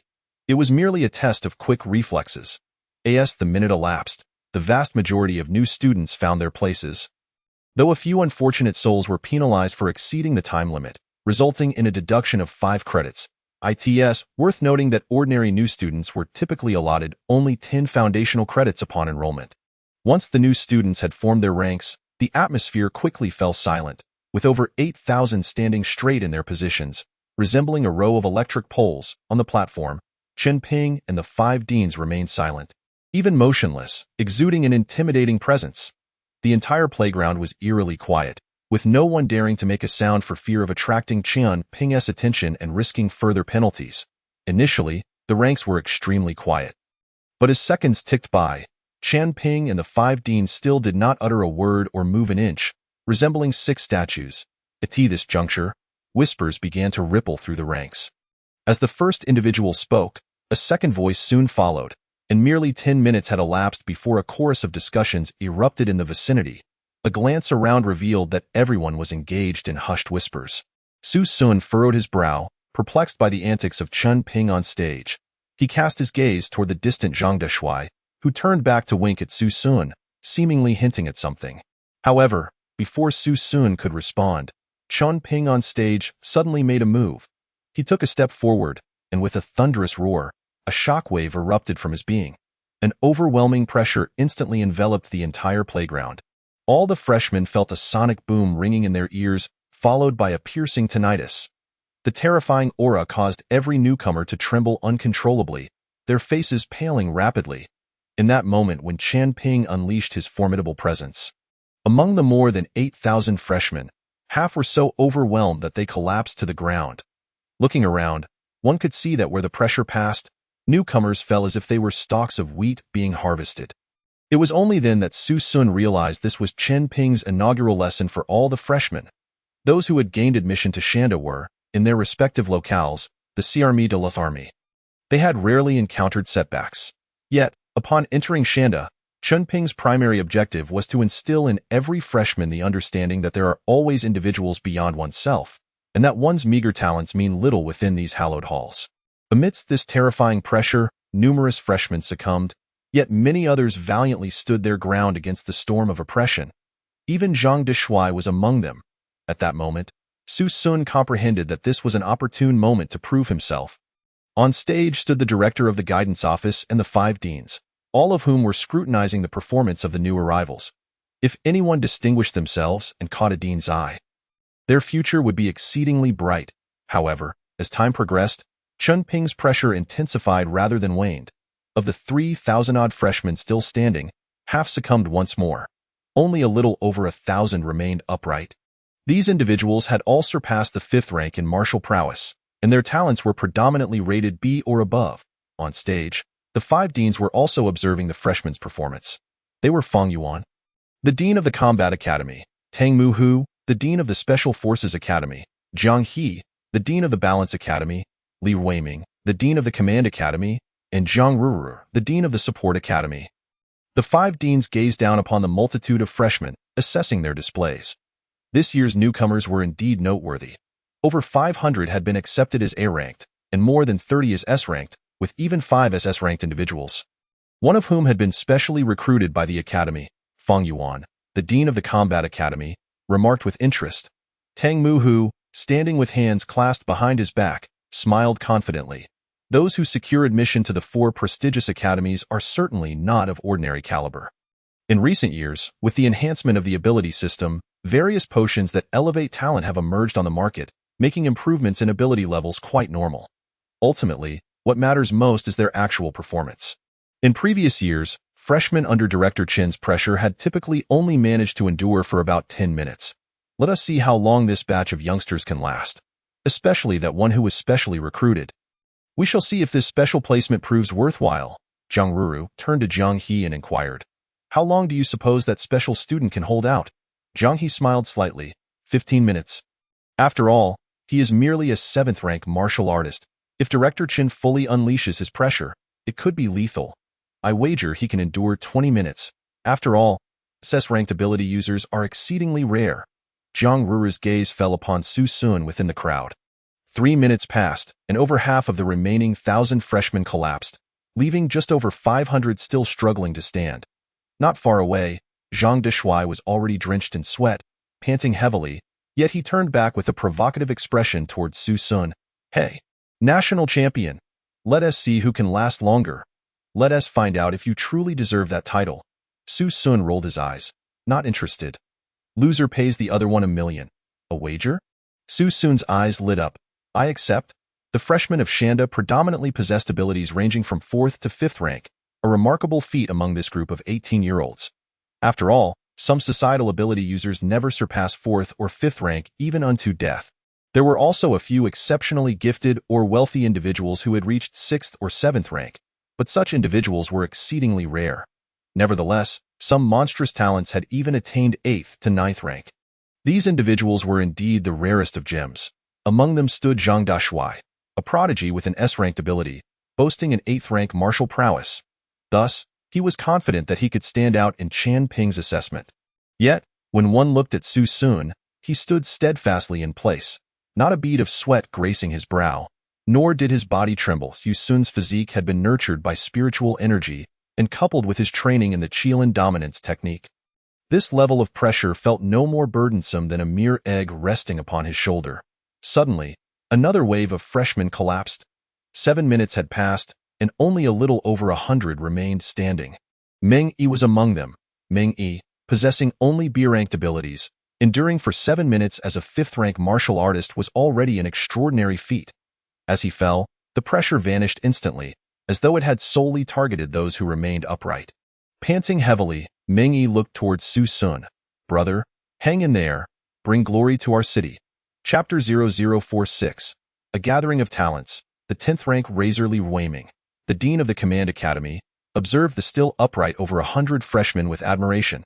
In previous years, those who could withstand for 7 minutes were typically only a few dozen, but this year we have over 100. It appears the quality of ability users in our Dragon Country has indeed improved. Fang Yuan, the dean of the Combat Academy, nodded slightly, saying, "Indeed, Deanly, among these over 100, who do you favor most? Who do you wish to take as your personal disciple?" Each year, the 5 deans would select a freshman as their personal disciple. And those chosen were the elite among the elite at Shanda. For instance, Tang Mu Hu, as the dean of the Special Forces Academy, had taken an SS-ranked freshman as his personal disciple last year. That disciple had since successfully advanced to their 2nd year, breaking through to the master realm and becoming a generation's pride. Being selected as a disciple by one of the 5 deans not only provided more specialized guidance and richer training resources, but also granted the bearer a gilded calling card. Upon entering society, revealing one's identity as a personal disciple of a Shanda dean would ensure a warm reception. They were coveted by major corporations. Thus, countless freshmen took immense pride in becoming a dean's personal disciple. Li Weiming's gaze fell upon a striking female student in the crowd, who stood tall at a height of 1.70 meters, her figure slender and devoid of excess flesh. Even in the face of Chen Ping's pressure, she maintained a straight posture, unwavering and unperturbed. "The one I favor most is the 35th freshman, He Yusin. She has awakened the S-ranked ability Ice Rain and excels in control. Her martial prowess is at the 7th rank. Control-type ability users are particularly suited for my Command Academy, especially since she is the only control-type ability user among the S-ranked individuals." Fang Yuan nodded, turning his gaze toward Zhang Deshuai. "My top pick is actually this little guy." Zhang Deshuai. True to his name, he is indeed handsome, an S-ranked offensive ability user and an 8th-rank martial artist. Tang Mu Hu squinted, eyeing the most extraordinary figure in the crowd. This individual, standing in the front row, was labeled as number 1, a man with a buzz cut. He was tall and clad in a black robe, arms crossed, head bowed, unflinching in the face of Chen Ping's pressure. AN's ranked ability user. He was one of the few guaranteed admissions to our Shanda. a 10th-rank martial artist, a half-step master. Furthermore, he hailed from a powerful family of ability users. This year's dark horse is likely to be him. Razor is indeed impressive, Zhang Ruo remarked, nodding in agreement. Zhang He, the dean of the Balance Academy, chuckled. Is there truly no one among you who favors the 36th freshman? He is our Shanda's only special recruitment. Li Ruiming smiled slightly, responding. Special recruitment does not equate to being the strongest. His ability rating is formidable, yet his martial prowess is rather low. I cannot claim he will not surpass Razor in the future. But at this moment, he is not a match for the 10th-rank martial artist Razor. Just as the 5 deans engaged in jovial conversation, 10 minutes had elapsed. After 10 minutes, Chen Ping's pressure surged dramatically. 10 minutes served as a dividing line. With each passing minute thereafter, Chen Ping's pressure would intensify. In an instant, upon the increase of Chen Ping's pressure, more than half of the over 100 freshmen instantaneously knelt to the ground. Suddenly, only 60-odd individuals remained standing. Except for a few exceptional freshmen, the rest who still stood were trembling, their faces pale, beads of sweat the size of mung beans rolling down their foreheads. They were all straining to endure. Yet, standing at the forefront, Razor remained with his arms crossed, head bowed, silent and unyielding, eye in the distance. Zhang Deshuai's eyes were fixed intently on Razor. Although Zhang Deshuai held himself in high regard, he had consistently viewed Razor as his target. Razor, I, Zhang Deshuai, am not inferior to you. Looking again at Su Sun, as the pressure intensified, he finally sensed a modicum of strain. Yet, this slight pressure did not instill panic within him. Rather, it filled him with exhilaration. Indeed, at this moment, Su Sun felt a surge of excitement. The Kirin Tyrant Body technique necessitates external stimulation for cultivation. After entering the first realm of body tempering, Su Sun found himself unable to discover a more exhilarating method of training for an extended period. However, at this moment, Su Sun has found it. The pressure emanating from Chen Ping. Chen Ping is a superpowerhouse, several great realms above Su Sun. His oppressive aura is the perfect choice for Su Sun to cultivate the Kirin Tyrant Body technique. Su Sun closed his eyes and began to silently recite the incantation of the Kirin Tyrant Body technique, maneuvering his body to absorb the power radiating from Chen Ping. In the 11th minute, the number of participants dropped from 65 to 54. In the 12th minute, 54 became 43. In the 13th minute, the count remained unchanged. In the 14th minute, 43 dwindled to 27. In the 15th minute, 27 became 18. At this moment, the 18 individuals standing on the field were all among the strongest. However, Zhang Deshuai, trembling all over and drenched in sweat, finally could not hold on any longer and collapsed onto the ground. As he gasped for breath, he wiped the sweat from his brow and instinctively glanced back. Upon seeing Su Sun still standing tall, his expression changed. He realized he had fallen first, and a million was no longer secure. Yet, what troubled Zhang Deshuai was that Su Sun showed no signs of trembling or sweating, creating a profound sense of imbalance within him. Could it be that this young man was stronger than he had imagined? In the 16th minute, 18 became 9. In the 17th minute, 9 became 7. In the 18th minute, 7 became 3. These 3 were Su Sun, the Razor, and a bald young man. Tang Muhu gazed at the 3 with admiration, stating, Martial Monk Wu Tian is a student from the Martial Arts Academy, an SS-level ability user and a 9th-tier martial artist, only slightly weaker than the Razor. These 3 have already shattered the record of Shanda. In previous years, the maximum number of new students who persisted for 17 minutes was just 1. These 3 are indeed remarkable. The most intriguing of all was the special recruit. Li Ruiming looked at Su Sun with a playful smile. A 9th-tier martial artist and a 10th-tier martial artist enduring for 18 minutes is not surprising, but a 7th-tier martial artist managing to hold on for 18 minutes is quite extraordinary. The 5 deans nodded slightly, surprised by Su Sun's endurance. They recognized Su Sun's talent, yet acknowledged that his current strength was the lowest among the trio. Su Sun's state was quite peculiar. He relished the exhilarating sensation brought by this intangible pressure. As his body underwent continuous transformation, growing stronger under the oppressive force. Meanwhile, the Razor and Wu Tian were also unable to remain calm, both drenched in sweat, their fists clenched tightly, their bodies beginning to tremble slightly. In Chapter 0047, Breaking the Record, One Man Remains, the 19th minute saw Wu Tian, the 9th-tier martial artist, trembling violently, on the verge of collapsing at any moment. Yet, he bit his tongue, forcing himself to remain standing. Seconds later, as the clock struck 20 minutes, the pressure surged dramatically. The intensity of the pressure was akin to a small mountain pressing down upon the three. With a thud, Wu Tian suddenly knelt on the ground, blood trickling from the corner of his mouth. He endured for 20 minutes at the cost of his own injury. Was it worth it? Absolutely. Wu Tian had captured the attention of the 5 deans. Even the dean of the Combat Academy, Fang Yuan, had taken notice of Wu Tian. This Wu Tian is impressive. He possesses the fighting spirit of youth. I, Fang Yuan, want him. The other 4 deans nodded in agreement before turning their gazes to the focal point of the gathering. Su Sun and the Razor. At 20 minutes, the pressure was incomparably greater than before. The current pressure was potent enough to crush ability users below the 5th tier. Both had already shattered the pressure record of Shanda. Forcing themselves to endure for 20 minutes ahead, the Razor gritted his teeth and glanced back at Su Sun, only to find Su Sun merely sweating profusely, causing the Razor to gasp in astonishment. How could he not even shiver under such immense pressure? Was he pretending, or did he truly possess that strength? After all, he was merely a 7th-tier martial artist, 3 small realms weaker than himself. Why could he endure to this point? No. The Razor refused to accept it. In the 21st minute, the Razor trembled violently, on the brink of collapse.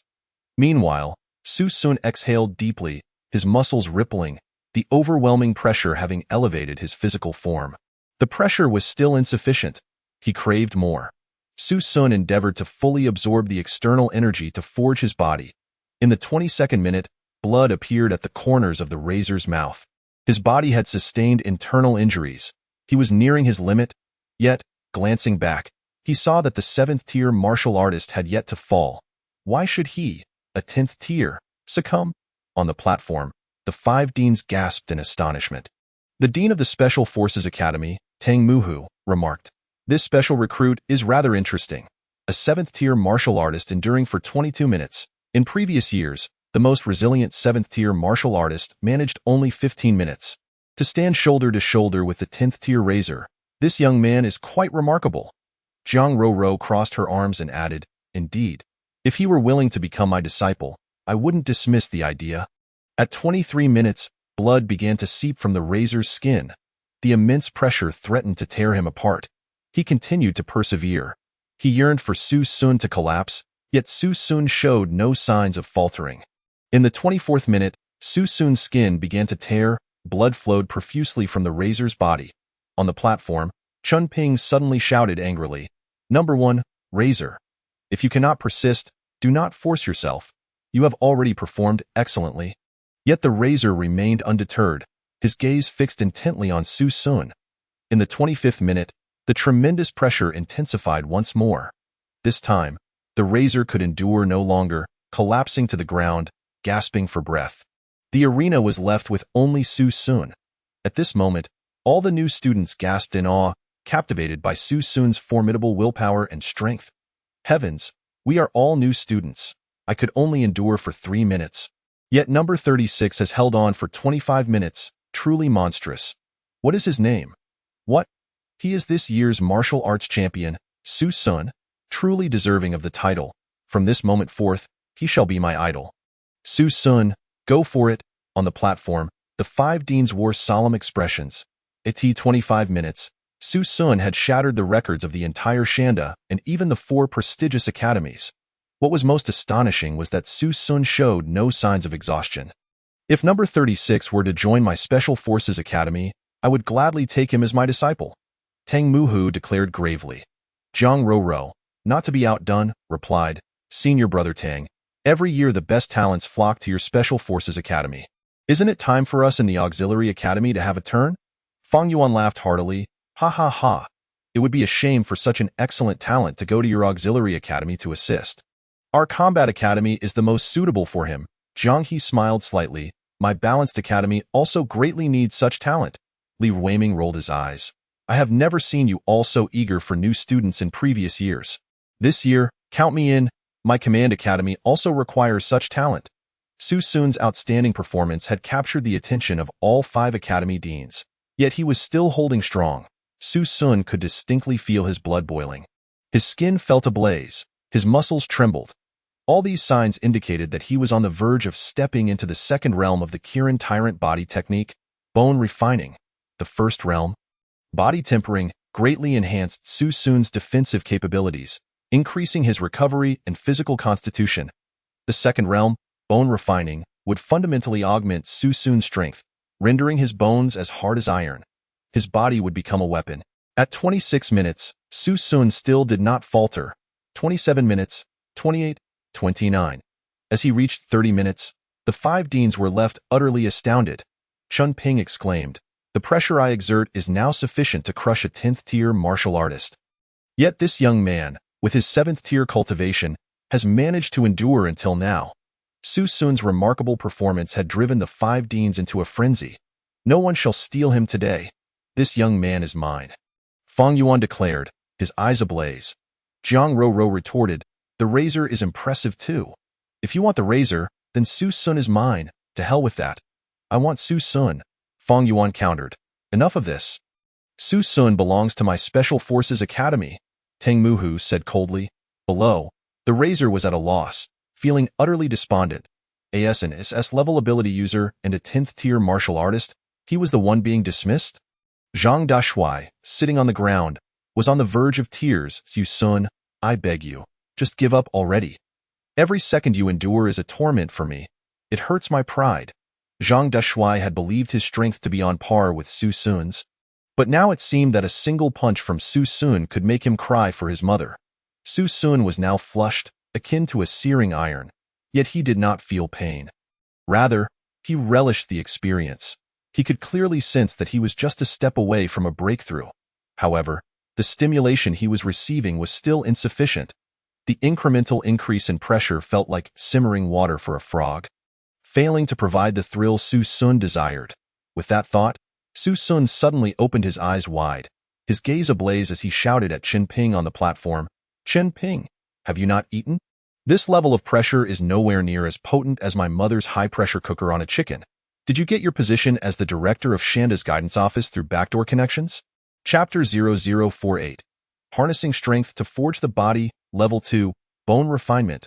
Once Su Sun finished his remarks, an eerie silence enveloped the entire playground. All the freshmen stared wide-eyed at Su Sun, their expressions a mixture of shock and disbelief. What was he doing?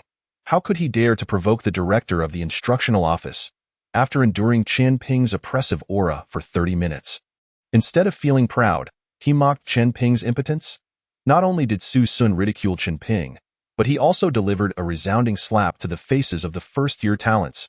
Even the Genius Razor, an SS-ranked Tier 10 warrior, could only withstand the pressure for 25 minutes. Yet Su Sun persisted for 30 minutes and then dared to deride Chen Ping's lack of power. This was akin to trampling the faces of the top freshmen underfoot. Meanwhile, on the platform, Chen Ping was equally taken aback. He had been steadily restraining his strength, incrementally increasing it. Yet Su Sun not only failed to show gratitude but instead taunted him as if he had not eaten. Beside him, Tang Muhu burst into laughter. "Ha ha ha! I love this character. Old Chen, since number 36 has so boldly requested it, why not give it your all?" Fang Yuan nodded in agreement, stating, "I, too, wish to witness the limits of number 36. Chen Ping slightly nodded, preparing to unleash his power. Initially, he released only 1/10 of his pressure, but after 10 minutes, he increased it by 1/10 every minute. Thus, he had only unleashed 3/10 of his force at this point. Since Su Sun had actively requested it, Chen Ping had no reason to deny him. Suddenly, Chen Ping's expression grew solemn, and with a thunderous roar, an overwhelming aura burst forth from him. The pressure surged to 50%. A tremendous weight descended upon Su Sun, leaving him feeling both exhilarated and tormented. The immense force relentlessly battered his body. This sensation was a paradox of suffering and euphoria, exhilarating. Su Sun bellowed at that moment. He could distinctly sense that he was but a hair's breadth away from stepping into the second level of bone refinement. Exhilarating? There's even more to come. With another thunderous sound, Chen Ping intensified his pressure once more to 60%. As the scene unfolded, Su Sun's clothing was torn to shreds under the immense force, revealing a perfectly sculpted physique devoid of any excess flesh to the wide-eyed freshman. However, Chen Ping graciously spared Su Sun's modesty, ensuring his undergarments remained intact. Under the crucible of 60% pressure, Su Sun's muscles rippled, his bones radiated heat, and his hair stood on end. Yet he remained steadfast against the overwhelming force. Chen Ping, is this your true strength? Hardly impressive. Su Sun jeered loudly at that moment. Chen Ping was genuinely enraged. His 60% pressure could easily crush a martial artist. Yet here was Su Sun, a mere Tier 7 warrior, managing to endure thus far. If Su Sun continued to hold out, Chen Ping feared he would be accused of deliberately going easy on him. With a surge of determination, Chen Ping escalated the pressure to 80%. Boom! The entire playground trembled under the colossal force. Delicate green leaves were ruthlessly crushed. Even the seated freshmen felt the terrifying weight bearing down upon them. As the pressure intensified, a golden glow emanated from Su Sun's bones. Under the extreme stimulus, he successfully broke through to the second level of the Qilin body technique. Bone refinement. Upon breaking through, Su Sun felt an overwhelming lightness wash over him. Chen Ping's pressure no longer posed a substantial threat.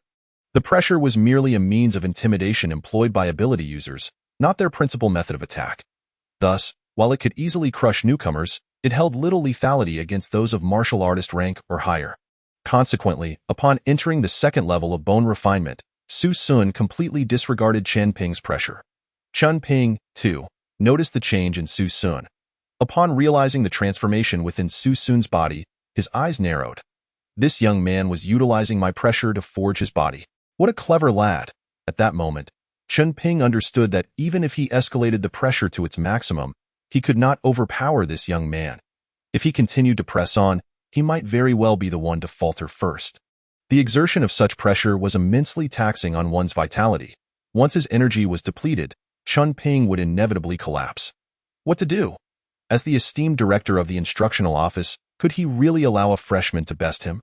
Just then, sensing Chen Ping's predicament, Su Sun unexpectedly collapsed to the ground, feigning exhaustion. With an exaggerated expression, he exclaimed, "Ah, I can no longer hold on. Director Chen's pressure is too formidable." Su Sun had persevered for a staggering 40 minutes.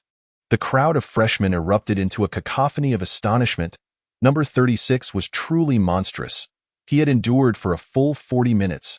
Even Razor could only manage 25 minutes. Incredible. I willingly declare him the most formidable freshman of the first year. In a corner of the crowd, Lin Nan gazed at Su Sun from the ground, a blissful smile adorning her face. Her cheeks flushed. She had not come to Shanda with Su Sun, but rather with her good friend Wu Jiejia. Wu Jiejia, petite in stature yet endowed with a youthful appearance and ample bosom, possessed large, sparkling eyes that radiated an innocent charm. After observing Lin Nan's silly grin, Wu Jiejia playfully tapped her on the head. "What are you grinning about?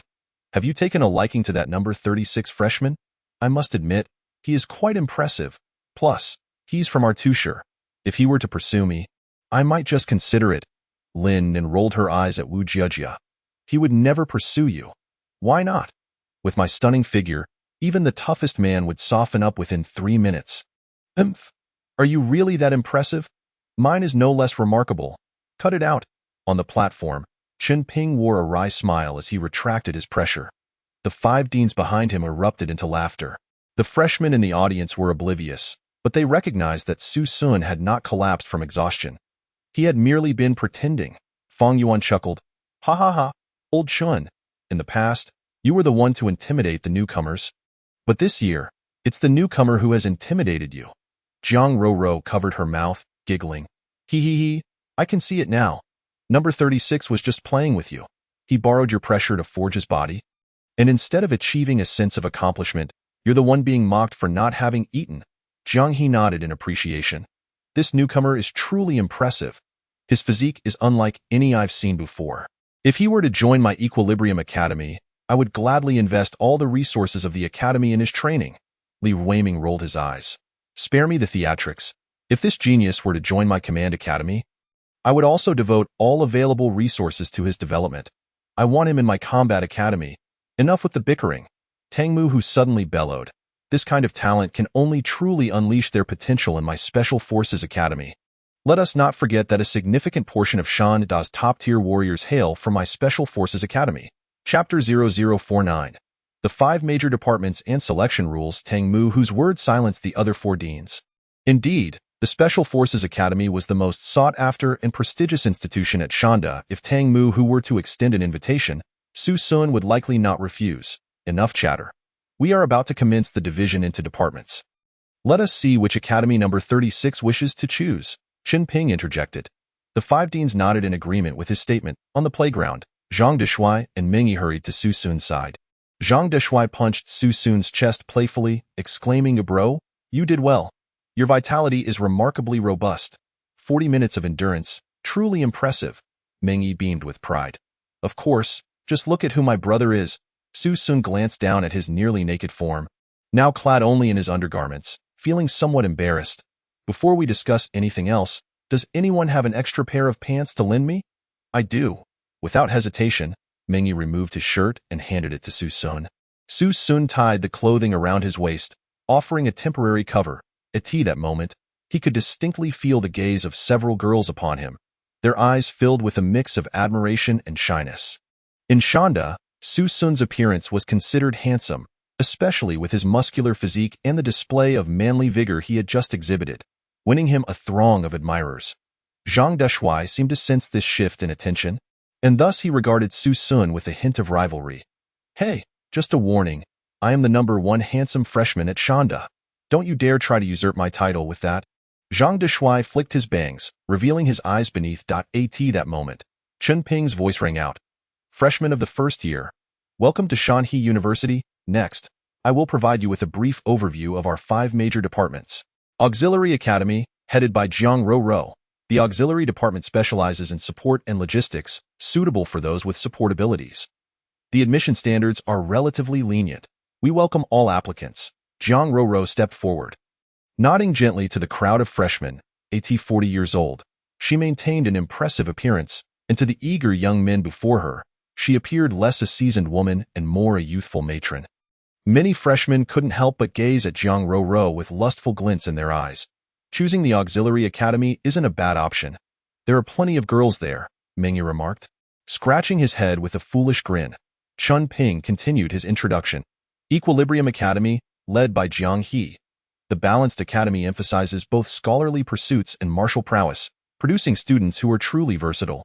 We warmly welcome everyone to make their choice. The Combat Academy, led by Dean Feng Yuan, specializes in martial techniques and enhancing one's cultivation, with all learning focused on one purpose: combat. The Command Academy, headed by Dean Li Weiming, concentrates on tactics and leadership. The Special Forces Academy, under Dean Tang Muhu, admits only elites. Let me reiterate, only elites. Given the distinct specializations of the 5 academies, please select a department that aligns with your unique abilities. Now, I shall announce this year's departmental rules. As Chen Ping's words concluded, a sudden commotion arose. 5 powerful searchlights descended from the sky. These lights illuminated the playground, creating 5 distinct areas, each marked with the name of its respective academy. Do you see the 5 zones created by the searchlights? A countdown will commence in 3 minutes. After half an hour, the new students standing beneath the light of a particular academy will belong to that institution. Use of force is permitted, however, the use of weapons is strictly forbidden. In the event of injuries or fatalities, we have a professional rescue team on standby. Please act within your limits. Upon finishing his address, no fewer than 10 ambulances were already stationed at the entrance of the playground. This is Wu University, where competition is extraordinarily fierce. Even on the first day of school, fatalities may occur. The area illuminated by the Auxiliary Academy's light can accommodate around 3,000 individuals, while the Special Forces Academy's area is the smallest, admitting only 100. The Combat Academy's area is also limited, holding just 1,000 people. The Balanced Academy can accommodate 2,000, and the Command Academy can only take in 1,000. Together, these 5 lights can accommodate just over 7,000 individuals. So what happens to those who cannot squeeze in? Simple. They are sent home. Wu University is that ruthless. Among these, the competition for the Special Forces Academy is the most intense. It is well known that the education and resources offered by the Special Forces Academy are unparalleled. With over 8,000 new students, It is natural that many aspire to join this elite institution. However, the Special Forces Academy only accepts 100 students. The Combat Academy also admits just 1,000. Together, these two highly sought-after academies will accept only 1,500 students, making the competition incredibly fierce.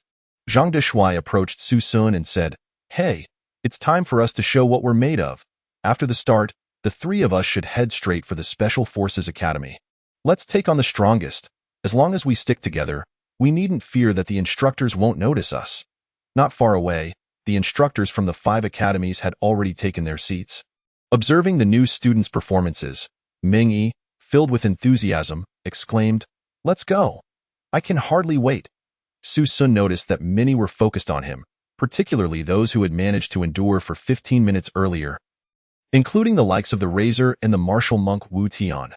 Su Sun understood that in their eyes, he had become the greatest threat. He acknowledged, "I will follow your lead." With only 1 minute remaining until the academy competition commenced, the 5 deans were also observing the new students' performances. "I wonder how number 36's combat abilities will measure up," Dean Fong Yuan mused. Dean Tang Muhu shook his head slightly and remarked, "It shouldn't be too impressive, but it won't be lacking either. His vitality is quite robust, so he likely hasn't had time to practice combat skills. Remember, vitality and combat experience are 2 different matters. It's akin to comparing a fitness enthusiast to a combat athlete. No matter how muscular the former may be, they cannot match the practical combat skills of the latter." Jiang Rou also nodded in agreement. Indeed, though his physique is commendable, his combat skills won't be too far behind. However, he certainly won't surpass martial monk Wu Tian or the Razor. Wu Tian's prowess is well known, having emerged from a martial arts school and once taking on 18 opponents single-handedly on the streets. The Razor hails from a hidden family, having received extensive combat training since childhood, reportedly mastering no fewer than 10 different combat techniques. Jiang He concurred, "Yes, if Wu Tian and the Razor decide to team up against number 36 from the outset, he may not make it into the Special Forces Academy. He was far too arrogant earlier. His arrogance has already drawn the ire of others." Chapter 0050. The Academy competition begins now. The Dean's predictions were spot on. Su Sun had indeed become the focal point of hostility, with numerous first-year talents, including martial monk Wu Tian and the Razor, setting their sights on him.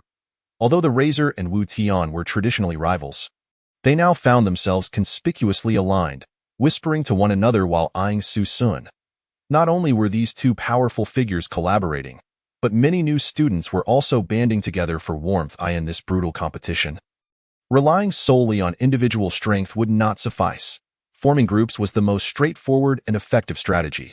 Within just 2 minutes, dozens of groups of varying sizes appeared on the playground, with the largest gathering over 100 members, while the smallest contained only 7 or 8. In contrast, Su Sun and his 2 companions barely constituted a cohesive group.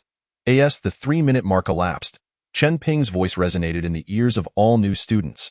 "The academy competition begins now." The moment he finished speaking, the atmosphere in the playground shifted dramatically. Numerous new students eyed each other warily, yet none dared to strike first. The silence was palpable. A tense ambience enveloped the entire playground.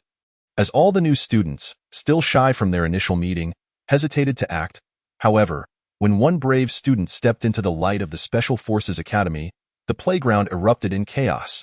A surge of students rushed towards the Special Forces Academy's illumination. Yet, with the area accommodating only 100 students, the sudden influx led to immediate conflicts, fists and feet flying. "I got here first. You lot get out. Get lost, you pathetic weakling. You think you can enter the Special Forces Academy? Who the hell just stabbed me in the back?" Under the lights of the Special Forces and Combat Academies, countless new students engaged in fierce brawls, with punches landing heavily as competition escalated. New students were continuously dragged out from under the lights, while others surged into the fray, a cacophony of chaos. Throughout this turmoil, Su Sun and his friends refrained from engaging, instead observing the battlefield from the sidelines. Waiting for the opportune moment, Zhang Deshuai flipped his hair and declared, "Now, heed my command. Let them fight it out for now. After all, we have half an hour left in this competition. We should conserve our strength. Remember, the one who fights the fiercest now will be our target when they tire. We must strike when the time is right and astonish the deans with our prowess." Let me reiterate. We are not here to brawl, but to capture the attention of the 5 deans. Do you understand? Su Sun and Ming Yi nodded in affirmation. Ming Yi replied, understood. Su Sun crossed his arms, pondering aloud.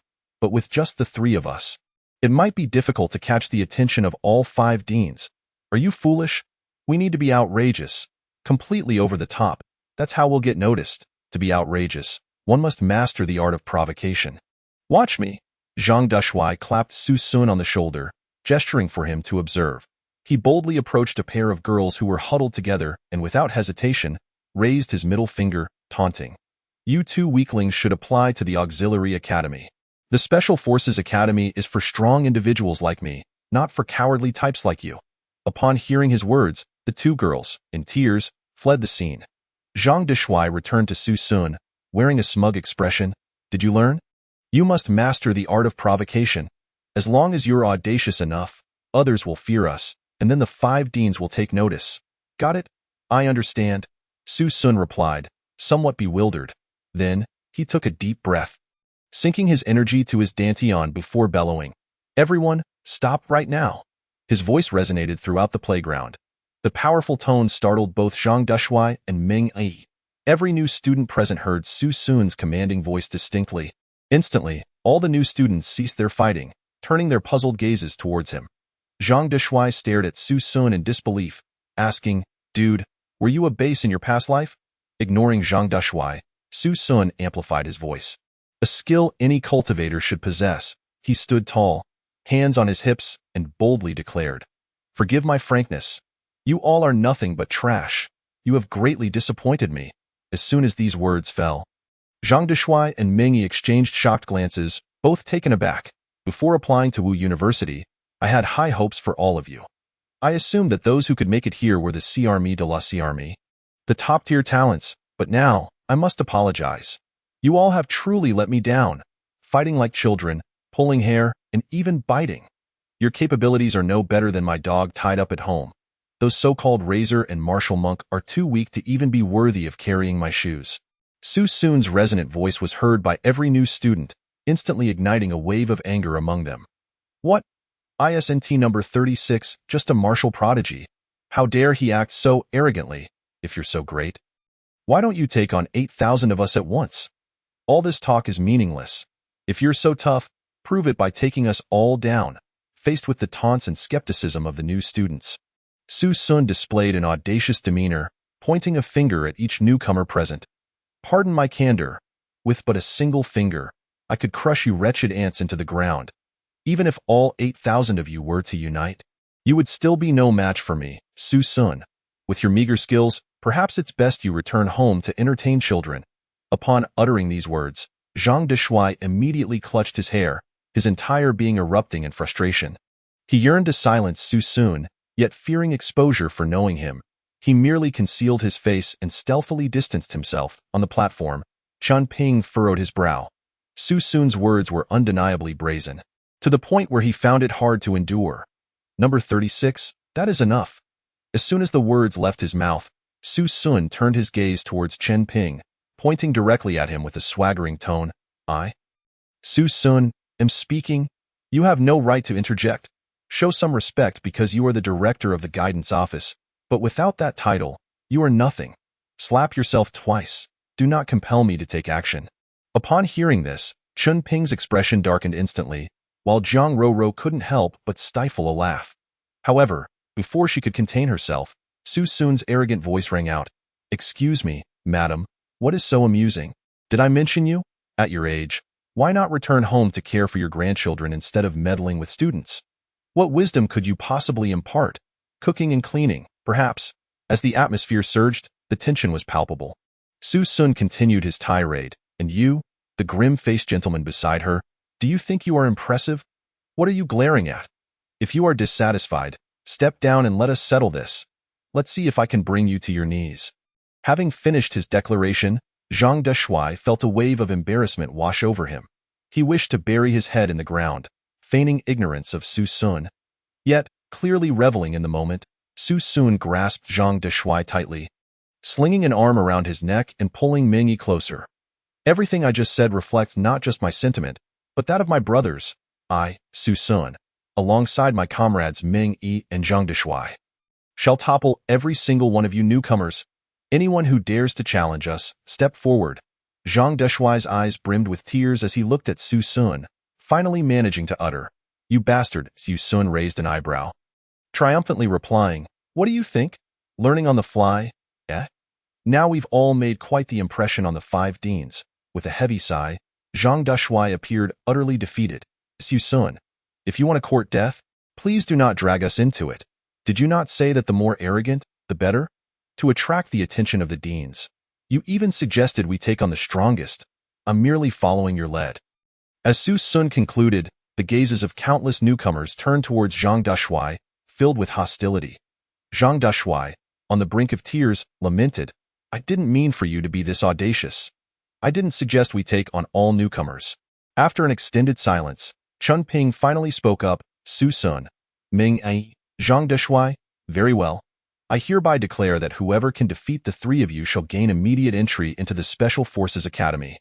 At this proclamation, the crowd erupted with fervor, each newcomer eyeing Su Sun and his companions as if they were prey. Su Sun, momentarily stunned, shouted, "This is unfair.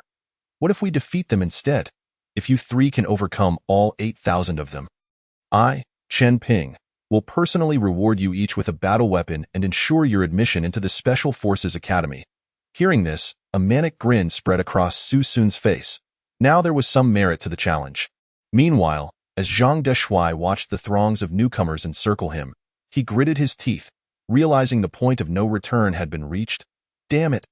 Let us do this. You are all nothing but trash. Come at us. We will topple all 8,000 of you." With a thunderous roar, Zhang Deshuai charged into the throng of newcomers, while Ming Yi, fueled by adrenaline, tore off his shirt to reveal his muscular physique. "I will take on 8. Bring it on." As he plunged into the crowd, a fierce brawl erupted. In that moment, Su Sun and his companions became the center of attention. Whoever could dethrone Su Sun would earn a coveted spot in the academy. Suddenly, Su Sun found himself engulfed by the masses, dozens of newcomers unleashing their fury upon him. The onslaught was relentless, yet he stood his ground, refusing to evade their blows. For Su Sun, their attacks were mere trifles. His body, fortified by the 2nd level of the Kirin body technique, rendered his bones as resilient as steel. His internal energy surged, rendering him impervious to knives, let alone mere fists. Each punch thrown at him felt like striking iron, sending shockwaves through the attacker's hands. With a ferocious assault, Su Sun retaliated. His fist swung with brutal force, knocking down swathes of opponents in his wake. After mastering the bone-refining technique, his punches felt like lead weights.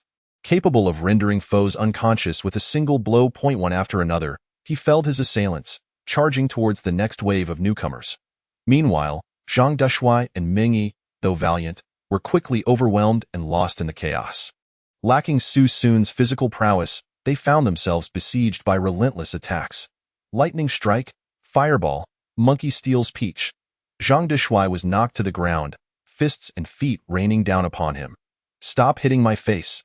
I make my living off my looks," he howled in desperation. On the other hand, Ming Yi suffered a similar fate, his face bruised and battered.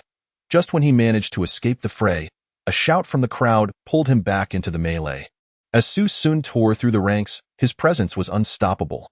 Countless newcomers fell at his feet, instilling fear in those who dared approach.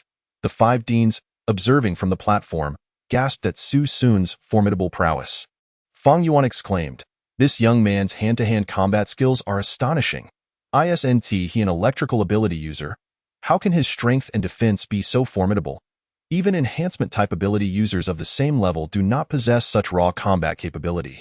Beside him, Tang Muhu, who had been scolded by Su Sun, narrowed his eyes and remarked, "This kid is rather peculiar. The combat power unleashed by a 7th-tier warrior actually surpasses that of a 10th-tier warrior." "Quite intriguing," Zhang Ruru nodded in agreement, saying, "However, I wonder if this young man fears being controlled. If he were to be ensnared with no means of breaking free, wouldn't he be akin to a living target? Standing still?" Seemingly in retaliation for being called old lady by Su Sun earlier, Zhang Ruru deliberately raised her voice, ensuring that many freshmen in the audience heard her words. Prompted by Zhang Ruru's remarks, the freshmen began to chant loudly, Control him. Collective control by the control type abilities. There's no way he can break free from so many of us. As soon as the words left their lips, the control type ability users swiftly initiated a long-range strong control on Su Sun. They hurled ice orbs towards him. Faced with this barrage, Su Sun had no option to evade and could only endure the onslaught of ice orbs striking him. In an instant, his body became encrusted with frost. Su Sun's mobility was significantly hindered, and his limbs began to stiffen. He had been controlled. Beat him. With another loud roar, the freshman surged towards Su Sun like a frenzy. Various means of attack were unleashed upon him. Fireball spells, electric shocks, my control, meteor punches. In a moment, fireballs and bolts of lightning rained down upon Su Sun. Dozens of freshmen surrounded him, attacking with all their might. Each punch and kick was delivered with their utmost strength. Yet, as Su Sun was controlled and his movements severely hampered, he was utterly incapable of defending or counterattacking. However, had Su Sun possessed a health bar, everyone would have undoubtedly witnessed countless instances of -1. The freshmen, generally 3rd to 4th tier warriors with relatively low cultivation, possessed abilities mostly rated B or C, indicating their lack of talent. Moreover, they had hardly trained in combat skills, leading to their spells and melee damage being rather unimpressive. In stark contrast, Su Sun, at the 6th level of Qi refinement, had already mastered the 2nd stage of the Qilin dominance body technique, rendering his skin as tough as iron, his bones as hard as steel, and his strength akin to that of an ox. The assaults from these freshmen felt like mere tickles to him. Thus, even though Su Sun was controlled and besieged by the freshmen, it was they who suffered the consequences, for while they expended their vitality, Su Sun simply spent time. Standing amidst the throng, Su Sun withstood the attacks of 1,000 freshmen. Yet, apart from his waist belt being torn, he bore not a single scratch. After 15 minutes, the freshmen's offensive began to wane, and the control-type ability users, having exhausted their vitality, could no longer initiate attacks. Goodness, this kid can take a beating like no other. My fists are worn to the bone. He hasn't even sustained a scratch. Who can comprehend it? His body is as hard as iron. It's as if he has donned anti-armor. I strike once, and my knuckles bleed, yet he remains unscathed. I question your prowess in close combat. Our ice-type ability users are all spent. The boss's health bar hasn't even budged. How are we to fight? Seizing the opportunity with the ice-type ability users drained, Su Sun launched a counterattack. Had enough fun? Now it's my turn. Su Sun pivoted and charged into the crowd of freshmen, his iron fists swinging wildly. With a resounding thud, one freshman was struck on the jaw and sent flying into the air. Another loud impact echoed as Su Sun shoulder-checked another freshman, sending him tumbling several meters away before crashing heavily onto the ground. Su Sun was like a tiger unleashed among sheep, taking down one after another with ferocity. The freshmen, fatigued and unable to retaliate, could only endure as Su Sun dismantled them one by one. The number of freshmen lying at Su Sun's feet grew exponentially, dozens, hundreds, thousands. By the end, a 10-meter radius around Su Sun was devoid of any freshmen. It was as if a vacuum had formed around him. Wherever Su Sun moved, the freshmen retreated swiftly, not daring to approach him. While dominating the playground, Su Sun also rescued Meng Yi and Zhang Dashui, who seemed to have found their savior, closely trailing him without a moment's hesitation. Even battered and bruised, Zhang Dashui boisterously shouted, "Come on, we 3 against 8,000. Let us do this." Meng Yi raised his finger, bellowing at the freshmen, "Come over here." On the high platform, the 5 deans observed Su Sun's performance. Remaining silent for a long time, Chen Ping suddenly inquired, "If we were to place Su Sun and these 8,000 individuals on a battlefield to engage in a true fight, who would emerge victorious?" After a prolonged silence, Tang Muhu spoke, "A Pyrrhic victory." Chen Ping nodded in agreement, stating, "I too believe that these 8,000 freshmen would pay a hefty price to take him down. I mean, Su Sun would achieve a Pyrrhic victory." Tang Muhu added. Upon hearing this, Chen Ping looked at Tang Muhu in shock. "You are the dean of the Special Forces Academy. It has been a long time since you have evaluated a freshman in such a manner." Tang Muhu gazed into the distance at Su Sun, saying, "This kid exudes a murderous aura. He has taken lives, and despite their numbers, these freshmen are merely a bunch of immature children. They do not comprehend the essence of life and death." I recently investigated this kid's background. The Dragon Group sent word that just a few days ago, he single-handedly annihilated a 10-man special operations team from Sakura Country. The highest-ranking member was a 10th-tier warrior.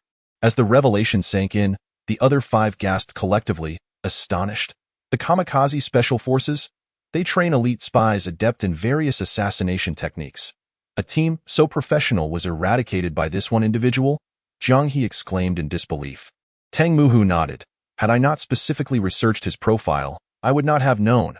A person who has witnessed bloodshed resembles a frenzied beast. Hence, I assert that Su Sun would achieve a Pyrrhic victory. Chapter 0053. Superlative Abilities, Golden Body of the Night relying solely on hand-to-hand combat. Su Sun could not have annihilated a 10-man special operations team, indicating that this young man still had hidden strengths. Li Ruiming analyzed. Indeed, if this were a battlefield, those who fell would not merely be wounded. Tang Muhu concurred. Upon hearing this, everyone inhaled sharply. Such combat proficiency is something a freshman could possess. It seems the solitary special admission slot this year was rightfully awarded to him.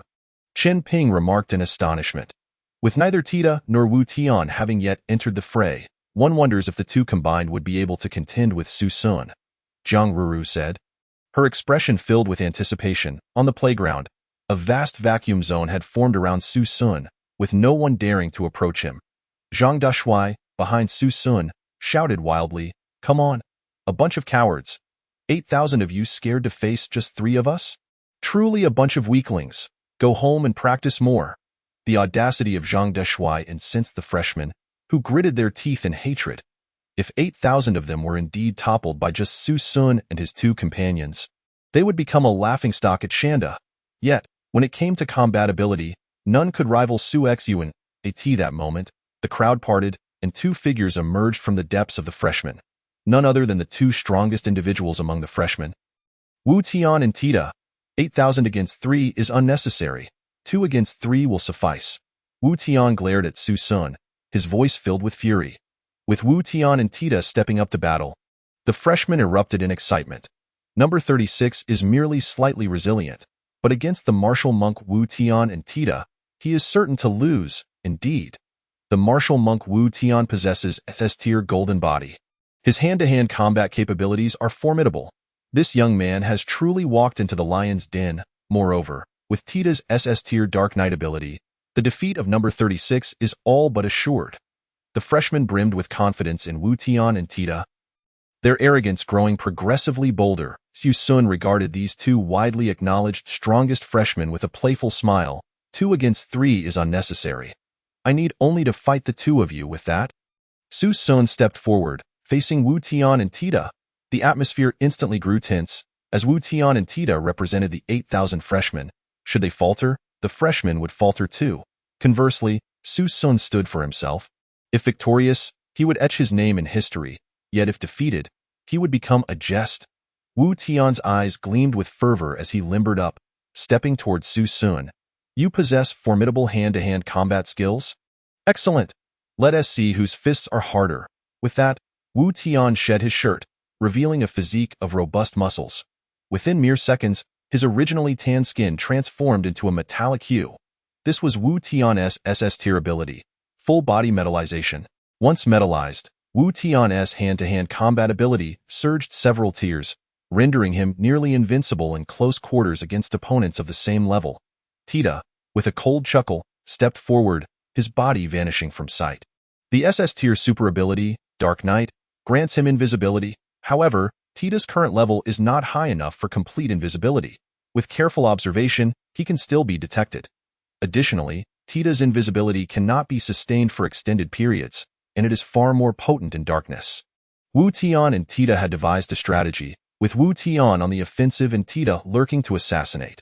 A combination of light and shadow that would surely lead to an effortless victory over Su Sun. Goodness! Are these abilities truly so overpowered?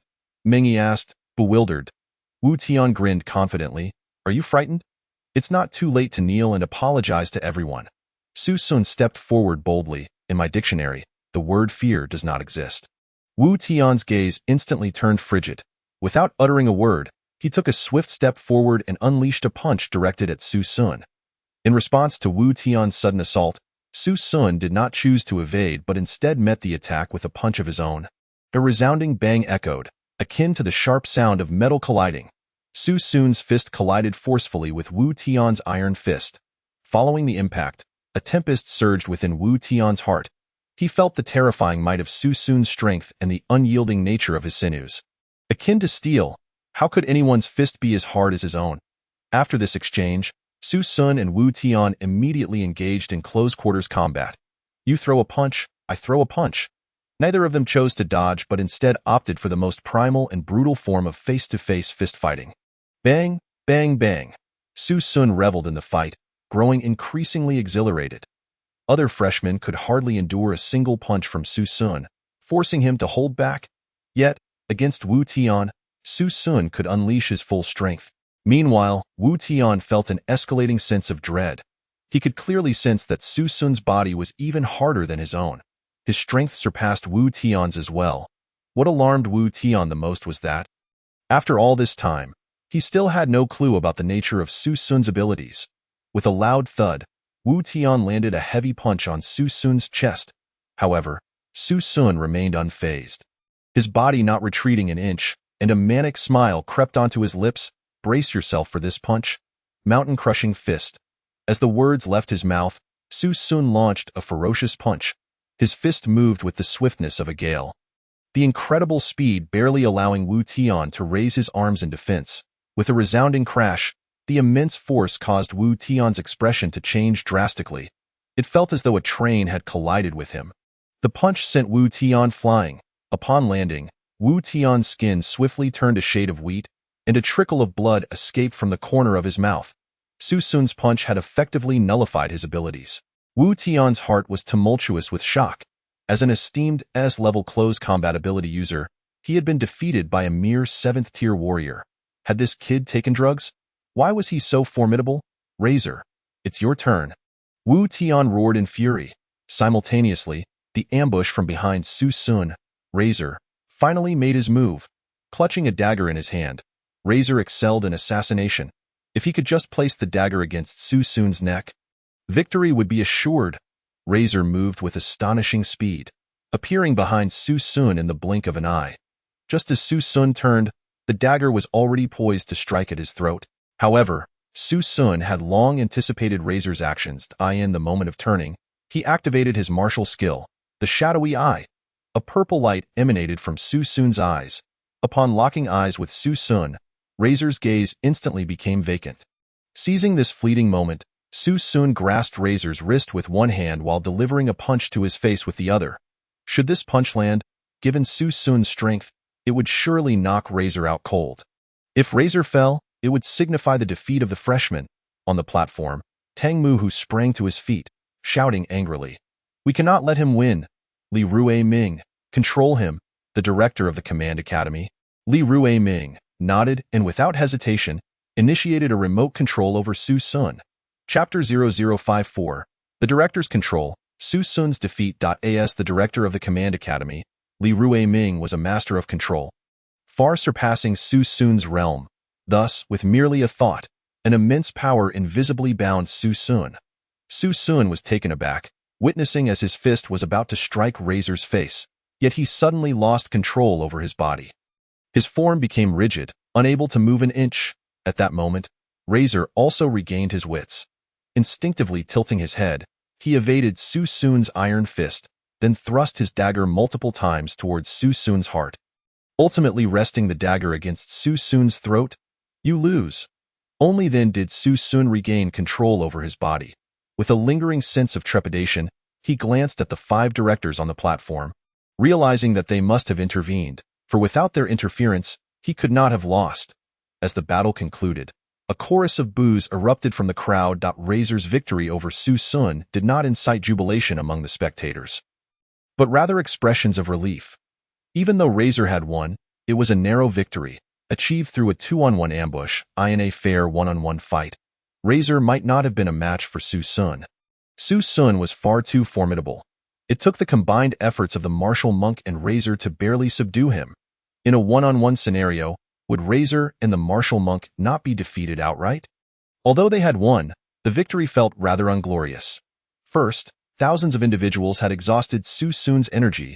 Then they had forced Wu Tian to confront Su Sun directly, and finally, Razor had been sent to assassinate Su Sun, which barely secured the win. This victory lacked honor. Regardless, we have at least won. We did not allow these three lads to humiliate all of us freshmen. Despite Su Sun's defeat, Zhang Deshuai and Ming Yi were not disheartened. Instead, they wore expressions of smug satisfaction. 3 against 8,000. Winning had never been a possibility. The key was how they would lose.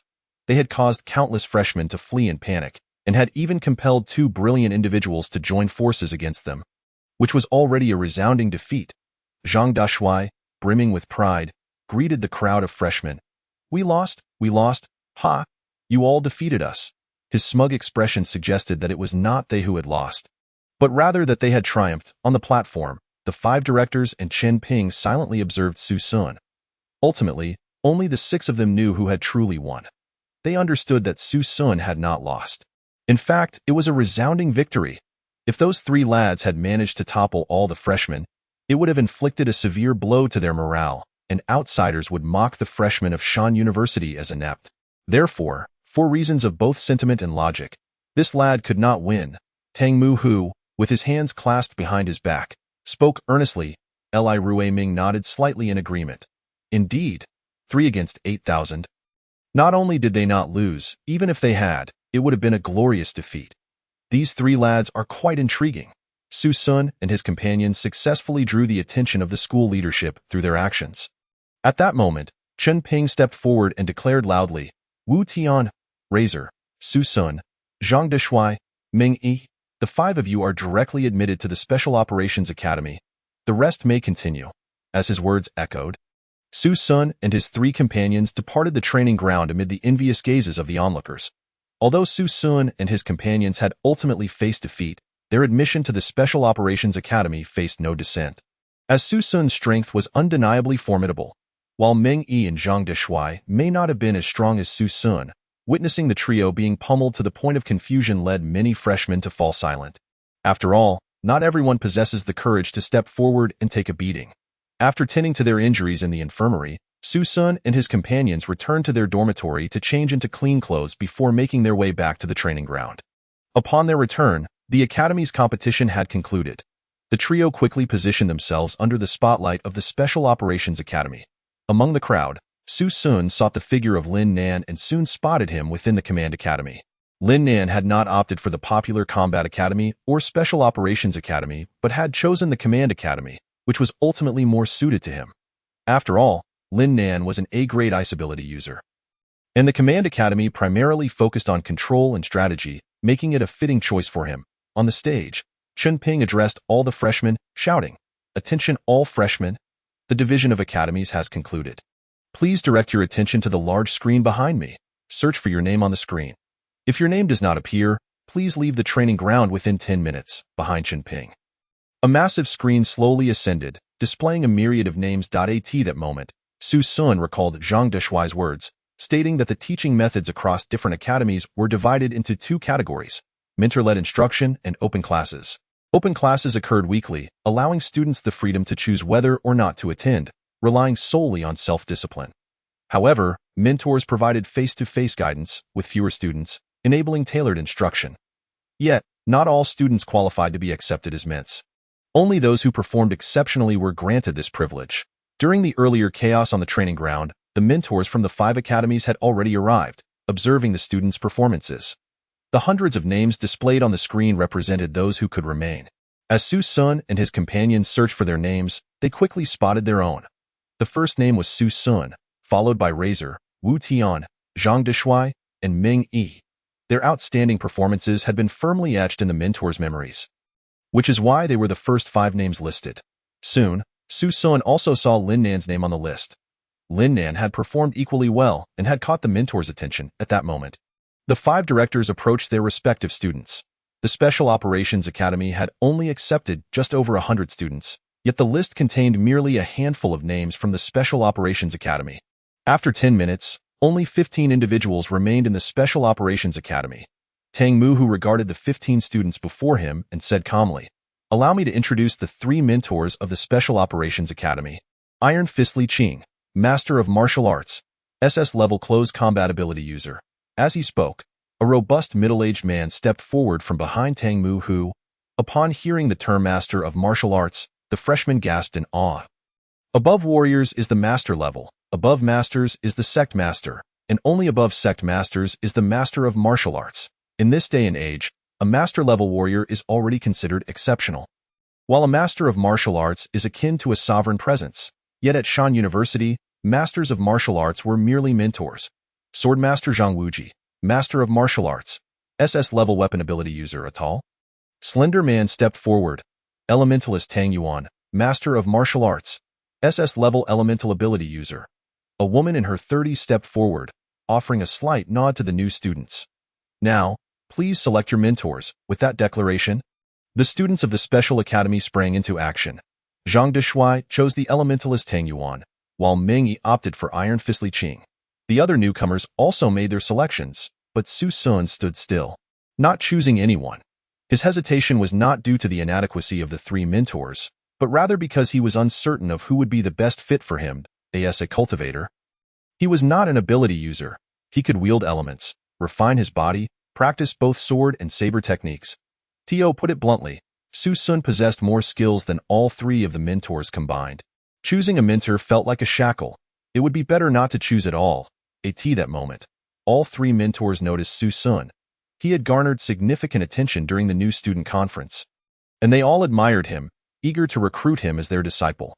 The elementalist Tang Yuan was the first to speak. Su Sun, become my student. I can assure you that you will learn more here than from any other student. Tasks and resources will be prioritized for you. She made no effort to disguise her intentions from the other students. The law of the jungle ruled this world. As soon as she finished speaking, the swordsman Zhang Wuji chimed in. Su Sun, learn the saber from me. If you follow my teachings, I guarantee you will reach the martial saint realm within 10 years. Su Sun was only 18 this year. At 28, he would still be considered an extraordinary genius in this world. Yet here was Zhang Wuji, boldly making such a claim at that moment.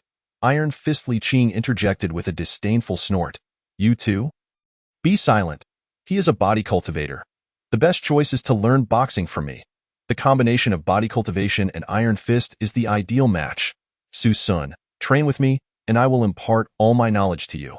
All three mentors extended their olive branches to Su Sun. However, he remained silent, unsure of how to decline their offers. Noticing his reticence, Tang Muhu, who had been quiet until now, suddenly spoke up. It has been 5 years since I last took on a disciple. Su Sun, would you like to become my direct disciple? Upon hearing Tang Muhu's words, the surrounding students cast envious glances. Not only was Su Sun being courted by 3 mentors, but he was also sought after by the esteemed dean of the Special Academy himself. Tang Muhu's cultivation was above that of the 3 mentors, at least one major realm higher. Moreover, he was the most renowned dean at the university. Becoming Tang Muhu's direct disciple was a dream for countless individuals. Now, all Su Sun had to do was nod to accept the offer. Faced with Tang Muhu's direct appeal, Su Sun shook his head slightly. I apologize, esteemed mentors and dean, but I do not wish to accept a mentor. I would prefer to attend an open lecture, if that is permissible. Upon hearing this, the crowd's eyes widened in disbelief, staring at Su Sun in shock. Was this a jest? The dean himself was willing to take you as a disciple. And you wish to attend an open lecture instead? It was akin to rejecting a Rolls-Royce in favor of riding a shared bicycle, brother. Have you lost your mind? Meng Yi exclaimed, throwing an arm around Su Sun's shoulder and shaking him vigorously. Zhang Deshuai also looked at Su Sun in astonishment. You shouldn't be so arrogant. You turned down the dean's offer? Do you expect the principal to recruit you as a disciple instead? Su Sun could only smile wryly and shake his head. Even if the principal came, he would not wish to become a disciple. The teachings they offered were not applicable to him. This disciple is quite promising. I shall take him. A voice boomed as an old man strode forward. Clad in tattered clothing, his appearance was quite shabby, yet clean. His disheveled hair hung loosely down his back, and he carried a gourd of wine. As he approached, he fixed his gaze on Su Sun. Little one, would you care to be my disciple, the wine immortal?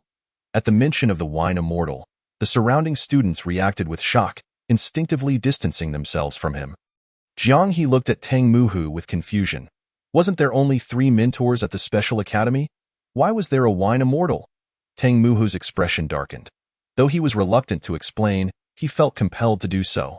The wine immortal is the fourth mentor of our special academy. His abilities and cultivation are confidential. Abilities confidential? Cultivation confidential? What kind of figure is this old man? Su Sun turned to Zhang Deshuai, who subtly shook his head and raised his eyebrows, seemingly advising Su Sun not to accept the wine immortal's offer.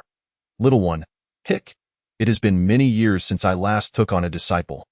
Today, I am in good spirits, and seeing your talent, I wish to take you under my wing. If you agree, simply nod. If not, then so be it. As the wine immortal made his entrance, students from other departments in the distance began whispering and pointing. Isn't that the dean of the 6th department, the wine immortal? What brings him here? The 6th department. Isn't there only 5 departments in our university? Indeed, there were only 5 departments at the university. However, the wine immortal was an exceptionally unique figure. Although he was nominally a mentor at the Special Academy, he wielded immense power. He could act outside the Academy's regulations, and even the dean had no authority over him. It was said that Dean Tang Muhu was one of his students. Thus, the wine immortal and his disciples were collectively referred to as the people of the 6th department. Goodness! If that's the case, wouldn't being the wine immortal's disciple be incredibly enjoyable? Indeed, the disciples of the wine immortal were known to be exceptionally strong. However, his teaching style was notoriously eccentric. His instruction focused primarily on practical combat. As a result, the mortality rate among his disciples was exceedingly high. Since his arrival at the university, he had taken on only 18 disciples, 3 of whom had perished under his rigorous training, and 4 had been killed by ferocious beasts for failing to complete his tasks. Thus, the prospect of becoming a disciple of the wine immortal was fraught with peril. In the distance, Su Sun overheard the murmurs of the crowd and began to grasp the wine immortal's reputation. The high casualty rate among his disciples meant that few ever chose him as a mentor, and even fewer had the opportunity to do so. What benefits do I gain from choosing you as a mentor? Su Sun inquired. The wine immortal burst into laughter. Ha ha ha, as for other benefits, there are none, just an abundance of wine. Furthermore, being my student comes with fewer restrictions, offering you freedom. Upon hearing this word, Su Sun's eyes lit up. Was this not precisely what he sought? Very well, I will be your disciple. Without hesitation, Su Sun readily agreed. As applause erupted, Chun Ping approached. Despite being the head of the teaching office, he showed utmost respect before the wine immortal. Congratulations, wine mentor, on acquiring this year's most formidable new student. Congratulations, cut the nonsense, Chun Ping. I saw it clearly just now. It was you who instructed Li Weiming to suppress Su Sun, which caused him to lose to that razor. Normally, my disciple would have won. I am protective of my own, the wine immortal retorted, pointing an unsteady finger at Chun Ping. Both Chun Ping and Tang Muhu wore awkward expressions, clearly hesitant to argue back. What do you propose for compensation? You say that as if I am being an old fool, the wine immortal glared at Chun Ping. After a moment of contemplation, Chun Ping addressed Su Sun. How about this? I will compensate each of you with 200,000 in cash and 200 credits. How does that sound? Upon hearing this, Meng Yi was left utterly astounded. While his family had a bit of money, their annual income was only about 100,000. Chun Ping's offer of 200 credits and 200,000 cash was simply shocking. Zhang Deshuai, however, seemed unfazed. I don't want the cash. Can it be exchanged for 400 credits? That cannot be done. Very well, I accept. I accept as well. The 3 of them nodded in agreement, accepting Chun Ping's compensation. Shortly thereafter, they received the credits and cash transfers from him. Su Sun glanced at his account. 300 credits and 500,000 in cash. He had now stepped into a more comfortable lifestyle. Meanwhile, the Razor and his companions looked on with envy, until the wine immortal's revelation made them realize they had never truly defeated Su Sun.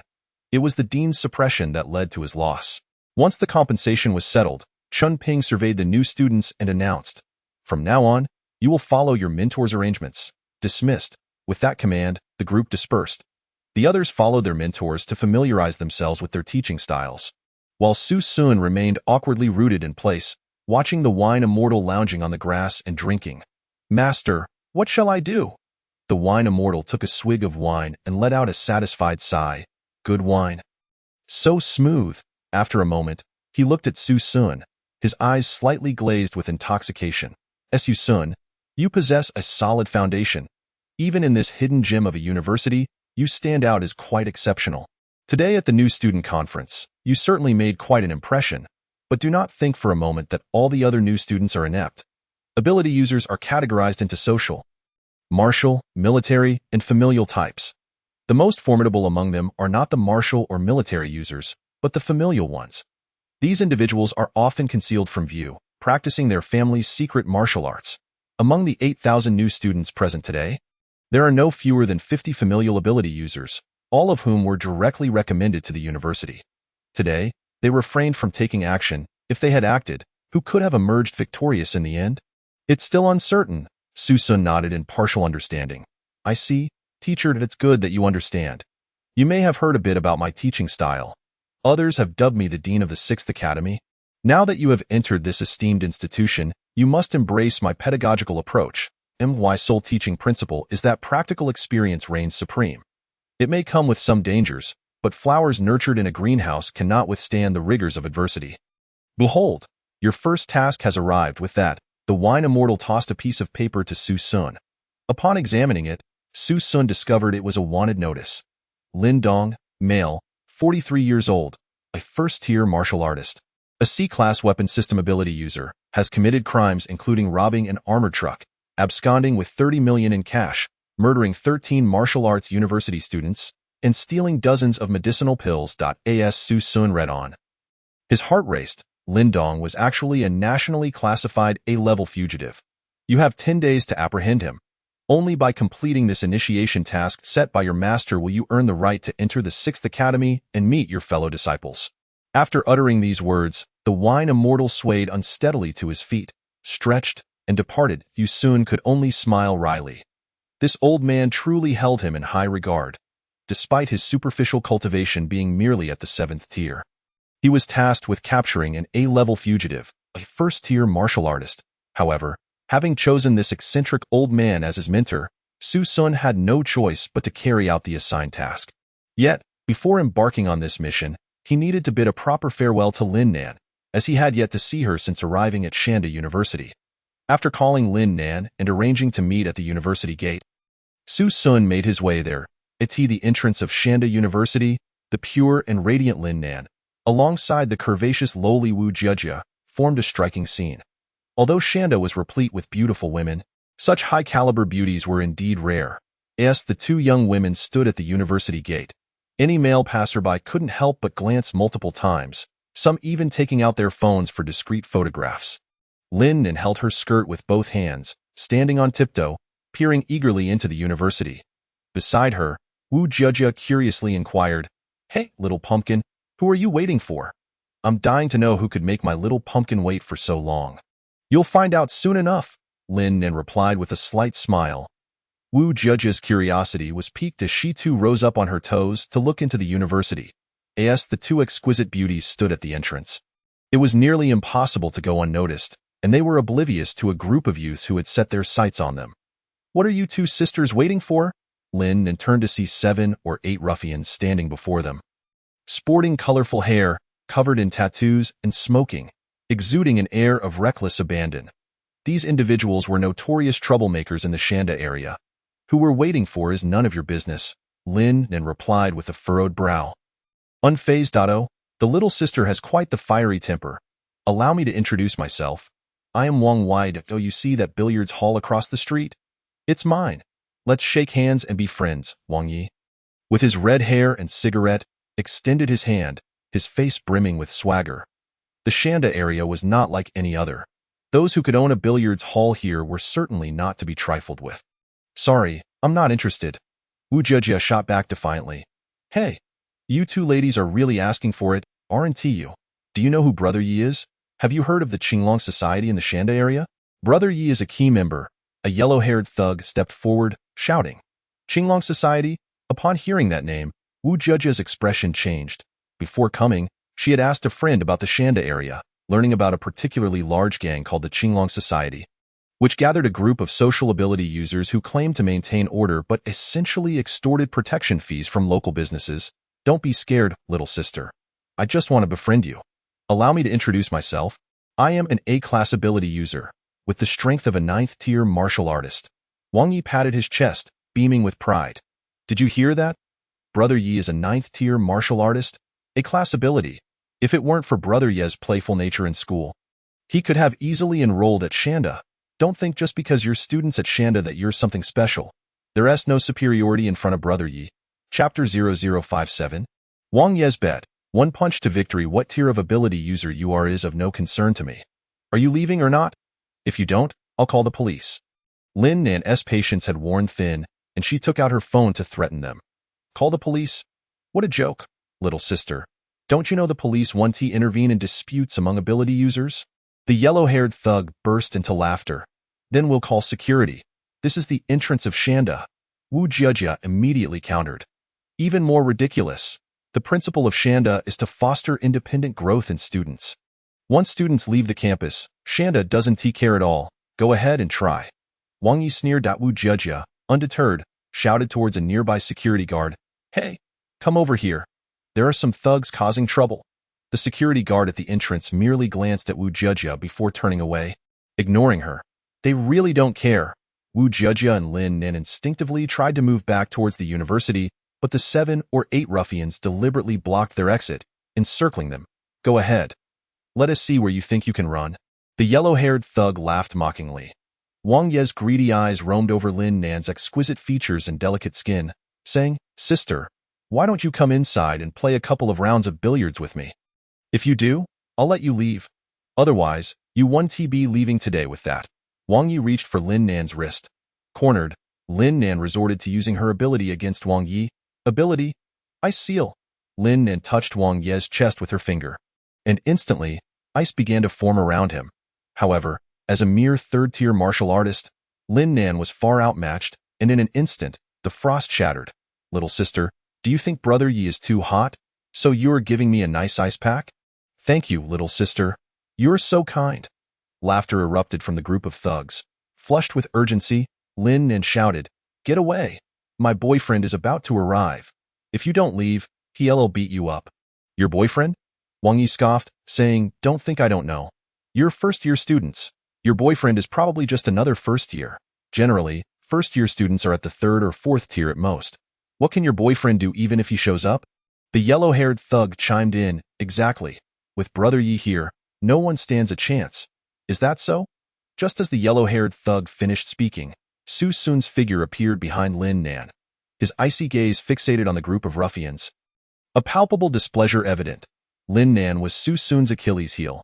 Upon seeing Su Sun, Lin Nan felt a surge of confidence and immediately clung to his ARM. My boyfriend is here. You better scram. Oh, someone isn't afraid of death after all? Wang Ye's eyes glinted with amusement. Seeing Su Sun's youthful and naive appearance, Wang Yi dismissed him entirely. Your girlfriend is quite lovely, very innocent. Let me borrow her for a couple of days. Once I'm bored, I'll return her to you. Now, you can get lost. Wang Yi waved his hand at Su Sun as if dismissing a stray dog. Su Sun coldly asked, Are you looking for death? What? You're not satisfied? Want to fight me? Wang Yi provoked. While he might not stand a chance against a sophomore, he felt confident against a freshman and had no fear. You have 10 seconds to get out of my sight, or you'll bear the consequences, Su Sun said coldly. All right. You've got guts. Wang Yi nodded with a sneer. If it weren't for the fact that they were at the entrance of Shanda, he would have already struck. Wang Yi had been deceiving Lin Nan. If a fight broke out at Shanda's entrance, security would rush out immediately, and he didn't want to deal with those formidable guards. Kid, don't just talk big. If you're not afraid, meet me at the billiards hall across the street. I, Wang Yi, will take you on one-on-one. If I lose, I'll give you the billiards hall. If you lose, you'll give your girlfriend to me. Do you dare accept? Su Sun shrugged, saying, What is there to be afraid of? Let us go. Seeing Su Sun agree, a glimmer of mockery flashed in Wang Ye's eyes. Come. Several ruffians grabbed Su Sun and Lin Nan, leading them towards the billiards hall. Along the way, Wu Jiajia looked at Su Sun with admiration, whispering to Lin Nan, You're amazing. You're dating the national martial arts champion. Those ruffians are in for a world of trouble. They have no idea they're about to face the national martial arts champion. Lin Nan chuckled softly, signaling Wu Jiajia to be quiet. Soon, they entered the billiards hall, and with a loud bang, The yellow-haired thug closed the door behind them. Clear the hall. Upon hearing this, the patrons playing billiards vacated the tables, stepping aside. The tables were moved aside, creating a spacious area where Wang Yi stood, beckoning Su Sun with a finger. Come forth, the pride of Shanda. You students of Shanda believe yourselves to be quite remarkable for gaining admission to such a prestigious institution. Today, Brother Yi shall impart a lesson to you, revealing the true nature of reality and society. The patrons at the billiards hall regard this scene with a sense of amusement, whispering among themselves in intrigue. Another spectacle is about to unfold. Is this a freshman? How foolish to follow the crowd to the billiards hall. Once you step beyond the gates of Shanda, the security personnel will no longer be of assistance. A freshman daring to venture here? Clearly, they have yet to experience the harsh realities of society. That lad is in for a rude awakening today. Wang Ye's prowess is not to be underestimated. Su Sun positioned himself opposite Wang Yi, stretching his limbs. Wang Yi glanced at Lin Nan and Wu Jejia behind Su Sun, his impatience palpable. Come, I shall allow you 3 punches. I won't evade. Strike here. If you can defeat me with 3 punches, I shall concede defeat. Wang Yi thumped his chest confidently. His ability, an elemental power of the earth, grants him formidable defensive capabilities. It is notoriously difficult to breach his defenses. Su Sun regarded Wang Yi with amusement. You wish for me to strike you 3 times? Not evade. You have my word. I said it, kid. You barely rank as a 5th-tier warrior. What of your 3 punches? Come, hit me with all your might. Wang Yi exuded confidence, flexing his muscles and thumping his chest. After a brief warm-up, Su Sun stepped before Wang Yi and delivered a powerful punch to his chest. Bang! The impact transformed Wang Yi's expression, sending him flying as if struck by a train. With a resounding crash, Wang Yi shattered a billiards table, rolling onto the ground in agony. With but a single punch, he was rendered unconscious. Chapter 0058. Allow me 3 punches. 2 remaining. Su Sun's strike had obliterated Wang Yi's defenses. A profound silence enveloped the room. All present stared at Su Sun in shock, struggling to comprehend what had just transpired. What just happened? A 9th-tier Earth warrior, vanquished by this freshman in a mere instant. Are all freshmen at Shanda this formidable? Huang Mao, witnessing his leader's defeat, rushed over to assist. Brother, are you all right? Huang Mao shook Wang Yi vigorously, ultimately rousing him from his stupor. Wang Yi, dazed, murmured, What happened? Before Wang Yi could fully regain his senses, Su Sun approached him, wearing an innocuous smile. Brother Yi, you just said to allow me 3 punches. That was the first one, and I still have 2 left. Upon hearing this, Wang Yi's eyes widened in alarm. Just as he attempted to protest, Su Sun delivered another punch squarely to his face. Bang! Wang Yi was instantly sent reeling, blood gushing from his nose, his face contorted in pain. He collapsed once more into unconsciousness. Huang Mao stood in stunned silence. Wang Yi was the strongest among their group, and if even he could only endure the blows, he dared not intervene. Brother Yi truly is remarkable. He endured my punch without a sound. Su Sun raised his thumb in admiration towards Wang Yi. Meanwhile, Huang Mao was nearly in tears. You knocked him out with a single punch. It's a miracle he can utter a sound. Brother Yi, wake up. Are you all right? Huang Mao continued to shake Wang Yi until he finally regained consciousness again. As Wang Yi opened his eyes, he saw Su Sun applauding him enthusiastically. Brother Yi, you mentioned allowing me 3 punches. That was the second one. And I still have 1 left. Do you think this last punch should be delivered? At this, Wang Yi's face turned to one of sheer terror, and he hastily replied, No, stop. Huang Mao quickly interjected, reaching out to halt Su Sun. What? You want me to stop? I have never encountered such an outrageous request in my life. Very well, I shall grant you your wish. With that, Su Sun raised his fist once more and struck Wang Yi's face with brutal force. Bang bang. Each punch landed with sickening impact, and soon Wang Yi's visage was a grotesque mask of blood and bruises, unrecognizable even to his own mother. After a flurry of strikes, Su Sun exhaled contentedly, feeling exhilarated. Brother Yi, you are indeed quite humble, knowing I am a freshman and allowing me to strike without retaliation. You are rather congenial. With that remark, Su Sun scoffed, glancing at Wu Jejia and Lin Nan. Let us depart for a meal. Su Sun sauntered away from the billiards hall, flanked by the 2 lovely ladies. leaving Wang Yi and his stunned subordinates in his wake. Once Su Sun exited, Wang Ye's followers hurriedly gathered around him. "Brother Yi, are you all right? What are you all standing around for? Quickly, take Brother Yi to the hospital." Meanwhile, after leaving the billiards hall, Su Sun, accompanied by Lin Nan and Wu Jiejia, arrived at a Haidaleo restaurant in a nearby shopping mall, indulging in a lavish meal. The special zone truly lives up to its name, as the prices here were considerably higher than in Tushar, with the meal costing Su Sun a staggering 800 yuan. However, now possessing 5 million yuan in cash, he felt little concern for the expense. After dining, Wu Jiejia wisely excused herself to allow Su Sun and Lin Nan some privacy. The pair then attended a movie, followed by a leisurely stroll that lasted until nightfall, before finally returning to Shanda.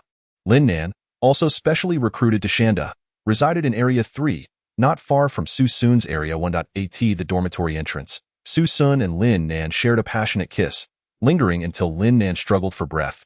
Flushed, her lips glistening, she gazed dreamily at Su Xu and Su Sun. "Let us promise never to part in this lifetime." Su Sun nodded, embracing Lin Nan's waist. "Once we graduate from Shanda, we shall marry," Lin Nan shyly agreed. "I desire no dowry. I am my father's only daughter, and marrying me means inheriting my father's mine." "Are you planning to keep me?" Su Sun chuckled. "Do not jest. Tomorrow, I must undertake a mission. Please be cautious. The matters of cultivation are secondary. Your safety is paramount. Do not return missing limbs, or I shall not forgive you." Lin Nan shot Su Sun a playful glare, adjusting his collar before turning to head into the dormitory. "Return safely.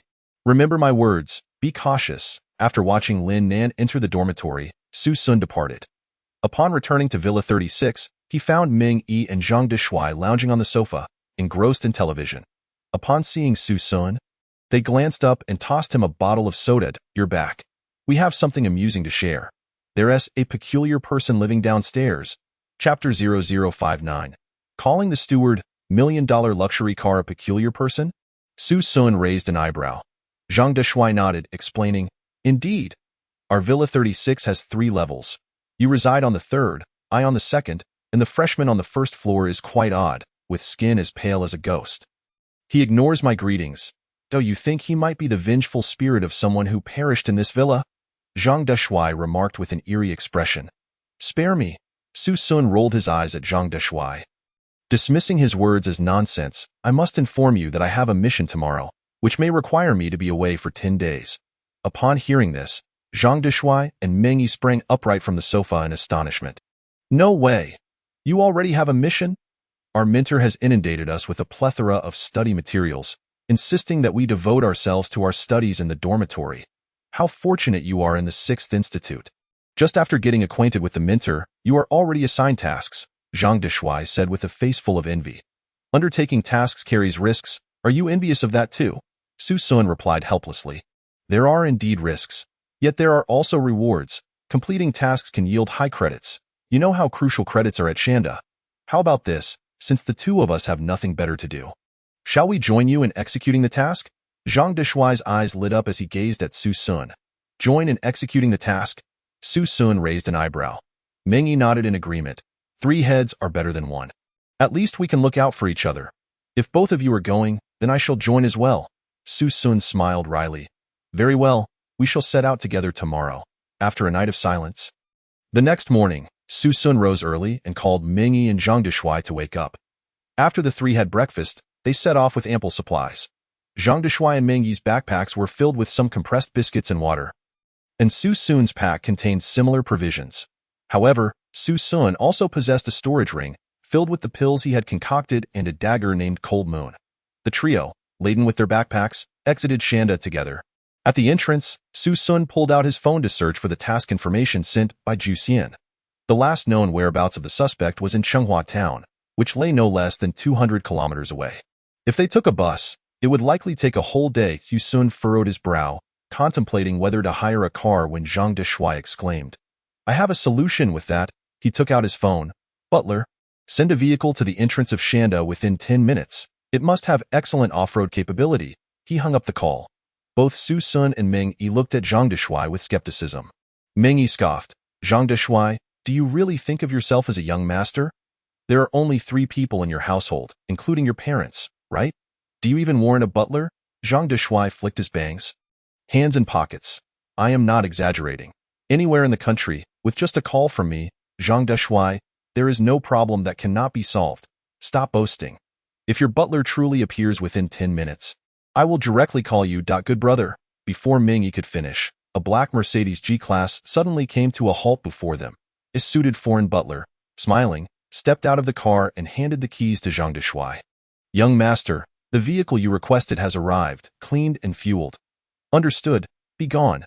Zhang Deshuai took the keys and got into the car. Let's go. What are you still dawdling for? Su Sun and Ming Yi, somewhat bewildered, climbed into the vehicle. Once inside, Ming Yi marveled at the luxurious interior. Is this the $3 million Mercedes G-Class? Zhang Deshuai, what does your family do? Zhang Deshuai smiled slightly. It's a secret. The three of them drove directly out of the Shanda Special District. Inside the car, Zhang Deshuai played DJ music, and the trio bobbed their heads to the rhythm, thoroughly enjoying themselves. However, unbeknownst to them, a Jinbei van had been trailing closely behind the Mercedes. After half an hour of driving, the vehicles on the national road became sparse, and they found themselves on a desolate stretch next to a mountain. As Zhang Deshuai yawned, he pulled over to the side of the road. Turning back, he said, Su Sun, you drive. I'm tired and need to rest for a bit. Su Sun nodded, just as Ming Yi in the back seat suddenly widened his eyes. Watch out! Instinctively, Su Sun looked up to see a large truck barreling straight towards the Mercedes. Going the wrong way. In the blink of an eye, the three had no time to react, and with a thunderous crash, the truck collided violently with the Mercedes. The immense force sent the Mercedes spinning several times before it finally overturned onto the grassy median. Inside, Su Sun and his companions were left bloodied, with Ming Yi and Zhang Deshuai groaning in agony. Fortunately, the three were not ordinary individuals. Their robust physiques saved them from certain death in this calamity. In the passenger seat, Su Sun's head throbbed painfully, and his eyelids felt as heavy as lead, threatening to plunge him into unconsciousness at any moment. In his dazed state, he spotted the Jinbei van parked by the roadside, with several burly men approaching the overturned Mercedes. Summoning all his strength, Su Sun retrieved a handful of vitality pills and cooling pills from his storage ring, shoving them into his mouth. He swallowed them down and then pried open Zhang Deshuai and Ming Yi's mouths, forcing them to ingest a generous amount of the same pills. The vitality pills would restore their life force and heal their injuries swiftly, while the cooling pills would keep their minds alert and restore their mental acuity. After completing this, the passenger door swung open with a loud crack. Damn it, there's still one awake here. Bang. A fist struck Su Sun's head with ferocious force, and he immediately lost consciousness. What transpired afterward was a complete mystery to Su Sun and his companions. Time seemed to stretch as Su Sun felt as if he were trapped in an interminable dream. But just as he was halfway through, a splash of water cascaded down, the icy shock jolting him awake. Zhang Deshuai and Ming Yi were likewise roused from their stupor. Gasping for air, Su Sun surveyed his surroundings. They were surrounded by a multitude of men, all exuding a menacing aura, clearly a band of outlaws. Opposite him stood a hulking figure, cigar in mouth, leering at Su Sun. Well, little one, you've awakened? Welcome to the world of fugitives. Do you see this watch in my hand? From this moment on, the lives of the three of you will be on a countdown. When this watch beeps, it will be your time to tread the path to the underworld. Chapter 0060, The Eerie Tavern, Leader Lin Dong. The watch in Lu Kuei's hand had been set to countdown mode. With 10 minutes remaining, Su Sun glanced coldly at Lu Kuei and said, It seems we are not acquainted. Why have you captured us? Lu Kuei sneered. You and I indeed do not know each other. But I know your master. That old drunkard. That old fool killed our leader. The Long Group has captured many of our brothers. Tell me, should I seek revenge for this grudge? Looking at the ferocious Lu Kuei, Su Sun scoffed disdainfully. The one who captured you was Juxian. If you wish to seek revenge, go after him. Why take it out on me? Could it be that you were too weak to confront Juxian and have resorted to picking on a soft target? You truly are a band of fine men. Su Sun's taunts instantly ignited the ire of the dozens present in the tavern. Indeed, their average cultivation level was at the warrior tier, with only 2 reaching the martial master level. Facing the formidable Juxian at Shanda for revenge was something they genuinely feared. However, being exposed by Su Sun left them feeling humiliated. A short man with a scarred face approached Su Sun. delivering a heavy punch to his abdomen. Su Sun let out a muffled groan, his face paling. "You little brat, do not speak insolently here. This is not a school, and no one will coddle you. If you utter another word that displeases me, I shall slice your tongue out with this knife." The scarred man brandished a dagger, his expression fierce. Nearby, Zhang Dushui quickly intervened. Hey, brothers, grievances have their origins. Your leader was not killed by us, so there's no need to make things difficult for us. How about this? I have a bit of money at home. Name your price and how much for our release? Money? Lu Kuei scoffed. You think you are wealthy? Being wealthy is something remarkable? Beat him. I detest the high-handed demeanor of the wealthy. Hey, don't hit him in the face. Following that, several burly men launched a flurry of punches at Zhang Dushui. Seeing Zhang Dushui being beaten, Meng Yi grew furious. Don't hit my brother. If you have the guts, let me down. Let us settle this one-on-one. Lu Kuei sneered. A muscle-bound fool with little wit. Beat him. As the words fell, several burly men approached Meng Yi, but unlike before, they wielded clubs. The group swung their clubs, raining down blows on Meng Yi, who soon became a battered mess. Witnessing both Meng Yi and Zhang Dushui being assaulted, Su Sun furrowed his brow, scanning for an opportunity to escape. But Lu Kuei's cold voice interrupted. What are you looking for? Planning an escape? Dismiss that naive thought. All your gear is right here. Plus, with the three of you injured and your vitality depleted, escaping these ropes is utterly impossible. Accept your fate. Lu Kuei pointed at the 3 backpacks tossed in the corner. Every item belonging to Su Sun and his companions had been confiscated. Not a single one left behind. However, Su Sun moved his thumb, feeling the storage ring on his middle finger, and his eyes brightened. The storage ring was still intact. Su Sun looked at Lu Kuei and asked, What do you intend to do? What do I want? I want to kill you 3 right now, but our leader values talent and has decided to give you a chance at life. Your leader? Su Sun questioned, puzzled, as Lu Kuei stepped aside, revealing a man rising from the recliner behind him. With a square face, thick eyebrows, and large eyes, he stood with his hands clasped behind his back, his expression stern and humorless, exuding a faint scent of blood. The moment Su Sun laid eyes on him, he instantly recognized his identity, Lin Dong. The very person the drunkard had sent to capture him. Lin Dong was toying with a mobile phone, which happened to belong to Su Sun. That old scoundrel truly had the audacity to send 3 petty thieves to apprehend me. Does he think so little of me, Lin Dong? My bounty stands at a staggering 30 million. Countless martial artists would hesitate to take on such a task. Clearly, that old fool has sent you here to meet your doom. Lin Dong chuckled with amusement as he regarded Su Xun. As his words fell, a wave of laughter erupted around them, echoing the sentiment. That drunkard is nothing short of a lunatic, insane. He actually dares to send a few martial artists to capture you. Our esteemed leader? I see that tantamount to delivering your head on a platter. Indeed, among the 3 of you, one is a 5th-tier martial artist, another is 7th tier, and the last is 8th tier. Combined, you wouldn't even be a match for a single blow from our esteemed leader. Lin Dong, with his hands behind his back, gazed at Su Sun and said, Listen here, young one, given my temperament, since that old fool took my leader's life, I am bound to seek revenge. Yet, I find the thought of killing you for vengeance rather unsatisfying. As the saying goes, a gentleman's revenge is best served after a decade.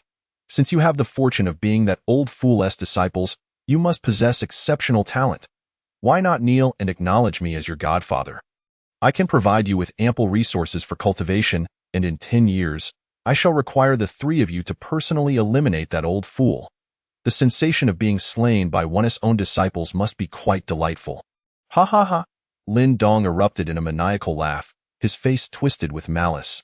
Meanwhile, Su Sun furrowed his brow and muttered a curse. Pervert, a pervert! I relish that title, but you are yet unworthy to insult me. With that, Lin Dong seized a beer bottle and smashed it against Su Sun's head with a sharp crack. The liquid and shards of glass splattered across Su Sun's face. You 3 need to understand. Your lives are now in my hands. You are nothing but 3 dogs to me. Whenever I wish, I can end your lives at that moment. Zhang Dushui, battered and barely conscious, weakly lifted his head and said, I acknowledge you as my godfather.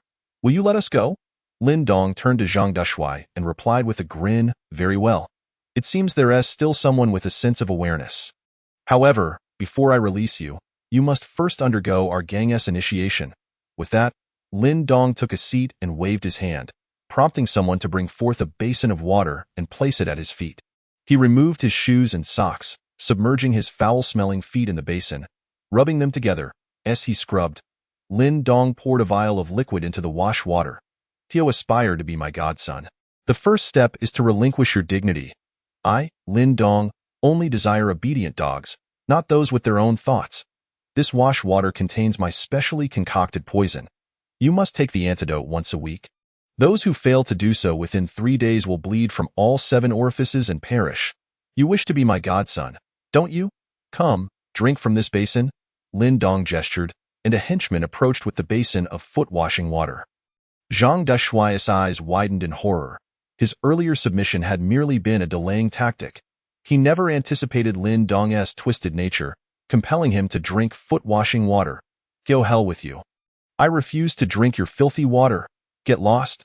Chapter 0061. A perverse game. An ultimate choice. Zhang Dushui firmly clamped his mouth shut, but the 2 burly men before him forcibly pried his jaws open and began pouring the liquid down his throat. In a moment of desperation, Zhang Dushui bit down hard on one of the brute's wrists, causing the man to yelp in pain, and with a crash, the basin toppled to the ground. How dare you bite me? The burly man retaliated with a punch to Zhang Dushui's face. Meanwhile, Lin Dong watched with evident displeasure. TSK, I absolutely detest being deceived. You've made me quite unhappy. With a wave of his hand, a scar-faced man wielding a whip approached, striking Zhang Dushui with vicious blows. Zhang Dushui's screams echoed through the air. After several lashes, his body was left bloodied and bruised. Lu Kuei, standing to the side, crossed his arms and remarked, being my leader's godson is a privilege. Don't be ungrateful. What you're drinking isn't mere foot-washing water, but holy water. Only a select few are worthy of such a gift. After saying this, Lu Kuei turned to Mengyi and asked, will you drink? Mengyi shook his head vigorously. You think you can intimidate me? Lu Kuei stepped forward, delivering several heavy punches to Mengyi's abdomen. After a flurry of blows, Mengyi coughed up blood. Despite this, he flashed a bloodied grin, declaring, if you have the guts, kill your grandfather. Otherwise, I assure you, I will not let you off the hook. Do you think you can escape alive? The scar-faced man scoffed, delivering a powerful punch to Mengyi's face. He then drew a dagger, pressing it against Mengyi's throat and turned to Lin Dong. Boss, shall we dispose of him now?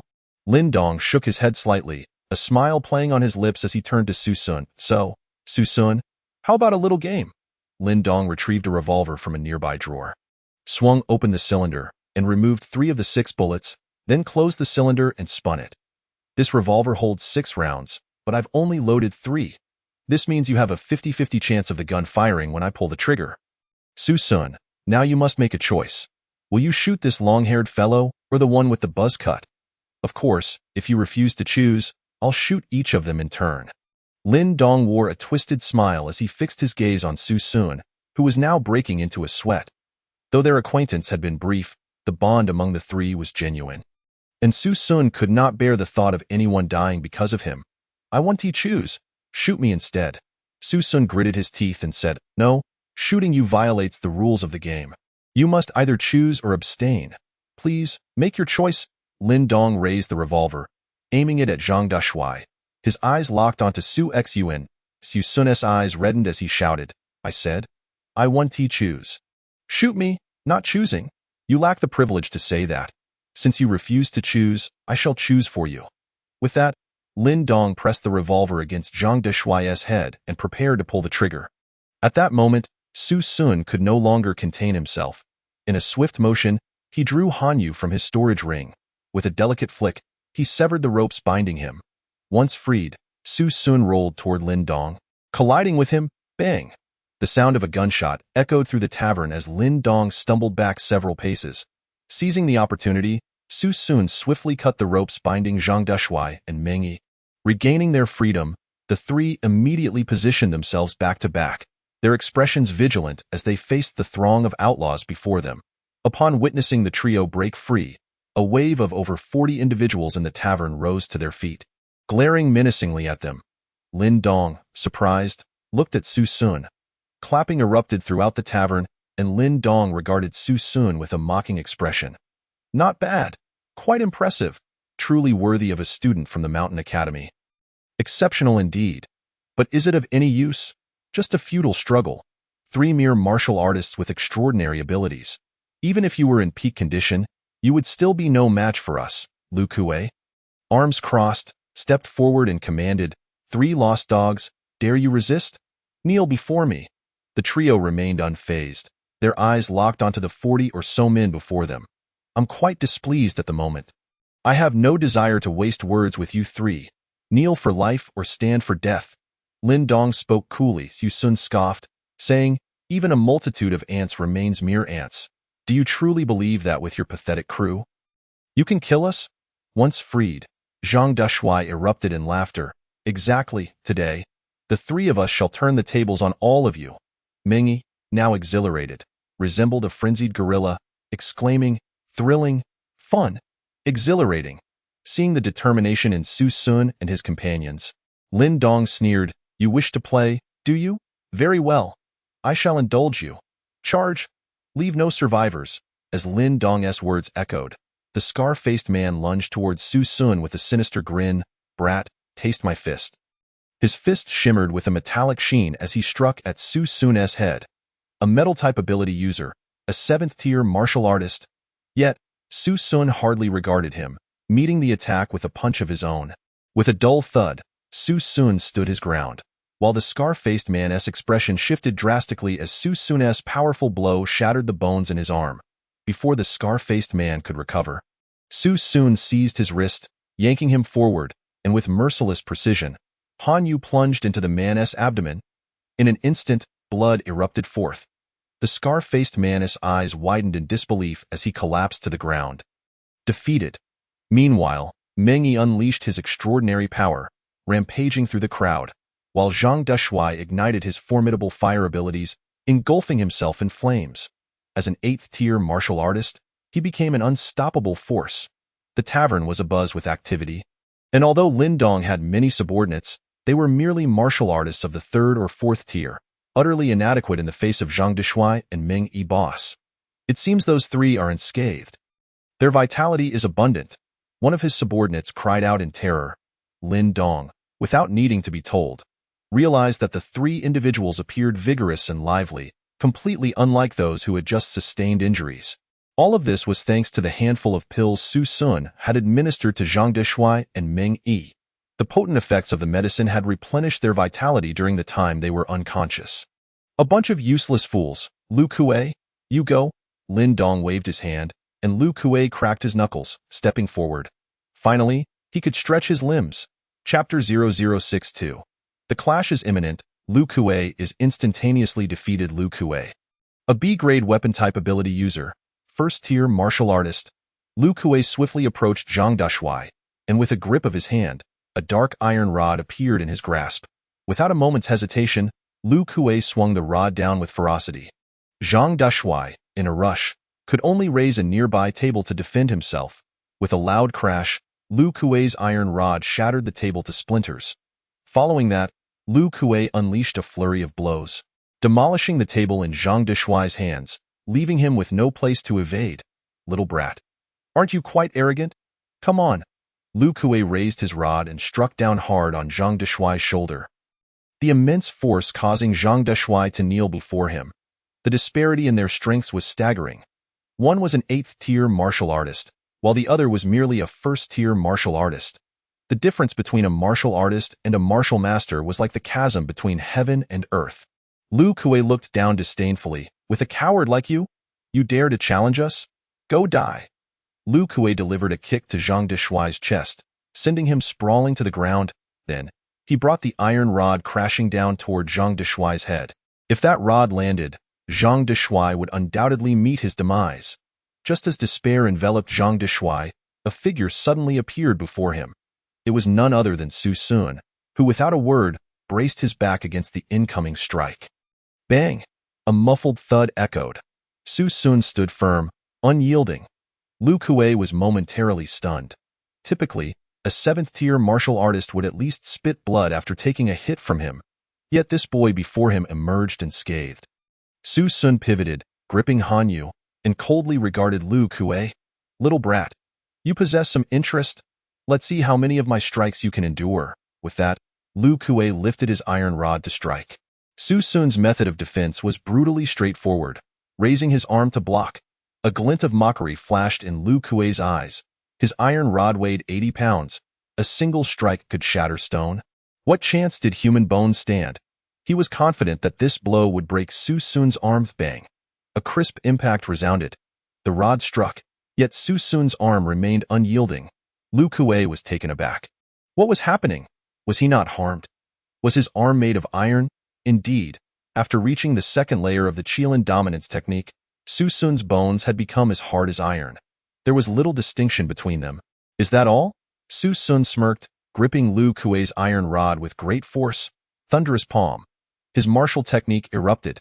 Electricity coursed through the iron rod, instantly paralyzing Lu Kuei. In that fleeting moment, Su Sun thrust Hanyu mercilessly into Lu Kuei's heart. A single blow sealed Lu Kuei's fate. Lu Kuei's eyes widened in shock as he looked down at the dagger embedded in his chest, disbelief etched across his face. "You?" Lu Kuei, in his final moments, never imagined he would perish at the hands of a mere 7th-tier martial artist. With a thud, his lifeless body fell to the ground. Su Sun withdrew Hanyu, shaking his head. After all, hailing from a wild background, Lu Kuei's combat prowess was not even on par with Miyamoto Hanzo. Upon witnessing Su Sun dispatch Lu Kuei, the surrounding burly men hesitated to approach him. After all, he had just slain their second-in-command, the strongest man in their gang aside from Lin Dong. What level of cultivation did this young man possess? How could he have defeated Lu Kuei? This lad couldn't possibly be feigning weakness to lure them into a trap, could he? His strength was terrifying. Amidst the murmurs, Lin Dong looked at Su Sun with a mix of surprise and intrigue. He had not anticipated that a 7th-tier martial artist could so effortlessly eliminate one of his most capable subordinates. Truly, a student from the Mountain Academy was no ordinary individual. It was no wonder that old man had taken him as a disciple. "How fascinating," Lin Dong sneered, stepping forward. "But no matter how fast you are, can you outrun a bullet?" At some point, Lin Dong had already loaded the revolver with bullets, raising it to aim directly at Su Sun. Firearms are weapons of immense power. Even if Su Sun had cultivated to the bone refinement level, he could not withstand a bullet at such close range. If it struck a vital area, it would be fatal. A mocking smile played at the corners of Lin Dong's mouth as he prepared to pull the trigger. Just as Lin Dong was about to do so, Su Sun unleashed his martial technique. Ghostly eye, Lin Dong's gaze locked onto Su Sun's, his expression suddenly blank. In that instant, Su Sun surged forth with blinding speed. Closing the distance between them, mountain-shattering fist, Su Sun leaped, delivering a powerful punch aimed at Lin Dong's head. But at that moment, Lin Dong regained his senses and swiftly dodged, resulting in a muffled thud as Su Sun's fist struck Lin Dong's chest. The force propelled Lin Dong backward, causing his revolver to slip from his grasp and clatter to the ground. Su Sun rolled and instinctively seized the revolver. He raised the gun, preparing to shoot Lin Dong. However, having never handled a firearm before, he found the trigger unresponsive. Just as he was about to smash the gun, Zhang Deshuai yelled from behind, "Throw it to me. I can use it." Su Sun tossed the revolver to Zhang Deshuai. With both hands on the weapon, Zhang Deshuai moved with professional precision, releasing the safety before aiming at Lin Dong and pulling the trigger. Bang, bang. The gunfire echoed. Lin Dong darted around the tavern with astonishing speed. A wind-type ability user, he evaded every shot Zhang Deshuai fired. As the last bullet remained in the chamber, Zhang Deshuai gritted his teeth, quickly aimed ahead of Lin Dong, and fired. Bang! The bullet struck Lin Dong's shoulder, causing him to grunt in pain. "I hit him," Zhang Deshuai exclaimed. Seizing the moment Lin Dong was injured, Su Sun employed the ethereal step technique, rushing forward. Upon nearing Lin Dong, Su Sun threw a punch toward his head. However, Lin Dong, the wind-type ability user, was far too swift. He dodged Su Sun's attack and retaliated with a punch to Su Sun's abdomen. Bang! Su Sun stumbled, nearly losing his footing. A 3rd-tier martial master. an A-grade ability user. Lin Dong was significantly stronger than Lu Kuei. Lin Dong halted, his eyes blazing with fury as he glared at Su Sun. You dare to injure me? Very well. You have successfully provoked my wrath. None of you little brats will escape. You shall all perish. With a thunderous roar, Lin Dong launched a fierce assault on Su Sun. Enhanced by the wind attribute, Lin Dong's punches were lightning fast. Creating afterimages, Su Sun could only raise his arms in defense, yet the barrage of blows rained down upon him like a torrential downpour. Bang! Lin Dong executed a high kick, striking Su Sun's head. With a resounding crash, Su Sun's body shattered a table, sent sprawling to the floor. You refuse to acknowledge me as your mentor? You seek your own demise? Die. Chapter 0063. 7th Layer of Chi Refinement. Invincible dominance. Lin Dong lifted his foot, poised to stomp on Su Sun's head. Su Sun jolted awake, rolling to evade Lin Dong's assault. Yet Lin Dong relentlessly pursued him, and after several failed attempts to crush Su Sun, he finally unleashed a powerful kick to Su Sun's waist. Bang! A dull thud resonated. Su Sun was sent flying several meters like a rubber ball. Rising to his feet, Su Sun felt a tumult within him. He suppressed the urge to vomit blood, taking a deep breath as he gazed at Lin Dong. An A-grade ability user, 3rd-tier martial master, was indeed formidable.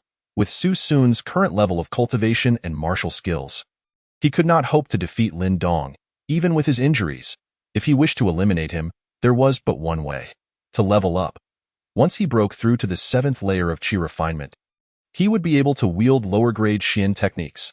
The difference between Xian-grade and Huang-grade techniques was but a single character, yet the disparity in their application was monumental. Currently, Su Sun's only means of leveling up was to absorb the essence from Lu Kuei's corpse. However, this process required time. At least 5 minutes, bro. Ming Yi, you too, buy me time. Just 5 minutes, that's all I need. With that, Su Sun rolled over to Lu Kuei's body, placing his hands upon the corpse, and instantly activated the devouring technique. Although the two were bewildered by Su Sun's request, they trusted him implicitly and charged forward without hesitation. Freak. Watch the rod. Ming Yi seized an iron rod and swung it at Lin Dong. Bang! Lin Dong did not even flinch, allowing the wooden stick to collide with his head. Then, with a mocking glance at Ming Yi, Lin Dong remarked, "Haven't you eaten?" With that, Lin Dong seized Ming Yi by the throat, lifting him off the ground. The disparity in their cultivation was insurmountable. The 5th-tier martial artist Ming Yi could not breach Lin Dong's defenses. With a resounding crash, Lin Dong slammed Ming Yi onto a table, shattering it beneath him. Zhang Deshuai witnessed this and roared, "I'll take you on."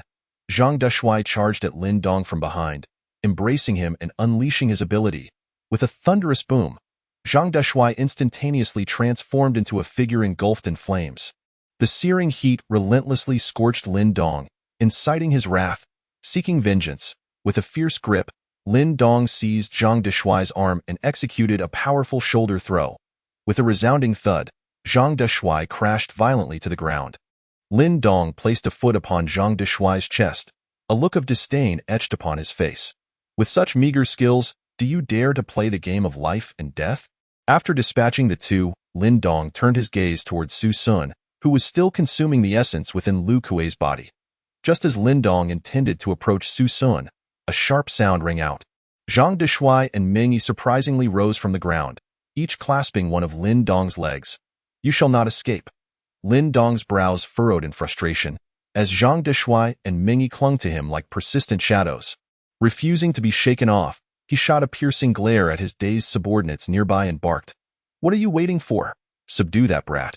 Upon hearing Lin Dong's command, his subordinates finally snapped back to reality.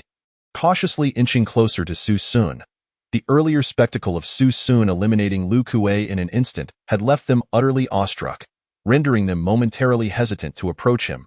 It wasn't until one brave soul tentatively struck Su Sun's back with a wooden stick and received no response that the group surged forward.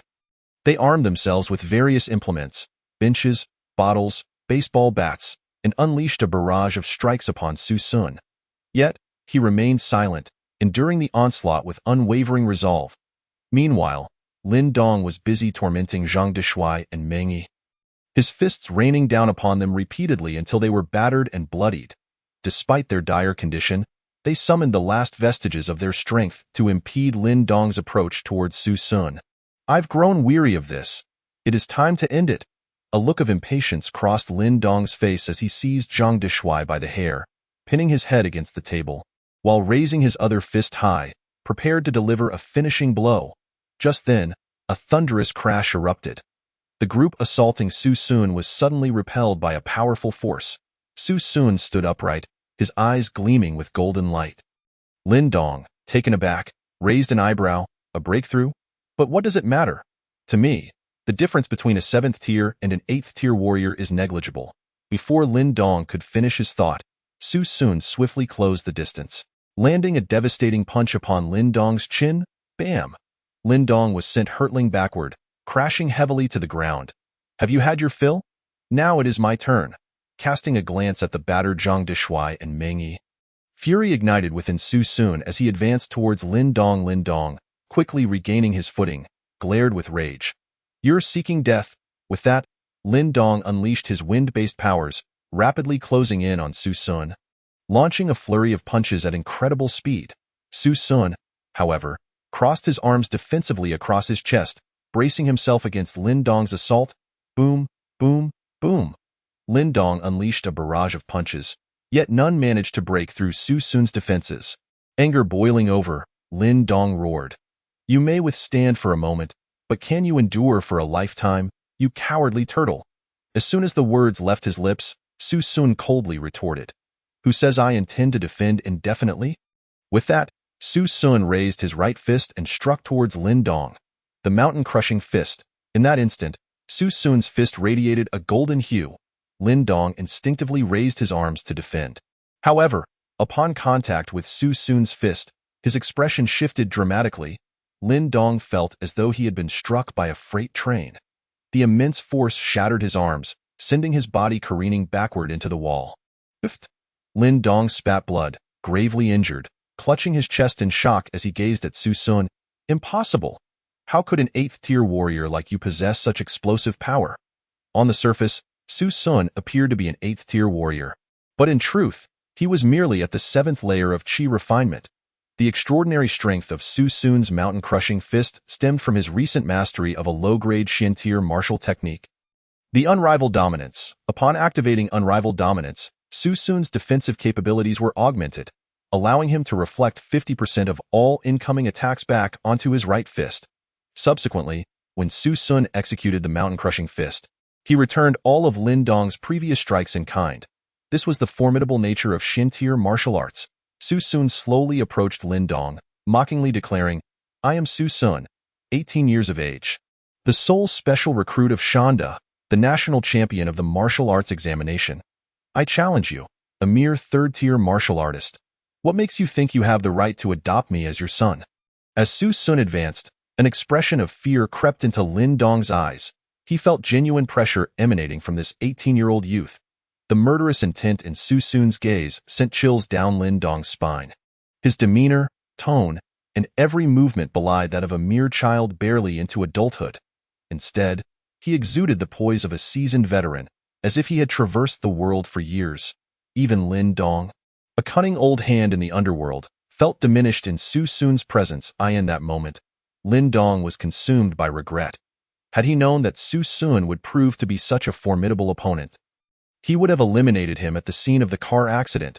Now, however, all Lin Dong could do was plead for mercy. Su Sun, remain calm. Do not kill me. My death would bring you no benefit. I possess wealth. I can offer you vast sums. Just let me go. Lin Dong produced a card, tossing it towards Su Sun. The card contained 50 million. If you spare me, this money is yours. 50 million was no trifling sum, but it held no allure for Su Sun, who understood that allowing Lin Dong to live would mean permitting an adversary capable of threatening him to roam free. Killing you means this money will still belong to me. Su Sun replied coldly. As Su Sun advanced, Lin Dong was drenched in sweat, panicking. He had not anticipated that Su Sun's temperament would diverge so sharply from that of other 18-year-olds. He was impervious to the lure of wealth. Rather, he remained calm and collected, acutely aware of his intentions. Were their roles reversed, Lin Dong would have acted similarly to Su Sun, leaving no survivors. With no possibility of negotiation, Lin Dong's only option was to flee. He abruptly splashed the liquor from the table towards Su Sun and turned to escape the tavern. Su Sun reacted instantly, rising to pursue. However, just as he moved, a sudden commotion erupted. Lin Dong's loyal subordinates quickly surrounded him. Their loyalty was born of necessity. They understood that should Lin Dong perish, they would face a similar fate without an antidote. Thus, only Lin Dong's survival ensured their own. "Get out of my way." Su Sun roared, smashing one man's skull with a single punch. Grabbing an iron rod from the ground, he swung it vigorously, sending several men flying. In mere moments, Su Sun had dispatched all those who stood in his path, then dashed out of the tavern. At the end of the street, Lin Dong had already sprinted several dozen meters ahead. Though he was a wind element ability user and speed was his forte, he was now severely injured, giving Su Sun a reasonable chance to catch up. Just as he prepared to chase, the wail of police sirens pierced the air. Wail, wail. Several police cars, flashing red and blue lights, sped down the road, effectively blocking Su Sun at the tavern's entrance. With a clatter, over a dozen officers leaped from the vehicles, drawing their firearms and aiming at Su Sun. "Do not move. Raise your hands." Su Sun furrowed his brow, explaining, "I am a student from Shanda. A wanted criminal just escaped. I must pursue him immediately." As he spoke, Su Sun attempted to bypass the police cars in pursuit. But a sudden scent of perfume wafted through the air as a lithe figure stepped in front of him. The individual seized Su Sun's wrist, attempting to execute a capture maneuver. Su Sun, ready to retaliate with a punch, turned to see the stern visage of a female officer. Unaccustomed to striking women, he refrained from countering, only to find himself pinned against the police car. Zhou Zining gazed disdainfully at Su Sun, sneering, "With skills like yours, how dare you claim to be a student of Shanda? Gang brawls are just gang brawls. Spare me your excuses."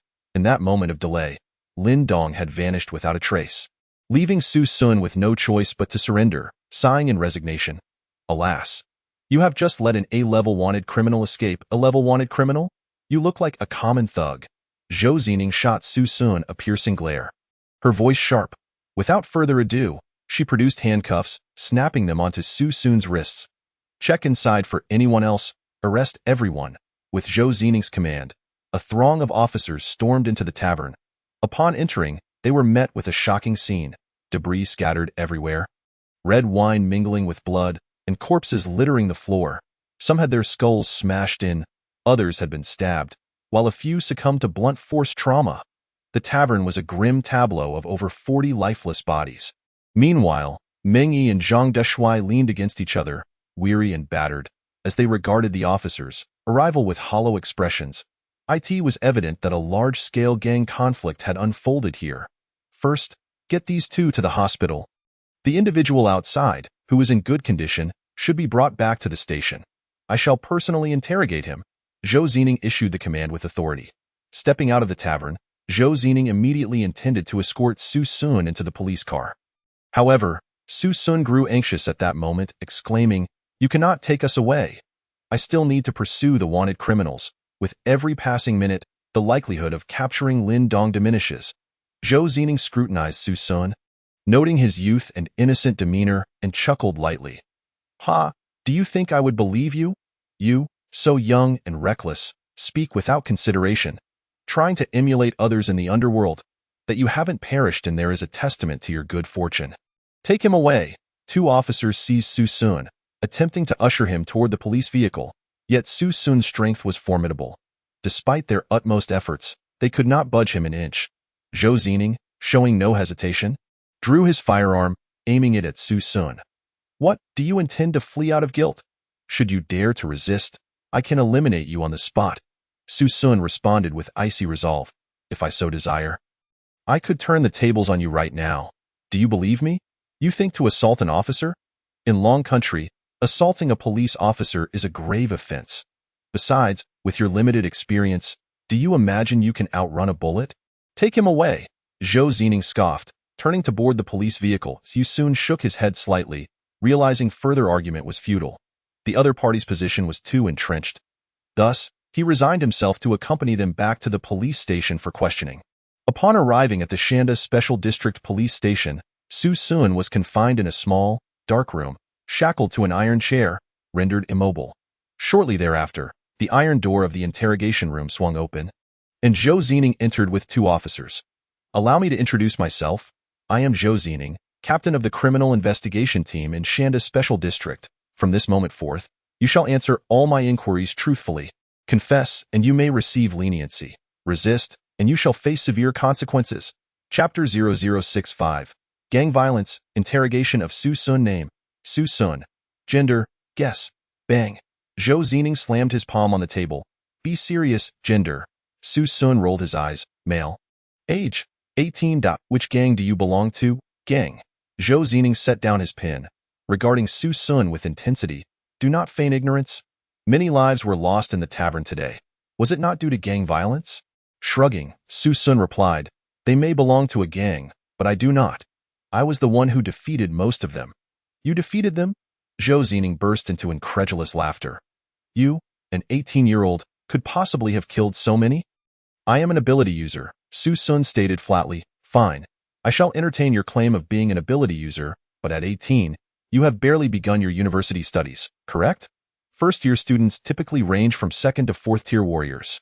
I shall generously consider you a genius, a 6th tier warrior. Do you truly believe you could have slain that many people? Moreover, I have conducted my investigation. The majority of the deceased were warriors. The weakest among them was a 3rd tier warrior, and the strongest was a martial master. How could a mere child like you take down so many ability users?" Zhou Zining, with a dismissive smirk, rapped his fingers on the table. "Let me tell you, the reason I have ascended to the position of captain at such a young age is due to my experience. Do not attempt to deceive me. Now, which gang do you truly belong to?" Su Sun responded earnestly. "Shanda. Shanda gang. Does such a gang exist?" Zhou Zining's brows furrowed. "I mean Shanha University." Su Sun clarified. "Ha. You claim to be a student of Shanda? Very well, I shall consider you one. Yet, if you are indeed a student, why are you not at the university and instead found in a town over 100 kilometers away? Provide me with a reasonable explanation." Zhou Zining's expression turned serious. "Because my mentor sent me to hunt down a person named Lin Dong, a 3rd tier martial master. He is a nationally wanted criminal. Check it out." Zhou Zining immediately glanced at a colleague, who promptly began to search on the computer.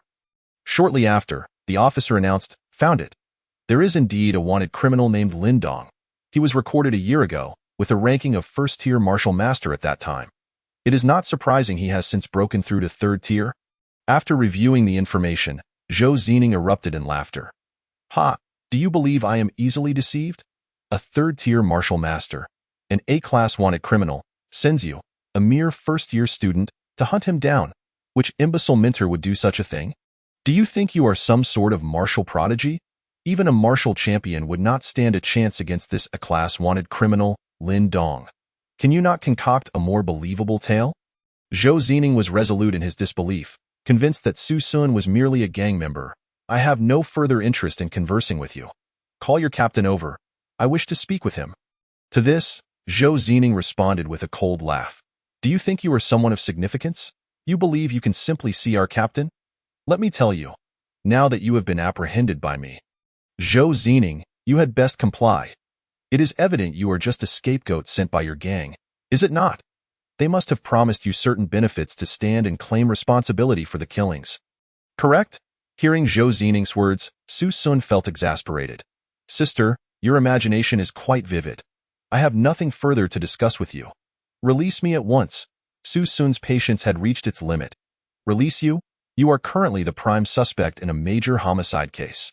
On what grounds should I release you? Simply because I am a student of Shanda. You police have no authority to intervene in matters between ability users. If I am to be apprehended, it should be the Dragon Team that does so. You have no right to detain me." Su Sun, suddenly incensed, shouted back, "Be silent." Zhou Zining struck the lamp onto Su Sun's face, the blinding light momentarily rendering Su Sun unable to see. "The Dragon Team is busy. Do you think it worth their time to trouble themselves over an 18-year-old brat like you? When an ability user is captured, the police typically do not involve the Dragon Team for lower-tier ability users. They resolve the matter themselves." Clearly, Zhou Zining had categorized Su Sun as a low-tier ability user, unworthy of concern. "Not worth their time? Very well, then you shall call Chen Ping, the head of the guidance office at Shanda." and have him come to extricate me. Su Sun furrowed his brow. Make the call. Inquire whether there is a student named Su Sun at Shanda. Zhou Zining commanded. The assistant promptly dialed the phone number for Shanda. After a brief wait, the call was answered. Shanda Special District Police Station, may I ask if there is a first-year student named Su Sun? Please hold while I check. After a short while, a voice came through the phone. Yes. Su Sun, 18 years old, first-year student. Upon receiving confirmation, Su Sun shrugged at Zhou Zining and said, Can I leave now? Zhou Zining, observing Su Sun's somewhat arrogant demeanor, snatched the phone from him and declared, Immediately send someone from Shanda to verify. This individual is now implicated in a homicide case involving dozens of casualties. I demand a definitive answer. With that, Zhou Zining hung up the phone and turned to Su Sun. If you are indeed a student of Shanda, the repercussions of this incident will be even more severe. A student from Shanda involved in gang violence. If the media were to catch wind of this, it would make headlines. Su Sun was left speechless by Zhou Zining's vivid imagination. Why must you insist that I am a member of a gang? I have stated clearly that I am not. Not a gang member? Then explain how that first-tier martial master met his demise. How could you three youngsters possibly have killed him? Without gang involvement, could there be such a high number of casualties? You still refuse to admit the truth? At that moment, the phone rang, and the assistant glanced at Zhou Zining, saying, Captain, it's a call from the Dragon team. Answer it. As the call was connected, a man's voice resonated. I am Feng Qilin from the Dragon team. You have apprehended a student named Su Sun, correct? Yes. I am currently interrogating him. Good. The Dragon team will be arriving shortly. With that, the call ended. Zhou Zining's expression turned serious. Even the Dragon team has taken notice. It seems this incident of gang violence has stirred quite a commotion. Indeed, with martial masters among the casualties, the Dragon team is bound to intervene. Zhou Zining looked at Su Sun, who lay on the iron chair, calling out, I am thirsty. I want water. This chair is too hard. I want to sit on a sofa, a leather one. You do not deserve it. Zhou Zining spat out 3 words. Captain Zhou, let me reiterate.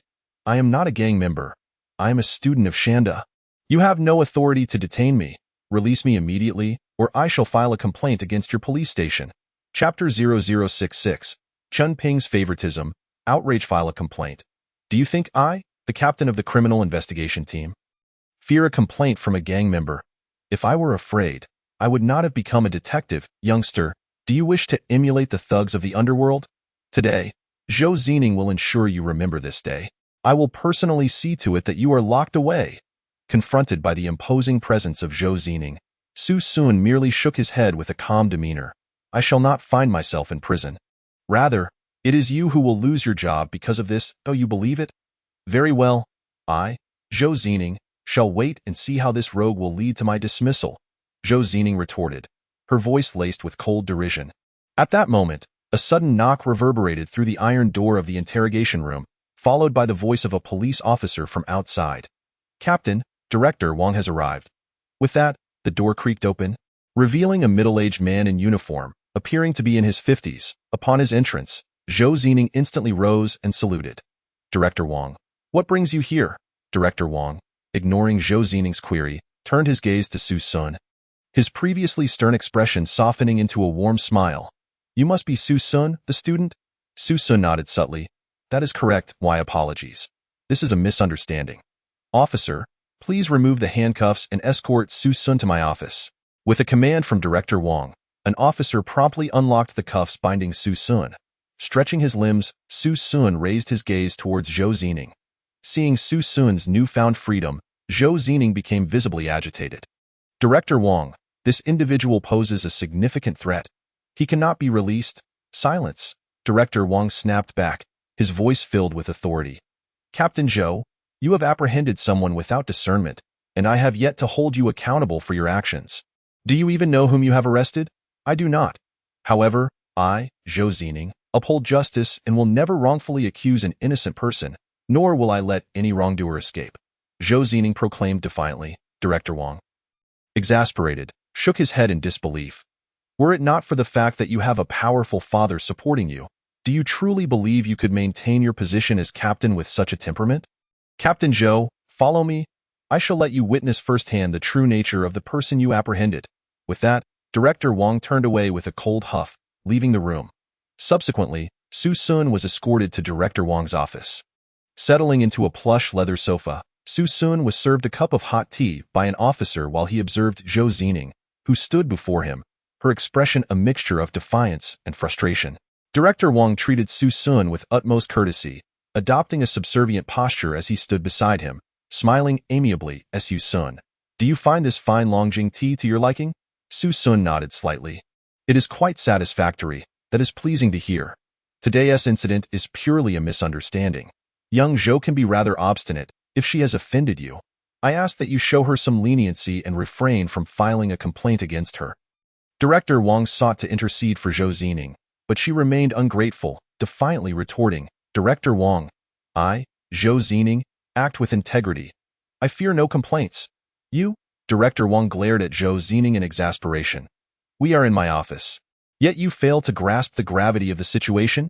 You are infuriating." Despite Director Wang's efforts to plead on Zhou Zining's behalf, she remained obstinate, refusing to acknowledge her errors. Just then, a series of sharp knocks echoed at the door, prompting Director Wang to rush to answer it. Standing outside was Chen Ping, his expression dark, accompanied by several mentors from the school, who strode into Director Wang's office with purpose. Upon spotting Su Sun, Chen Ping whirled around, his fury directed at Director Wang. "Director Wang, how dare your police department conduct such affairs? You apprehend our students from Mountain University? Who gave you the audacity?" Faced with Chen Ping's wrath, Director Wang was rendered speechless. Although Chen Ping held no official title, he was the director of the education office at Mountain University, a position of considerable influence that far surpassed that of a mere district chief. The figures Chen Ping interacted with were undoubtedly those whom Director Wang would aspire to impress, for, despite his rank, he wielded authority only over ordinary citizens, while the extraordinary beings were beyond his jurisdiction. Realizing the gravity of the situation, Director Wang hastily admitted, "I apologize, Director Chen. My subordinates acted without discretion and apprehended the wrong individual." Zhou Zining apologized to Su Sun at once. Director Wang shot Zhou Zining a fierce glare, signaling her to comply. Yet, Zhou Zining remained indignant, arguing, "Why should I apologize? I found him at the crime scene. Is it wrong for me to bring him in for questioning?" Chen Ping scoffed. "Only members of the Dragon Team are authorized to apprehend students from Mountain University. What gives you the right to interfere?" Zhou Zining, exasperated, protested. "How was I to know he was a student from Mountain University? Is it wrong to detain him for a thorough investigation?" Chen Ping's expression turned icy as he directed his gaze towards Su Sun. "Did you inform her of your status as a Mountain University student?" Su Sun confirmed with a nod. "Indeed." "Well then, Captain Zhou, how do you intend to explain this? Our student clearly communicated his identity. Yet you treated him as a delinquent and brought him to the police station. As a result, an A-level wanted criminal escaped right under the noses of our students. What punishment do you deserve for this?" Upon hearing this, Zhou Zining's face drained of color as she grasped the seriousness of her blunder. This individual was indeed a student from Mountain University, and he had been in pursuit of an A-level fugitive at the time. Her actions had already breached protocol, and if he were to file a complaint, her position would be in jeopardy. Furthermore, should he pursue the matter of the fugitive's escape, she could very well face imprisonment herself. So many lives were lost at the scene. Even martial artists perished. I simply could not fathom that a freshman from Mountain University could commit such acts, which is why I doubted his claims. Zhou Zining explained, her complexion pale. "Ordinary freshmen do not possess such capabilities, but do you know who Su Sun is? He is this year's martial arts champion, the sole special recruit from Mountain University." Upon hearing Chen Ping's words, Zhou Zining regarded Su Sun with a mixture of respect and apprehension. The martial arts champion. No wonder he had been capable of slaying dozens at the scene, even taking down martial arts masters. It seemed she had gravely misjudged Su Xyuan. At that moment, several individuals clad in distinctive black uniforms entered the office. Their attire was strikingly simple yet elegant, adorned only by a golden dragon emblem on their chests. Upon sighting the emblem, both Zhou Zining and Director Wang's expressions shifted dramatically, and they quickly saluted. "Greetings, Team Leader Feng." Chapter 67, Mountain University Special Zone. Team leader of the division. The newcomers were none other than Feng Qilan, the division leader of the Dragon Team. Upon encountering Feng Qilan, Su Sun was taken aback, for Feng Qilan's jurisdiction was in Tushar, a territory that did not fall under his command here. "Team Leader Feng, Su Sun acknowledged with a nod. Feng Qilan smiled and nodded back at Su Xun. Su Sun, it is a pleasure to see you again. You must be curious as to why I am here? Thanks to you. After you eliminated 10 elite spies from the Shinkansen Special Forces, I was promoted and reassigned to the Mountain University Special Zone to continue my role as division leader. Having witnessed Su Sun's prowess in dispatching 10 elite spies, Feng Qilan regarded this as a significant achievement, thus facilitating his transfer to the more prestigious and economically thriving Mountain University Special Zone, where his authority would undoubtedly increase. Feng Qilan's casual remark left both Director Wang and Zhou Zining wide-eyed in astonishment. What? This student has personally eliminated 10 elite spies dispatched by the Sakura Nation? That is indeed a monumental feat. After greeting Su Sun, Feng Qilan immediately turned his icy gaze upon Director Wang. What is the meaning of this? You dare to apprehend students from Mountain University? Are you so emboldened that you would even detain members of the Dragon Team? With a resounding thud, Feng Qilan slammed his palm onto the desk, shattering the mahogany surface into splinters. Director Wang trembled in fear, nearly collapsing to his knees before Feng Qilan. He had already been overly courteous towards Su Sun, but he had not anticipated the formidable connections he possessed, even extending to the Dragon Team. Team Leader Feng, I apologize. It was a failure on my subordinate's part. It is my negligence in management. Zhou Zining quickly apologized to Su Sun. Zhou Zining, recognizing the gravity of her misstep, paled as she bowed her head in apology. I am sorry, it was my mistake, Su Sun replied coolly. I require no apology. Simply ensure that you apprehend the A-level fugitive who escaped. What? Feng Qilan exclaimed, his fury reigniting. You allowed an A-level fugitive to escape? Do you comprehend what an A-level fugitive signifies? It denotes a murderer with countless victims, one who regards human life as trivial. By allowing such a criminal to flee, he could strike again at any moment. Can you bear the weight of this responsibility? As Zhou Zining lowered her head in silence, tears welling in her eyes, she felt utterly stripped of her earlier bravado and confidence. Su Sun, how would you like to handle this? Just say the word, and I will have her taken back to the Dragon Team for prosecution at a later date. Feng Qilan offered, his gaze fixed on Su Sun, keen to forge an alliance with him and entice him to join the Dragon Team. After all, a talent like Su Sun, given time, is undoubtedly destined to become a pillar of the Dragon Kingdom. As Su Sun glanced at Zhou Zining, he slightly shook his head, saying, let's forget it this time. Although she can be unreasonable and self-righteous, her intentions are to solve cases and protect the people. This time, I will let it slide, but if it happens again, I will certainly pursue it. Upon hearing Su Sun's words, both Director Wang and Zhou Zining let out a long sigh of relief. If Su Sun insisted on pursuing the matter, they genuinely had no recourse, as the power wielded by the Dragon Group is immense. Dealing with them is akin to child's play, requiring no consultation with any relevant departments. This is the privilege of the Dragon Group to act first and report later. Shouldn't you thank your classmate Su Sun? Director Wang shot a glare at Zhou Zining. Zhou Zining lowered her head and murmured to Su Sun, thank you. However, her voice was so faint that Su Sun could barely hear it. Ignoring Zhou Zining, Su Sun stood up. Having let Lin Dong slip away this time, capturing him again would likely prove quite challenging. You are after Lin Dong? Feng Qilan raised an eyebrow, slightly surprised. Yes, do you know this individual? Team Leader Feng? Feng Qilan nodded. I have some knowledge of him. He is exceptionally cunning, has no family, and virtually no social connections. He is a drifter, and very few people have interacted with him, which is why he has evaded capture for so many years. However, there is a viable method at hand that you might want to try. What method? Su Sun inquired with curiosity.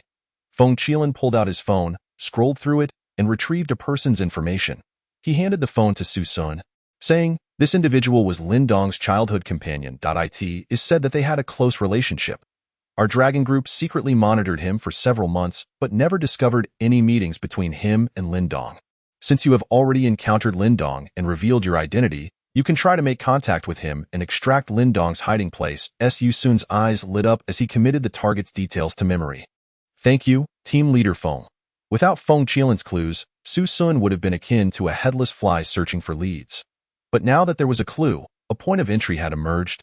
Making things far more manageable, I'll go with you. At that moment, Zhou Zining suddenly lifted her head, looking at Su Sun. You want to accompany me? Su Sun raised an eyebrow at Zhou Zining.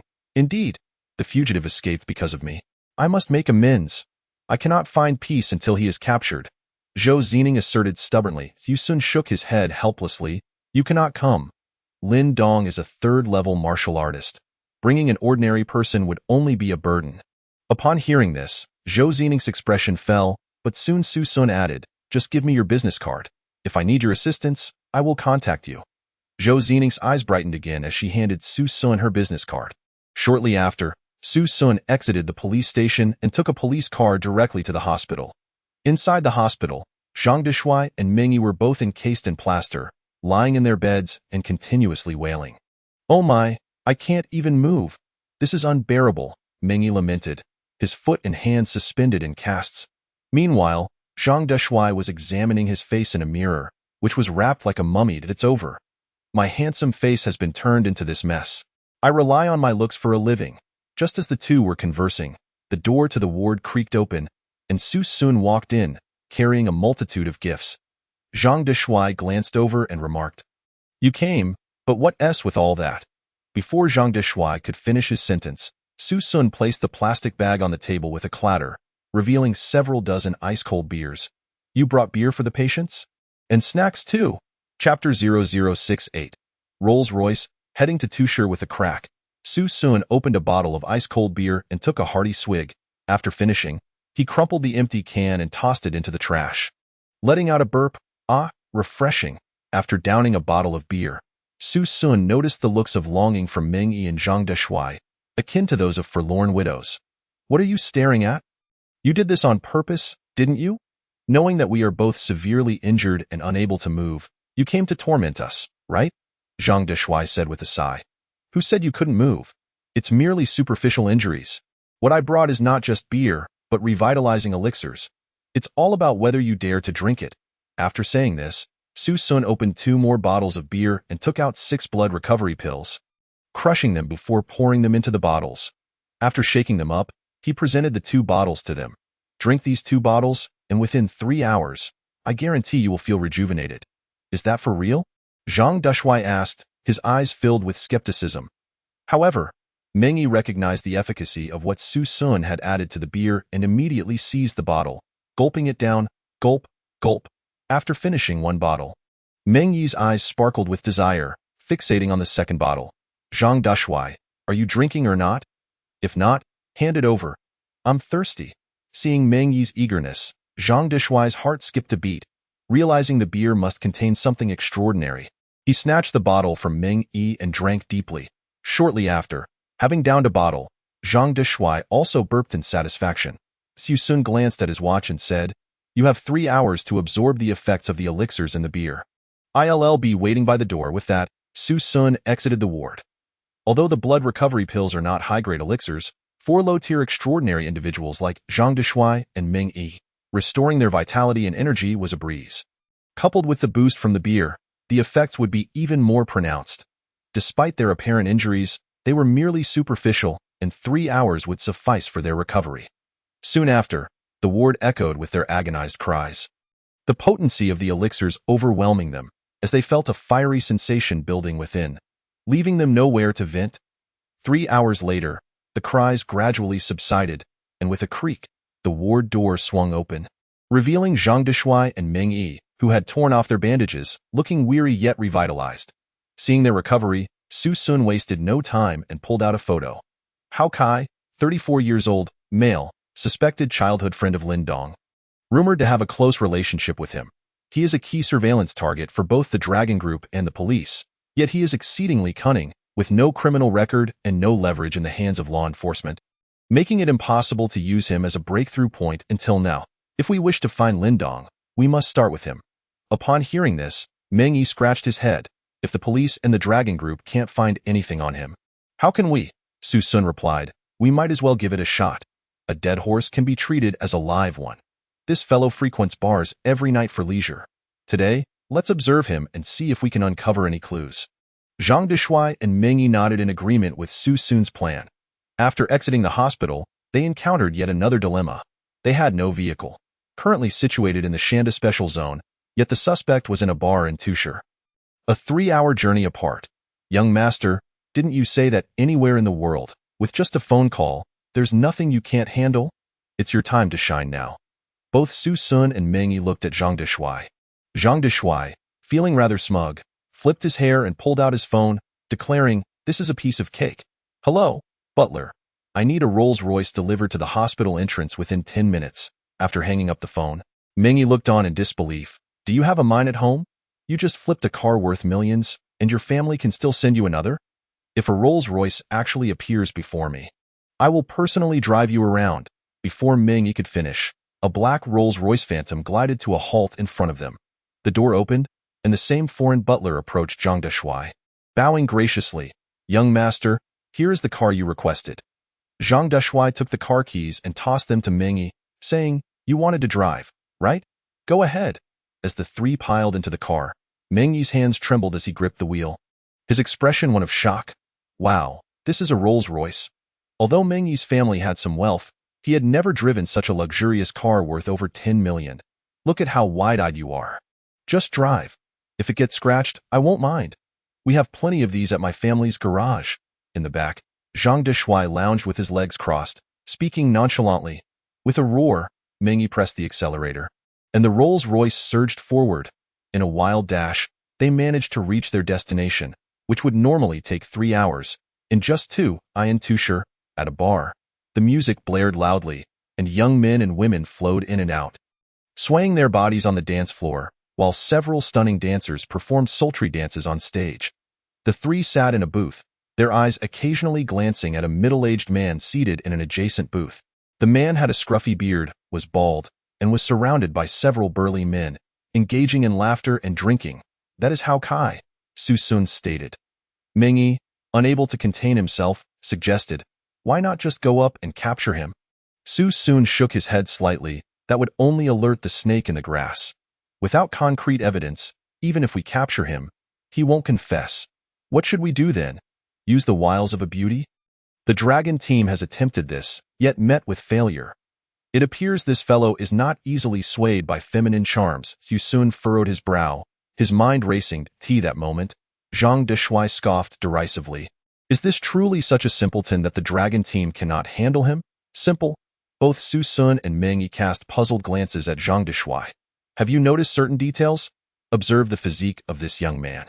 He is slightly plump, robust yet round, and his skin is remarkably tender and fair, indicating that he has never engaged in any strenuous labor.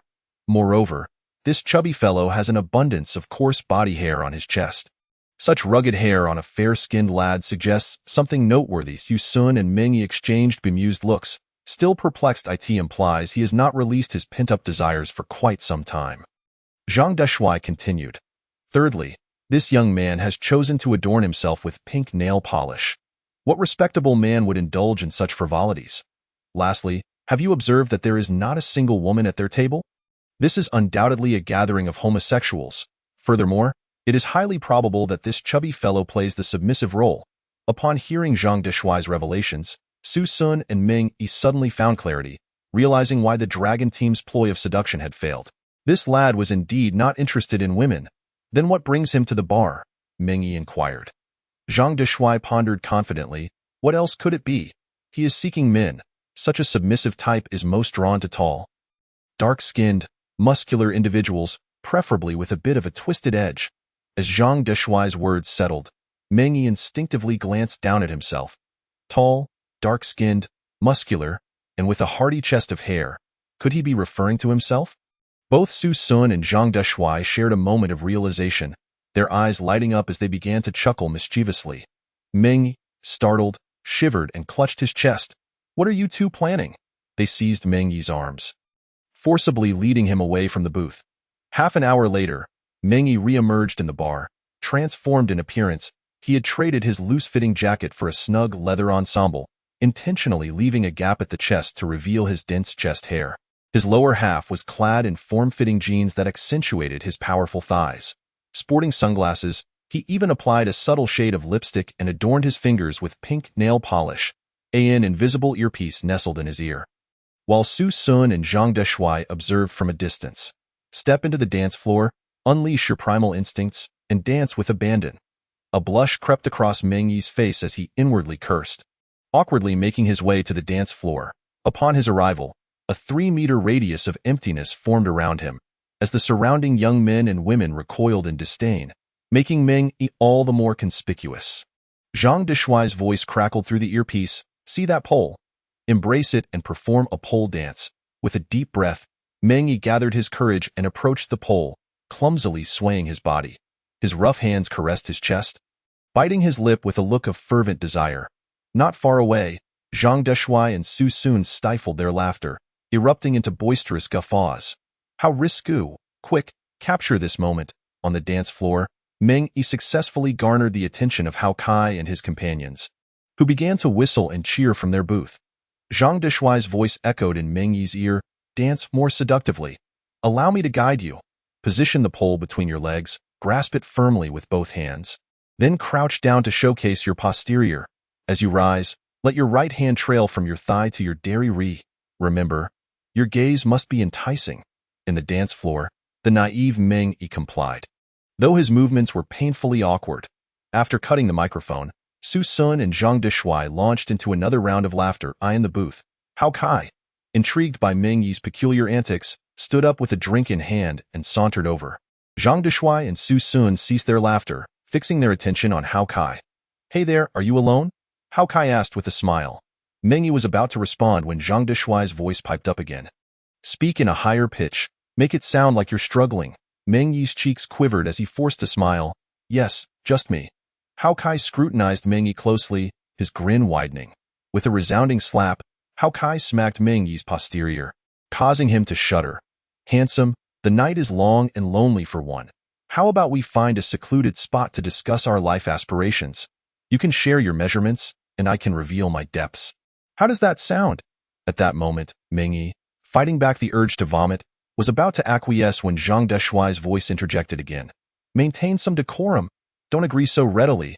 After all, he doesn't know you. What if he's a bad person? With a high-pitched voice, Meng Yi replied, I'm not that kind of person. Hao Kai, noticing Meng Yi's coy demeanor, smirked and wrapped his arm around Meng Yi's waist. Don't worry. I understand the rules. Is this enough? Hao Kai presented 2,000 yuan in cash from his bag. Meng Yi's eyes lit up, yet he feigned reluctance. What are you doing? Do you think I'm that kind of person? With a slight smile, Hao Kai revealed another 2,000. Meng Yi felt tempted but still declined. I'm not that kind of person. With a sharp slap, another 2,000 appeared. Then, tonight, I am yours. Meng Yi relented, albeit hesitantly. Another slap brought forth another 2,000. Meng Yi, blushing, said, You rascal. It doesn't matter how many people come tonight. With yet another slap, another 2,000 was added. Meng Yi was now elated, burying his head into Hao Kai's chest.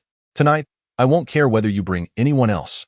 After accepting 100,000 yuan in cash, Hao Kai and Meng Yi left the bar openly. Meng Yi climbed into Hao Kai's Land Rover, which soon sped off down the highway. Zhang Deshuai and Su Sun promptly followed suit. Before long, they arrived at a hotel, with Meng Yi and Hao Kai ascending the stairs after checking in.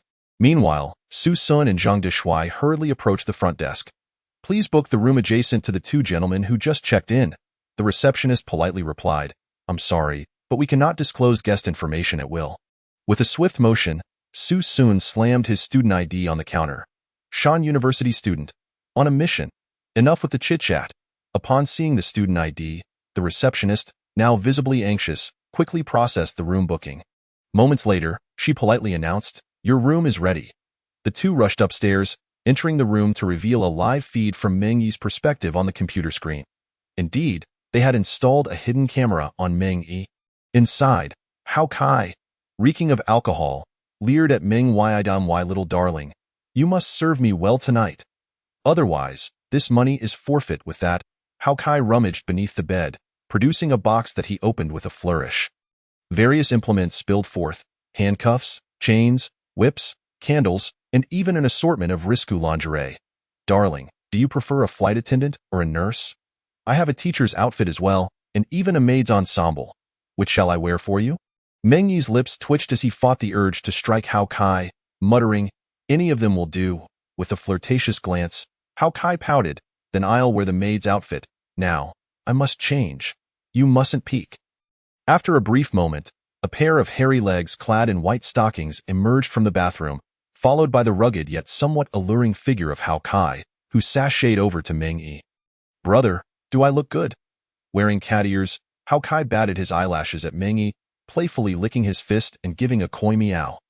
The series of cringeworthy actions nearly made Meng Yi retch. Yet he forced out a compliment. "You look good." Hao Kai beamed. "As long as you like it." Then, Hao Kai retrieved a pair of silver handcuffs from the box, fastening himself to the bedpost. He handed a whip to Meng Yi, urging, "Brother, spank me harder." Dumbfounded, Meng Yi accepted the whip, unsure of how to proceed. "This guy has some seriously twisted preferences, brother. Why are you still hesitating?" "Spank me." Meng Yi, suppressing his disgust, swung the whip at Hao Kai. Crack. Hao Kai's face was a blend of agony and ecstasy as he implored, "Master, please whip me to your heart's content." With each crack of the whip, bloodied welts appeared across Hao Kai's back, yet he maintained an expression of pleasure. "Brother, from this moment on, whatever you command, I shall obey. Are you tired from striking? Please, take a seat. Now it is my turn to serve you." As Hao Kai crawled toward Meng Yi, the latter instinctively recoiled several steps in fright. Noticing this, Hao Kai's countenance darkened. "Brother, why do you retreat so far?" At that moment, Meng Yi could no longer contain his frustration and delivered a swift kick to Hao Kai's face. "To hell with you." With a thud, Hao Kai was sent sprawling to the ground, blood gushing from his nose. Stunned by the blow, he glared at Meng Yi in exasperation. "You?" Suddenly, the door burst open with a bang, revealing Su Sun and Zhang Deshuai rushing in with fervor. Su Sun held a phone, recording the scene with Hao Kai as the unwilling star of the show. Upon seeing outsiders, Hao Kai panicked, hastily covering himself with a blanket. "Who are you? What do you want? Get out of my room. Otherwise, I will call the police." Clearing his throat, Su Sun announced, "Dragon Team." Su Sun, Dragon Team? Upon hearing those words, Hao Kai's expression shifted dramatically. Impossible. The Dragon Team would never engage in such morally bankrupt actions, in his view. The Dragon Team always operated within the confines of the law. Entrapment was not permitted. Feigning calm, Su Sun retorted, "Do we need a moral code to deal with scum like you? I hereby officially inform you. You are under arrest." The charge is the crime of eye insult. The crime of eye insult? Is there even such a charge? Hao Kai was momentarily taken aback. "We declare it so." Zhang Deshuai promptly produced a laptop, playing footage captured by a hidden camera on Meng Yi. As Hao Kai recognized himself in the video, his expression paled. "What do you want from me?" Zhang Deshuai pressed. "Speak. Where is Lin Dong hiding? Take us to him." Upon hearing Lin Dong's name, Hao Kai instantly denied. "I don't know." "Don't know? Very well. Your wife and parents are likely still unaware of your proclivities. How do you think they would react if they saw this perverse video of you? What if your friends and colleagues discovered your depraved inclinations? Would you not become a notorious figure in the city?" Zhang Deshuai said with a grin. Hao Kai's eyes widened in disbelief. "Can you Dragon Team really stoop to such depths? Technically, we haven't officially joined the Dragon Team. We are merely temporary workers. Do you think we couldn't pull off something like this?" Su Sun asked with a smirk. You, this is illegal. I will sue you." Hao Kai exclaimed in a fury. "To this." Su Sun chuckled. "Oh, do you know who we are? Do you know our names?" "I don't know." "Then go ahead and sue. Do you have any evidence to prove we threatened you? Will the police assist you in investigating us? Can you even find us?" Faced with Su Sun's infuriating smile, Hao Kai trembled with rage. This behavior was all too familiar. He had dealt with many such officers and Dragon Team members in the past. But now, it was he who was being toyed with. Seizing the moment, Su Sun continued, "Hao Kai, you have no criminal record. However, if you continue to shield Lin Dong, once he is apprehended, you will be implicated as an accomplice. Facing charges of harboring a criminal, Lin Dong is a Class A wanted fugitive. Both the Dragon Team and we are keeping a close watch on him. You must understand, he will eventually be caught. But if you tell us his whereabouts now, not only will you be exonerated, but you will also be hailed as a hero and receive a reward. It's either prison, along with the exposure of your peculiar preferences, rendering you unable to live a normal life, or becoming a hero, earning a reward. The choice is yours." After a moment of contemplation, Hao Kai exhaled deeply. "Fine, I will cooperate. I will take you to find Lin Dong." Upon hearing this, Su Sun and the other sighed in relief, exchanging knowing smiles. Shortly thereafter, they changed their clothes and hurriedly left the hotel with Hao Kai. Once in a Rolls-Royce, They followed the address provided by Lin Dong. Driving toward the outskirts of the city, an hour later, amidst a desolate forest, they disembarked. Gazing at the isolated surroundings, Mengyi muttered, "Good grief, hiding in such a secluded place. No wonder the dragon team couldn't find him. Come, lead the way." Under Hao Kai's guidance, they soon arrived at a hillside, where he pointed to a cave in the distance. "Lin Dong is inside. He is very dangerous. I won't go in if he finds out I brought you here. He will surely kill me." Upon hearing this, Su Sun immediately bound Hao Kai to a tree. "Behave. Don't move. If we don't find Lin Dong inside, you'll be the one to face the consequences." Chapter 71. Confronting Lin Dong? Forcing a kill outside the concealed cave, Su Sun and his companions crouched stealthily at the entrance, carefully listening to the sounds emanating from within. Inside, the crackling of a fire could be heard. Along with the muffled groans of Aman, Su Sun and Zhang Deshuai exchanged glances, and with a shared understanding, they quietly ventured into the cave. The cave was small and ended in a dead end. The sole exit now blocked by Su Sun and his team. Not long after, they spotted a man sitting by the fire, tending to a wound on his shoulder. "Who goes there?" Lin Dong, a Class A wind elemental user, instantly sensed the shifting air and snapped his head toward the cave entrance. Su Sun and his companions emerged from the shadows, confronting Lin Dong directly. "Itsu. How did you find this place?" Lin Dong narrowed his eyes, muscles tensed, growing wary. "There's no such thing as a wall that doesn't allow the wind to pass. You thought hiding here would keep us from finding you?" Su Sun replied with a smile. "Friends, we all seek fortune in this life. Why must you resort to threats?" Lin Dong asked, frowning. After receiving a punch from Su Sun and sustaining injuries from Zhang Deshuai's gunshot, Lin Dong, despite his high level, could barely muster a third of his peak strength against these three adversaries. Thus, he opted for negotiation. "You are a Class A wanted criminal, with countless lives on your hands. Why resort to threats? If you don't die, more people will perish because of you," Su Sun asserted. "Stop pretending to be high and mighty. You're here to capture me for the credits and the 30 million bounty. If I were worthless, would you even bother?" Lin Dong scoffed. His words rendered Su Sun and his companions silent. Indeed, if Lin Dong were truly worthless, they would never have had the opportunity to undertake this mission. "My brothers, this cave is my stronghold. All the wealth I've stolen and resources for cultivation are in the boxes behind me. Let me go, and everything is yours. There's 50 million in cash. Dozens of elixirs and weapons. Just let me go, and it's all yours." Lin Dong gestured toward the boxes behind him. Zhang Deshuai tilted his head. "If we kill you, those things will still belong to us.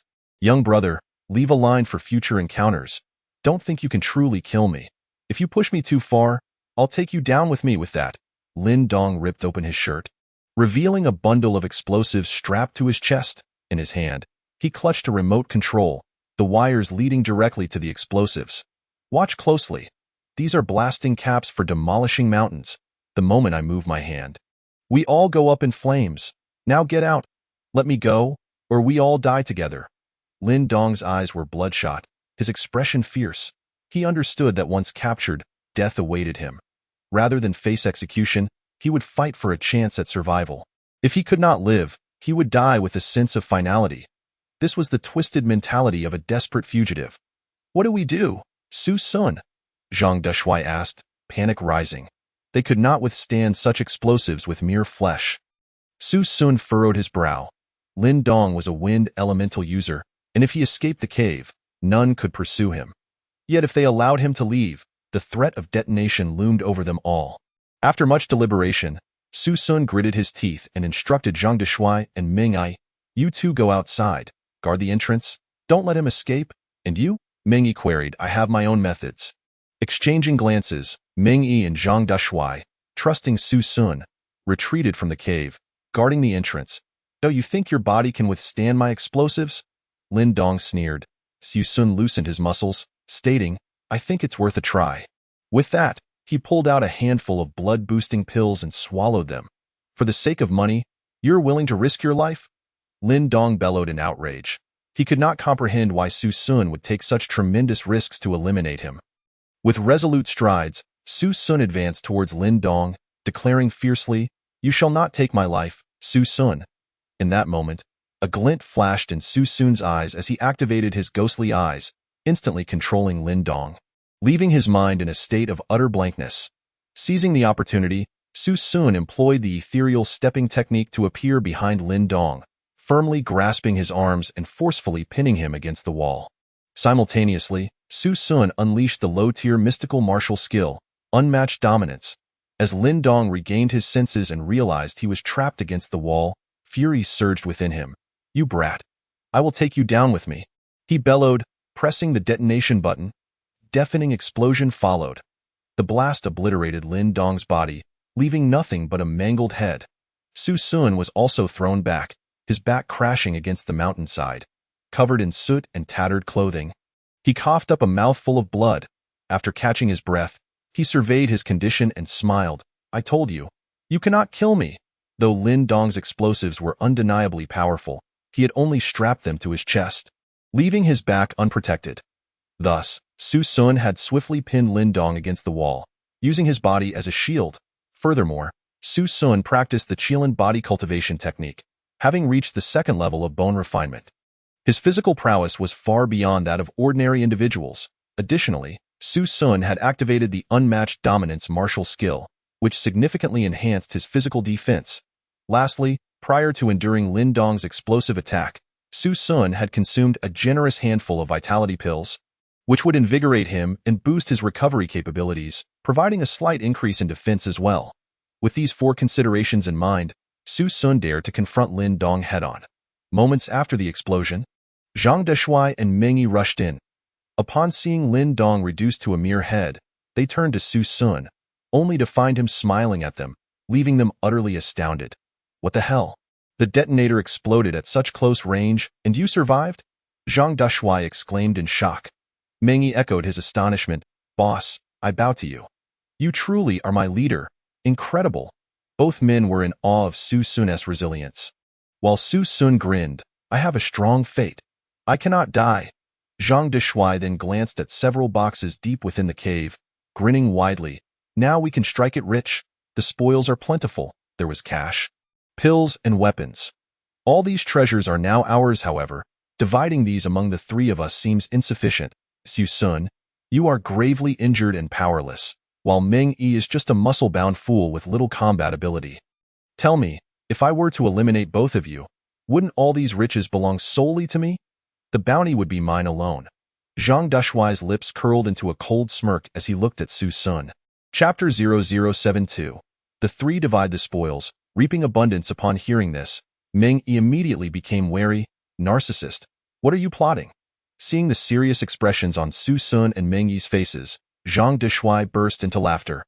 "Just kidding. Look how scared you both are. With my family's resources, I wouldn't fall out with you over such petty cash."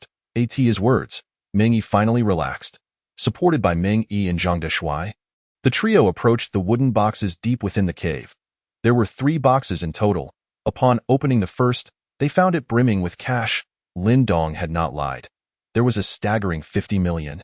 Opening the second box revealed it chock full of pills, with dozens of first-tier pills and even a few second-tier ones. Upon seeing the pills, both Meng Yi and Zhang Deshuai's eyes lit up. 9 young pills! What a treasure! Zhang Deshuai exclaimed as he picked up a vial of pills, uncapping it to inhale deeply before displaying a look of sheer ecstasy. "What are 9 young pills?" Su Sun inquired.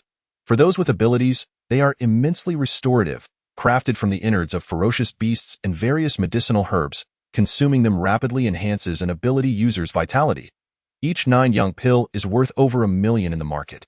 And the second-tier ones are even more valuable, once fetching prices in the millions." Upon hearing this, Meng Yi scratched his head.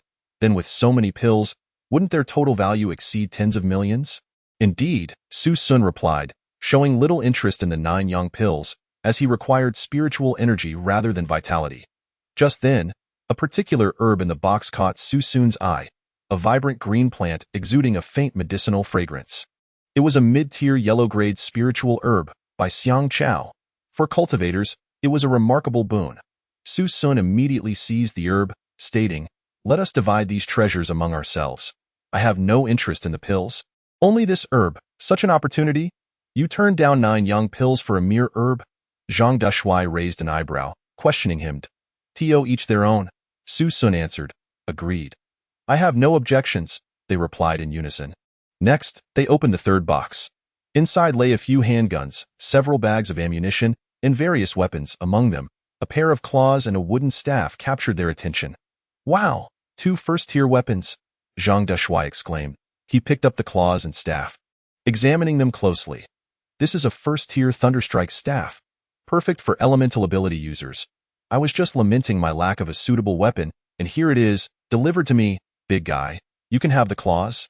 They're suited for someone with your strength. They swiftly divided the 2 first-tier weapons between them. Weapons are classified from 1st to 9th tier, crafted from materials sourced from ferocious beasts and spiritual entities.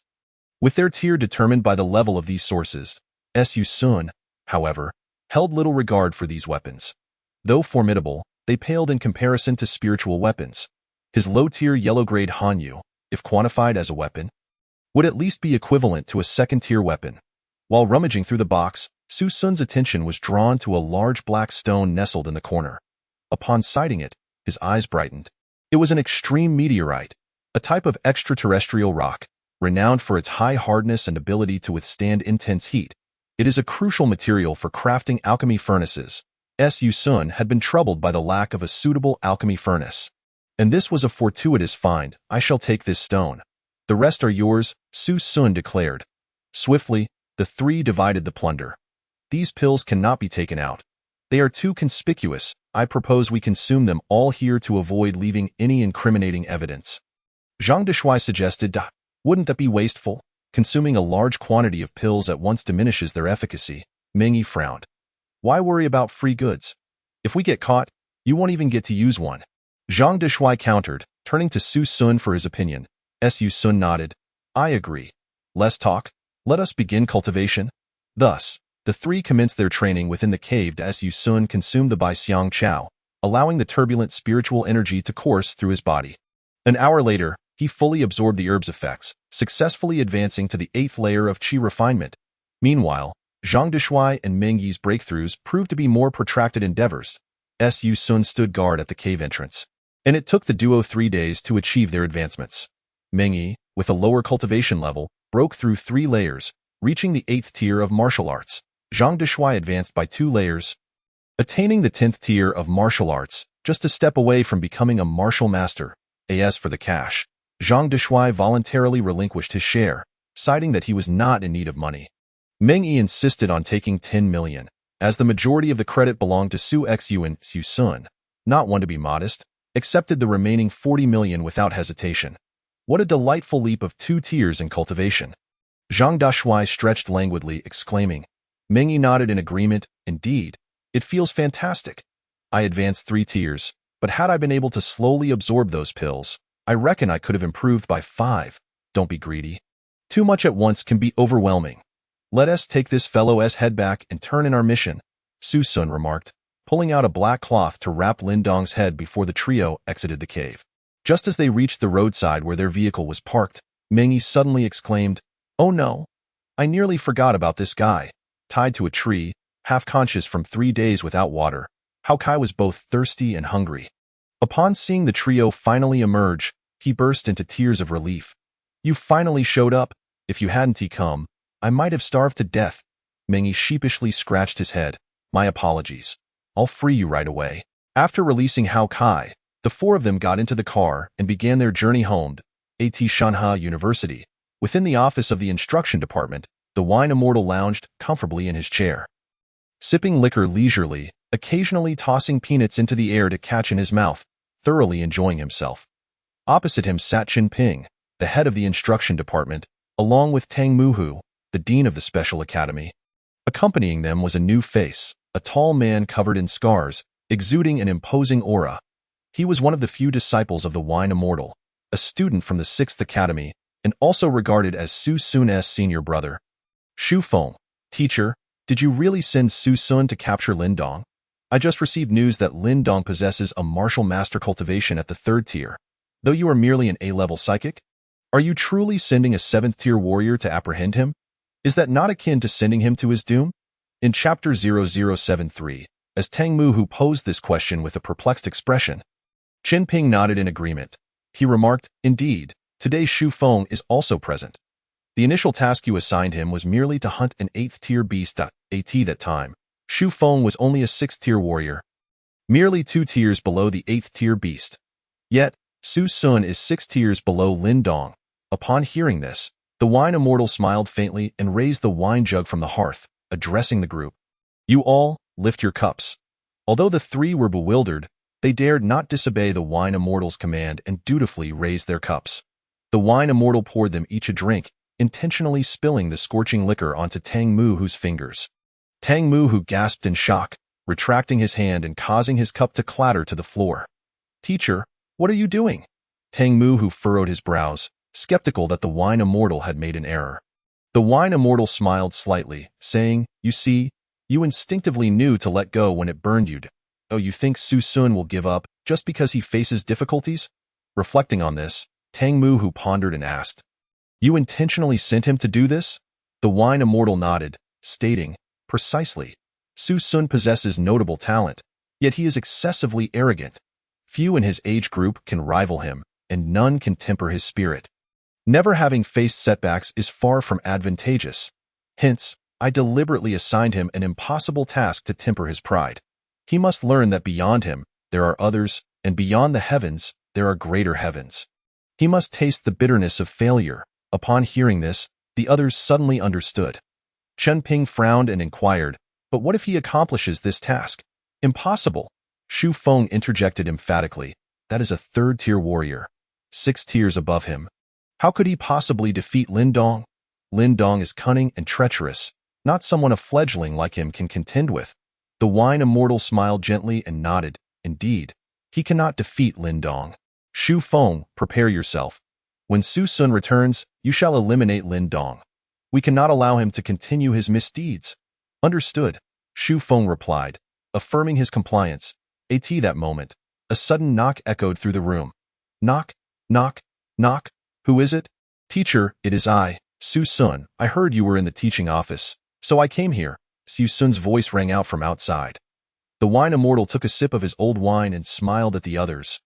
Look, just a few days have passed, and he has returned in defeat, indicating he understands he cannot match Lin Dong. Watch how I temper his pride. Come in. The door swung open, revealing Su Sun, Zhang Deshuai, and Mengyi entering together.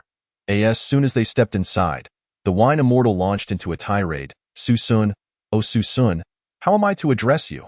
I instructed you to complete the task within 10 days. And here you are returning after just a few days. Even if you cannot kill Lin Dong, you should have endured for 10 days, seeking every possible opportunity to slay him. I, the wine immortal, despise those who abandon their tasks midway. You have greatly disappointed me. Ah? Su Sun stood there, bewildered, unsure of what the wine immortal was saying. The wine immortal rose, shaking his head as he lectured. Su Sun, your talent is commendable, but do not let it lead you to believe you are extraordinary. I tell you, within the confines of the school, you are shielded, and none dare to harm you. Yet outside, those stronger than you will not care about your gifts. They will only seek to end you. Therefore, one must know their own worth. Lin Dong, a 3rd-tier warrior, can eliminate 3 of you. Do you now comprehend your insignificance? Do you grasp the strength of Lin Dong? Su Sun scratched his head and replied, Lin Dong is indeed quite formidable. That is correct. The wine immortal approached and patted Su Sun's shoulder, reassuring him. But do not be disheartened. Train diligently and remain humble. For one day you may have the chance to defeat Lin Dong. However, you must still face a punishment for failing your task. Go to the small black room and reflect for 3 days. Upon hearing this, Su Sun stood frozen in place. Why have you not left? Shu Feng frowned and asked. Su Sun looked at Shu Feng and curiously inquired, Teacher, who is this? You lack the qualification to know who I am. Shu Feng sneered, mocking, If you cannot even complete such a simple task assigned by the teacher, you are not worthy of knowing me. Shu Feng joined in the effort to temper Su Sun's pride, which only served to frustrate him further. At that moment, Chen Ping stepped in to soothe. Let it go, Su Sun. This is Shu Feng, a student from the 6th Academy. Consider him your senior. It is nothing to be scolded by your senior. Just go and reflect. As soon as these words left his mouth, Su Sun abruptly tossed the bundle he had been carrying onto the table. Why should I go reflect? Teacher, I completed the task. Here is Lin Dong's head. The moment Su Sun uttered these words, the room fell into stunned silence. The wine immortal halted his drinking and exchanged incredulous glances with Tang Mu-hu and Chen Ping. You completed the task? How is that possible? Lin Dong is a master third-tier warrior. Shu Feng quickly opened the bundle, revealing a bloodied head that matched Lin Dong's likeness perfectly. Upon witnessing this, the group gasped in shock, their eyes wide with disbelief. You killed Lin Dong. Su Sun nodded affirmatively. Yes, impossible. Lin Dong is a third-tier warrior.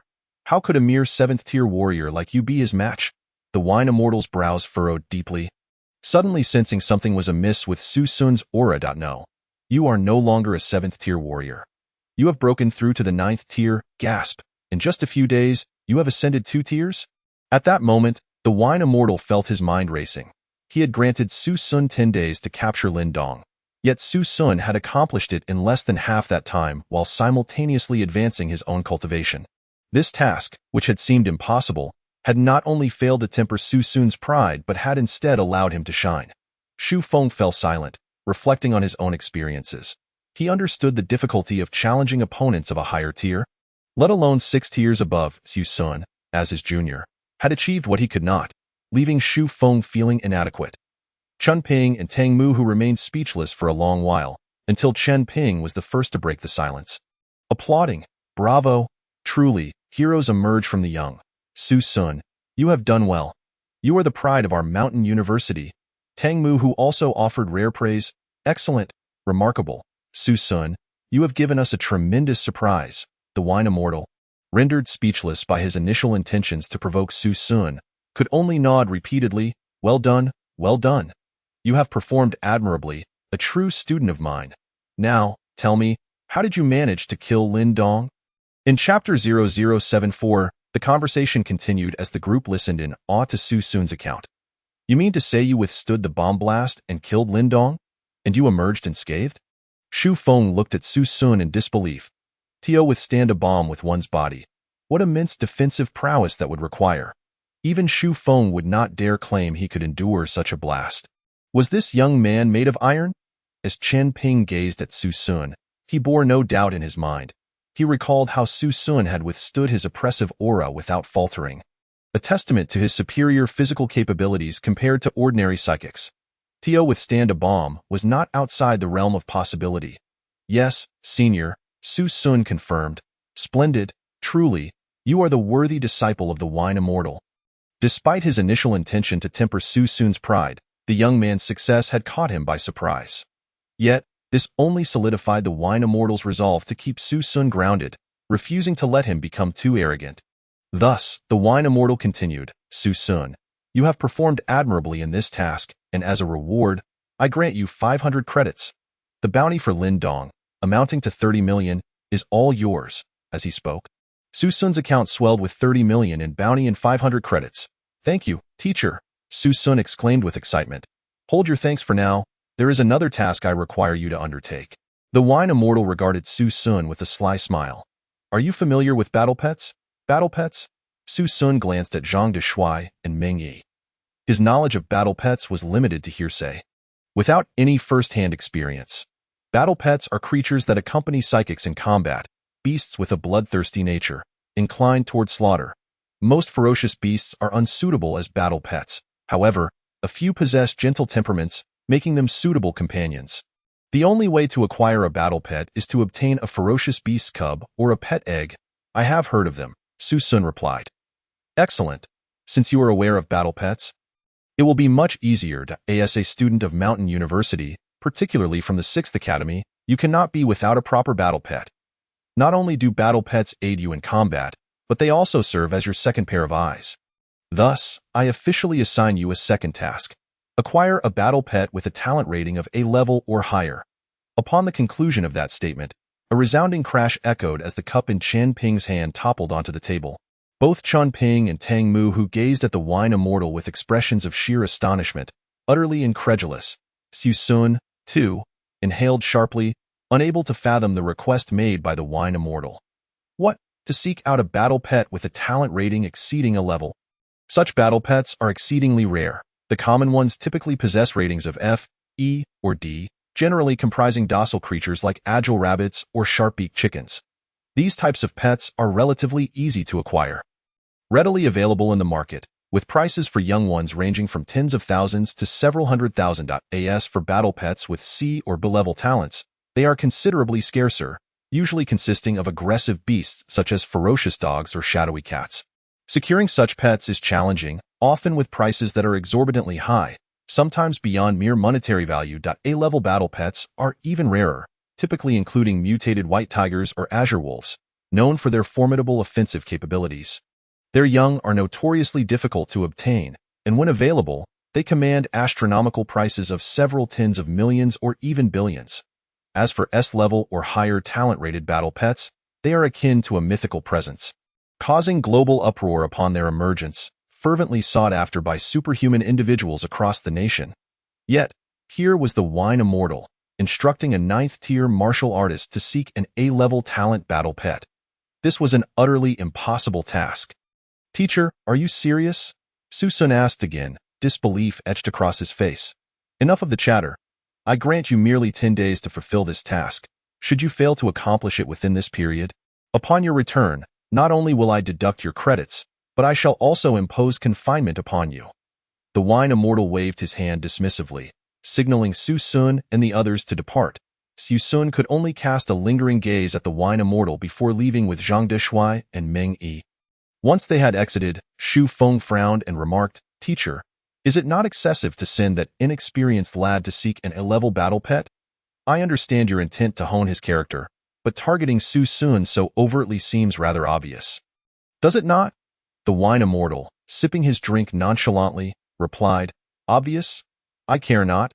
I intend to assign him an insurmountable task and confine him for a few days to temper his spirit, with his mind made up." The wine immortal was impervious to the pleas of those around him. Meanwhile, upon stepping out of the office, Su-sun wore a troubled expression. And a level battle pet. Where on earth was he supposed to find one? Beside him, Zhang Deshuai, reveling in misfortune, taunted, "Your mentor is truly sadistic. Thank heavens I did not join the 6th Academy. Otherwise, I would be the one fretting right now. Enough with the schadenfreude. You two need to help me devise a plan. What am I to do?" Su-sun furrowed his brow, and a level battle pet was not available for purchase. Even if it were, with the meager funds he possessed, acquiring one seemed utterly implausible. In my opinion, your only option is to venture into the Shanha war zone and try your luck," Zhang Deshuai suggested with a shrug. "The Shanha war zone?" Su-sun pondered thoughtfully. "Indeed, the Shanha war zone is a territory teeming with ferocious beasts. Perhaps fortune will smile upon you, and you might encounter an A-level beast giving birth." Zhang Deshuai chuckled, a hint of mischief in his tone. What had initially been a jest lodged itself in Su-sun's mind. Perhaps this was indeed the only avenue left to explore. Upon reaching the entrance of Shanda University, Zhang Deshuai and Meng Yi bid farewell to Su-sun. The two returned to their dormitory, while Su-sun hailed a taxi, heading towards the antique street. He sought to test his luck, hoping to uncover an alchemical furnace suitable for refining elixirs. Alchemical furnaces are a type of spiritual artifact. Su-sun had previously believed that such artifacts did not exist on Blue Star. However, after acquiring the spiritual artifact Hanyu, his perspective had shifted. Hanyu, a treasured heirloom of the Lin family, was undeniably a genuine low-grade yellow-tier spiritual artifact. This implied that many years prior, cultivators might have roamed Blue Star, and spiritual artifacts were indeed extant. Hence, it was plausible that within the antique street, some artifacts might be misclassified as mere antiques. Unlike others who might not recognize spiritual artifacts, Su-sun considered it a gamble. If he found something, it would be splendid. If not, he would simply move on. Shortly after, Su-sun arrived at the antique street, bustling with energy, vendors calling out to advertise their wares. However, unbeknownst to him, as soon as he alighted from the taxi, he caught someone's attention. "Isn't that the guy who beat up our boss a few days ago? Quick, call the boss. You keep an eye on him. Don't let him escape." Chapter 0075. A chance encounter on the street. My temporary boyfriend. After disembarking, Su-sun strode directly into the antique street. The array of goods lining the stalls dazzled him, yet unfortunately, most were modern replicas, with some scarcely qualifying as replicas, merely crafted goods. Though lacking expertise in appraising treasures, Su Sun could discern whether an item possessed spiritual energy. If it did, it was a spiritual artifact. If not, it was merely an inanimate object. After spending a considerable amount of time scouring the entire street, Su Sun found not a single item imbued with spiritual energy. He shook his head, sighing, "I knew it. Searching for a spiritual artifact here is akin to finding a needle in a haystack." Turning to leave the antique street, Su Sun had initially come in hopes of acquiring an alchemical furnace, even if it were not a spiritual artifact. The furnace was paramount to alchemy. The quality of the elixirs produced relied heavily on the furnace's caliber. The wine immortal's outrageous task of seeking an A-level beast as a battle pet was daunting, and without sufficient elixirs to support him, Su Sun lacked confidence to tread into the Shanha war zone. If he could find a suitable alchemical furnace, he could not only concoct yellow-tier blood recovery elixirs and cooling elixirs, but also refine high-grade yellow-tier communication elixirs. Su Sun understood that battle pets stem from ferocious beasts, which can be either tameable or untamable. The tameable ones are classified as battle pets, while the untamable are simply ferocious beasts. Even the young of ferocious beasts, if they possess untamable genes, will never be domesticated, no matter how long they are raised. This scarcity contributes to the exorbitant prices of battle pets in the market. However, if he could refine communication elixirs and have the young ferocious beasts consume them, it would foster a sense of loyalty towards their master, thus facilitating the bond. The ingredients for crafting communication elixirs were relatively easy to procure. However, without a suitable alchemical furnace, this plan would be challenging to realize. Just as Su Sun prepared to exit the antique street, he lifted his gaze and was captivated by a traditional building before him. The structure boasted 7 stories, with a sign hanging at the entrance reading Ju Feng Lu. Inside, an array of antiques and paintings adorned the space, all priced rather steeply.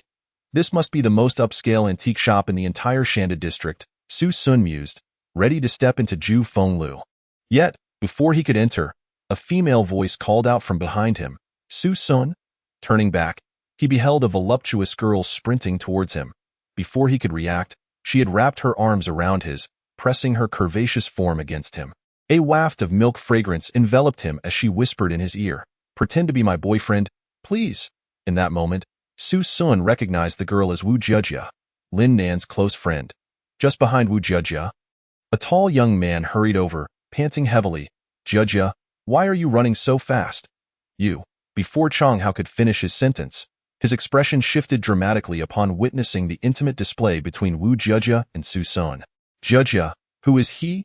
Wu Jiejia, still clinging to Su Sun, confidently declared, "I've told you, I have a boyfriend now. This is my new boyfriend, Su Sun." Upon hearing this, Chang Hao's eyes flared with hostility. "Kid, stay away from my woman." "She is mine," Su Sun frowned. He had no desire to interfere, but given Wu Jiejia's connection to Lin Nan, he could not simply ignore the situation. "Is she your woman? Does she acknowledge that?" Su Sun retorted coolly. "I don't acknowledge it." Wu Jiejia interjected vehemently. "Chang Hao, we've broken up. Please do not pursue me any further. I have a new boyfriend now and will not reconcile with you. You might as well give up." Wu Jiejia's words were resolute and unyielding.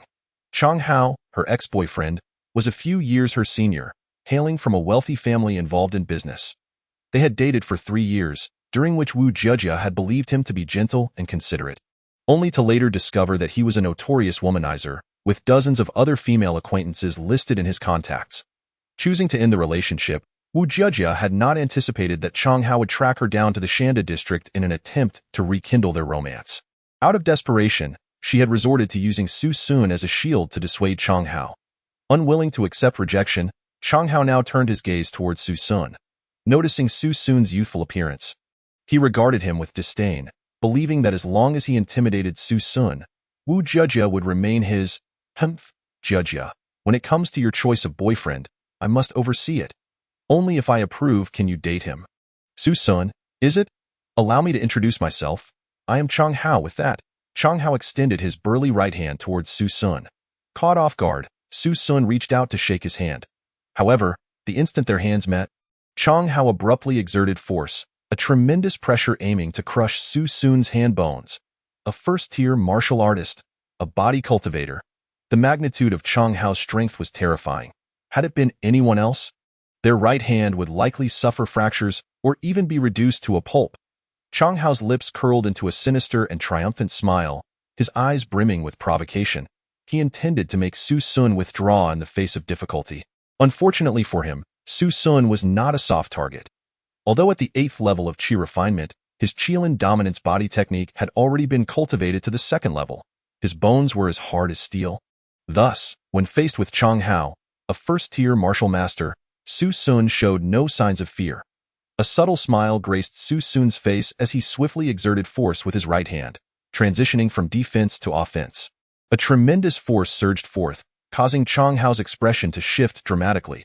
He felt as though a colossal pair of tiger pincers had clamped down on his right hand, rendering him immobile in an instant. Chang Hao's face flushed crimson, pain causing the flesh upon his cheeks to twitch uncontrollably.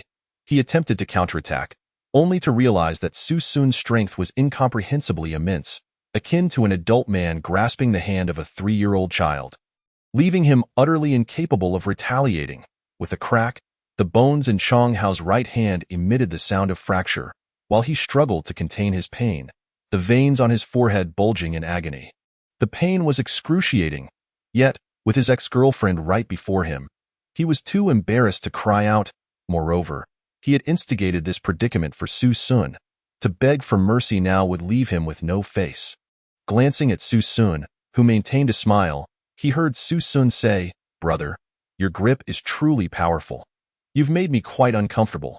Perhaps you could loosen your hold?" Upon hearing this, Chang Hao was incensed. Thinking, "Loosen my grip? Clearly, it is you who refuses to let go." Chapter 0076. Verification of funds and ascending to the 2nd floor. Wu Jejia, upon hearing this, grew anxious. With one hand on her hip and the other pointing at Chang Hao, she exclaimed, "Chang Hao, don't you dare bully my man just because of your higher cultivation. Release him at once." At this moment, Chang Hao was on the verge of tears, questioning who was truly bullying whom. Enduring the pain, he forced a smile towards Su Sun. "My apologies, young brother. Being a body cultivator, my strength is a tad excessive. I hope I haven't hurt you too much." Even at this juncture, he still pretended in front of a woman. Su Sun wore an innocent smile. "You're really squeezing me hard. If you know your strength is great, why not let go quickly?" In his heart, Chang Hao had already cursed Su Sun's ancestors repeatedly. "I want to let go too. It's you who won T release." Observing that their hands were still entwined, Wu Jejia scolded, "Chang Hao, why haven't you let go yet? You a first-tier martial master. Su Sun is only a 7th-tier martial artist. Winning against him is hardly commendable." "What? He is only a 7th-tier martial artist?" Chang Hao was astonished. How could a mere 7th-tier martial artist possess such strength? Had Wu Jejia not mentioned it, he would have assumed Su Sun was at least a martial master. "Since the young brother is merely a 7th-tier martial artist, I shall not take advantage of you. Please, release your grip." Chang Hao, gritting his teeth against the pain, said through trembling lips. Su Sun, however, wore a sly smile. "I've already let go. Why haven't you? Why do you say one thing and do another?" Wu Jejia, unaware of the truth, believed Chang Hao was still tormenting Su Sun and grew furious. "Chang Hao, if you don't loosen your grip, I will call the police." Tears streamed down Chang Hao's face from the pain. Feeling an overwhelming sense of injustice, he was the victim here. He was the one being bullied. "Young brother, please let go. If you don't, my hand will surely be crushed." Finally, unable to endure any longer, Chang Hao broke down in tears, the pain unbearable. Only then did Su Sun reluctantly release his hold on Chang Hao's hand. Chang Hao's right hand was pale from lack of circulation and visibly deformed. Clearly injured by Su Sun's grip, trembling, he cast a resentful glare at Su Xu and at this moment, Wu Jejia realized that the true victim was not Su Sun, but rather Chang Hao. With astonishment, Wu Jejia gazed at Su Sun, not expecting that a martial artist like him could hold his ground against a martial master. "Su Sun, you're impressive. Chang Hao has spent a fortune to train his strength, yet he has no match for you. A mere freshman. If I were him, I would be utterly humiliated." Wu Jejia shot Chang Hao a disdainful glance, relishing in his misfortune. "You." Chang Hao was so infuriated he nearly spat blood. How had he become the one in the wrong? If he had won, Wu Jejia would have scolded him for bullying Su Sun. Now that he had lost, she praised Su Sun and mocked him. The stark contrast left him seething with anger, wishing to challenge Su Sun on the spot. However, the thought of Su Sun's terrifying strength quelled that desire. Shrugging, Su Sun remarked, "Perhaps Changgu is being lenient with me due to my youth." "Wouldn't you agree?" Changgu? Chang Hao, gritting his teeth in embarrassment, saw an opportunity to save face and quickly acquiesced. "Of course, Chang Hao, never bully the weak." With a slight smile, Su Sun then draped his arm around Wu Jiajia's shoulders.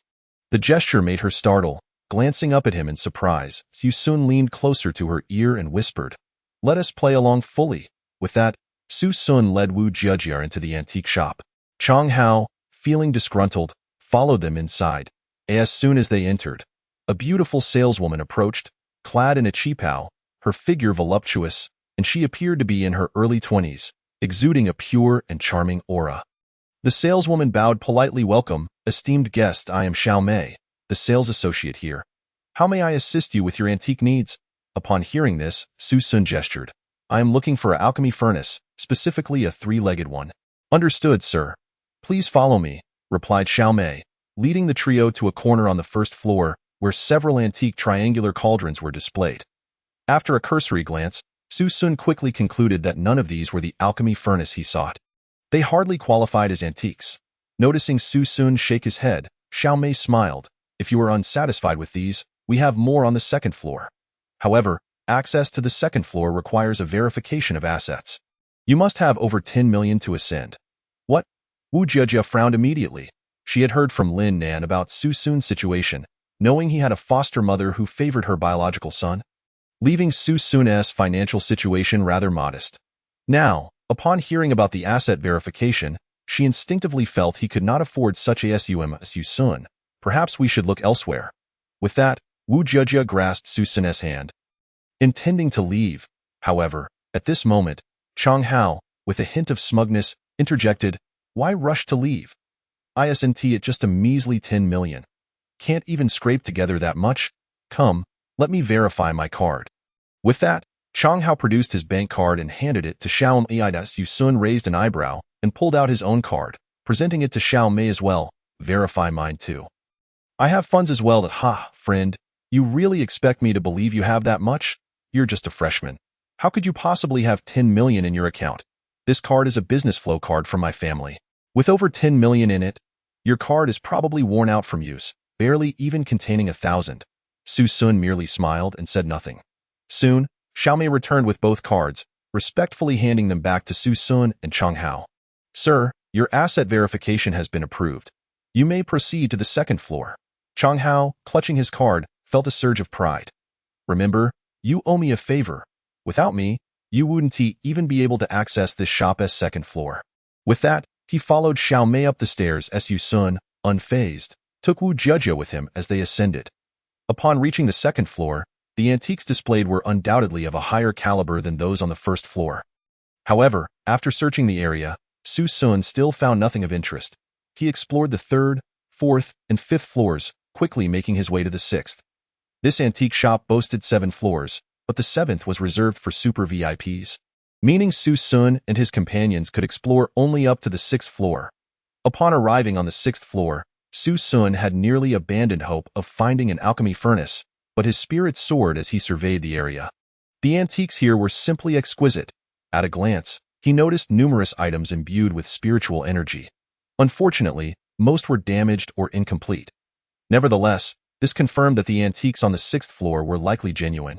Relics from ancient times. After perusing the 6th floor, his gaze quickly fell upon a furnace nestled in a corner. The furnace, a rich bronze color, appeared rounded and well-preserved. Su Sun's excitement surged as he recognized it. An alchemy furnace. A low-grade yellow-tier alchemy furnace.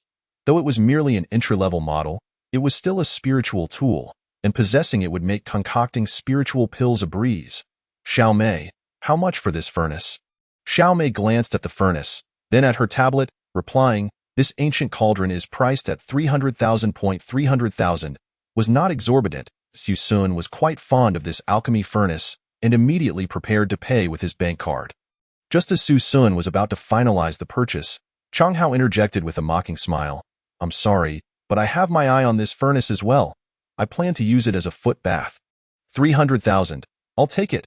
Upon uttering these words, Chang Hao cast a provocative glance at Su Sun. Wu Jia, observing this, immediately expressed her anger, exclaiming, Chang Hao, are you doing this on purpose? Don't think that just because you have a little money. You are so impressive. Chang Hao shrugged and replied, sorry, but I am wealthy, and wealth is indeed impressive. If your boyfriend has the capability, let him spend his own money. Oh, my apologies, I almost forgot. If it weren't for me helping your boyfriend verify his funds, he wouldn't even have the qualification to ascend to the 6th floor. After mocking Su Sun, Chang Hao loftily declared, Kid, do you fancy this shabby furnace? As long as you leave Jia, I can buy it and gift it to you. 300,000 is certainly a staggering sum for you. But for me, it's mere pocket change. To this, Su Sun let out a cold laugh and turned to Xiao Mei, asking, in situations like this, how does your store typically resolve matters? Xiao Mei remained composed, clearly accustomed to such scenarios. She bowed slightly and responded, in our store, we can conduct a bidding process. The highest bidder wins. Bidding? That sounds good. I bid 300,000. I want this furnace. Chang Hao's eyes gleamed with provocation as he stared at Su Sun, confidently believing that Su Sun, a poor student, could not possibly have that much money. Even if Su Sun received a scholarship of 1 or 2 million for attending Shanda University, it was of no concern to Chang Hao, whose account held over 10 million. Xiao Mei looked at Su Sun and politely inquired, Sir, would you like to raise your bid? If not, this antique will belong to the other gentleman. Chang Hao crossed his arms, looking down at Su Sun with an air of superiority, eagerly waiting for him to bow his head in defeat or to leave disheartened.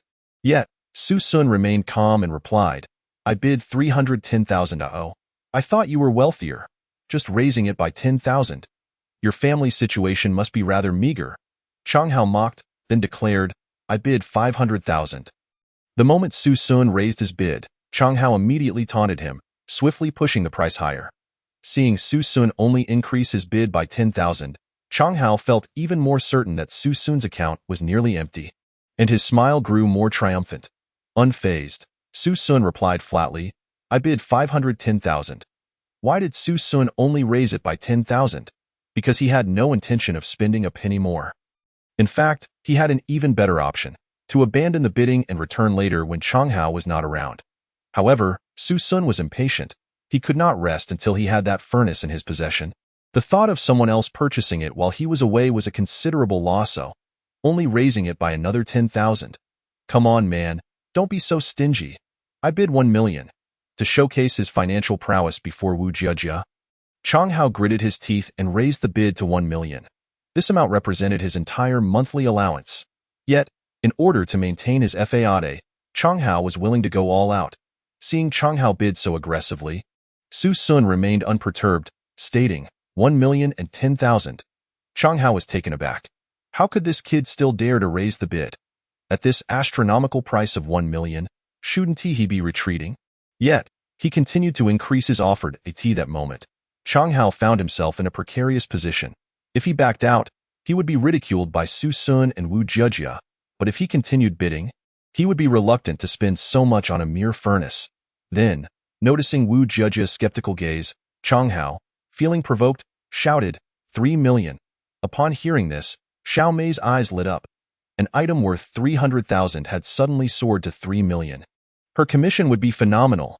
Wu Jia stared in shock at Chang Hao, while he wore a smug expression, saying, Don't look at me with such admiration. 3 million is just pocket money for me. Kid, do you dare to raise your bid? 3 million. Your father probably couldn't earn that amount in a lifetime, could he? After being mocked, Su Sun merely shook his head and responded, 3,000,001. Once again, only raising the bid by 10,000. Now it was Chang Hao's turn to break into a cold sweat.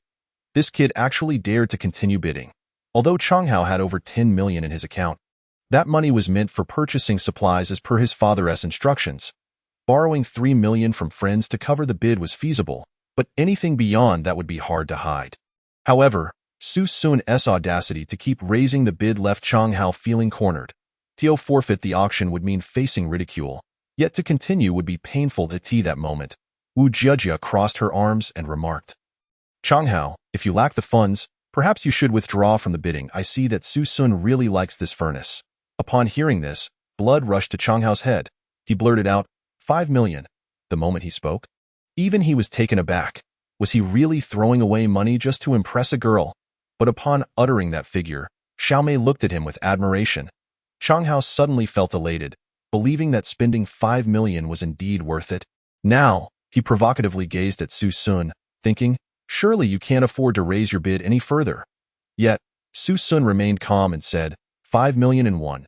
How can a poor freshman like you possibly have that much money? I can't believe it. Chang Hao's face was filled with disbelief. He even suspected Su Sun was toying with him. But in his heated state, Chang Hao could not think of anything else but his own pride and dignity. He raised a finger and shouted, 10 million. If you can match that, I'll kneel and call you master.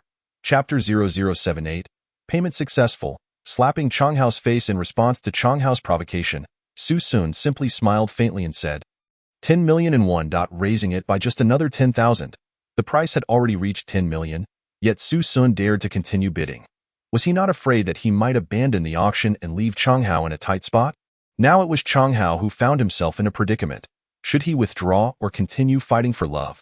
But Wu Jiejie's next remark made Chang Hao's head spin, prompting him to raise his bid again. Hey, Chang Hao, enough is enough. I know how much money you have. You're usually reluctant to buy me a handbag. 10 million must be your limit. Chang Hao, feeling incredibly defiant, sneered. Ha, 10 million is nothing. Chang Hao, have plenty of money. 20 million. In one breath, he raised the bid by nearly 10 million. Xiaomei's eyes sparkled at this point. Such a lavish spender was a rare sight, and she quickly showered him with praise. Wow. Sir, you are truly impressive, raising the bid to 10 million just like that. I'm in awe. May I have your contact information? Looking pleased, Chang Hao replied, just 10 million. It's nothing. No need for contact info. My heart belongs to someone else. Having said that, he provocatively glanced at Su Xun. Do you dare to raise your bid further? In the face of Chang Hao's challenge, Su Sun remained expressionless, stating, I bid 20 million and one. Once again, merely raising it by 10,000. The bid had now reached 20 million, and Su Sun continued to raise it. Chang Hao's mouth twitched as he wore a visibly distressed expression. 20 million was already his limit. That amount was cobbled together through various means. And if he raised it by another 10,000, he would be unable to manage it. All right, you want to keep raising the bid? Chang Hao laughed through gritted teeth, coldly staring at Su Sun. 20 million and one. I, Chang Hao, concede it to you. I want to see if you truly have 20 million in your account. If you do, I'll kneel and call you grandfather. At this point, Chang Hao completely withdrew from the bidding. He simply could not believe that a poor student like Su Sun could possess that much wealth. He was convinced that Su Sun was merely putting on a show, artificially inflating the bid to appear impressive in front of a woman. Chang Hao was determined to expose Su Sun's character before Wu Jiejie, revealing how pitiful he truly was. Meanwhile, Xiaomei turned to Su Sun. Congratulations, sir, on winning this ancient cauldron for 20 million and one. How would you like to proceed with the payment? Su Sun remained unfazed, producing his bank card with a steady hand. Swipe the card. All right. Xiaomei took the card and, after a series of operations with the POS machine, a melodious notification suddenly chimed. Payment successful. Amount, 20 million and one's balance, 55 million. As the announcement echoed, a profound silence enveloped the sixth floor. The few patrons browsing antiques glanced over, their expressions a mixture of astonishment.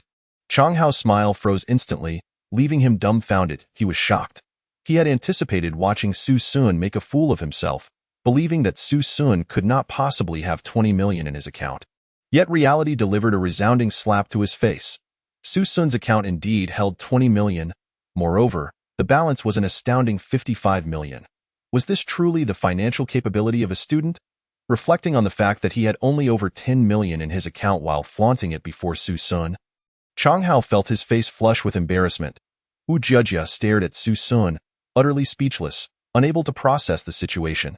She had heard Lin Nan mention Su Sun's family background and had always believed him to be a hardworking student. But now, with a balance of 75 million, Lin Nan, how could you possibly call this ordinary conditions? If his circumstances are merely average, then it stands to reason that there are no men of exceptional standing in this world. Beside him, Xiaomei's beautiful eyes were filled with astonishment. She had encountered clients with greater balances than Su Sun's before, but she had never seen anyone who was both wealthier and younger than Su Sun. It was evident that the Su Sun before her was undoubtedly a super-rich heir. Spending 20 million to acquire an antique worth 300,000 is a feat only a wealthy scion could accomplish. After the payment was successfully processed, Su Sun calmly retrieved his bank card, displaying no signs of distress, as if he had merely purchased a 200 yuan item rather than a 20 million yuan treasure. For Su Sun, the value of the alchemy furnace far exceeded 20 million. Even if it cost 200 million or 2 billion, it would still be worth every penny. After reclaiming his card and obtaining the furnace, Su Sun cast a disdainful glance at Chang Hao. Still calling for more? At that moment, Chang Hao's expression was grim, rendered speechless and filled with utter frustration. He couldn't match Su Sun in strength, wealth, or even looks. It drove him to the brink of fury. Meanwhile, Wu Jiejia wore a look of satisfaction, crossing her arms as she observed Chang Hao. Now do you understand why I refuse to reconcile with you? My current boyfriend is not only handsome but also talented and affluent. I would be foolish to consider reuniting with you.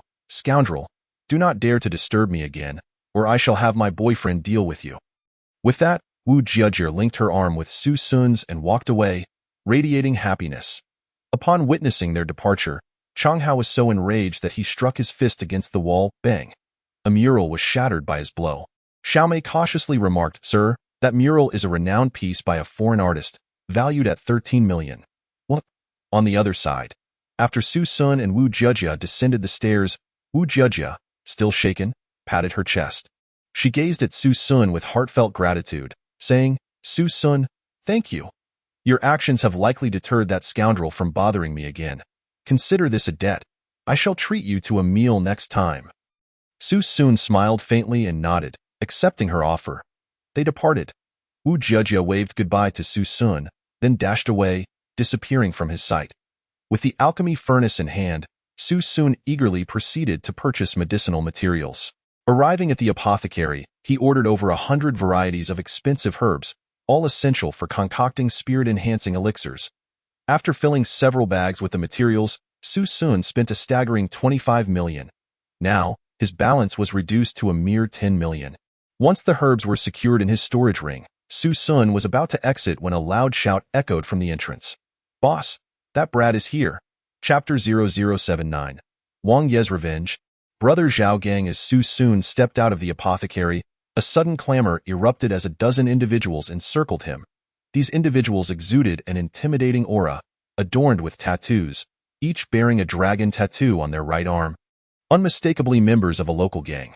Among them stood a familiar face to Su Sun, the billiards hall owner Wang Yi, sporting two prominent black eyes. That moment, Wang Yi cowered behind a middle-aged man. His expression one of grievance. Brother Gang, this is the brat who assaulted me. The man referred to as Brother Gang was Zhao Gang, a notorious thug in the Shanda Special District and a senior member of the Qinglong Society. Zhao Gang sported a buzz cut and a robust physique, with an extravagant dragon tattoo visible even beneath his white tank top. He scrutinized Su Sun, smirking derisively. Wang Yi, you've truly regressed. You were bested by a freshman? At his age, he has barely turned 18. His cultivation level probably doesn't exceed a 5th-tier warrior. To be beaten by him is utterly humiliating. Wang Yi, chastised, could only force a smile in response. Su Sun, observing Zhao Gang, furrowed his brow. Excuse me, sir, do you require something? Do I require something? Can't you tell? Zhao Gang crossed his arms, brimming with arrogance. Wang Yi is a member of my Qinglong Society. You've assaulted one of our own. And you owe me an explanation. In response, Su Sun replied coolly, my apologies, but I have never heard of your so-called Qinglong Society. It was he who sought a confrontation. I merely indulged his peculiar whims. How dare you speak to my brother like that? Do you even know who he is? Wang Ye's anger flared. My brother is a core member of the Qinglong Society, a 3rd-tier martial artist. With a mere flick of his finger, he could take your life. Do you dare to speak to him in such a manner? A 3rd-tier martial artist indeed possesses considerable strength, yet Su Sun remained unfazed. Zhao Gang, intrigued, regarded Su Sun with interest. You certainly possess audacity, but as a student of Shanda, one might expect a bit of arrogance. After all, graduates often become formidable figures. However, at present, you are still far from strong. This matter cannot simply be dismissed. Otherwise, it would reflect poorly on the Qinglong Society. Bow 3 times to my brother and compensate him with 1 million in medical expenses, and I shall let this matter rest.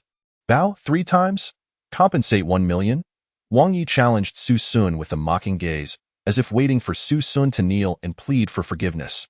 The surrounding muscular men cast cold glances at Su Sun, ready to pounce should he utter a single refusal. Su Sun, however, took a deep breath and boldly spat a thick loogie directly onto Zhao Gang's face.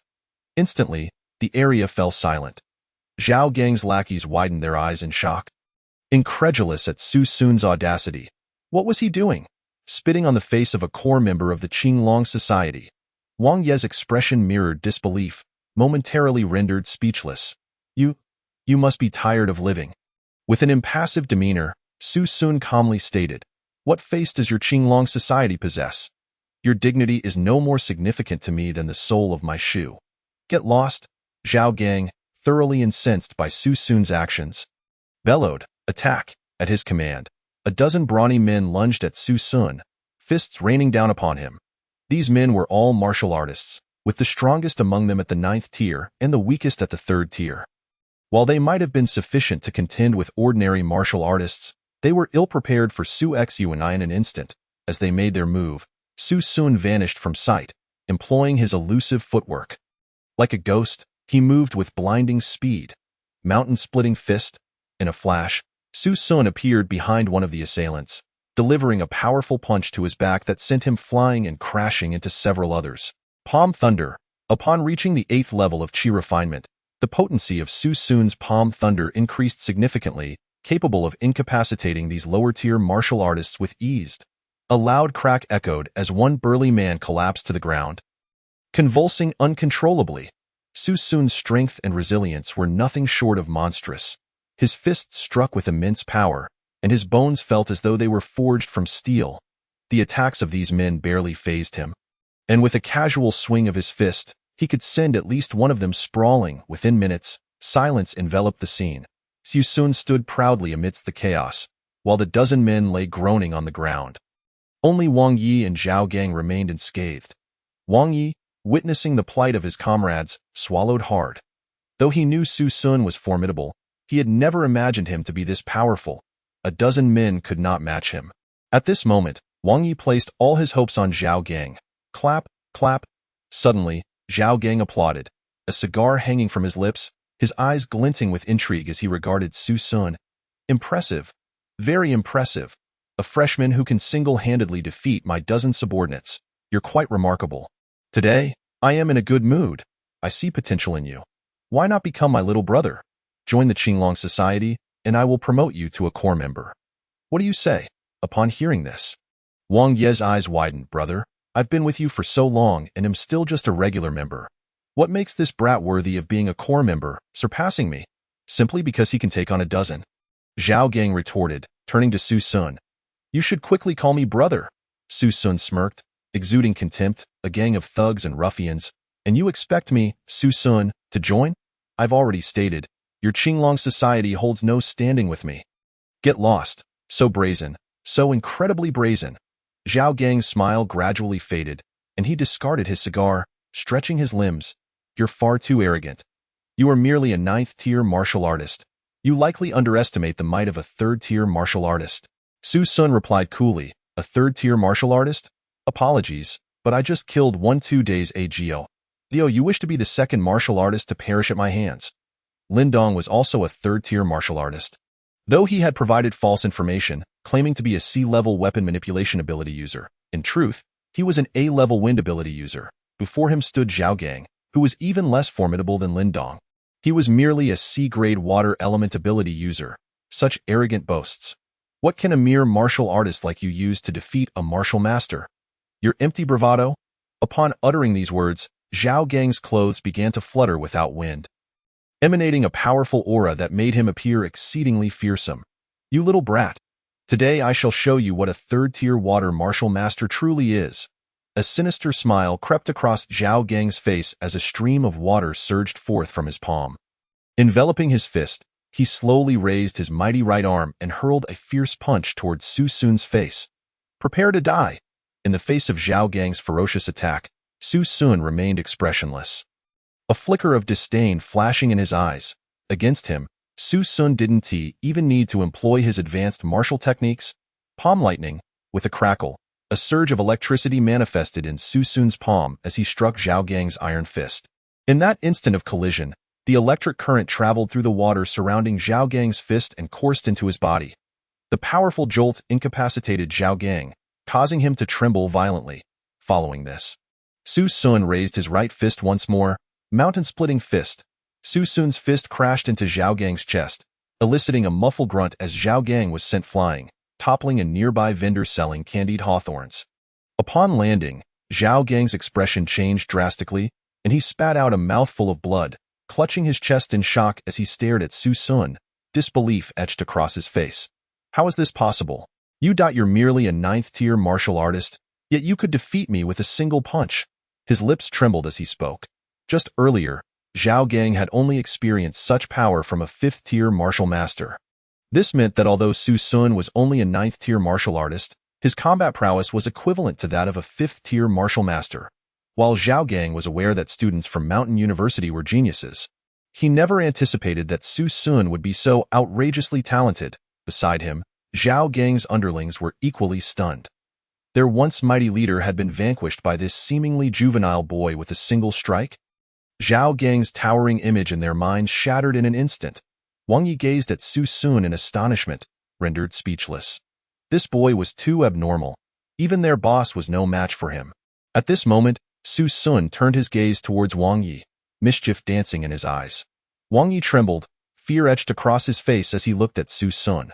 What do you intend to do? Su Sun replied coolly, I believe your skin seems to be itching. Shall I help you scratch it?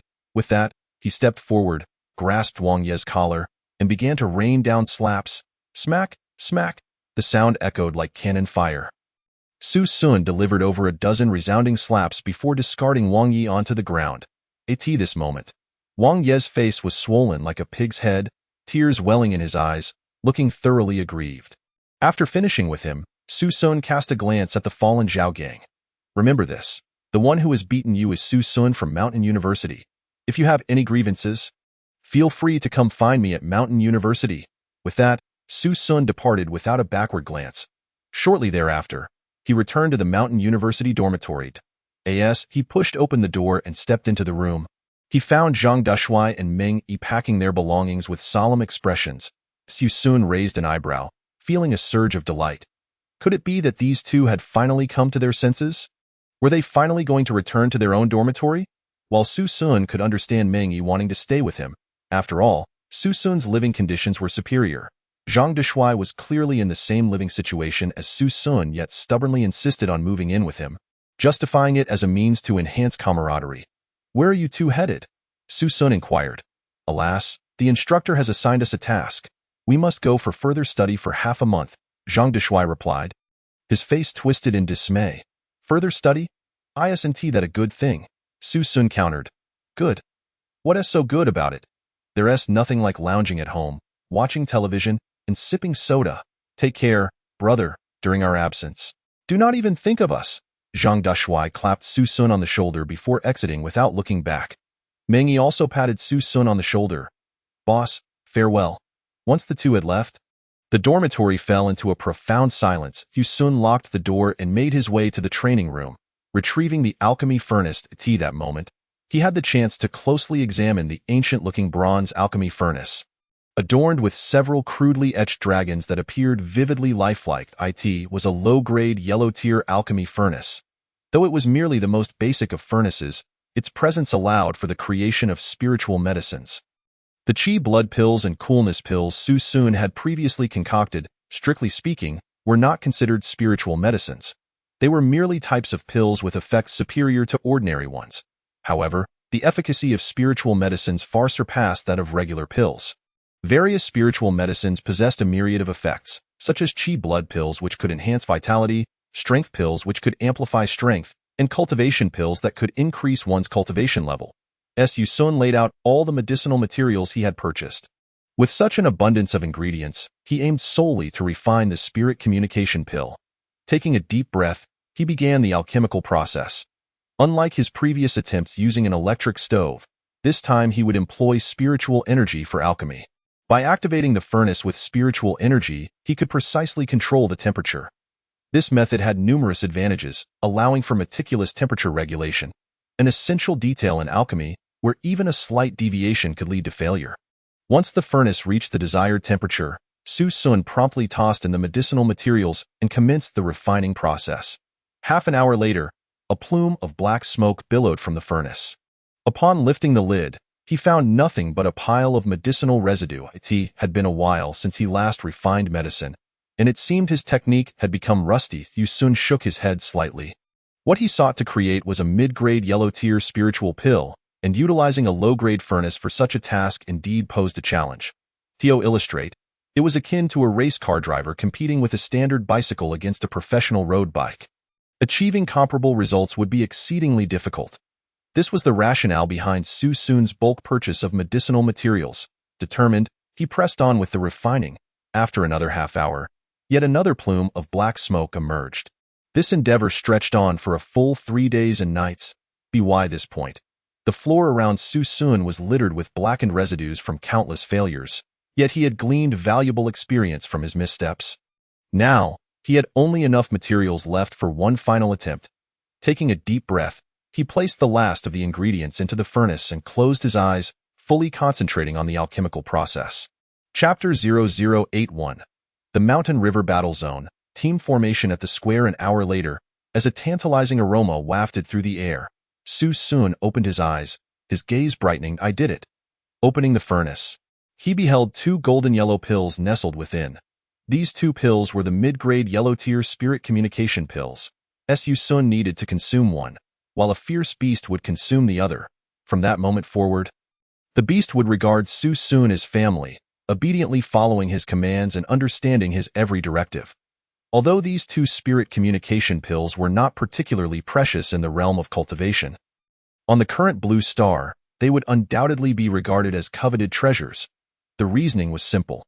If those supreme beings were to acquire these 2 pills, they could capture powerful, fierce beasts for their own use. As the saying goes, rarity breeds value. No one possessed the ability to compel those ferocious beasts to serve humanity, yet the appearance of these 2 pills that could fulfill that desire would undoubtedly drive their value through the roof. However, at present, Su Sun had no intention of selling these pills. Firstly, he was not in need of money, and secondly, it would be too troublesome. After all, Su Sun was a minor figure, and few would believe his words. Once the pills were successfully refined, Su Sun stored them in his storage ring, then tidied up his belongings, taking some provisions and water before setting out. In truth, Su Sun could have left without a bag, as he possessed a storage ring, but with so many people coming and going at Mountain University, carrying a bag helped him blend in. With 7 days remaining until the 10-day deadline given by Juxian, Su Sun needed to find an A-grade fierce beast cub within that time frame. Exiting, he hailed a car and set off toward the Mountain River Battle Zone. An hour and a half later, Su Sun successfully arrived at the Mountain River Battle Zone. The entrance was grand and opulent, resembling a highway service area. Here, one could rest, dine, and replenish supplies. The hustle and bustle of people created a lively atmosphere. The Mountain River Battle Zone was teeming with fierce beasts, and numerous ability users came here to undertake tasks to acquire resources, making this entrance both a threshold and a supply station for ability users. Several powerful martial masters stood at the entrance, tasked with verifying the identities of those entering the battle zone. To gain entry, one must possess legitimate identification. Martial University students could enter with their student ID. Military ability users could use their military ID, while societal and family ability users needed to obtain a task execution certificate from the Dragon Group to gain access. Aside from these individuals, no one else was permitted entry. This was not only due to the dangers within the battle zone, but also to prevent ill-intentioned individuals from infiltrating and stealing resources. Upon entering the service station with his student ID, Su Sun immediately noticed a multitude of ability users gathered in the square. The group of extraordinary individuals, clustered in small circles, engaged in lively conversations, occasionally inquiring about nearby passers-by. As Su Sun entered the service station, he was immediately scrutinized by a throng of onlookers. Among them, 3 young individuals approached him, inquiring, "Classmate, you must be a student of Wuhan University, right? Would you like to join us in forming a team?" Su Sun glanced at the trio, noting their youthful and inexperienced appearances. He gently shook his head, replying, "No, thank you, I prefer to work alone." Upon hearing his response, astonishment was evident on their faces, unfazed by their bewildered gazes. Su Sun proceeded towards the entrance. However, he was soon approached by several other groups seeking to recruit him. "Classmate, would you like to team up? We need a support friend. Care to join us? We're short a frontliner." Yet, each proposal was met with Su Sun's polite refusal. He reached the entrance, only to be halted by the guards. "This is your first visit to the Shanhua War Zone, isn't it? You may not be familiar with our regulations. To enter the war zone, a team must consist of at least 8 members. Given the dangers within, teams with fewer than 8 are not permitted entry." Upon hearing this, Su Sun's understanding deepened. No wonder so many outside were eager to form teams. They simply lacked the requisite numbers for entry. He returned to the plaza, surveying the crowd for a suitable team. While he was deliberating, a 7-member group strode confidently towards him. These 7 appeared to be seasoned professionals, likely in their 30s or 40s, all wielding battle axes and clad in combat uniforms, exuding an aura of formidable strength. Leading them was a tall, young man in his 20s, the captain named Shenwu. Beside him walked a strikingly beautiful young female member, dressed in a form-fitting combat suit that accentuated her slender figure. Standing at 1.72 meters with long, eye-catching legs, her ponytail framed delicately sculpted features, instantly attracting the attention of numerous men. "Miss Jiang, our team is 1 member short, and it will take old Lu more than a day to arrive. How about we rest here for a day?" Shenwu suggested respectfully. However, Jiang Zixin shook her head slightly, her brows furrowing. "We cannot afford to wait. We must swiftly enter the war zone to locate the unique herb within. Every moment counts." She then began searching the crowd for a suitable recruit. Before long, Jiang Zixin's gaze fell upon Su Sun. He was unmistakably conspicuous, standing alone while others gathered in groups. Realizing her team needed 1 more member, she quickly approached Su Sun, smiling. "Friend, are you alone?" Su Sun nodded slightly, responding, "Yes, wonderful. Our team is short 1 member. If you are without a team, would you like to join us and enter the war zone together?" Su Sun raised an eyebrow, feeling fortunate that an opportunity had presented itself so effortlessly. Just as he was about to accept, Shenwu hastily interjected. "Miss Jiang, that is not advisable. Our team consists solely of elites above the martial master rank. Bringing in a 3rd or 4th tier martial artist would undoubtedly hinder our progress." Shenwu scrutinized Su Sun with disapproval. "How do you know he isn't a martial master?" Jiang Zixin frowned slightly. "I am indeed not a martial master. My cultivation level is that of a 9th tier martial artist." Su Sun stated calmly. "A 9th tier martial artist? Such youth is rare. Even if he is a 9th tier, he is not a martial master, and our team requires a minimum of a 1st tier martial master to join. Bringing a martial artist along is simply impractical," Shenwu argued. Jiang Zixin, visibly anxious, insisted, "We cannot wait. Every moment we spend searching for that herb delays my father's recovery. Young man, would you be willing to join our team?" Faced with Jiang Zixin's earnest invitation, Su Sun accepted with a smile. All right. It was a mutually beneficial arrangement, as he required a team to enter as well. Seeing Jiang Zixin welcome Su Sun into the group, Shenwu's expression soured. Though he was the team captain, Jiang Zixin was the financier, having paid 30 million for their protection in the war zone. Hence, he dared not oppose her decision. His resentment towards Su Sun stemmed from his lower cultivation level and Jiang Zixin's excessive warmth towards him, coupled with Su Sun's modest handsomeness, which evoked a sense of rivalry in Shenwu's heart. Indeed, Shenwu harbored feelings for Jiang Zixin. She was not only young and beautiful but also extraordinarily talented, a holder of an A-grade ability, and had already reached the 1st-tier martial master rank at a young age. Most importantly, her family, the Jiang clan, was a prestigious lineage in Beha province. Marrying Jiang Zixin would elevate one's status to unimaginable heights. Acknowledging that he could not oppose Jiang Zixin's decision, Shenwu turned to Su Sun, attempting to exert pressure. Listen well, kid. Our team comprises elites. Your joining us is merely a stroke of luck. Once we enter the war zone, you must follow my commands. Whatever I instruct you to do, you shall do. Do you understand?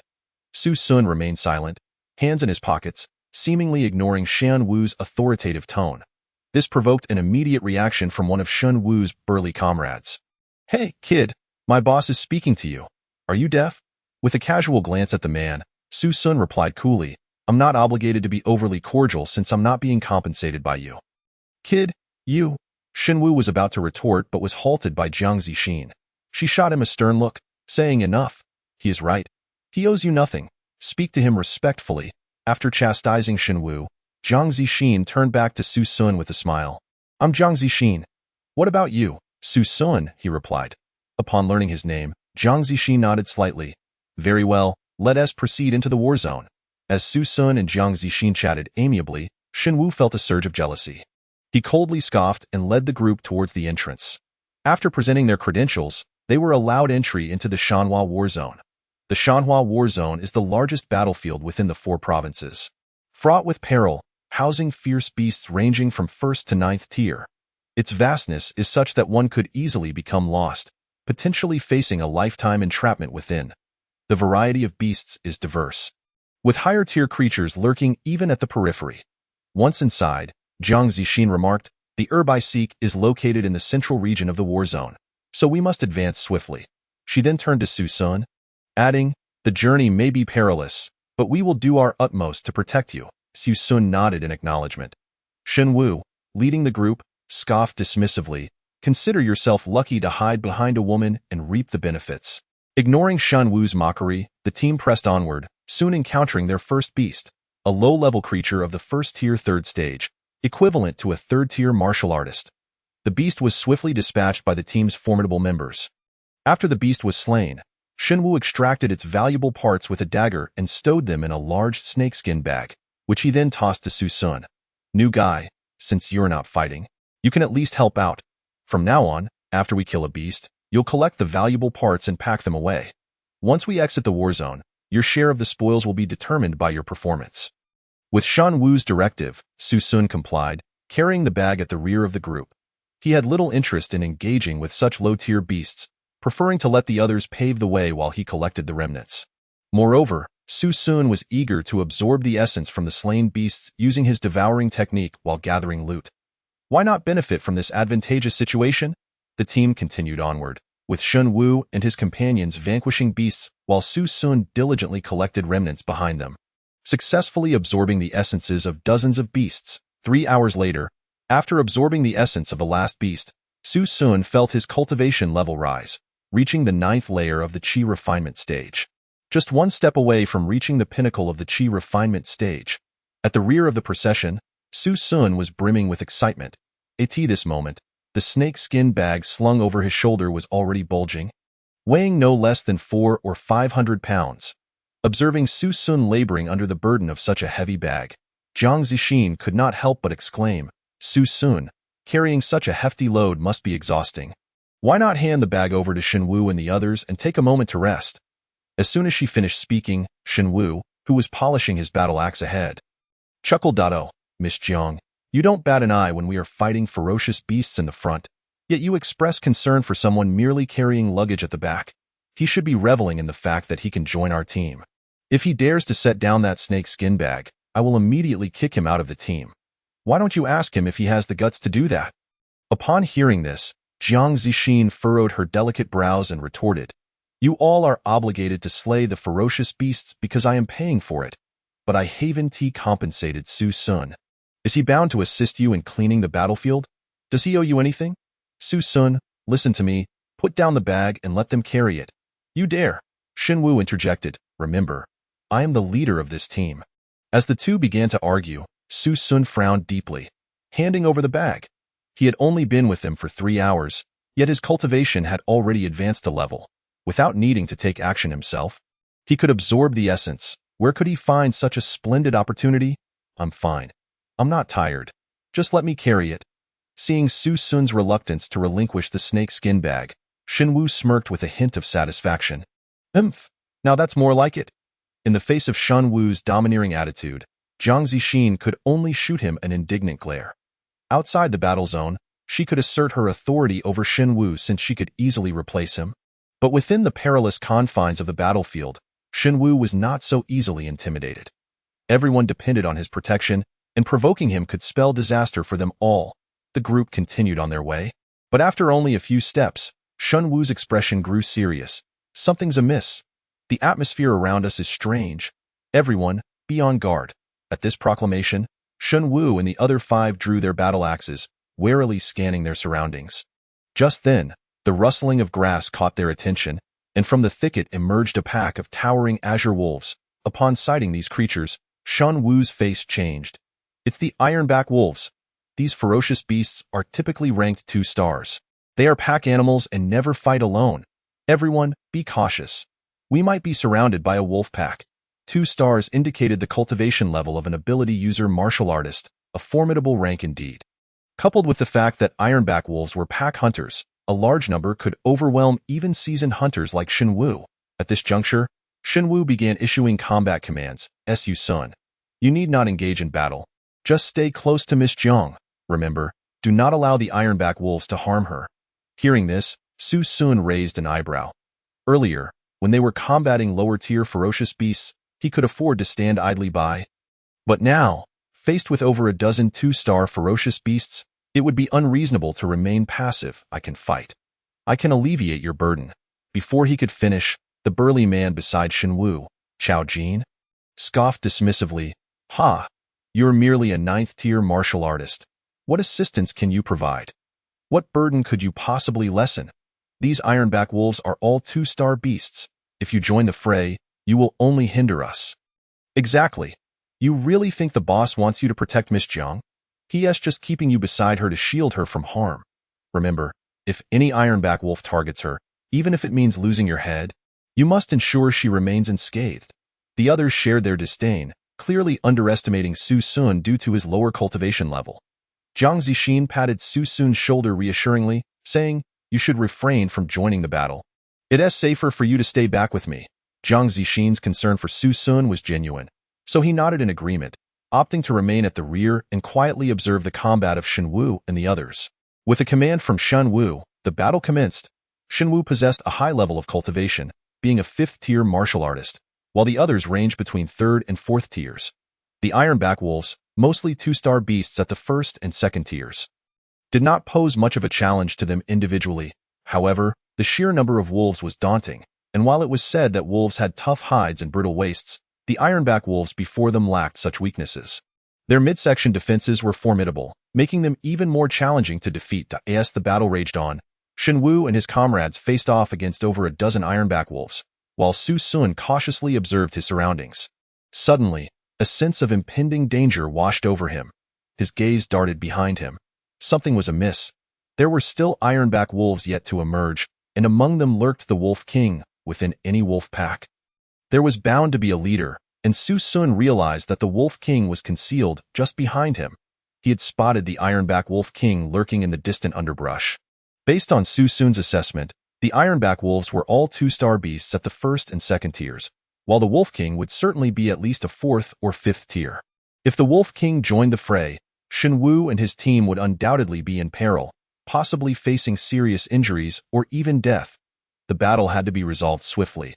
Otherwise, the scent of blood could attract other ferocious beasts, leading to dire consequences. With this thought in mind, Su Sun wasted no time, did not utter a word, and after setting down the snake-skin bag, he dashed toward the direction of the ironback Wolf King. Su Sun. Jiang Zixin had not yet fully comprehended the situation when Su Sun had already vanished from her sight. In the dense thicket, Su Sun sprinted with fervor, drawing ever closer to the ironback Wolf King. Just then, with a rustle, a massive figure leaped out from the underbrush. The enormous form bore down on Su Sun. It was none other than the ironback Wolf King, with a cultivation level of 2 stars and 5th tier. It was incredibly formidable. As the Wolf King lunged at him, Su Sun quickly rolled aside, narrowly avoiding the attack. Turning around, he finally had a chance to closely scrutinize the ironback Wolf King. The Wolf King was colossal, significantly larger than the average ironback wolf, its fangs razor-sharp and glistening ominously. At that moment, his dagger, Cold Moon, materialized behind him. In the past, Su Sun might have been intimidated by a 2-star, 5th-tier ironback Wolf King. But now, with his cultivation having reached the 9th layer of the Qi refining stage, he felt confident in facing the beast. Phantom Eye. Su Sun activated his martial skill in an instant. The ironback Wolf King was momentarily dazed.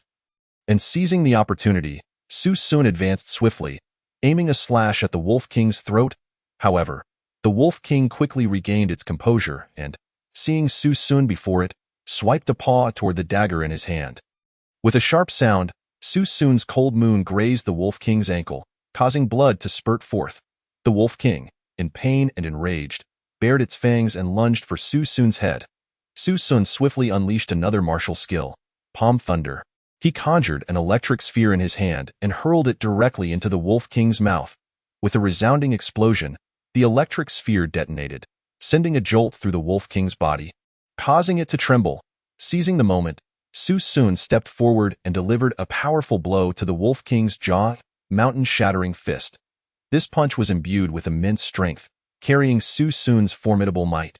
With a resounding crash, his fist struck the Wolf King's jaw, sending the beast crashing heavily to the ground.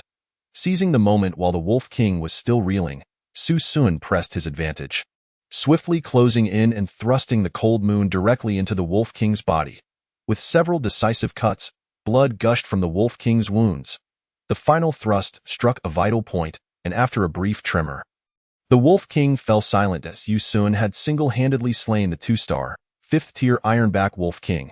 After defeating the Wolf King, Su Sun sat down to absorb the essence within its body. This was a 2-star, 5th-tier beast. The essence would undoubtedly be highly concentrated. As he activated the devouring technique, he felt a surge of immense energy flooding into him.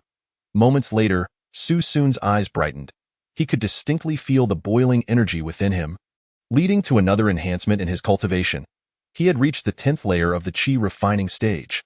Following the absorption of the Wolf King's essence, Su Sun's cultivation had successfully advanced to the 10th layer of the Qi refining stage, bringing him one step closer to the foundation establishment stage. This enhancement was not solely limited to his cultivation. Su Sun's martial skills had also improved. Some of his martial techniques were capable of advancement, such as the Phantom Eye. Previously a top-tier yellow grade skill, it had now elevated to the mid-tier mysterious grade. With the upgrade, the duration of control was extended, and he gained the abilities of X-ray vision and long-distance sight. Even in pitch darkness, Su Sun would enjoy excellent visibility. This martial skill was immensely practical and would be of great use in the future. After dealing with the Wolf King, Su Sun made his way back toward the team. Upon returning, he found that the battle had concluded. Shen Wu and the others were already cleaning up the battlefield. Among the 7 of them, some bore minor injuries, while one was more seriously wounded. The ground was littered with the corpses of Ironback wolves, numbering over a dozen. As soon as Shen Wu spotted Su Sun returning, his anger flared. Su Sun, where on earth have you been? We were fighting valiantly up front. And you just ran off to save your own skin at the first sign of danger, didn't you? Wasn't I supposed to ensure the safety of Miss Jiang? In the face of Shen Wu's inquiry, Su Sun calmly replied, there is a ferocious beast behind us. I went to slay it. Slay a beast? You? What a joke. The beasts here are all of 2-star rank. What could a mere martial artist like you possibly do against them? I suspect you are simply afraid for your life. Seeing us in danger, you chose to flee alone, didn't you, coward? Team member Chao Jian scolded indignantly. Su Sun furrowed his brow and retorted, if I had truly fled, why would I return? The reason is quite simple. You saw us vanquish the beasts and wanted to return to claim a share of the spoils, so you shamelessly came back. Chao Jian continued to mock him. Enough! At that moment, Jiang Zixin shouted angrily, glaring at Chao Jian and the others. We are mere acquaintances. None of us is obligated to risk our lives for another. Is it wrong to flee in the face of danger? Let me ask you, if we were confronted by a 3-star beast, would you check to see if Su Sun had fled? If Su Sun were injured and unable to run, would you stay behind to save him? Her words immediately silenced the crowd. Indeed, if faced with a 3-star beast, if it were Su Sun who was injured, they would undoubtedly run without looking back. After all, they had only just met Su Sun. Why would they take such a significant risk to save a stranger? After rebuking the group, Jiang Zixin turned to comfort Su Sun, saying, Su Sun, you did the right thing. When faced with danger, one must prioritize self-preservation. Evidently, Jiang Zixin had misunderstood Su Sun. She believed he had fled out of fear. Su Sun smiled faintly, choosing not to elaborate further, as he was disinclined to explain himself. However, he was left with a positive impression of Jiang Zixin. Should she encounter danger in the future, he would be inclined to assist her. Now, enough of this chatter. Since we're back, let's clear the battlefield. Strip the valuable items from the Ironback wolves, Shenwu commanded. Su Sun eagerly accepted this task and immediately set about the cleanup. Before long, he had absorbed the essence of over a dozen 2-star Ironback wolves, elevating his cultivation to the pinnacle of the Qi refinement stage. He was but a step away from entering the Foundation establishment stage. After finishing the task, the team set off once more. This time, their pace was noticeably quicker. Jiang Zixin appeared troubled, her anxiety palpable throughout the journey. Soon, the group arrived at a fork in the road. Before them lay two paths, one broad and smooth, requiring little effort to traverse, the other rough, muddy, and narrow. Upon seeing the two options, Jiang Zixin furrowed her brow. Why are there two paths? Which one should we take? After some contemplation, Shenwu stated, I believe we should take the right path, the more treacherous one. As the saying goes, the more dangerous the place, the safer it is. If we avoid this path, the beast will certainly do the same, making it the safer choice. Upon hearing this, the other team members nodded in agreement with Shenwu's assessment. Meanwhile, Su Sun activated his nether eye. As soon as he did, his vision sharpened, allowing him to magnify everything he saw, enabling him to see as far as 3 kilometers ahead. This was the terrifying power of a profound martial skill. Su Sun first examined the broad, clean path. 3 kilometers ahead, it was eerily quiet, devoid of any beasts. The sides of the road were lined with lush vegetation, including several valuable herbs. In contrast, the muddy path ahead was not only difficult to navigate but also filled with thorns. The further one ventured, the narrower it became, until it could accommodate only a single person. Moreover, Su Sun discerned the tracks of beasts along this route. Then we shall take the right path, Shenwu commanded. Just as the team was about to set off, Su Sun suddenly interjected, Wait. All eyes turned to him, and Shenwu frowned, asking, Do you have something to say?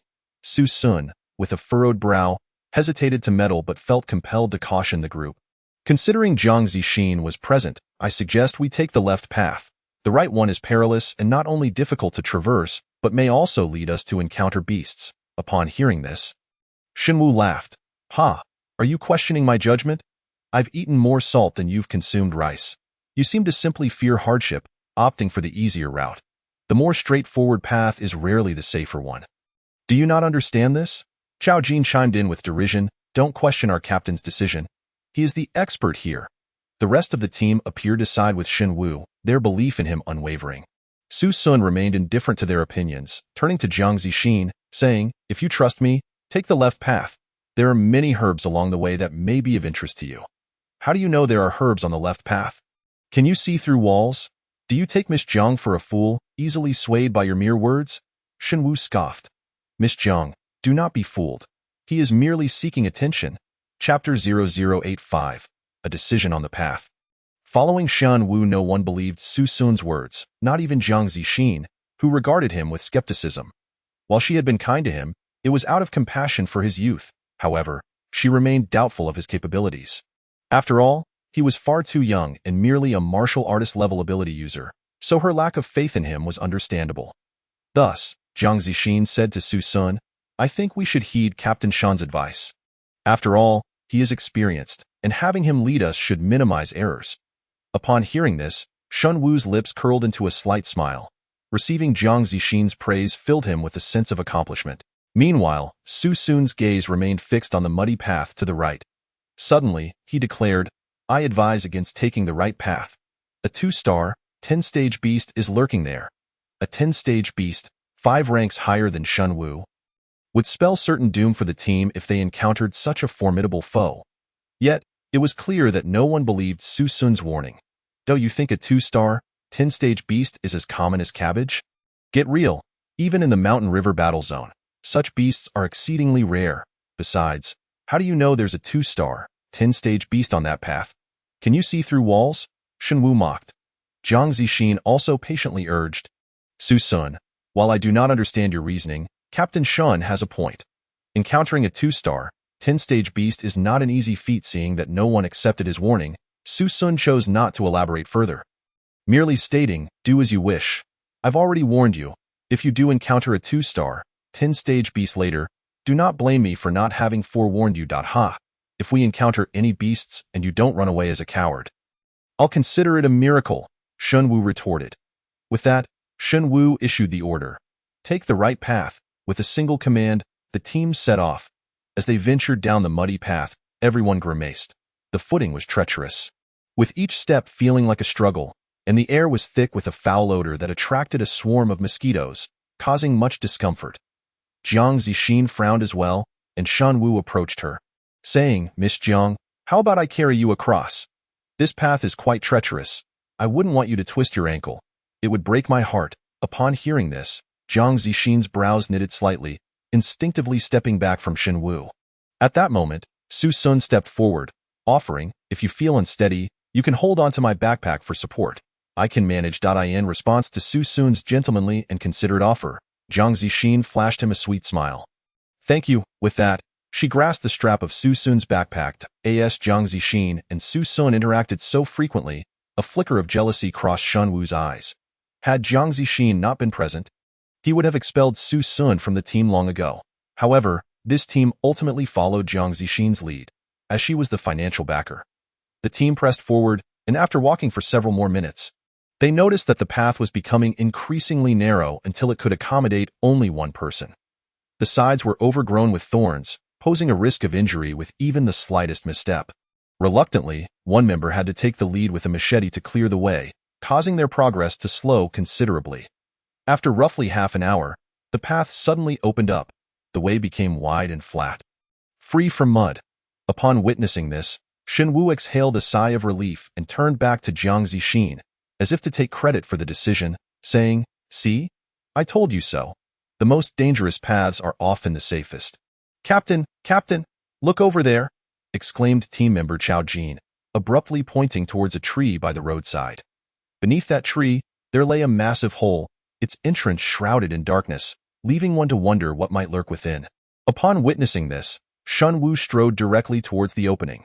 Jiang Zixin, initially inclined to follow and indulge in the spectacle, was abruptly halted by Su Sun, who grasped her sleeve with urgency. Su Sun subtly shook his head at Jiang Zixin, signaling her to remain where she was. Although perplexed, Jiang Zixin heeded Su Sun's advice and stood still. Shen Wu cautiously approached the cavern, illuminating it with his flashlight. The moment the light penetrated the darkness, Shen Wu's eyes widened in shock. A python, a massive python. He gasped in astonishment, and then, with a sudden rush, an enormous white python emerged from the depths of the hole, lunging directly at Shen Wu's neck. Startled, Shen Wu tumbled backward, desperately fleeing the mouth of the cave, narrowly evading the serpent's attack. It was at this moment that everyone discerned the creature's true nature. A colossal white python, as thick as a utility pole. Upon sighting this formidable beast, Shen Wu's lips quivered in fear. It was an A-grade talent, the great white python. The creature exuded a powerful aura, its cultivation level likely at 2-star, 10th tier. As these words hung in the air, everyone turned their gaze towards Su Sun, realizing he had indeed spoken the truth. There was a 2-star, 10th tier beast on this very path. Enraged, Chao Jin directed a tirade of curses at Su Sun. This is all your fault. If it weren't for your ill-fated words, would we have encountered such misfortune? What are we to do now? Jiang Zixin inquired anxiously. Acknowledging his battle experience, Shen Wu forced himself to remain composed, stating, the jungle is the domain of the python. The path we traversed is perilously treacherous. We cannot hope to outrun it. Our only chance for survival lies in collaborating to slay this great white python. Slaying a 2-star, 10th tier great white python? How daunting a task. Even Shen Wu, the strongest fighter in the group, was merely a 5th-tier martial artist, 5 tiers beneath the python. Yet now, retreat was no longer an option. They had to eliminate this beast to seize a glimmer of hope. Miss Jiang, assist me. Everyone else, provide support. Including you, Su Sun. This time, do not be a coward. Shen Wu was clearly prepared to fight with all he had. Jiang Zixin, her expression grave, nodded in agreement. As an A-grade support type Esper, her ability was amplification, enhancing all attributes of her target by 20% upon activation. Channeling her powers, she cast a beam of green light upon Shen Wu. Taking a deep breath, Shen Wu bellowed, prepare to meet your doom, Great White Python. Chapter 0086. The Pursuit of the White Python. A fierce strangulation with a furious roar, Shunwu raised his massive battle axe and struck down upon the great white python with all his might. A resounding crash echoed as the axe collided with the serpent's body, producing a dazzling shower of sparks. Remarkably, the strike did not even penetrate the python's scales. Shenwu's aggressive assault had thoroughly enraged the beast. The great white python twisted its body, its tail whipping towards Shenwu like an iron whip. Whoosh. The python's tail surged forward with ferocity, creating a fearsome sonic boom. Shenwu quickly raised his battle axe to shield himself from the impending blow. A loud crack resounded as the python's tail slammed into the axe, shattering it into two pieces. The residual force of the python's tail sent Shenwu flying, his body crashing heavily against a tree before tumbling to the ground. Spitting blood, the great white python had inflicted grievous injuries upon Shenwu with just its tail. Captain, Captain! The team members rushed to support Shenwu, panic etched on their faces. After all, he was their strongest fighter. If he could not contend with the great white python, how could they hope to stand a chance? Shenwu, his expression one of terror, gazed at the python and shouted, "Run! Quickly! If we don't flee now, we will all perish." Even knowing escape was futile, fleeing remained their best option. Though there might be casualties, it was preferable to total annihilation. Continuing the fight against the great white python would lead to certain death for all. "Run! What are you hesitating for? Run!" Shenwu bellowed, limping towards the path they had come from. The others finally snapped to attention, scrambling to escape in a frenzy. Su Sun seized Jiang Zixin's hand, and together they raced through the jungle. The enraged great white python, however, showed no signs of mercy, weaving through the trees with astonishing speed. Even the muddy terrain could not hinder its pursuit. Rather, the sludge acted as a lubricant, enhancing the python's speed. With the python fast approaching, they had barely begun to flee when it lunged, its gaping maw sinking into the head of one team member. Severing it cleanly, blood gushed forth. The great white python did not pause to relish its prey. Continuing its relentless chase, in short order, a second team member met a similarly gruesome fate. The narrow, muddy path could barely accommodate a single person, flanked by thorns that rendered escape nearly impossible. Thus, they were forced to retreat along the same route. This effectively provided the great white python with opportunities to strike them down one by one. As it closed in, the python clamped its jaws around another team member's thigh, eliciting a horrified scream, and he collapsed to the ground. The great white python, however, ignored him and slithered past. Just as the unfortunate member felt a fleeting sense of relief, wham! The python's tail crashed down upon his head, obliterating it ahead. The remaining 5 members were still desperately fleeing. At this juncture, Su Sun and Jiang Zixin found themselves at the forefront. Su Sun's speed was commendable, but with Jiang Zixin in tow, their pace slowed. Suddenly, Jiang Zixin gasped, stumbling and falling into a muddy pit. "Miss Jiang!" Shenwu cried out, halting in his tracks, concern etched on his face. Meanwhile, the great white python had closed the distance. Without mercy, it opened its enormous jaws. Lunging toward Jiang Zixin's head, Jiang Zixin's eyes widened in terror. Was she truly to perish here? How utterly unjust! In that critical moment, a figure suddenly leaped in front of her. It was Su Sun.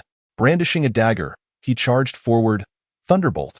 Su Sun's left hand conjured a bolt of lightning, striking the great white python with ferocity.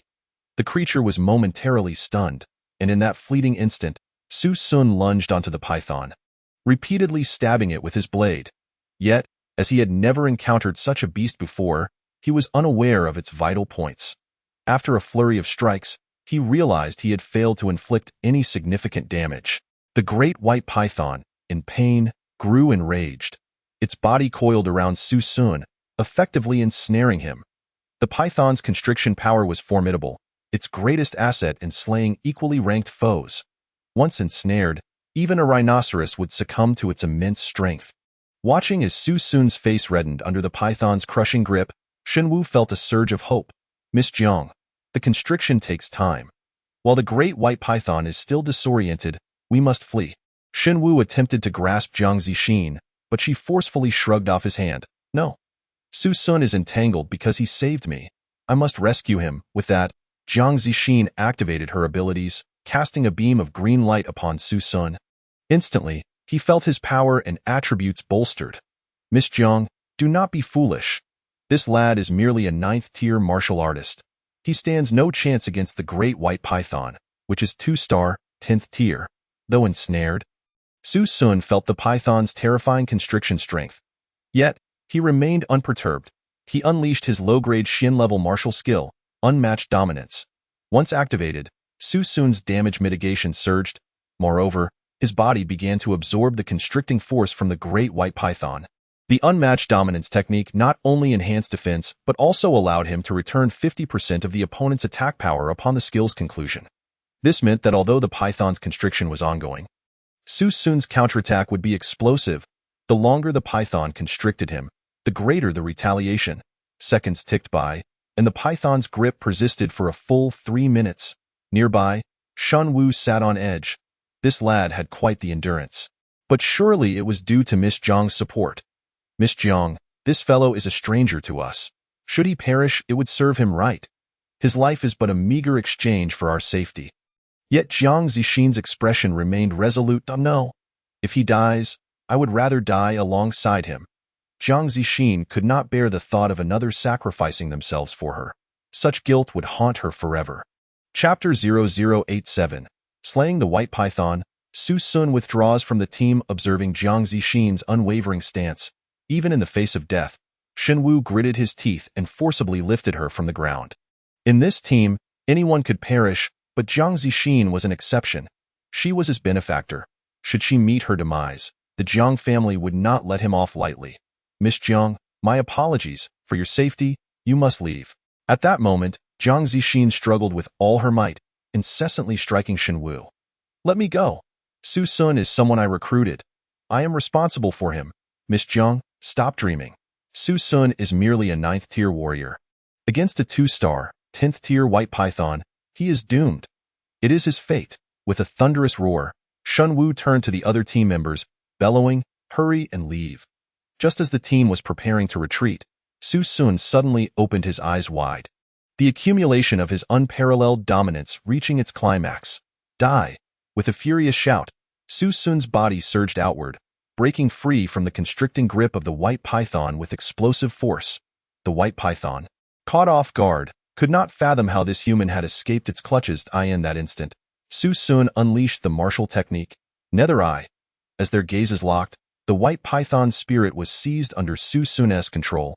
Raising his weapon, the cold moon, Su Sun struck decisively at the creature's head. With a sickening thud, the blade pierced through as easily as cutting into tofu, embedding deep within the skull of the white python. The creature convulsed violently before collapsing lifelessly to the ground. Meanwhile, Shen Wu and the others, poised to flee, were left in stunned silence. They stared at the deceased white python, then turned to Su Sun, unable to comprehend what had just transpired. What had just happened? A mere 9th-tier warrior had vanquished a formidable 2-star, 10th-tier white python, 11 tiers above him. How could such a feat be achieved? Shen Wu, who had faced the white python before, understood its immense strength. Had he not witnessed it with his own eyes, he would have thought he was dreaming. Jiang Zixin, too, fell silent, gazing at Su Sun with astonishment. She had never anticipated Su Sun to be this powerful. When she had recruited him merely to bolster numbers, she had unwittingly secured her own salvation. Su Sun was indeed formidable. It seemed he had not lied. He truly had gone to slay beasts. In a daze, Shen Wu asked, "How is this possible? How did you accomplish this?"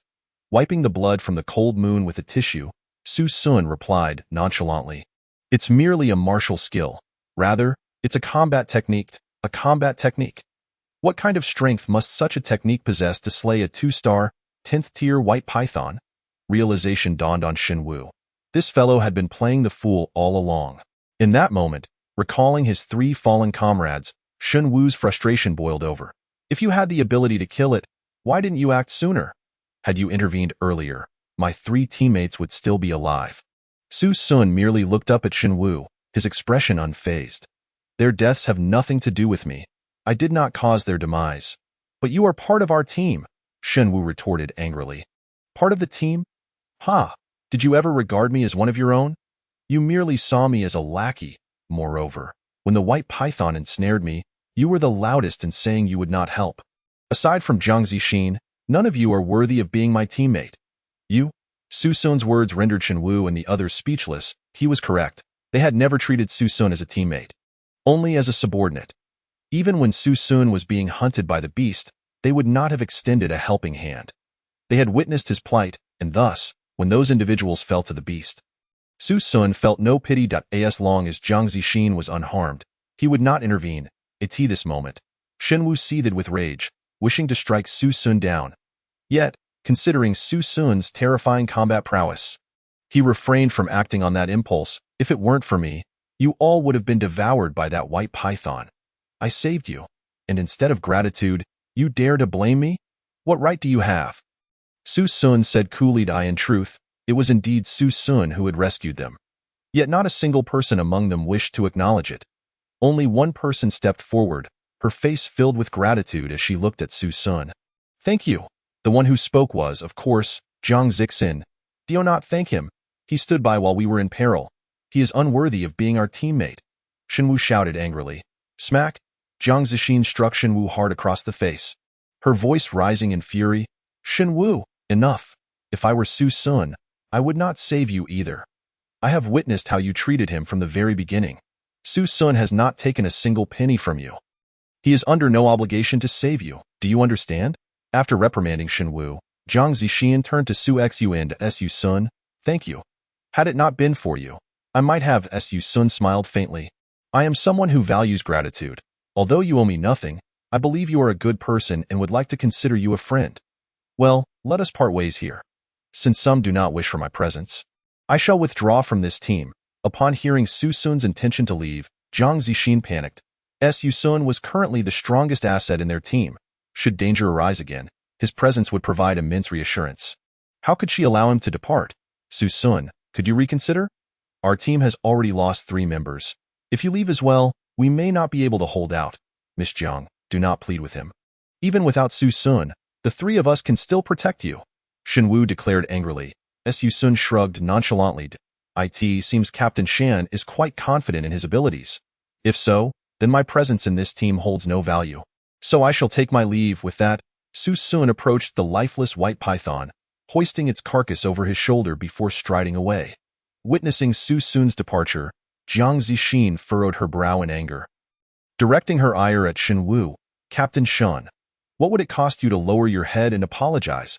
Besides, this situation was entirely your fault. Now that Su Sun is gone, if we encounter another 2-star, 10th tier beast, can you protect me? Can you even protect yourself? Shen Wu looked at Jiang Zixin, and the more she defended Su Sun, the more incensed he became. He thumped his chest resolutely. Miss Jiang, even if I, Shen Wu, must perish, I will ensure you are unharmed.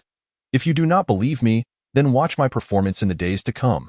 Chapter 0088. Preparing for a breakthrough, the beast tide approaches on the other side. After Su Sun left with the white python, he sought a secluded spot to prepare for his breakthrough to the Foundation Establishment stage. Though Su Sun was currently at the 10th level of the Qi Refinement stage, just one step away from the Foundation Establishment stage, the disparity in power between the 2 stages was immense. Qi Refinement stage cultivators primarily refine their Qi, which refers to their vital energy or strength. In contrast, Foundation Establishment stage cultivators focus on refining their spirit. Those in the Foundation Establishment stage can externalize their spiritual energy to wield it as a weapon. Thus, the gap between the Qi Refinement and Foundation Establishment stages is vast. Su Sun's cultivation had already reached the 10th level of Qi Refinement, with a fully developed Dantian. He merely needed a potent elixir or herb rich in spiritual energy as a catalyst to successfully break through to the Foundation Establishment stage. Fortunately, he had already identified his catalyst, the very white python he had just slain, as a 2-star, 10th tier beast. The white python equated to a 10th tier martial master among superhumans. Such a high-tier creature's internal organs could serve as a perfect catalyst for Su Sun's breakthrough.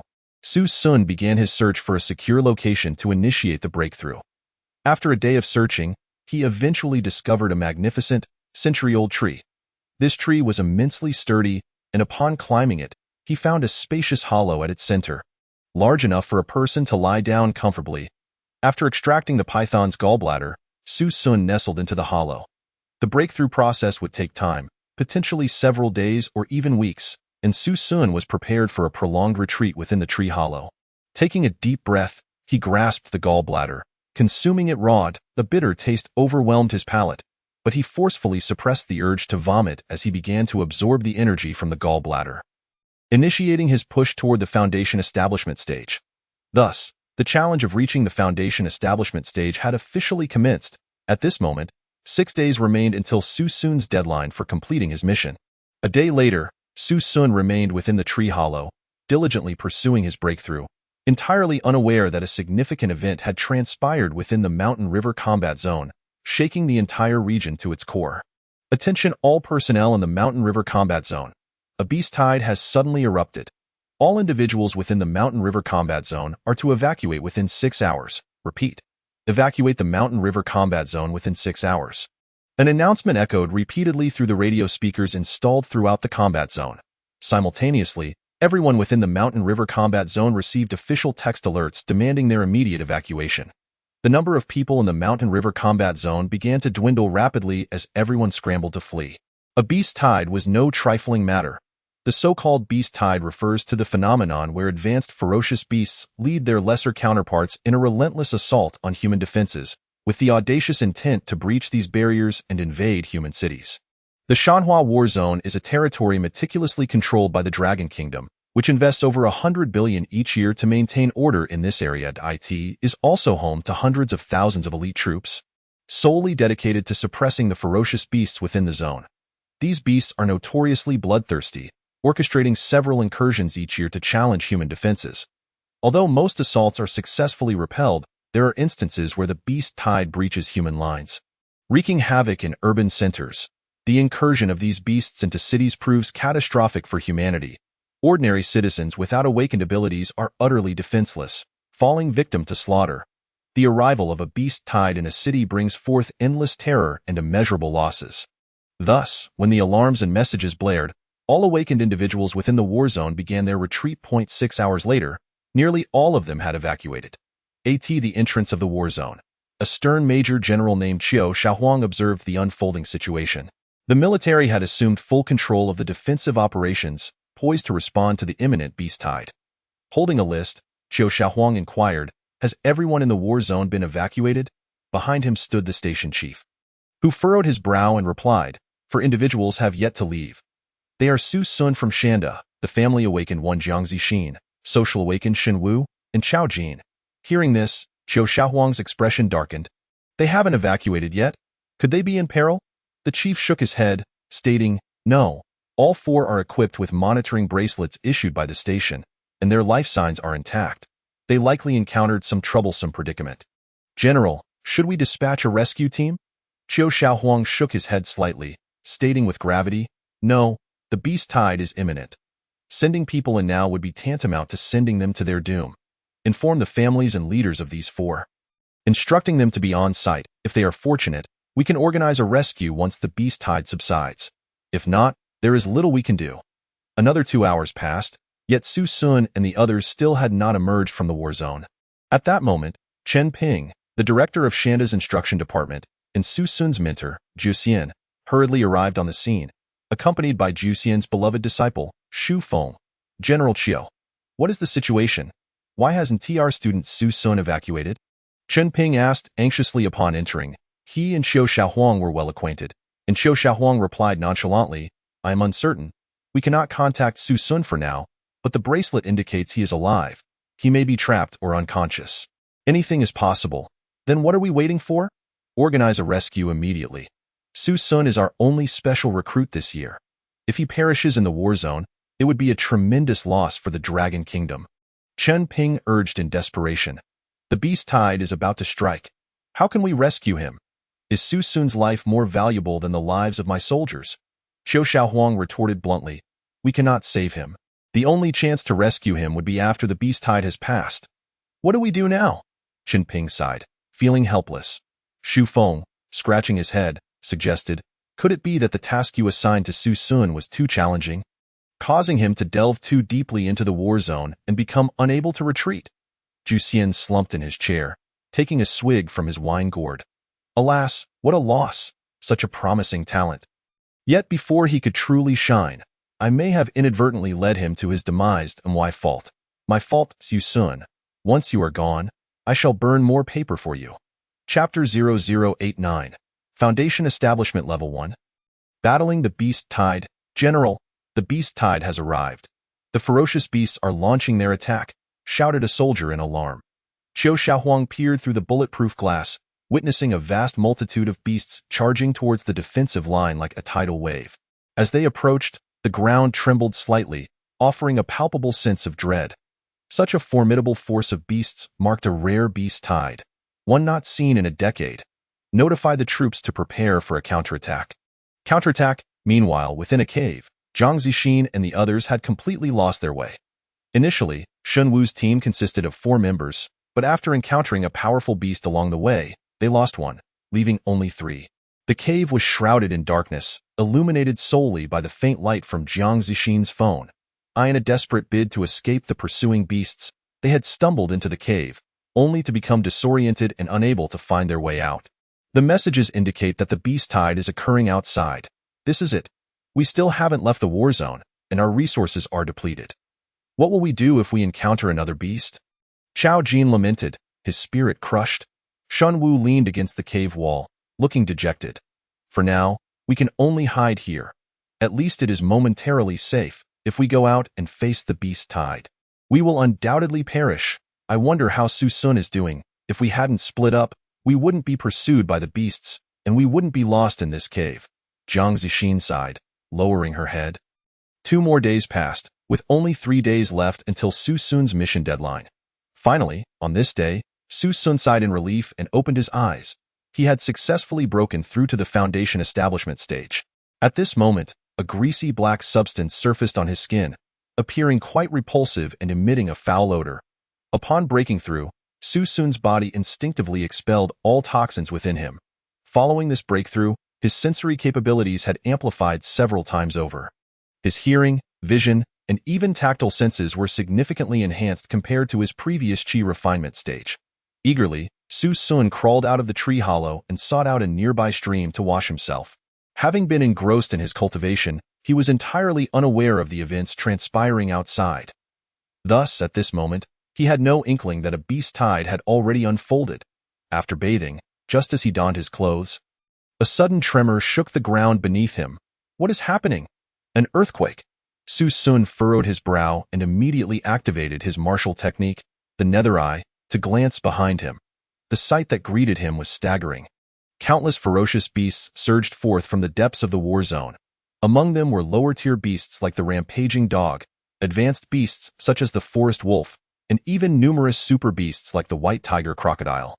As far as the eye could see, these beasts, driven by a bloodlust, charged toward him. What is happening? How can there be so many beasts? Su Sun was taken aback. Only then did he remember to check his phone. The screen revealed the shocking news. A beast tide was indeed occurring within the war zone. Moreover, it was the largest scale seen in a decade. Just then, his phone rang, displaying the name of Chen Ping. The instruction department director.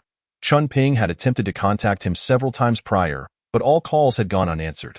Without hesitation, Su Sun answered the call. Hello, Director Su Sun. You're alive, thank goodness. What is the situation on your end? Why haven't you evacuated the war zone? Su Sun hesitated before responding. I was unconscious earlier but have just awakened. It seems I have encountered the beast tide and am currently trapped as long as you are alive. That's all that matters. I will arrange for a helicopter to conduct an emergency rescue immediately. You must hold on. You must. With that, Chen Ping hung up the phone. Su Sun was completely unaware that Chen Ping had tirelessly advocated for this aerial rescue opportunity before Qiu Shaohuang. Although the majority of beasts involved in this beast tide were terrestrial, some possessed ranged attack capabilities and the ability to fly, thus presenting a significant risk of helicopter crashes even if one were to enter the war zone. Had it not been for Su Sun's unique status, Qiu Shaohuang would never have consented to send drones into the war zone for rescue. Fortunately, Su Sun had awakened. As long as he was alive, Chen Ping could negotiate for a rescue opportunity. At this point, it was too late for Su Sun to escape the war zone. He had ventured deep into the Shanhua war zone, and it would take at least an hour and a half to exit. The beasts would not grant him the luxury of time to flee. Since escape was not an option, he resolved to fight. Su Sun was eager to discover the true combat prowess of his Foundation Establishment Level 1. Gripping his spiritual weapon, the cold moon, he stood before the throngs of ferocious beasts, his presence unwavering. In the blink of an eye, the horde of beasts had surged forward, engulfing Su Sun in a sea of beasts. Yet, undeterred by the onslaught, Su Sun executed the ethereal steps. This technique allowed him to weave effortlessly through the tide of beasts, evading their collisions. The cold moon in his hand became akin to a reaper's scythe, claiming the lives of the beasts with each strike. The foundation establishment stage. Su Sun's combat power exceeded that of the Qi refinement stage tenfold, even against a multitude of ferocious beasts. He maneuvered with remarkable ease. Most of these beasts were merely 1-star, posing no threat to Su Sun whatsoever. A limited number of 2-star ferocious beasts also exist, but they are predominantly mere fodder for slaughter. Su Sun can be seen continuously weaving through the throngs of beasts, and before long, he has claimed the lives of numerous ferocious creatures. The ground is littered with countless carcasses, haphazardly strewn about. Such an intense battle undoubtedly takes a significant toll on Su Sun. However, the abundance of corpses allows him to replenish his spiritual energy by absorbing their essence, enabling him to persist in the fight. This battle lasts over an hour. During this time, Su Sun has slain hundreds of ferocious beasts, their lifeless forms forming a gruesome sea of blood at his feet. Meanwhile, an armed helicopter silently approaches overhead. Inside, Chen Ping and Xu Feng are searching for Su Sun on the ground. Suddenly, Xu Feng exclaims, "Director Chen, I found him. Su Sun is right there." Following Xu Feng's, Chen Ping catches sight of Su Sun, who is engaged in combat with the beasts, displaying a vigorous demeanor. Only then does Chen Ping breathe a sigh of relief. As long as the lad is not missing any limbs, that is sufficient. Ahead, the helicopter's pilot inquires, "Shall we lower altitude now to effect a rescue?" By merely descending and deploying a rope ladder, they could successfully extract Su Sun from the battlefield. Yet, Chen Ping squints at Su Sun, who is embroiled in combat, and shakes his head. "Let us not rush. I wish to see the limits of this young man's capabilities." The helicopter hovers above Su Sun without any intention of landing. On the battlefield, Su Sun continues his relentless assault against the ferocious beasts. Nether Eye. In an instant, Su Sun employs the Nether Eye technique, forcibly controlling a 2-star, 3-tiered beast before delivering a crushing blow to its skull. With a resounding thud, the beast's head explodes like a watermelon, mountain-crushing fist. Su Sun utilizes the mountain-crushing fist technique once more, obliterating the head of a clear wind wolf in an instant. Palm thunder. A violet lightning bolt crackles to life in Su Sun's palm as he hurls it forth, and with a sizzling sound, several low-tier beasts are dispatched in its wake. Ethereal steps. Su Sun's movements are incredibly agile, darting between the beasts with remarkable ease, rendering him nearly untouchable. Furthermore, his strength and defense are exceptionally formidable. Beasts below 2 stars are dispatched with a single punch, while those between 2 and 3 stars cannot withstand more than a few seconds in his presence. Su Sun's defense is so extreme that even the powerful paw of a rampaging bear fails to inflict any substantial damage, akin to a mere back massage. Relentlessly, Su Sun harvests the lives of the beasts, a multitude of them collapsing at his feet. When fatigue sets in, he places his hands upon the corpses to swiftly absorb their essence, rejuvenating his strength and rejoining the fray in the sky. Both Xu Feng and Chen Ping watch in astonishment as Su Sun fights on. "This lad's cultivation has indeed grown stronger," Chen Ping remarks with surprise. Although Su Sun has broken into the foundation establishment stage, his abilities as an ability user remain at the first tier of martial mastered. The Qi refinement stage focuses on blood and Qi, so too does his ability level rise accordingly. However, upon reaching the foundation establishment stage, his primary cultivation shifts to spiritual energy, and his ability level ceases to advance. Thus, on the surface, Su Sun appears as a first-tier martial master. His rate of advancement is astounding. To have attained martial master status as a freshman, what might he achieve by his 3rd year? Chen Ping muses. Xu Feng furrows his brow as he observes Su Sun, stating, for the first time, "I feel pressure in front of a freshman. This lad's future accomplishments will undoubtedly surpass mine." Typically self-assured, Xu Feng has rarely acknowledged any student at the university with such respect. Yet, Su Sun's prowess is undeniable, exhibiting the combat strength of a 10th-tier martial master despite being merely a 1st-tier martial master. How long do you think he can hold out? Chen Ping inquires.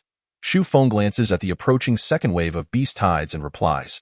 He can hold on for another 10 minutes. The second wave is nearly upon us, and it will consist of elites. These are all ferocious beasts above 2 stars, and no matter how capable this lad is, he cannot possibly contend with these elite creatures. Chen Ping nods in agreement, acknowledging Xu Feng's assessment. To withstand a wave of beasts without faltering is already a remarkable feat on the battlefield. After dispatching the last ferocious beast, Su Sun finally has a moment to rest. Surrounded by the remains of the beasts, he has withstood the onslaught of a wave of attacks with sheer strength. For a martial master, this is indeed an extraordinary achievement. Yet, Su Sun knows he cannot afford to pause, as the second wave of beasts is imminent. Thud, thud, thud. The ground trembles violently beneath him. Su Sun looks up, narrowing his eyes in alarm. Countless massive creatures resembling armored rhinoceroses charge toward him. These are the powerful Dominator rhinoceroses, an A-class gifted ferocious beast. They typically exceed 2 stars in rank. Before him, there are hundreds of these elite beasts rushing towards Su Sun as he gazes at the oncoming stampede. A wild grin spreads across his face. Ha ha ha, come on, let me have some fun. With a fierce rip, Su Sun tears his shirt, revealing his well-defined muscles, and clenches his fists as he plunges into the midst of the rhinoceros horde. He unleashes a powerful punch against a 2-star, 3-tiered Dominator rhinoceros. With a resounding crash, the creature is sent flying, colliding with several of its comrades behind it. Yet, more and more Dominator rhinoceroses charge at Su Sun with their formidable horns. The impact of their attacks is immense. Should he be struck, he could easily be pierced through or, at worst, killed instantly. Moreover, amidst the tide of Dominator rhinoceroses, a single misstep could lead to being trampled by countless massive creatures, each weighing over 1,000 kilograms and possessing the force of a ton behind their every step. With his physical prowess, Su Sun wreaks havoc among the Dominator rhinoceroses, slaying dozens within mere minutes. Yet soon, he begins to feel the strain. The rhinoceroses are tough adversaries. Their high defenses make it challenging for him to deliver fatal blows, resulting in continuous collisions against his body. Although Su Sun's Qilin body cultivation technique has reached the second layer, granting him incredible defense, he cannot withstand the relentless onslaught of so many charging beasts. After enduring several impacts, Su Sun's frustration boils over. Lightning's 7 steps. In a fit of anger, he unleashes his new martial technique. Lightning's 7 steps. This is a mid-tier Xin-grade martial skill, requiring a substantial amount of spiritual energy to execute, only accessible to those at the foundation establishment stage. With a crackle, Su Sun's figure darts through the horde of rhinoceroses like a bolt of lightning, instantly teleporting 10 meters away. In his wake, a surge of violet lightning erupts. The violent energy topples a group of Dominator rhinoceroses. With another burst of speed, Su Sun charges forth, sending even more of the beasts crashing to the ground. Lightning's 7 steps is a formidable martial technique that combines both offense and agility, capable of being executed in 7 segments. Whether fleeing or attacking, it proves to be an exceptional skill. With a crack, Su Sun dashes forward once more, once again toppling countless Dominator rhinoceroses. In the helicopter, both Chen Ping and Xu Feng initially believed Su Sun to be on the brink of exhaustion, fearing he would soon be unable to continue fighting. However, the martial technique he subsequently unleashes leaves them both wide-eyed in astonishment. From their vantage point, the Dominator rhinoceroses appear as though they are mere fruits in a slicing game, with Su Sun transforming into a blade. Each flicker of his movement resulting in a wave of beasts being felled. What kind of combat skill is this? It's utterly outrageous, Xu Feng exclaims. Chen Ping, equally astounded, adds, such a powerful technique must be at least S-tier. I don't recall our school awarding any S-tier techniques. Chapter 91, Area Strike. Thunderous Might combat techniques are classified into 9 tiers. F, E, D, C, B, A, S, SS, and SSS.F and E-grade techniques can be learned for free at the university and are generally basic in nature. D and C-grade techniques require credits for exchange. B and A-grade techniques are kept confidential by the university and are awarded only to outstanding students. S-tier techniques and above are invaluable treasures at any martial university. Rarely given to students, typically reserved for those with significant achievements. The lightning 7 steps technique that Su Sun demonstrates appears to have reached the level of S tier in the eyes of Xu Feng and Chen Ping. This lad is truly a hidden gem. This technique is unheard of at our university.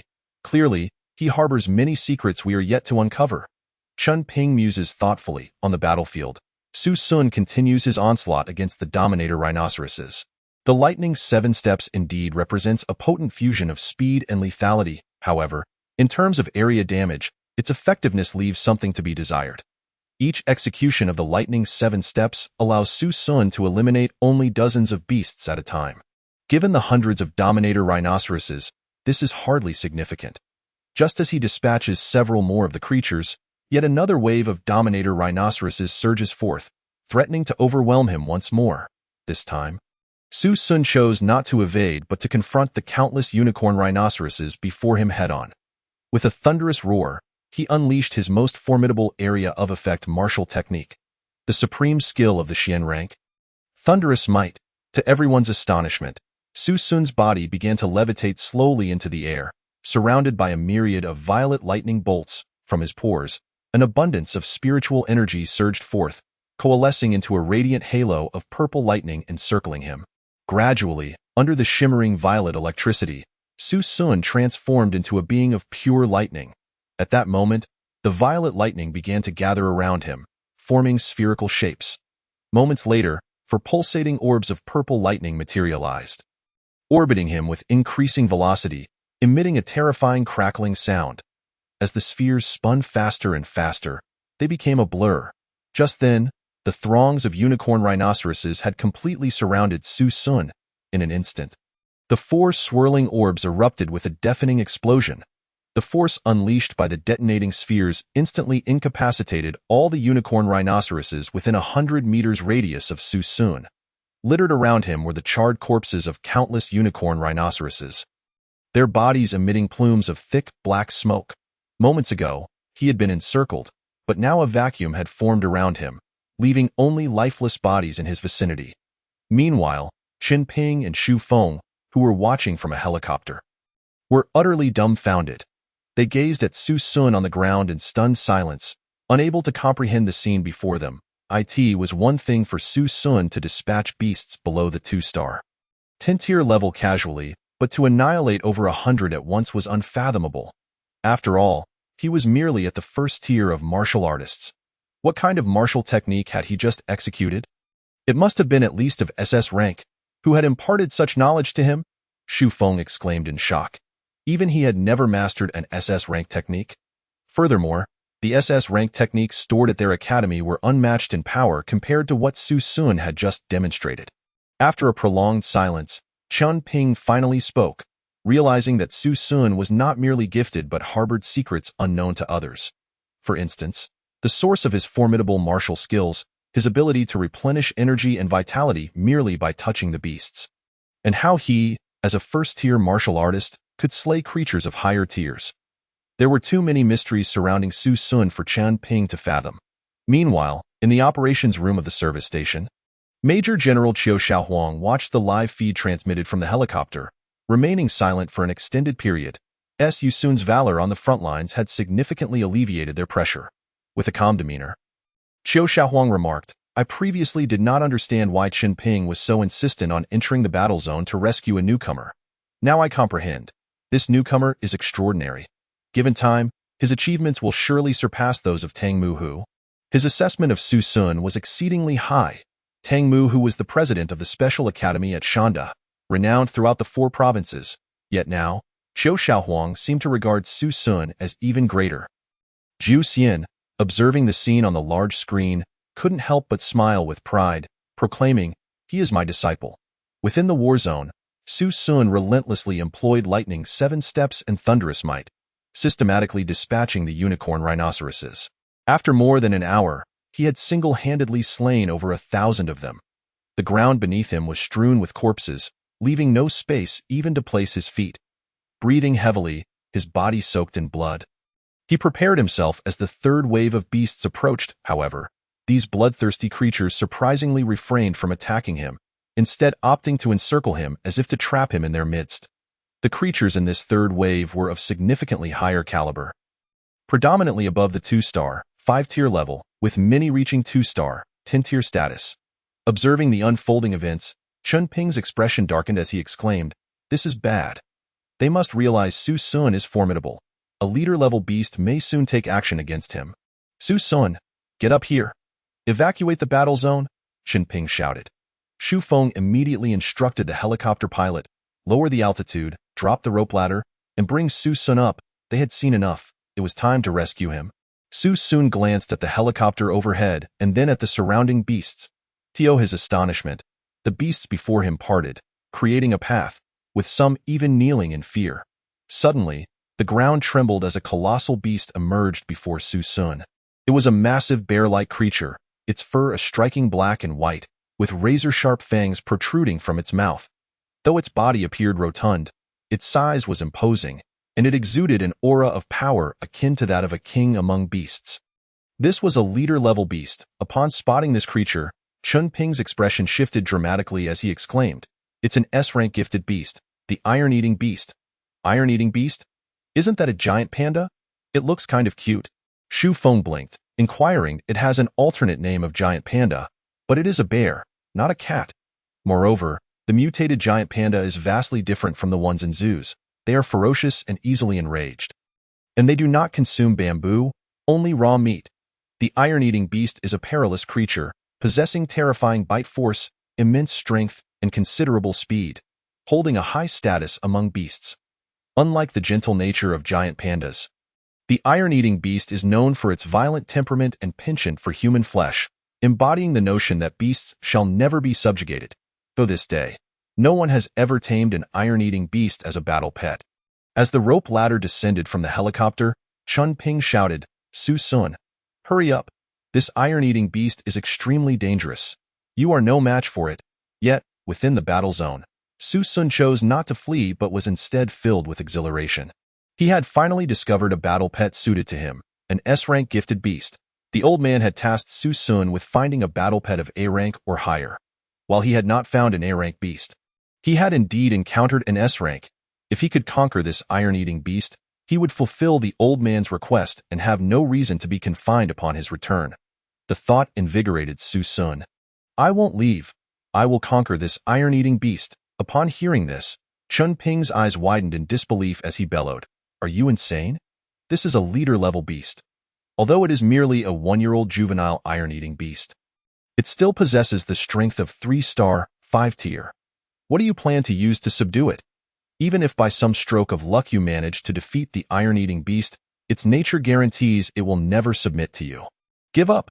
Chun Ping's warnings fell on deaf ears as Su Sun resolutely ignored him.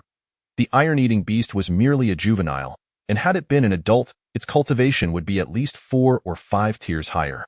Thus, Su Sun recognized this as a golden opportunity. If he let it slip by, he might never encounter such a fitting battle pet again. Seeing Su Sun disregard his pleas, Chun Ping furrowed his brow. Wishing he could leap from the helicopter and drag Su Sun to safety, at that moment, Shu Feng interjected, "Director Chun, hasn't the teacher always said to temper his arrogance? He is overly conceited, dismissing everyone. Perhaps this Iron-Eating Beast should teach him a lesson about humility, so he won't be so self-assured in the future." Upon hearing this, Chun Ping pondered briefly before asking, "Isn't that a bit dangerous?" Shu Feng smiled lightly, "Director Chun, with you and me here, what is there to fear? No matter how powerful this Iron-Eating Beast is, it cannot match us. Let us not forget, this lad is a half-body cultivator. For the Iron-Eating Beast to eliminate him in one blow would not be an easy task." Nodding in agreement, Chun Ping replied, "You make a valid point. Let us observe for a while longer." With their minds made up, they retracted the rope ladder from the helicopter and quietly watched Su Sun in the battle zone. Below, countless beasts encircled Su Sun, but none initiated an attack. Only the Iron-Eating Beast approached him, roaring defiantly as it thumped its powerful paws against its chest. Its eyes glowed crimson as it charged at Su Sun with all its might. In response, Su Sun sheathed his weapon and charged at the Iron-Eating Beast. The beast's paw swung towards Su Sun, who retaliated with a punch aimed at the creature's head. With a resounding impact, Su Sun's fist collided with the Iron-Eating Beast's skull, just as its paw struck Su Sun's chest. The Iron-Eating Beast stood firm, while Su Sun was sent flying backward, crashing into a tree. Upon landing, Su Sun clutched his churning chest, fighting the urge to vomit blood as he swallowed a handful of vitality pills. What a powerful blow! The iron-eating beast, by the standards of ability levels, was equivalent to a 5-star master. Above the warrior is the master, and above the master is the grandmaster. In the Dragon Kingdom, a grandmaster represents a formidable force. The iron-eating beast before us possesses an S-grade talent, capable of devouring and growing stronger. Similar to Su Sun's devouring technique, the iron-eating beast's gift is even more extraordinary. It can consume any object and transform it into its own cultivation. This means that eating stones increases its power just as much as eating meat does. To grow stronger, it simply must keep eating. However, the speed at which its power increases is significantly influenced by what it consumes. Eating the corpses of superhumans accelerates growth, while stones do so at a much slower rate. As an omnivorous creature, the iron-eating beast has a preference for meat, which explains why, at merely 1 year of age, it has already cultivated to the 5th level of Grandmaster. It is constantly eating. Su Sun is quite fond of this battle companion, as he can feed it the remains of the fierce beasts he has absorbed, ensuring nothing goes to waste. Once more, Su Sun rose to his feet and charged towards the iron-eating beast. Eaming Eye. Su Sun instantly unleashed his martial technique, the Eaming Eye, forcibly controlling the iron-eating beast, mountain-crushing fist. Following this, Su Sun leaped and delivered a punch towards the beast's head. With a resounding thud, this strike could easily shatter an unyielding rock. However, when it landed on the iron-eating beast's head, it merely caused the creature to stumble back a few steps in pain. The iron-eating beast roared with fury and charged once more at Su Sun. Its massive paws slammed towards Su Sun's chest. Seeing this, Su Sun dared not underestimate the situation. He activated his martial technique, Lightning 7 Steps. With a swift motion, Su Sun darted past the iron-eating beast. The purple lightning instantly paralyzed the creature. Zing zing. Su Sun's figure continuously darted back and forth. Each rapid maneuver inflicted a portion of damage upon the iron-eating beast. After darting 7 times, he had indeed drained a considerable amount of the beast's energy. However, for such a formidable creature, this level of assault was hardly a concern. Witnessing the iron-eating beast's indifference, Su Sun was consumed by rage, utterly furious. Thunderous fury. With a mighty roar, Su Sun's body began to levitate slowly into the air. Purple lightning erupted from his pores, coalescing around him into 4 purple orbs. Subsequently, these orbs began to spin around Su Sun. Whoosh, whoosh, whoosh. Finally, the purple orbs emitted a terrifying buzzing sound. With a thunderous boom, the 4 orbs exploded simultaneously. The tremendous force created a massive crater in the ground. The iron-eating beast was also hurled away, crashing heavily into a tree and snapping it in two. The profound martial technique of the Xian tier evidently inflicted significant damage upon the iron-eating beast. After landing, the beast spat out a mouthful of dirt, shook its head, and let out a furious roar. Chapter 0093. Inflicting 1,000 wounds while enduring 800. The iron-eating beast was indeed injured. But the wounds were not grave. For a creature with such thick skin and robust flesh, Su Sun's strongest martial technique was insufficient to deliver a fatal blow. The iron-eating beast charged again at Su Sun, swinging its colossal iron fist towards his head, yet, this time, Su Sun chose not to evade. Instead, he activated his Xian tier lower-grade martial technique, Unmatched Body. Su Sun crossed his arms in front of his head, and upon activating Unmatched Body, his defensive power surged dramatically. With a resounding thud, the iron-eating beast's punch struck Su Sun's crossed arms with tremendous force, akin to a train colliding with him, sending Su Sun flying. He rolled several times on the ground before struggling to rise, nearly spitting out blood. At this moment, Su Sun's arms trembled slightly. Despite activating Unmatched Body and having cultivated the Qilan Body technique to the 2nd level, that punch had still inflicted considerable injury. The iron-eating beast, in a fit of rage, pounded its chest and charged at Su Sun again. Raising its iron fist, it unleashed another strike aimed at Su Sun's chest. Bang! A muffled sound echoed as the beast's punch landed on Su Sun's arms, sending him flying once more. Crack! Su Sun's back smashed into a tree, breaking it before collapsing to the ground, this time. Unable to endure any longer, Su Sun spat out blood. Yet, the iron-eating beast showed no signs of relenting, slowly approaching Su Sun once more. On the helicopter, Xu Feng observed, "Isn't it about time? If this continues, that kid might be killed." Chen Ping nodded slightly in agreement, stating, "Lower the altitude. Prepare for rescue." The iron-eating beast loomed over Su Sun. Looking down at him, it raised its fists once again, pounding down on Su Sun. Bang! Another punch struck Su Sun. He could barely stand, helplessly watching as the iron-eating beast continued its assault. Seeing that Su Sun was still alive after several blows, the iron-eating beast was thoroughly enraged. It raised its paws high above its head and, with a furious roar, summoned all its strength to bring its fists crashing down on Su Sun's head.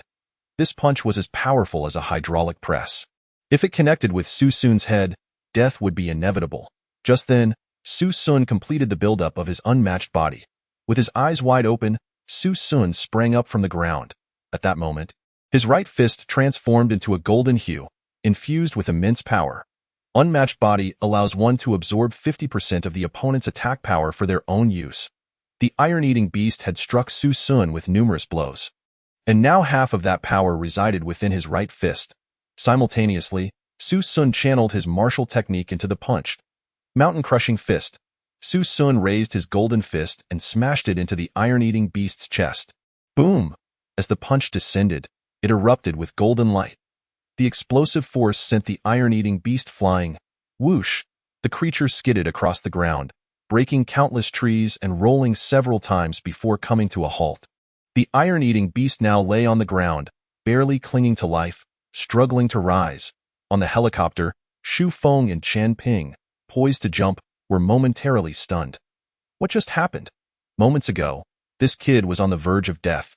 And now a single punch has brought the iron-eating beast down? Unbeknownst to them, Su Sun was also fighting for his life against the beast. Each of the iron-eating beast's punches had landed squarely on Su Sun. And although his defenses were formidable, the 3-star, 5-tier beast was no trifling matter.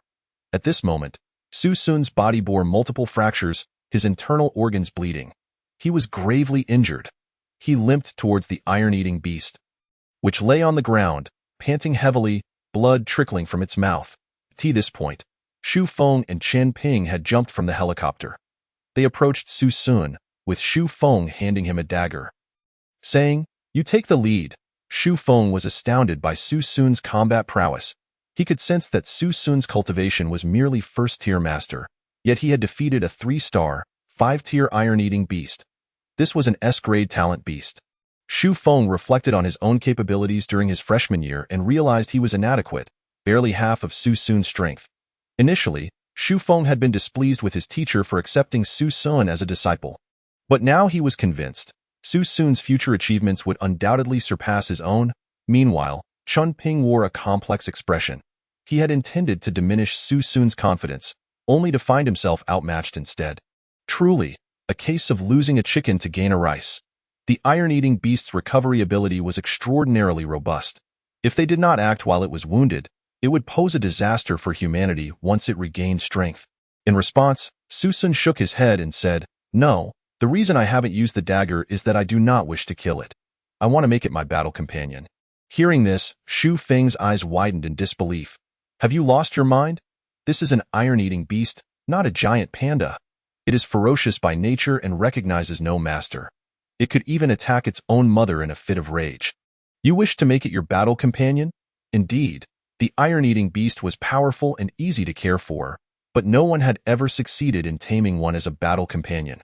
Su Sun smiled faintly and, with a hint of weakness, replied, "Just because others cannot do it does not mean I, Su Sun, cannot." With that, Su Sun tossed a spirit consciousness pill into his mouth and produced a handful of medicinal pills. These pills, refined by Su Sun, included qi and blood pills and cooling pills, all mixed with a spirit consciousness pill. He stuffed all these pills into the mouth of the iron-eating beast.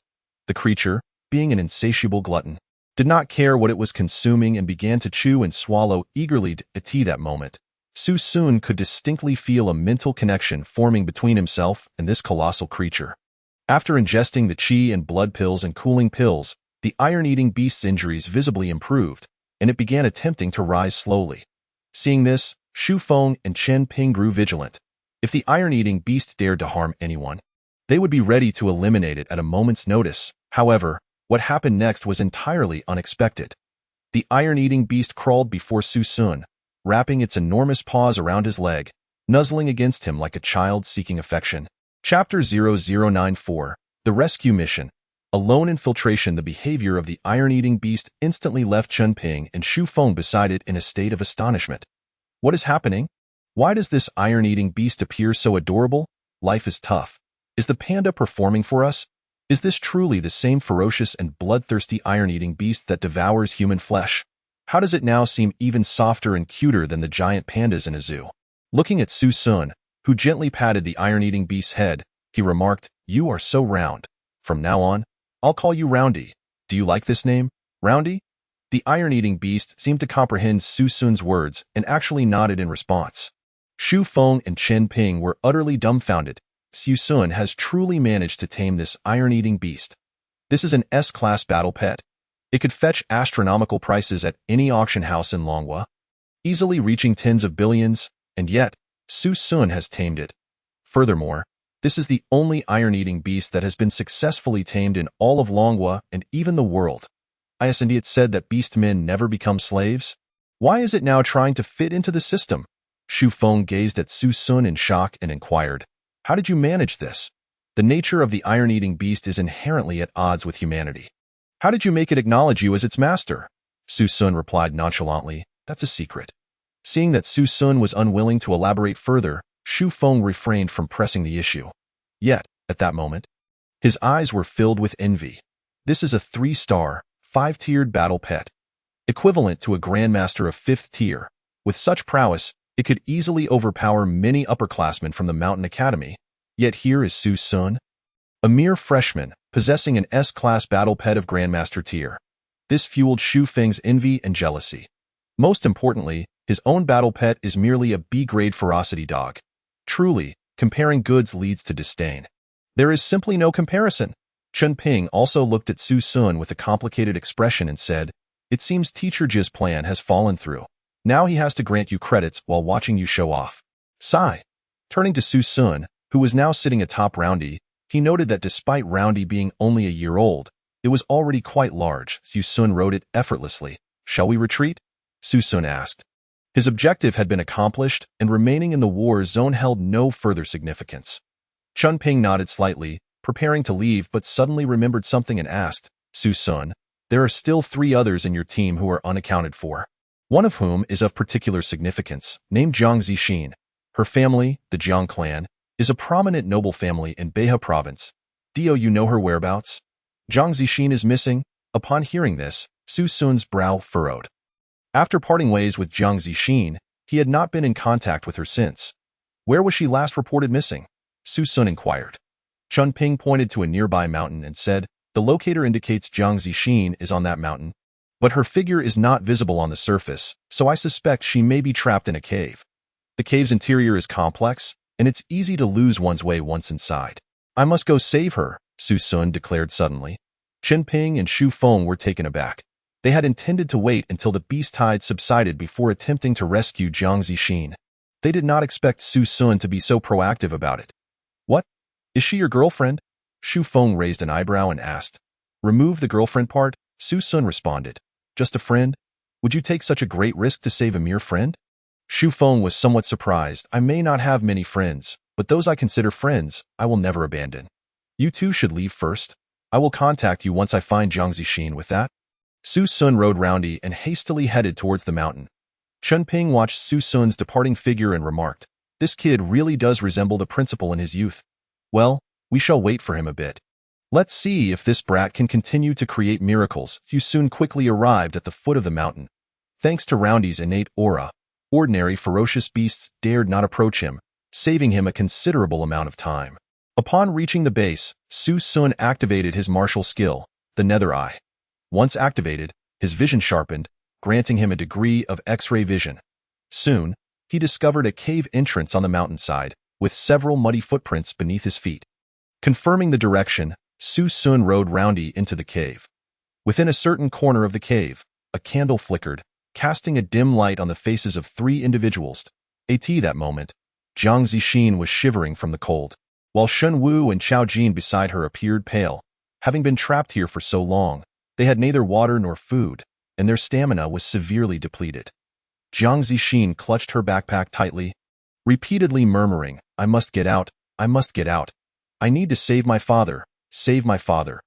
After her relentless efforts, Jiang Zixin had finally found the medicinal herbs she sought within the Shanghai war zone. Unfortunately, leaving the war zone had become a significant issue. Chao Jin sighed heavily and said, "Alas, it's all that Su Sun's fault. If it weren't for his previous inaction, causing our team to lose so many members, would we be in such a dire situation?" Upon hearing this, Jiang Zixin lifted her head and retorted, "Is it Su Sun's fault? If you want to blame someone, blame your own arrogance. You looked down on Su Sun. In my opinion, if Su Sun were here with us now, we wouldn't be in such a mess." Shen Wu, smoking nearby, was already in a foul mood, and Jiang Zixin's mention of Su Sun only fueled his anger. "Enough! You keep bringing up Su Sun. When will it end? I look down on him," Shen Wu shouted angrily.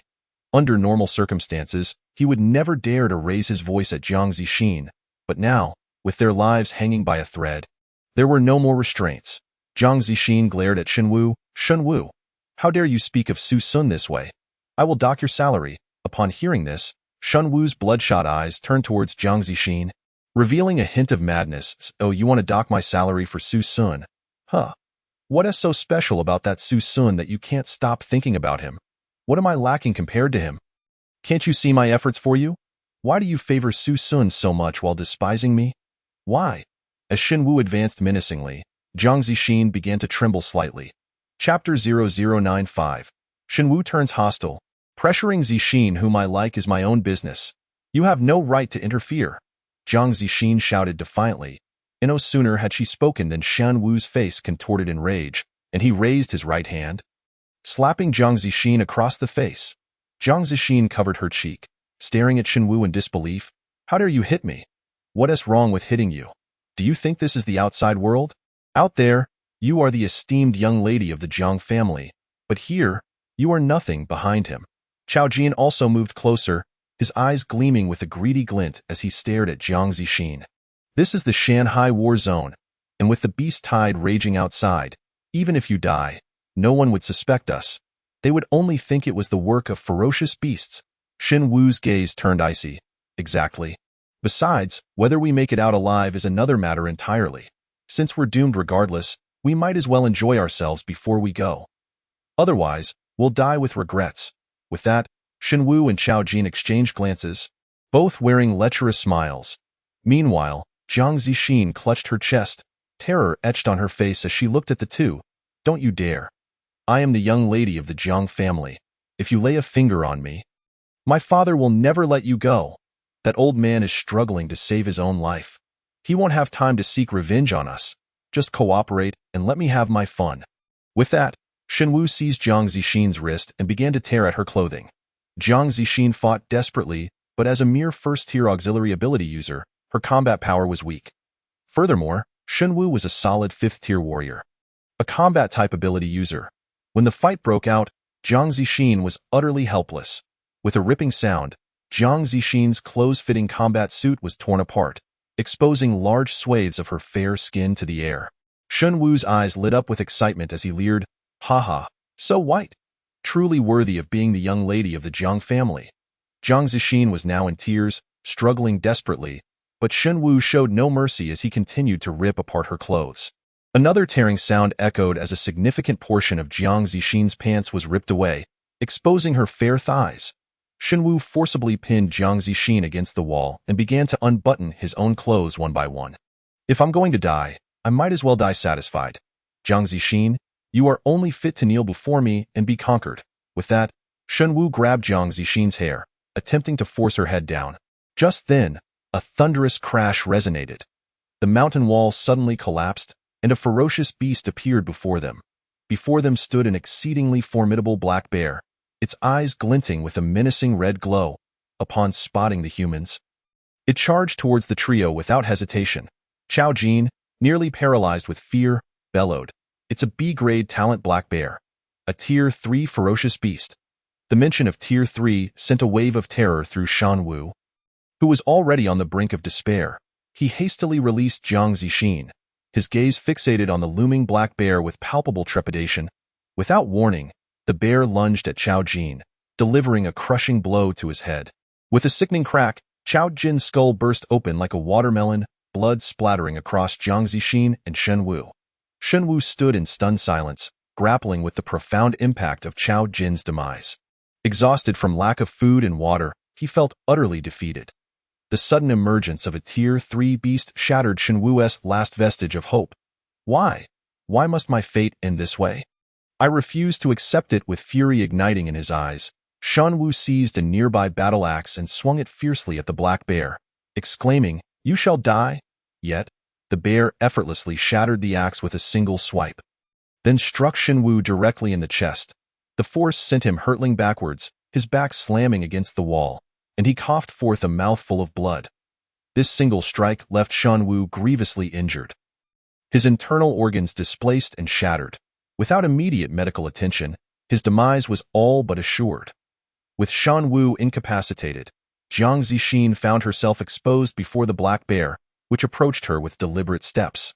Drooling hungrily as the bear loomed over her, it opened its gaping maw, lunging for her head. In despair, Jiang Zixin closed her eyes, awaiting the inevitable. Is this how it ends?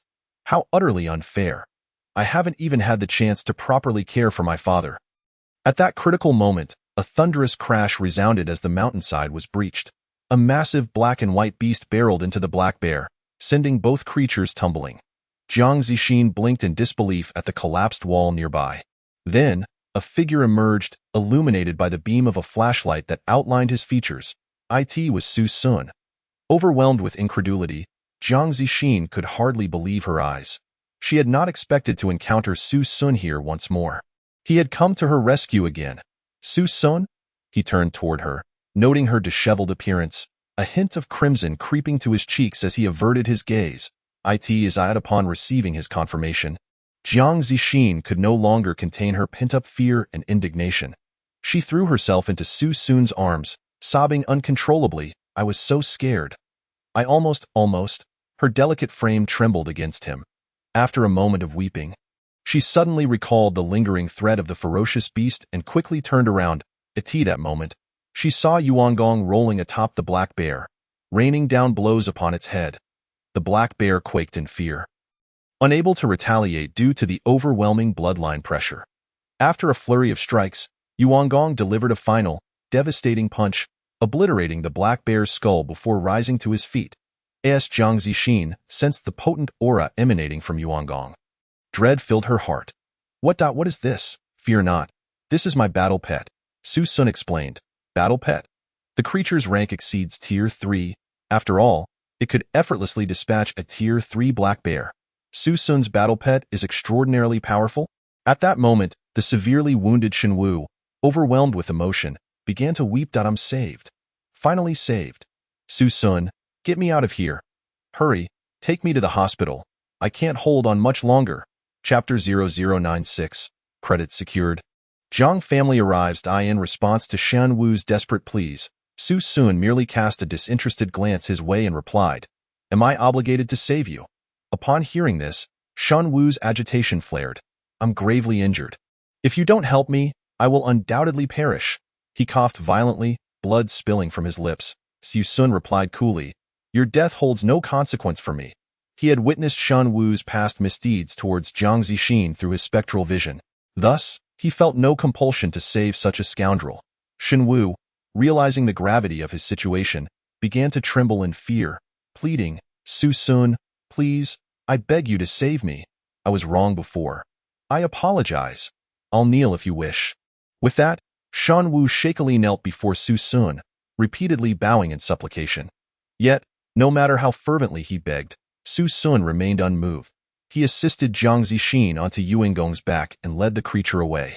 "If I save you, you would not only fail to express gratitude but would likely harbor resentment towards me. Why would I nurture an enemy who despises me in secret while feigning loyalty? Captain Su, after so many years in this line of work, you must understand. If one is not ruthless, one cannot stand firm." After uttering these words, Su Sun departed without a backward glance, leaving Shun Wu in despair. Filled with regret. Had he known of Su Sun's true strength, had he been aware that Su Sun's battle pet was an S-rank Tier 5 beast, he would never have dared to disrespect him.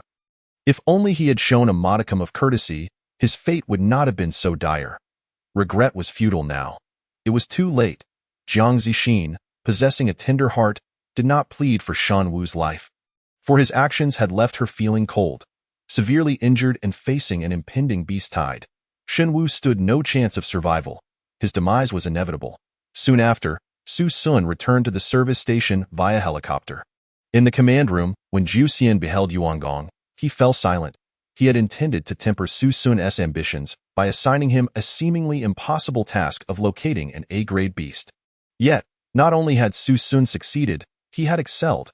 He had tamed an S-grade beast, specifically a Tier 3 Tier 5 beast. Such an accomplishment had never occurred in the entirety of Longhua. This was a steel-eating beast. A creature that would never submit, now clinging affectionately to Su Sun's leg. Zhu Xian could scarcely believe his eyes. "Teacher, I completed my task. When will my credits be awarded?"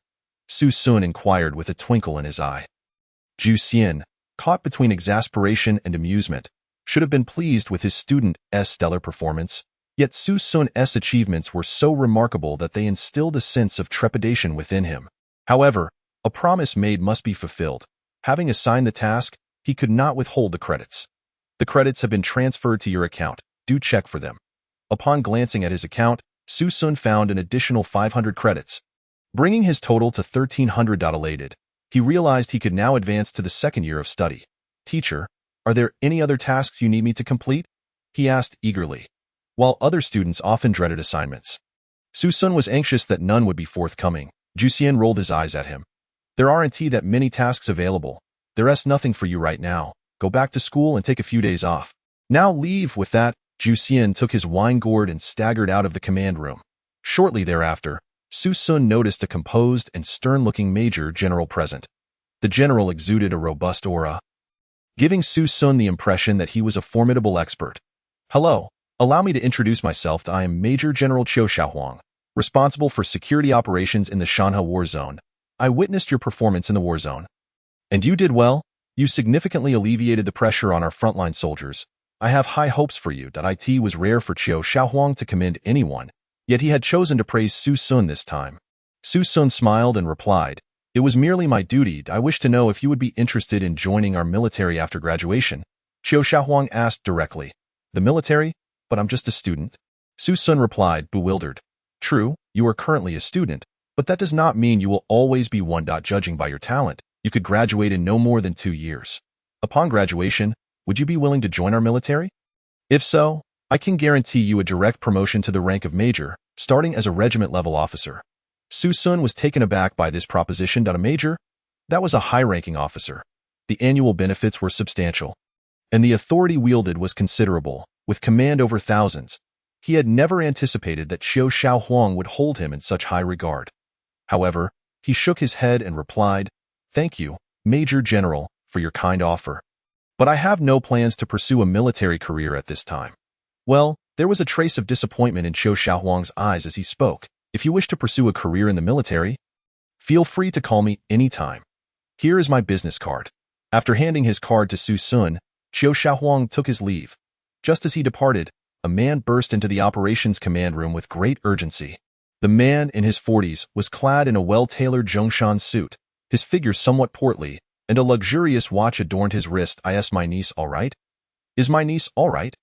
Zhang Hongda's face was etched with worry, and upon spotting Jiang Zixin in the command room, he was overjoyed. "My precious niece, it is truly wonderful that you are unharmed. After receiving the call from the military district, your uncle was nearly scared to death." Jiang Hongda embraced Jiang Zixin tightly. Upon seeing her relative, Jiang Zixin was overwhelmed with joy and tears. "Uncle, I almost thought that I would never see you again." "Silly child. What nonsense are you saying? With your uncle around? Who would dare to bully you?" "What exactly transpired in the war zone?" Jiang Hongda inquired, cradling Jiang Zixin's small face with affection. Chapter 0097, The Jade Pendant. Heading to the Jiang family. Once Jiang Zixin managed to compose herself, She recounted her experiences in the war zone to Jiang Hongda in detail. Upon hearing that Shen Wu dared to lay a hand on Jiang Zixin, Jiang Hongda's fury escalated. You, Shen Wu, dare to harbor ill intentions towards my niece. If you return alive, I shall tear you limb from limb. After making his threat, Jiang Hongda turned to Su Sun standing nearby. You must be Su Sun, right? I cannot thank you enough. If it weren't for your assistance, my niece might have faced dire consequences. As soon as he finished speaking, Jiang Hongda produced a bank card from his wallet and handed it to Su Sun. Brother, there isn't much money on this card. Just 30 million. Consider it a token of gratitude from the Jiang family for saving my niece. Su Sun was taken aback. While he was aware of the Jiang family's wealth, he had not anticipated such extravagance. 30 million was as inconsequential as 3,000. Grateful for this unexpected windfall, Su Sun was about to accept the money when he inadvertently noticed the jade pendant around Jiang Hongda's neck. The sight of the jade caught his eye. Its exquisite material radiated a faint aura, clearly a superior spirit jade. This spirit jade had significant uses, capable of being crafted into spiritual tools or protective talismans. Endowed with protective attributes once engraved with the appropriate patterns and runes. Uncle, I do not want the money. I find that jade pendant around your neck quite appealing. Would you be willing to part with it? Jiang Hongda appeared momentarily taken aback, then promptly removed the jade pendant from around his neck. Are you referring to this, brother? You have a keen eye. I purchased this jade pendant for 3 million. But it pales in comparison to the 30 million. Are you certain you want it? Su Sun nodded affirmatively. Yes, uncle. I genuinely like this jade pendant. Without further ado, Jiang Hongda removed the jade pendant from his neck and presented it to Su Sun. After receiving the jade, Su Sun could hardly part with it, admiring it in his hands. At that moment, Jiang Hongda turned to Jiang Zixin and asked, Niece, did you find the medicinal herbs that the divine doctor instructed you to seek? Jiang Zixin nodded and replied, Yes, look. As she spoke, Jiang Zixin took out a deep green herb from her backpack. Su Sun glanced at it and immediately identified it as the resurrection herb. This herb possessed immense medicinal properties, potent enough to revive even those who had suffered grievous injuries, allowing them to linger for several days. Thus, it earned the name resurrection herb, signifying that even the deceased could be revived for a time if consumed. The resurrection herb? Uncle, what ailment afflicts you that you require such a herb? Su Sun inquired, well aware of the herb's significance due to his experience in alchemy. Jiang Zixin sighed, her expression filled with sorrow. I am unsure of the illness, only that it is a peculiar affliction. His complexion is ashen, his appetite is non-existent, he suffers from severe vomiting and diarrhea, and at night, his hands and feet grow icy. Often speaking incoherently. Upon hearing this, Su Sun raised an eyebrow. Though he lacked medical expertise, he was well acquainted with the effects of various herbs. The resurrection herb is typically used as a life-prolonging measure. While it may temporarily sustain the patient's life, its potent effects can lead to significant backlash. I advise against using the resurrection herb recklessly. Ah? Jiang Zixin was taken aback.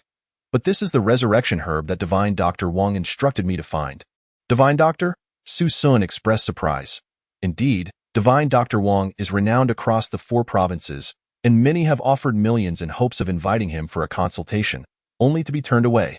Su Sun shook his head slightly. He is far from a divine doctor. He is merely a quack. Jiang Zixin, trust me, do not use this herb, nor should you place your faith in that so-called divine doctor. At that moment, Jiang Hongda scrutinized Su Sun and asked, If I may inquire, do you possess the ability to cure my elder brother's ailment? Su Sun fell silent, pondering the question. While he lacked formal medical knowledge, he was proficient in alchemy. His elixirs might not cure all ailments, but they could alleviate most. Perhaps, Su Sun eventually replied. Upon hearing this, Jiang Zixin's eyes sparkled with hope. Having endured numerous trials alongside Su Sun, she now held unwavering trust in him. Is that true, Su Sun? Would you accompany me home to examine my father's condition? If you can heal him, you shall forever be a benefactor to the Jiang family. Su Sun furrowed his brows. Truthfully, he was reluctant to go. Yet, Jiang Zixin was indeed a kind-hearted person, and declining would seem rather ungracious. Just then, Jiang Hongda interjected, Should the young brother succeed in treating my elder brother, there shall be a generous reward. At this, Su Sun's interest was piqued. Jiang Hongda recognized that Su Sun was not unwilling to help but merely needed a compelling reason to do so. A monetary reward was the best incentive. Very well, I shall give it a try, but I cannot guarantee a cure. Splendid. Then let us depart at once, Jiang Zixin exclaimed with excitement. Wait a moment, I need to use the restroom. With that, Su Sun exited the operations command room. Round rolling followed closely behind, and having such a massive creature by his side was undoubtedly cumbersome. However, Su Sun had a solution. He placed Round rolling into his storage ring. The space within the storage ring was limited, but it was more than sufficient for Round rolling. Gently patting Round rolling on the head, Su Sun said, I apologize for the inconvenience. Please stay here for a while. Once I have the funds, I will acquire a more advanced storage ring for you, allowing you to run freely within. After attending to Round rolling, Su Sun soon found himself in Jiang Hongda's car. Jiang Zixin curiously inquired, Su Sun, what about that giant panda? It was taken by my teacher Deshanda. It was too conspicuous, so I left it behind, Su Sun replied with a light smile, and no one questioned Su Sun's words. The Jiang family was a prestigious clan in Beha province, situated in a small town not far from Tushar. They resided in this quaint town due to its abundant supply of rare medicinal herbs, with the Jiang family monopolizing the herbal trade. However, maintaining such a vast enterprise required more than just wealth. The Jiang family understood the formidable power of those with special abilities, which is why they had recruited a large number of such individuals from the outset. Now, after decades of development, the Jiang family had cultivated over 100 special ability users, including martial artists, martial masters, and even grandmasters, some of whom surpassed the grandmaster level. The most powerful among them was the head of the Jiang family, Jiang Zhenghua, who was also Jiang Zixin's father. Chapter 0098, Hidden Goo Worms, Divine Dr. Zheng Yang. In the evening, Jiang Hongda's Bentley slowly entered the Jiang family estate, coming to a halt in the underground parking lot of the Jiang villa. Upon exiting the car, Su Sun immediately noticed the dozens of luxury vehicles parked in the garage.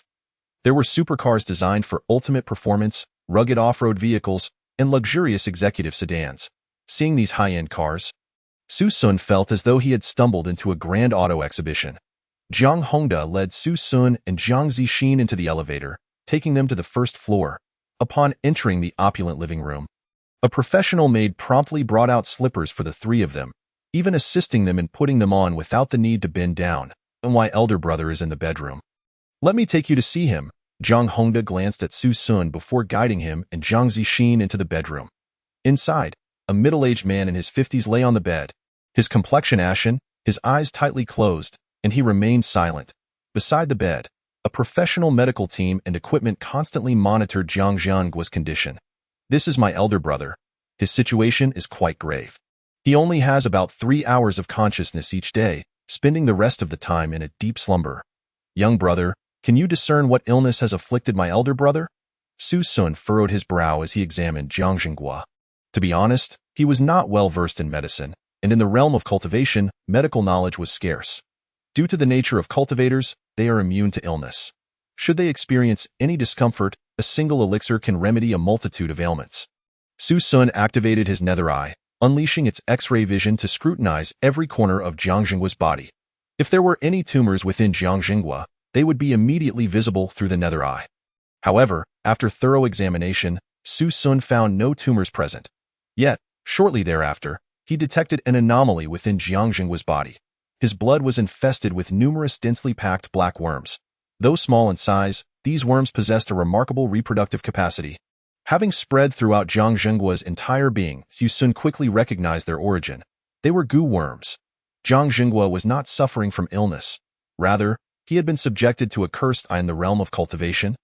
There exist practitioners of this dark art known as goo masters, who excel in assassination and the deployment of goo to eliminate targets invisibly.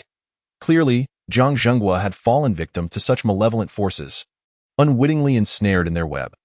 Once cursed, no conventional illness can be detected, and without the aid of an expert, survival becomes nearly impossible. Fortunately, these particular goo worms were of the most rudimentary variety, and Su Sun was confident that a single elixir would eradicate them entirely. Young brother, what do you think? Jiang Hongda inquired. Noticing Su Sun's prolonged silence, Su Sun snapped back to attention, directing his gaze at Jiang Hongda. The situation is manageable. It can be treated. Upon hearing this, Jiang Hongda's spirits soared with joyous. That truly the case. Indeed, Su Sun affirmed with a nod. Ha ha ha, marvelous. What must we do? Jiang Hongda urged eagerly. Su Sun nodded slightly, stating, I require the following dozens of medicinal herbs. Please procure them as swiftly as possible. After this, Su Sun composed a prescription and handed it to Jiang Hongda. The herbs listed were far from inexpensive, composed of precious traditional Chinese medicinal ingredients, some of which even had specific year requirements, making them exceedingly rare to find on the market. However, for the affluent Jiang family, this was hardly a dilemma. The Jiang family lacked nothing, except perhaps for a shortage of funds. The family members promptly set off to procure the herbs, while Su Sun settled onto a nearby sofa, sipping tea in quiet anticipation. At this moment, Jiang Zixin curiously asked, Su Sun, what exactly afflicts your father? Your father is not ill. He has merely been cursed. Cursed? Jiang Zixin responded with a perplexed expression, completely unfamiliar with the concept. Yes, it means he has been poisoned. Upon hearing this, Jiang Zixin's expression shifted, revealing a flicker of fear and anger in her eyes. Who dares to poison my father? If I, Jiang Zixin, find out, I will not let them go unpunished. Su Sun, sensing her concern, reassured her, the poison within your father's body can be resolved, as long as the herbs are gathered. I possess the means to eliminate the goo worms and restore your father to vitality. Just then, a derisive snort pierced the air from outside the door. Humph! How bold of you to speak such nonsense. As the words fell, the bedroom door swung open to reveal a middle-aged doctor clad in a white coat, flanked by 7 or 8 assistants, exuding an air of authority, each adorned with name tags bearing the words Shanha Hospital. Dr. Wang, you have arrived, Jiang Hongda greeted with enthusiasm upon seeing the newcomer. In stark contrast, the middle-aged doctor offered no warmth in return. Mr. Jiang, what is the meaning of this? If you doubt my medical skills, simply say so, and I shall take my leave without hesitation. Yet, you have chosen to invite this young brat to treat the patient. What is the purpose of that? To insult me? Hearing this, Jiang Hongda hurriedly smiled and replied, No. This young brother is not an ordinary person. I merely wish to let him have a try, with no intention of disrespecting Dr. Wang. As soon as he finished speaking, one of Dr. Wang's female assistants interjected with a stern expression. Our instructor is the youngest professor at Shanha Hospital, an award-winning physician, hailed as the premier healer across the 4 provinces. If even our director Wang cannot cure him, who else could? At this moment, Wang Xingyang turned his unfriendly gaze towards Su Sun. Did you just claim that a single elixir could restore the patient to health? Su Sun calmly nodded in affirmation. Utter nonsense, Wang Xingyang retorted angrily. The patient's condition is far from optimistic. His consciousness is muddled, his temperature elevated, clearly indicating a disturbance in bodily functions. Under such circumstances, even I, Wang Xingyang, cannot guarantee a cure, yet you claim you can? Indeed, Su Sun maintained his calm demeanor. Preposterous, you may be young, but your arrogance knows no bounds. Pray tell, from which medical school did you graduate? Who is your mentor?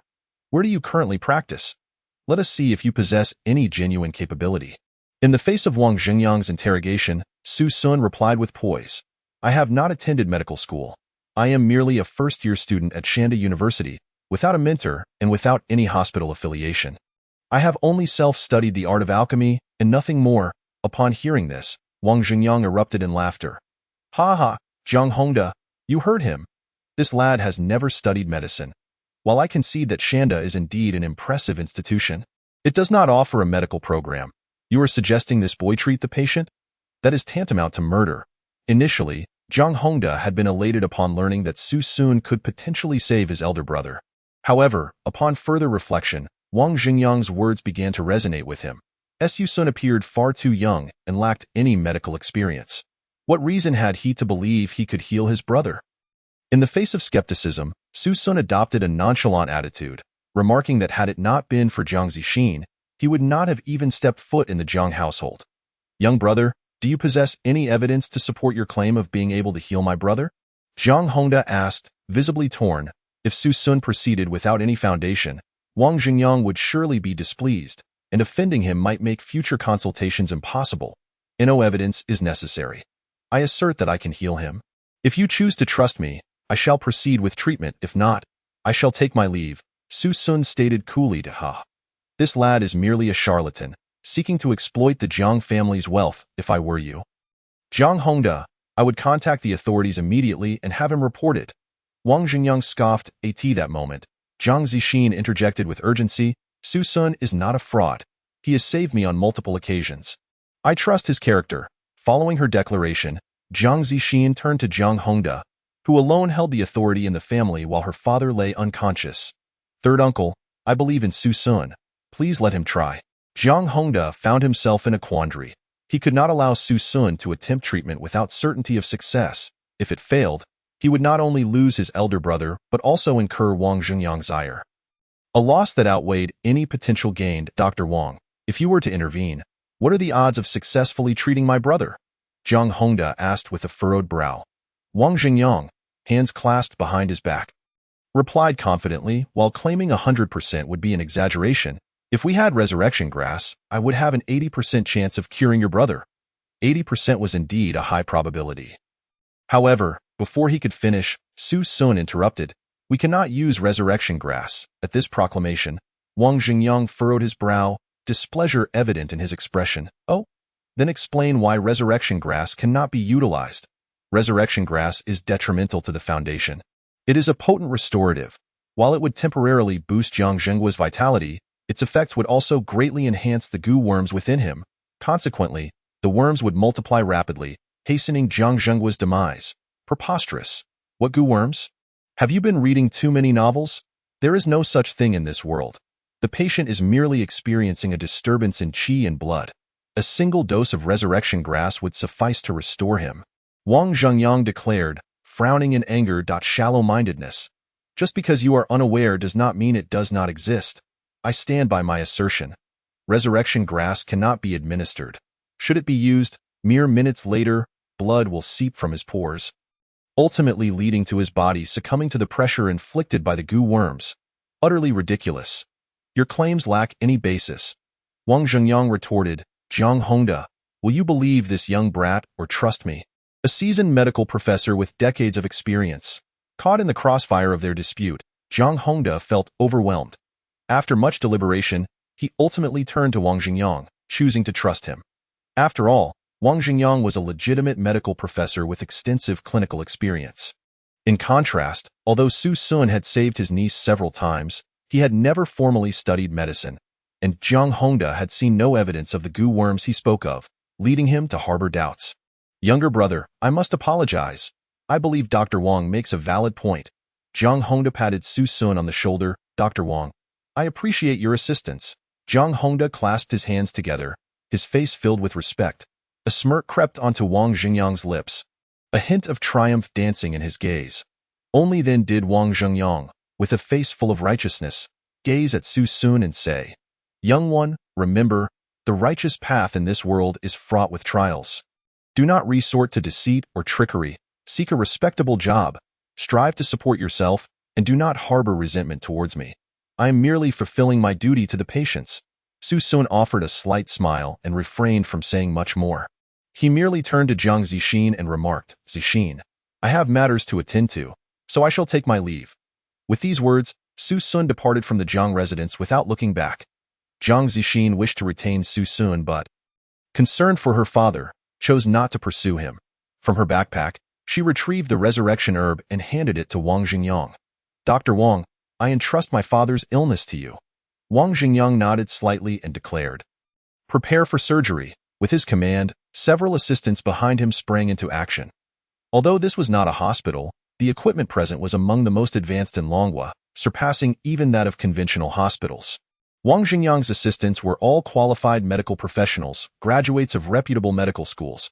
His medical team operated with remarkable professionalism, each member performing their duties with precision as they began their preparations.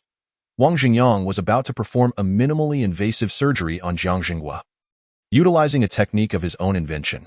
He first ground several medicinal herbs and the resurrection herb into a fine powder, subsequently mixing it with water and a gene therapy agent developed at a cost of billions in the West, before loading it into a syringe.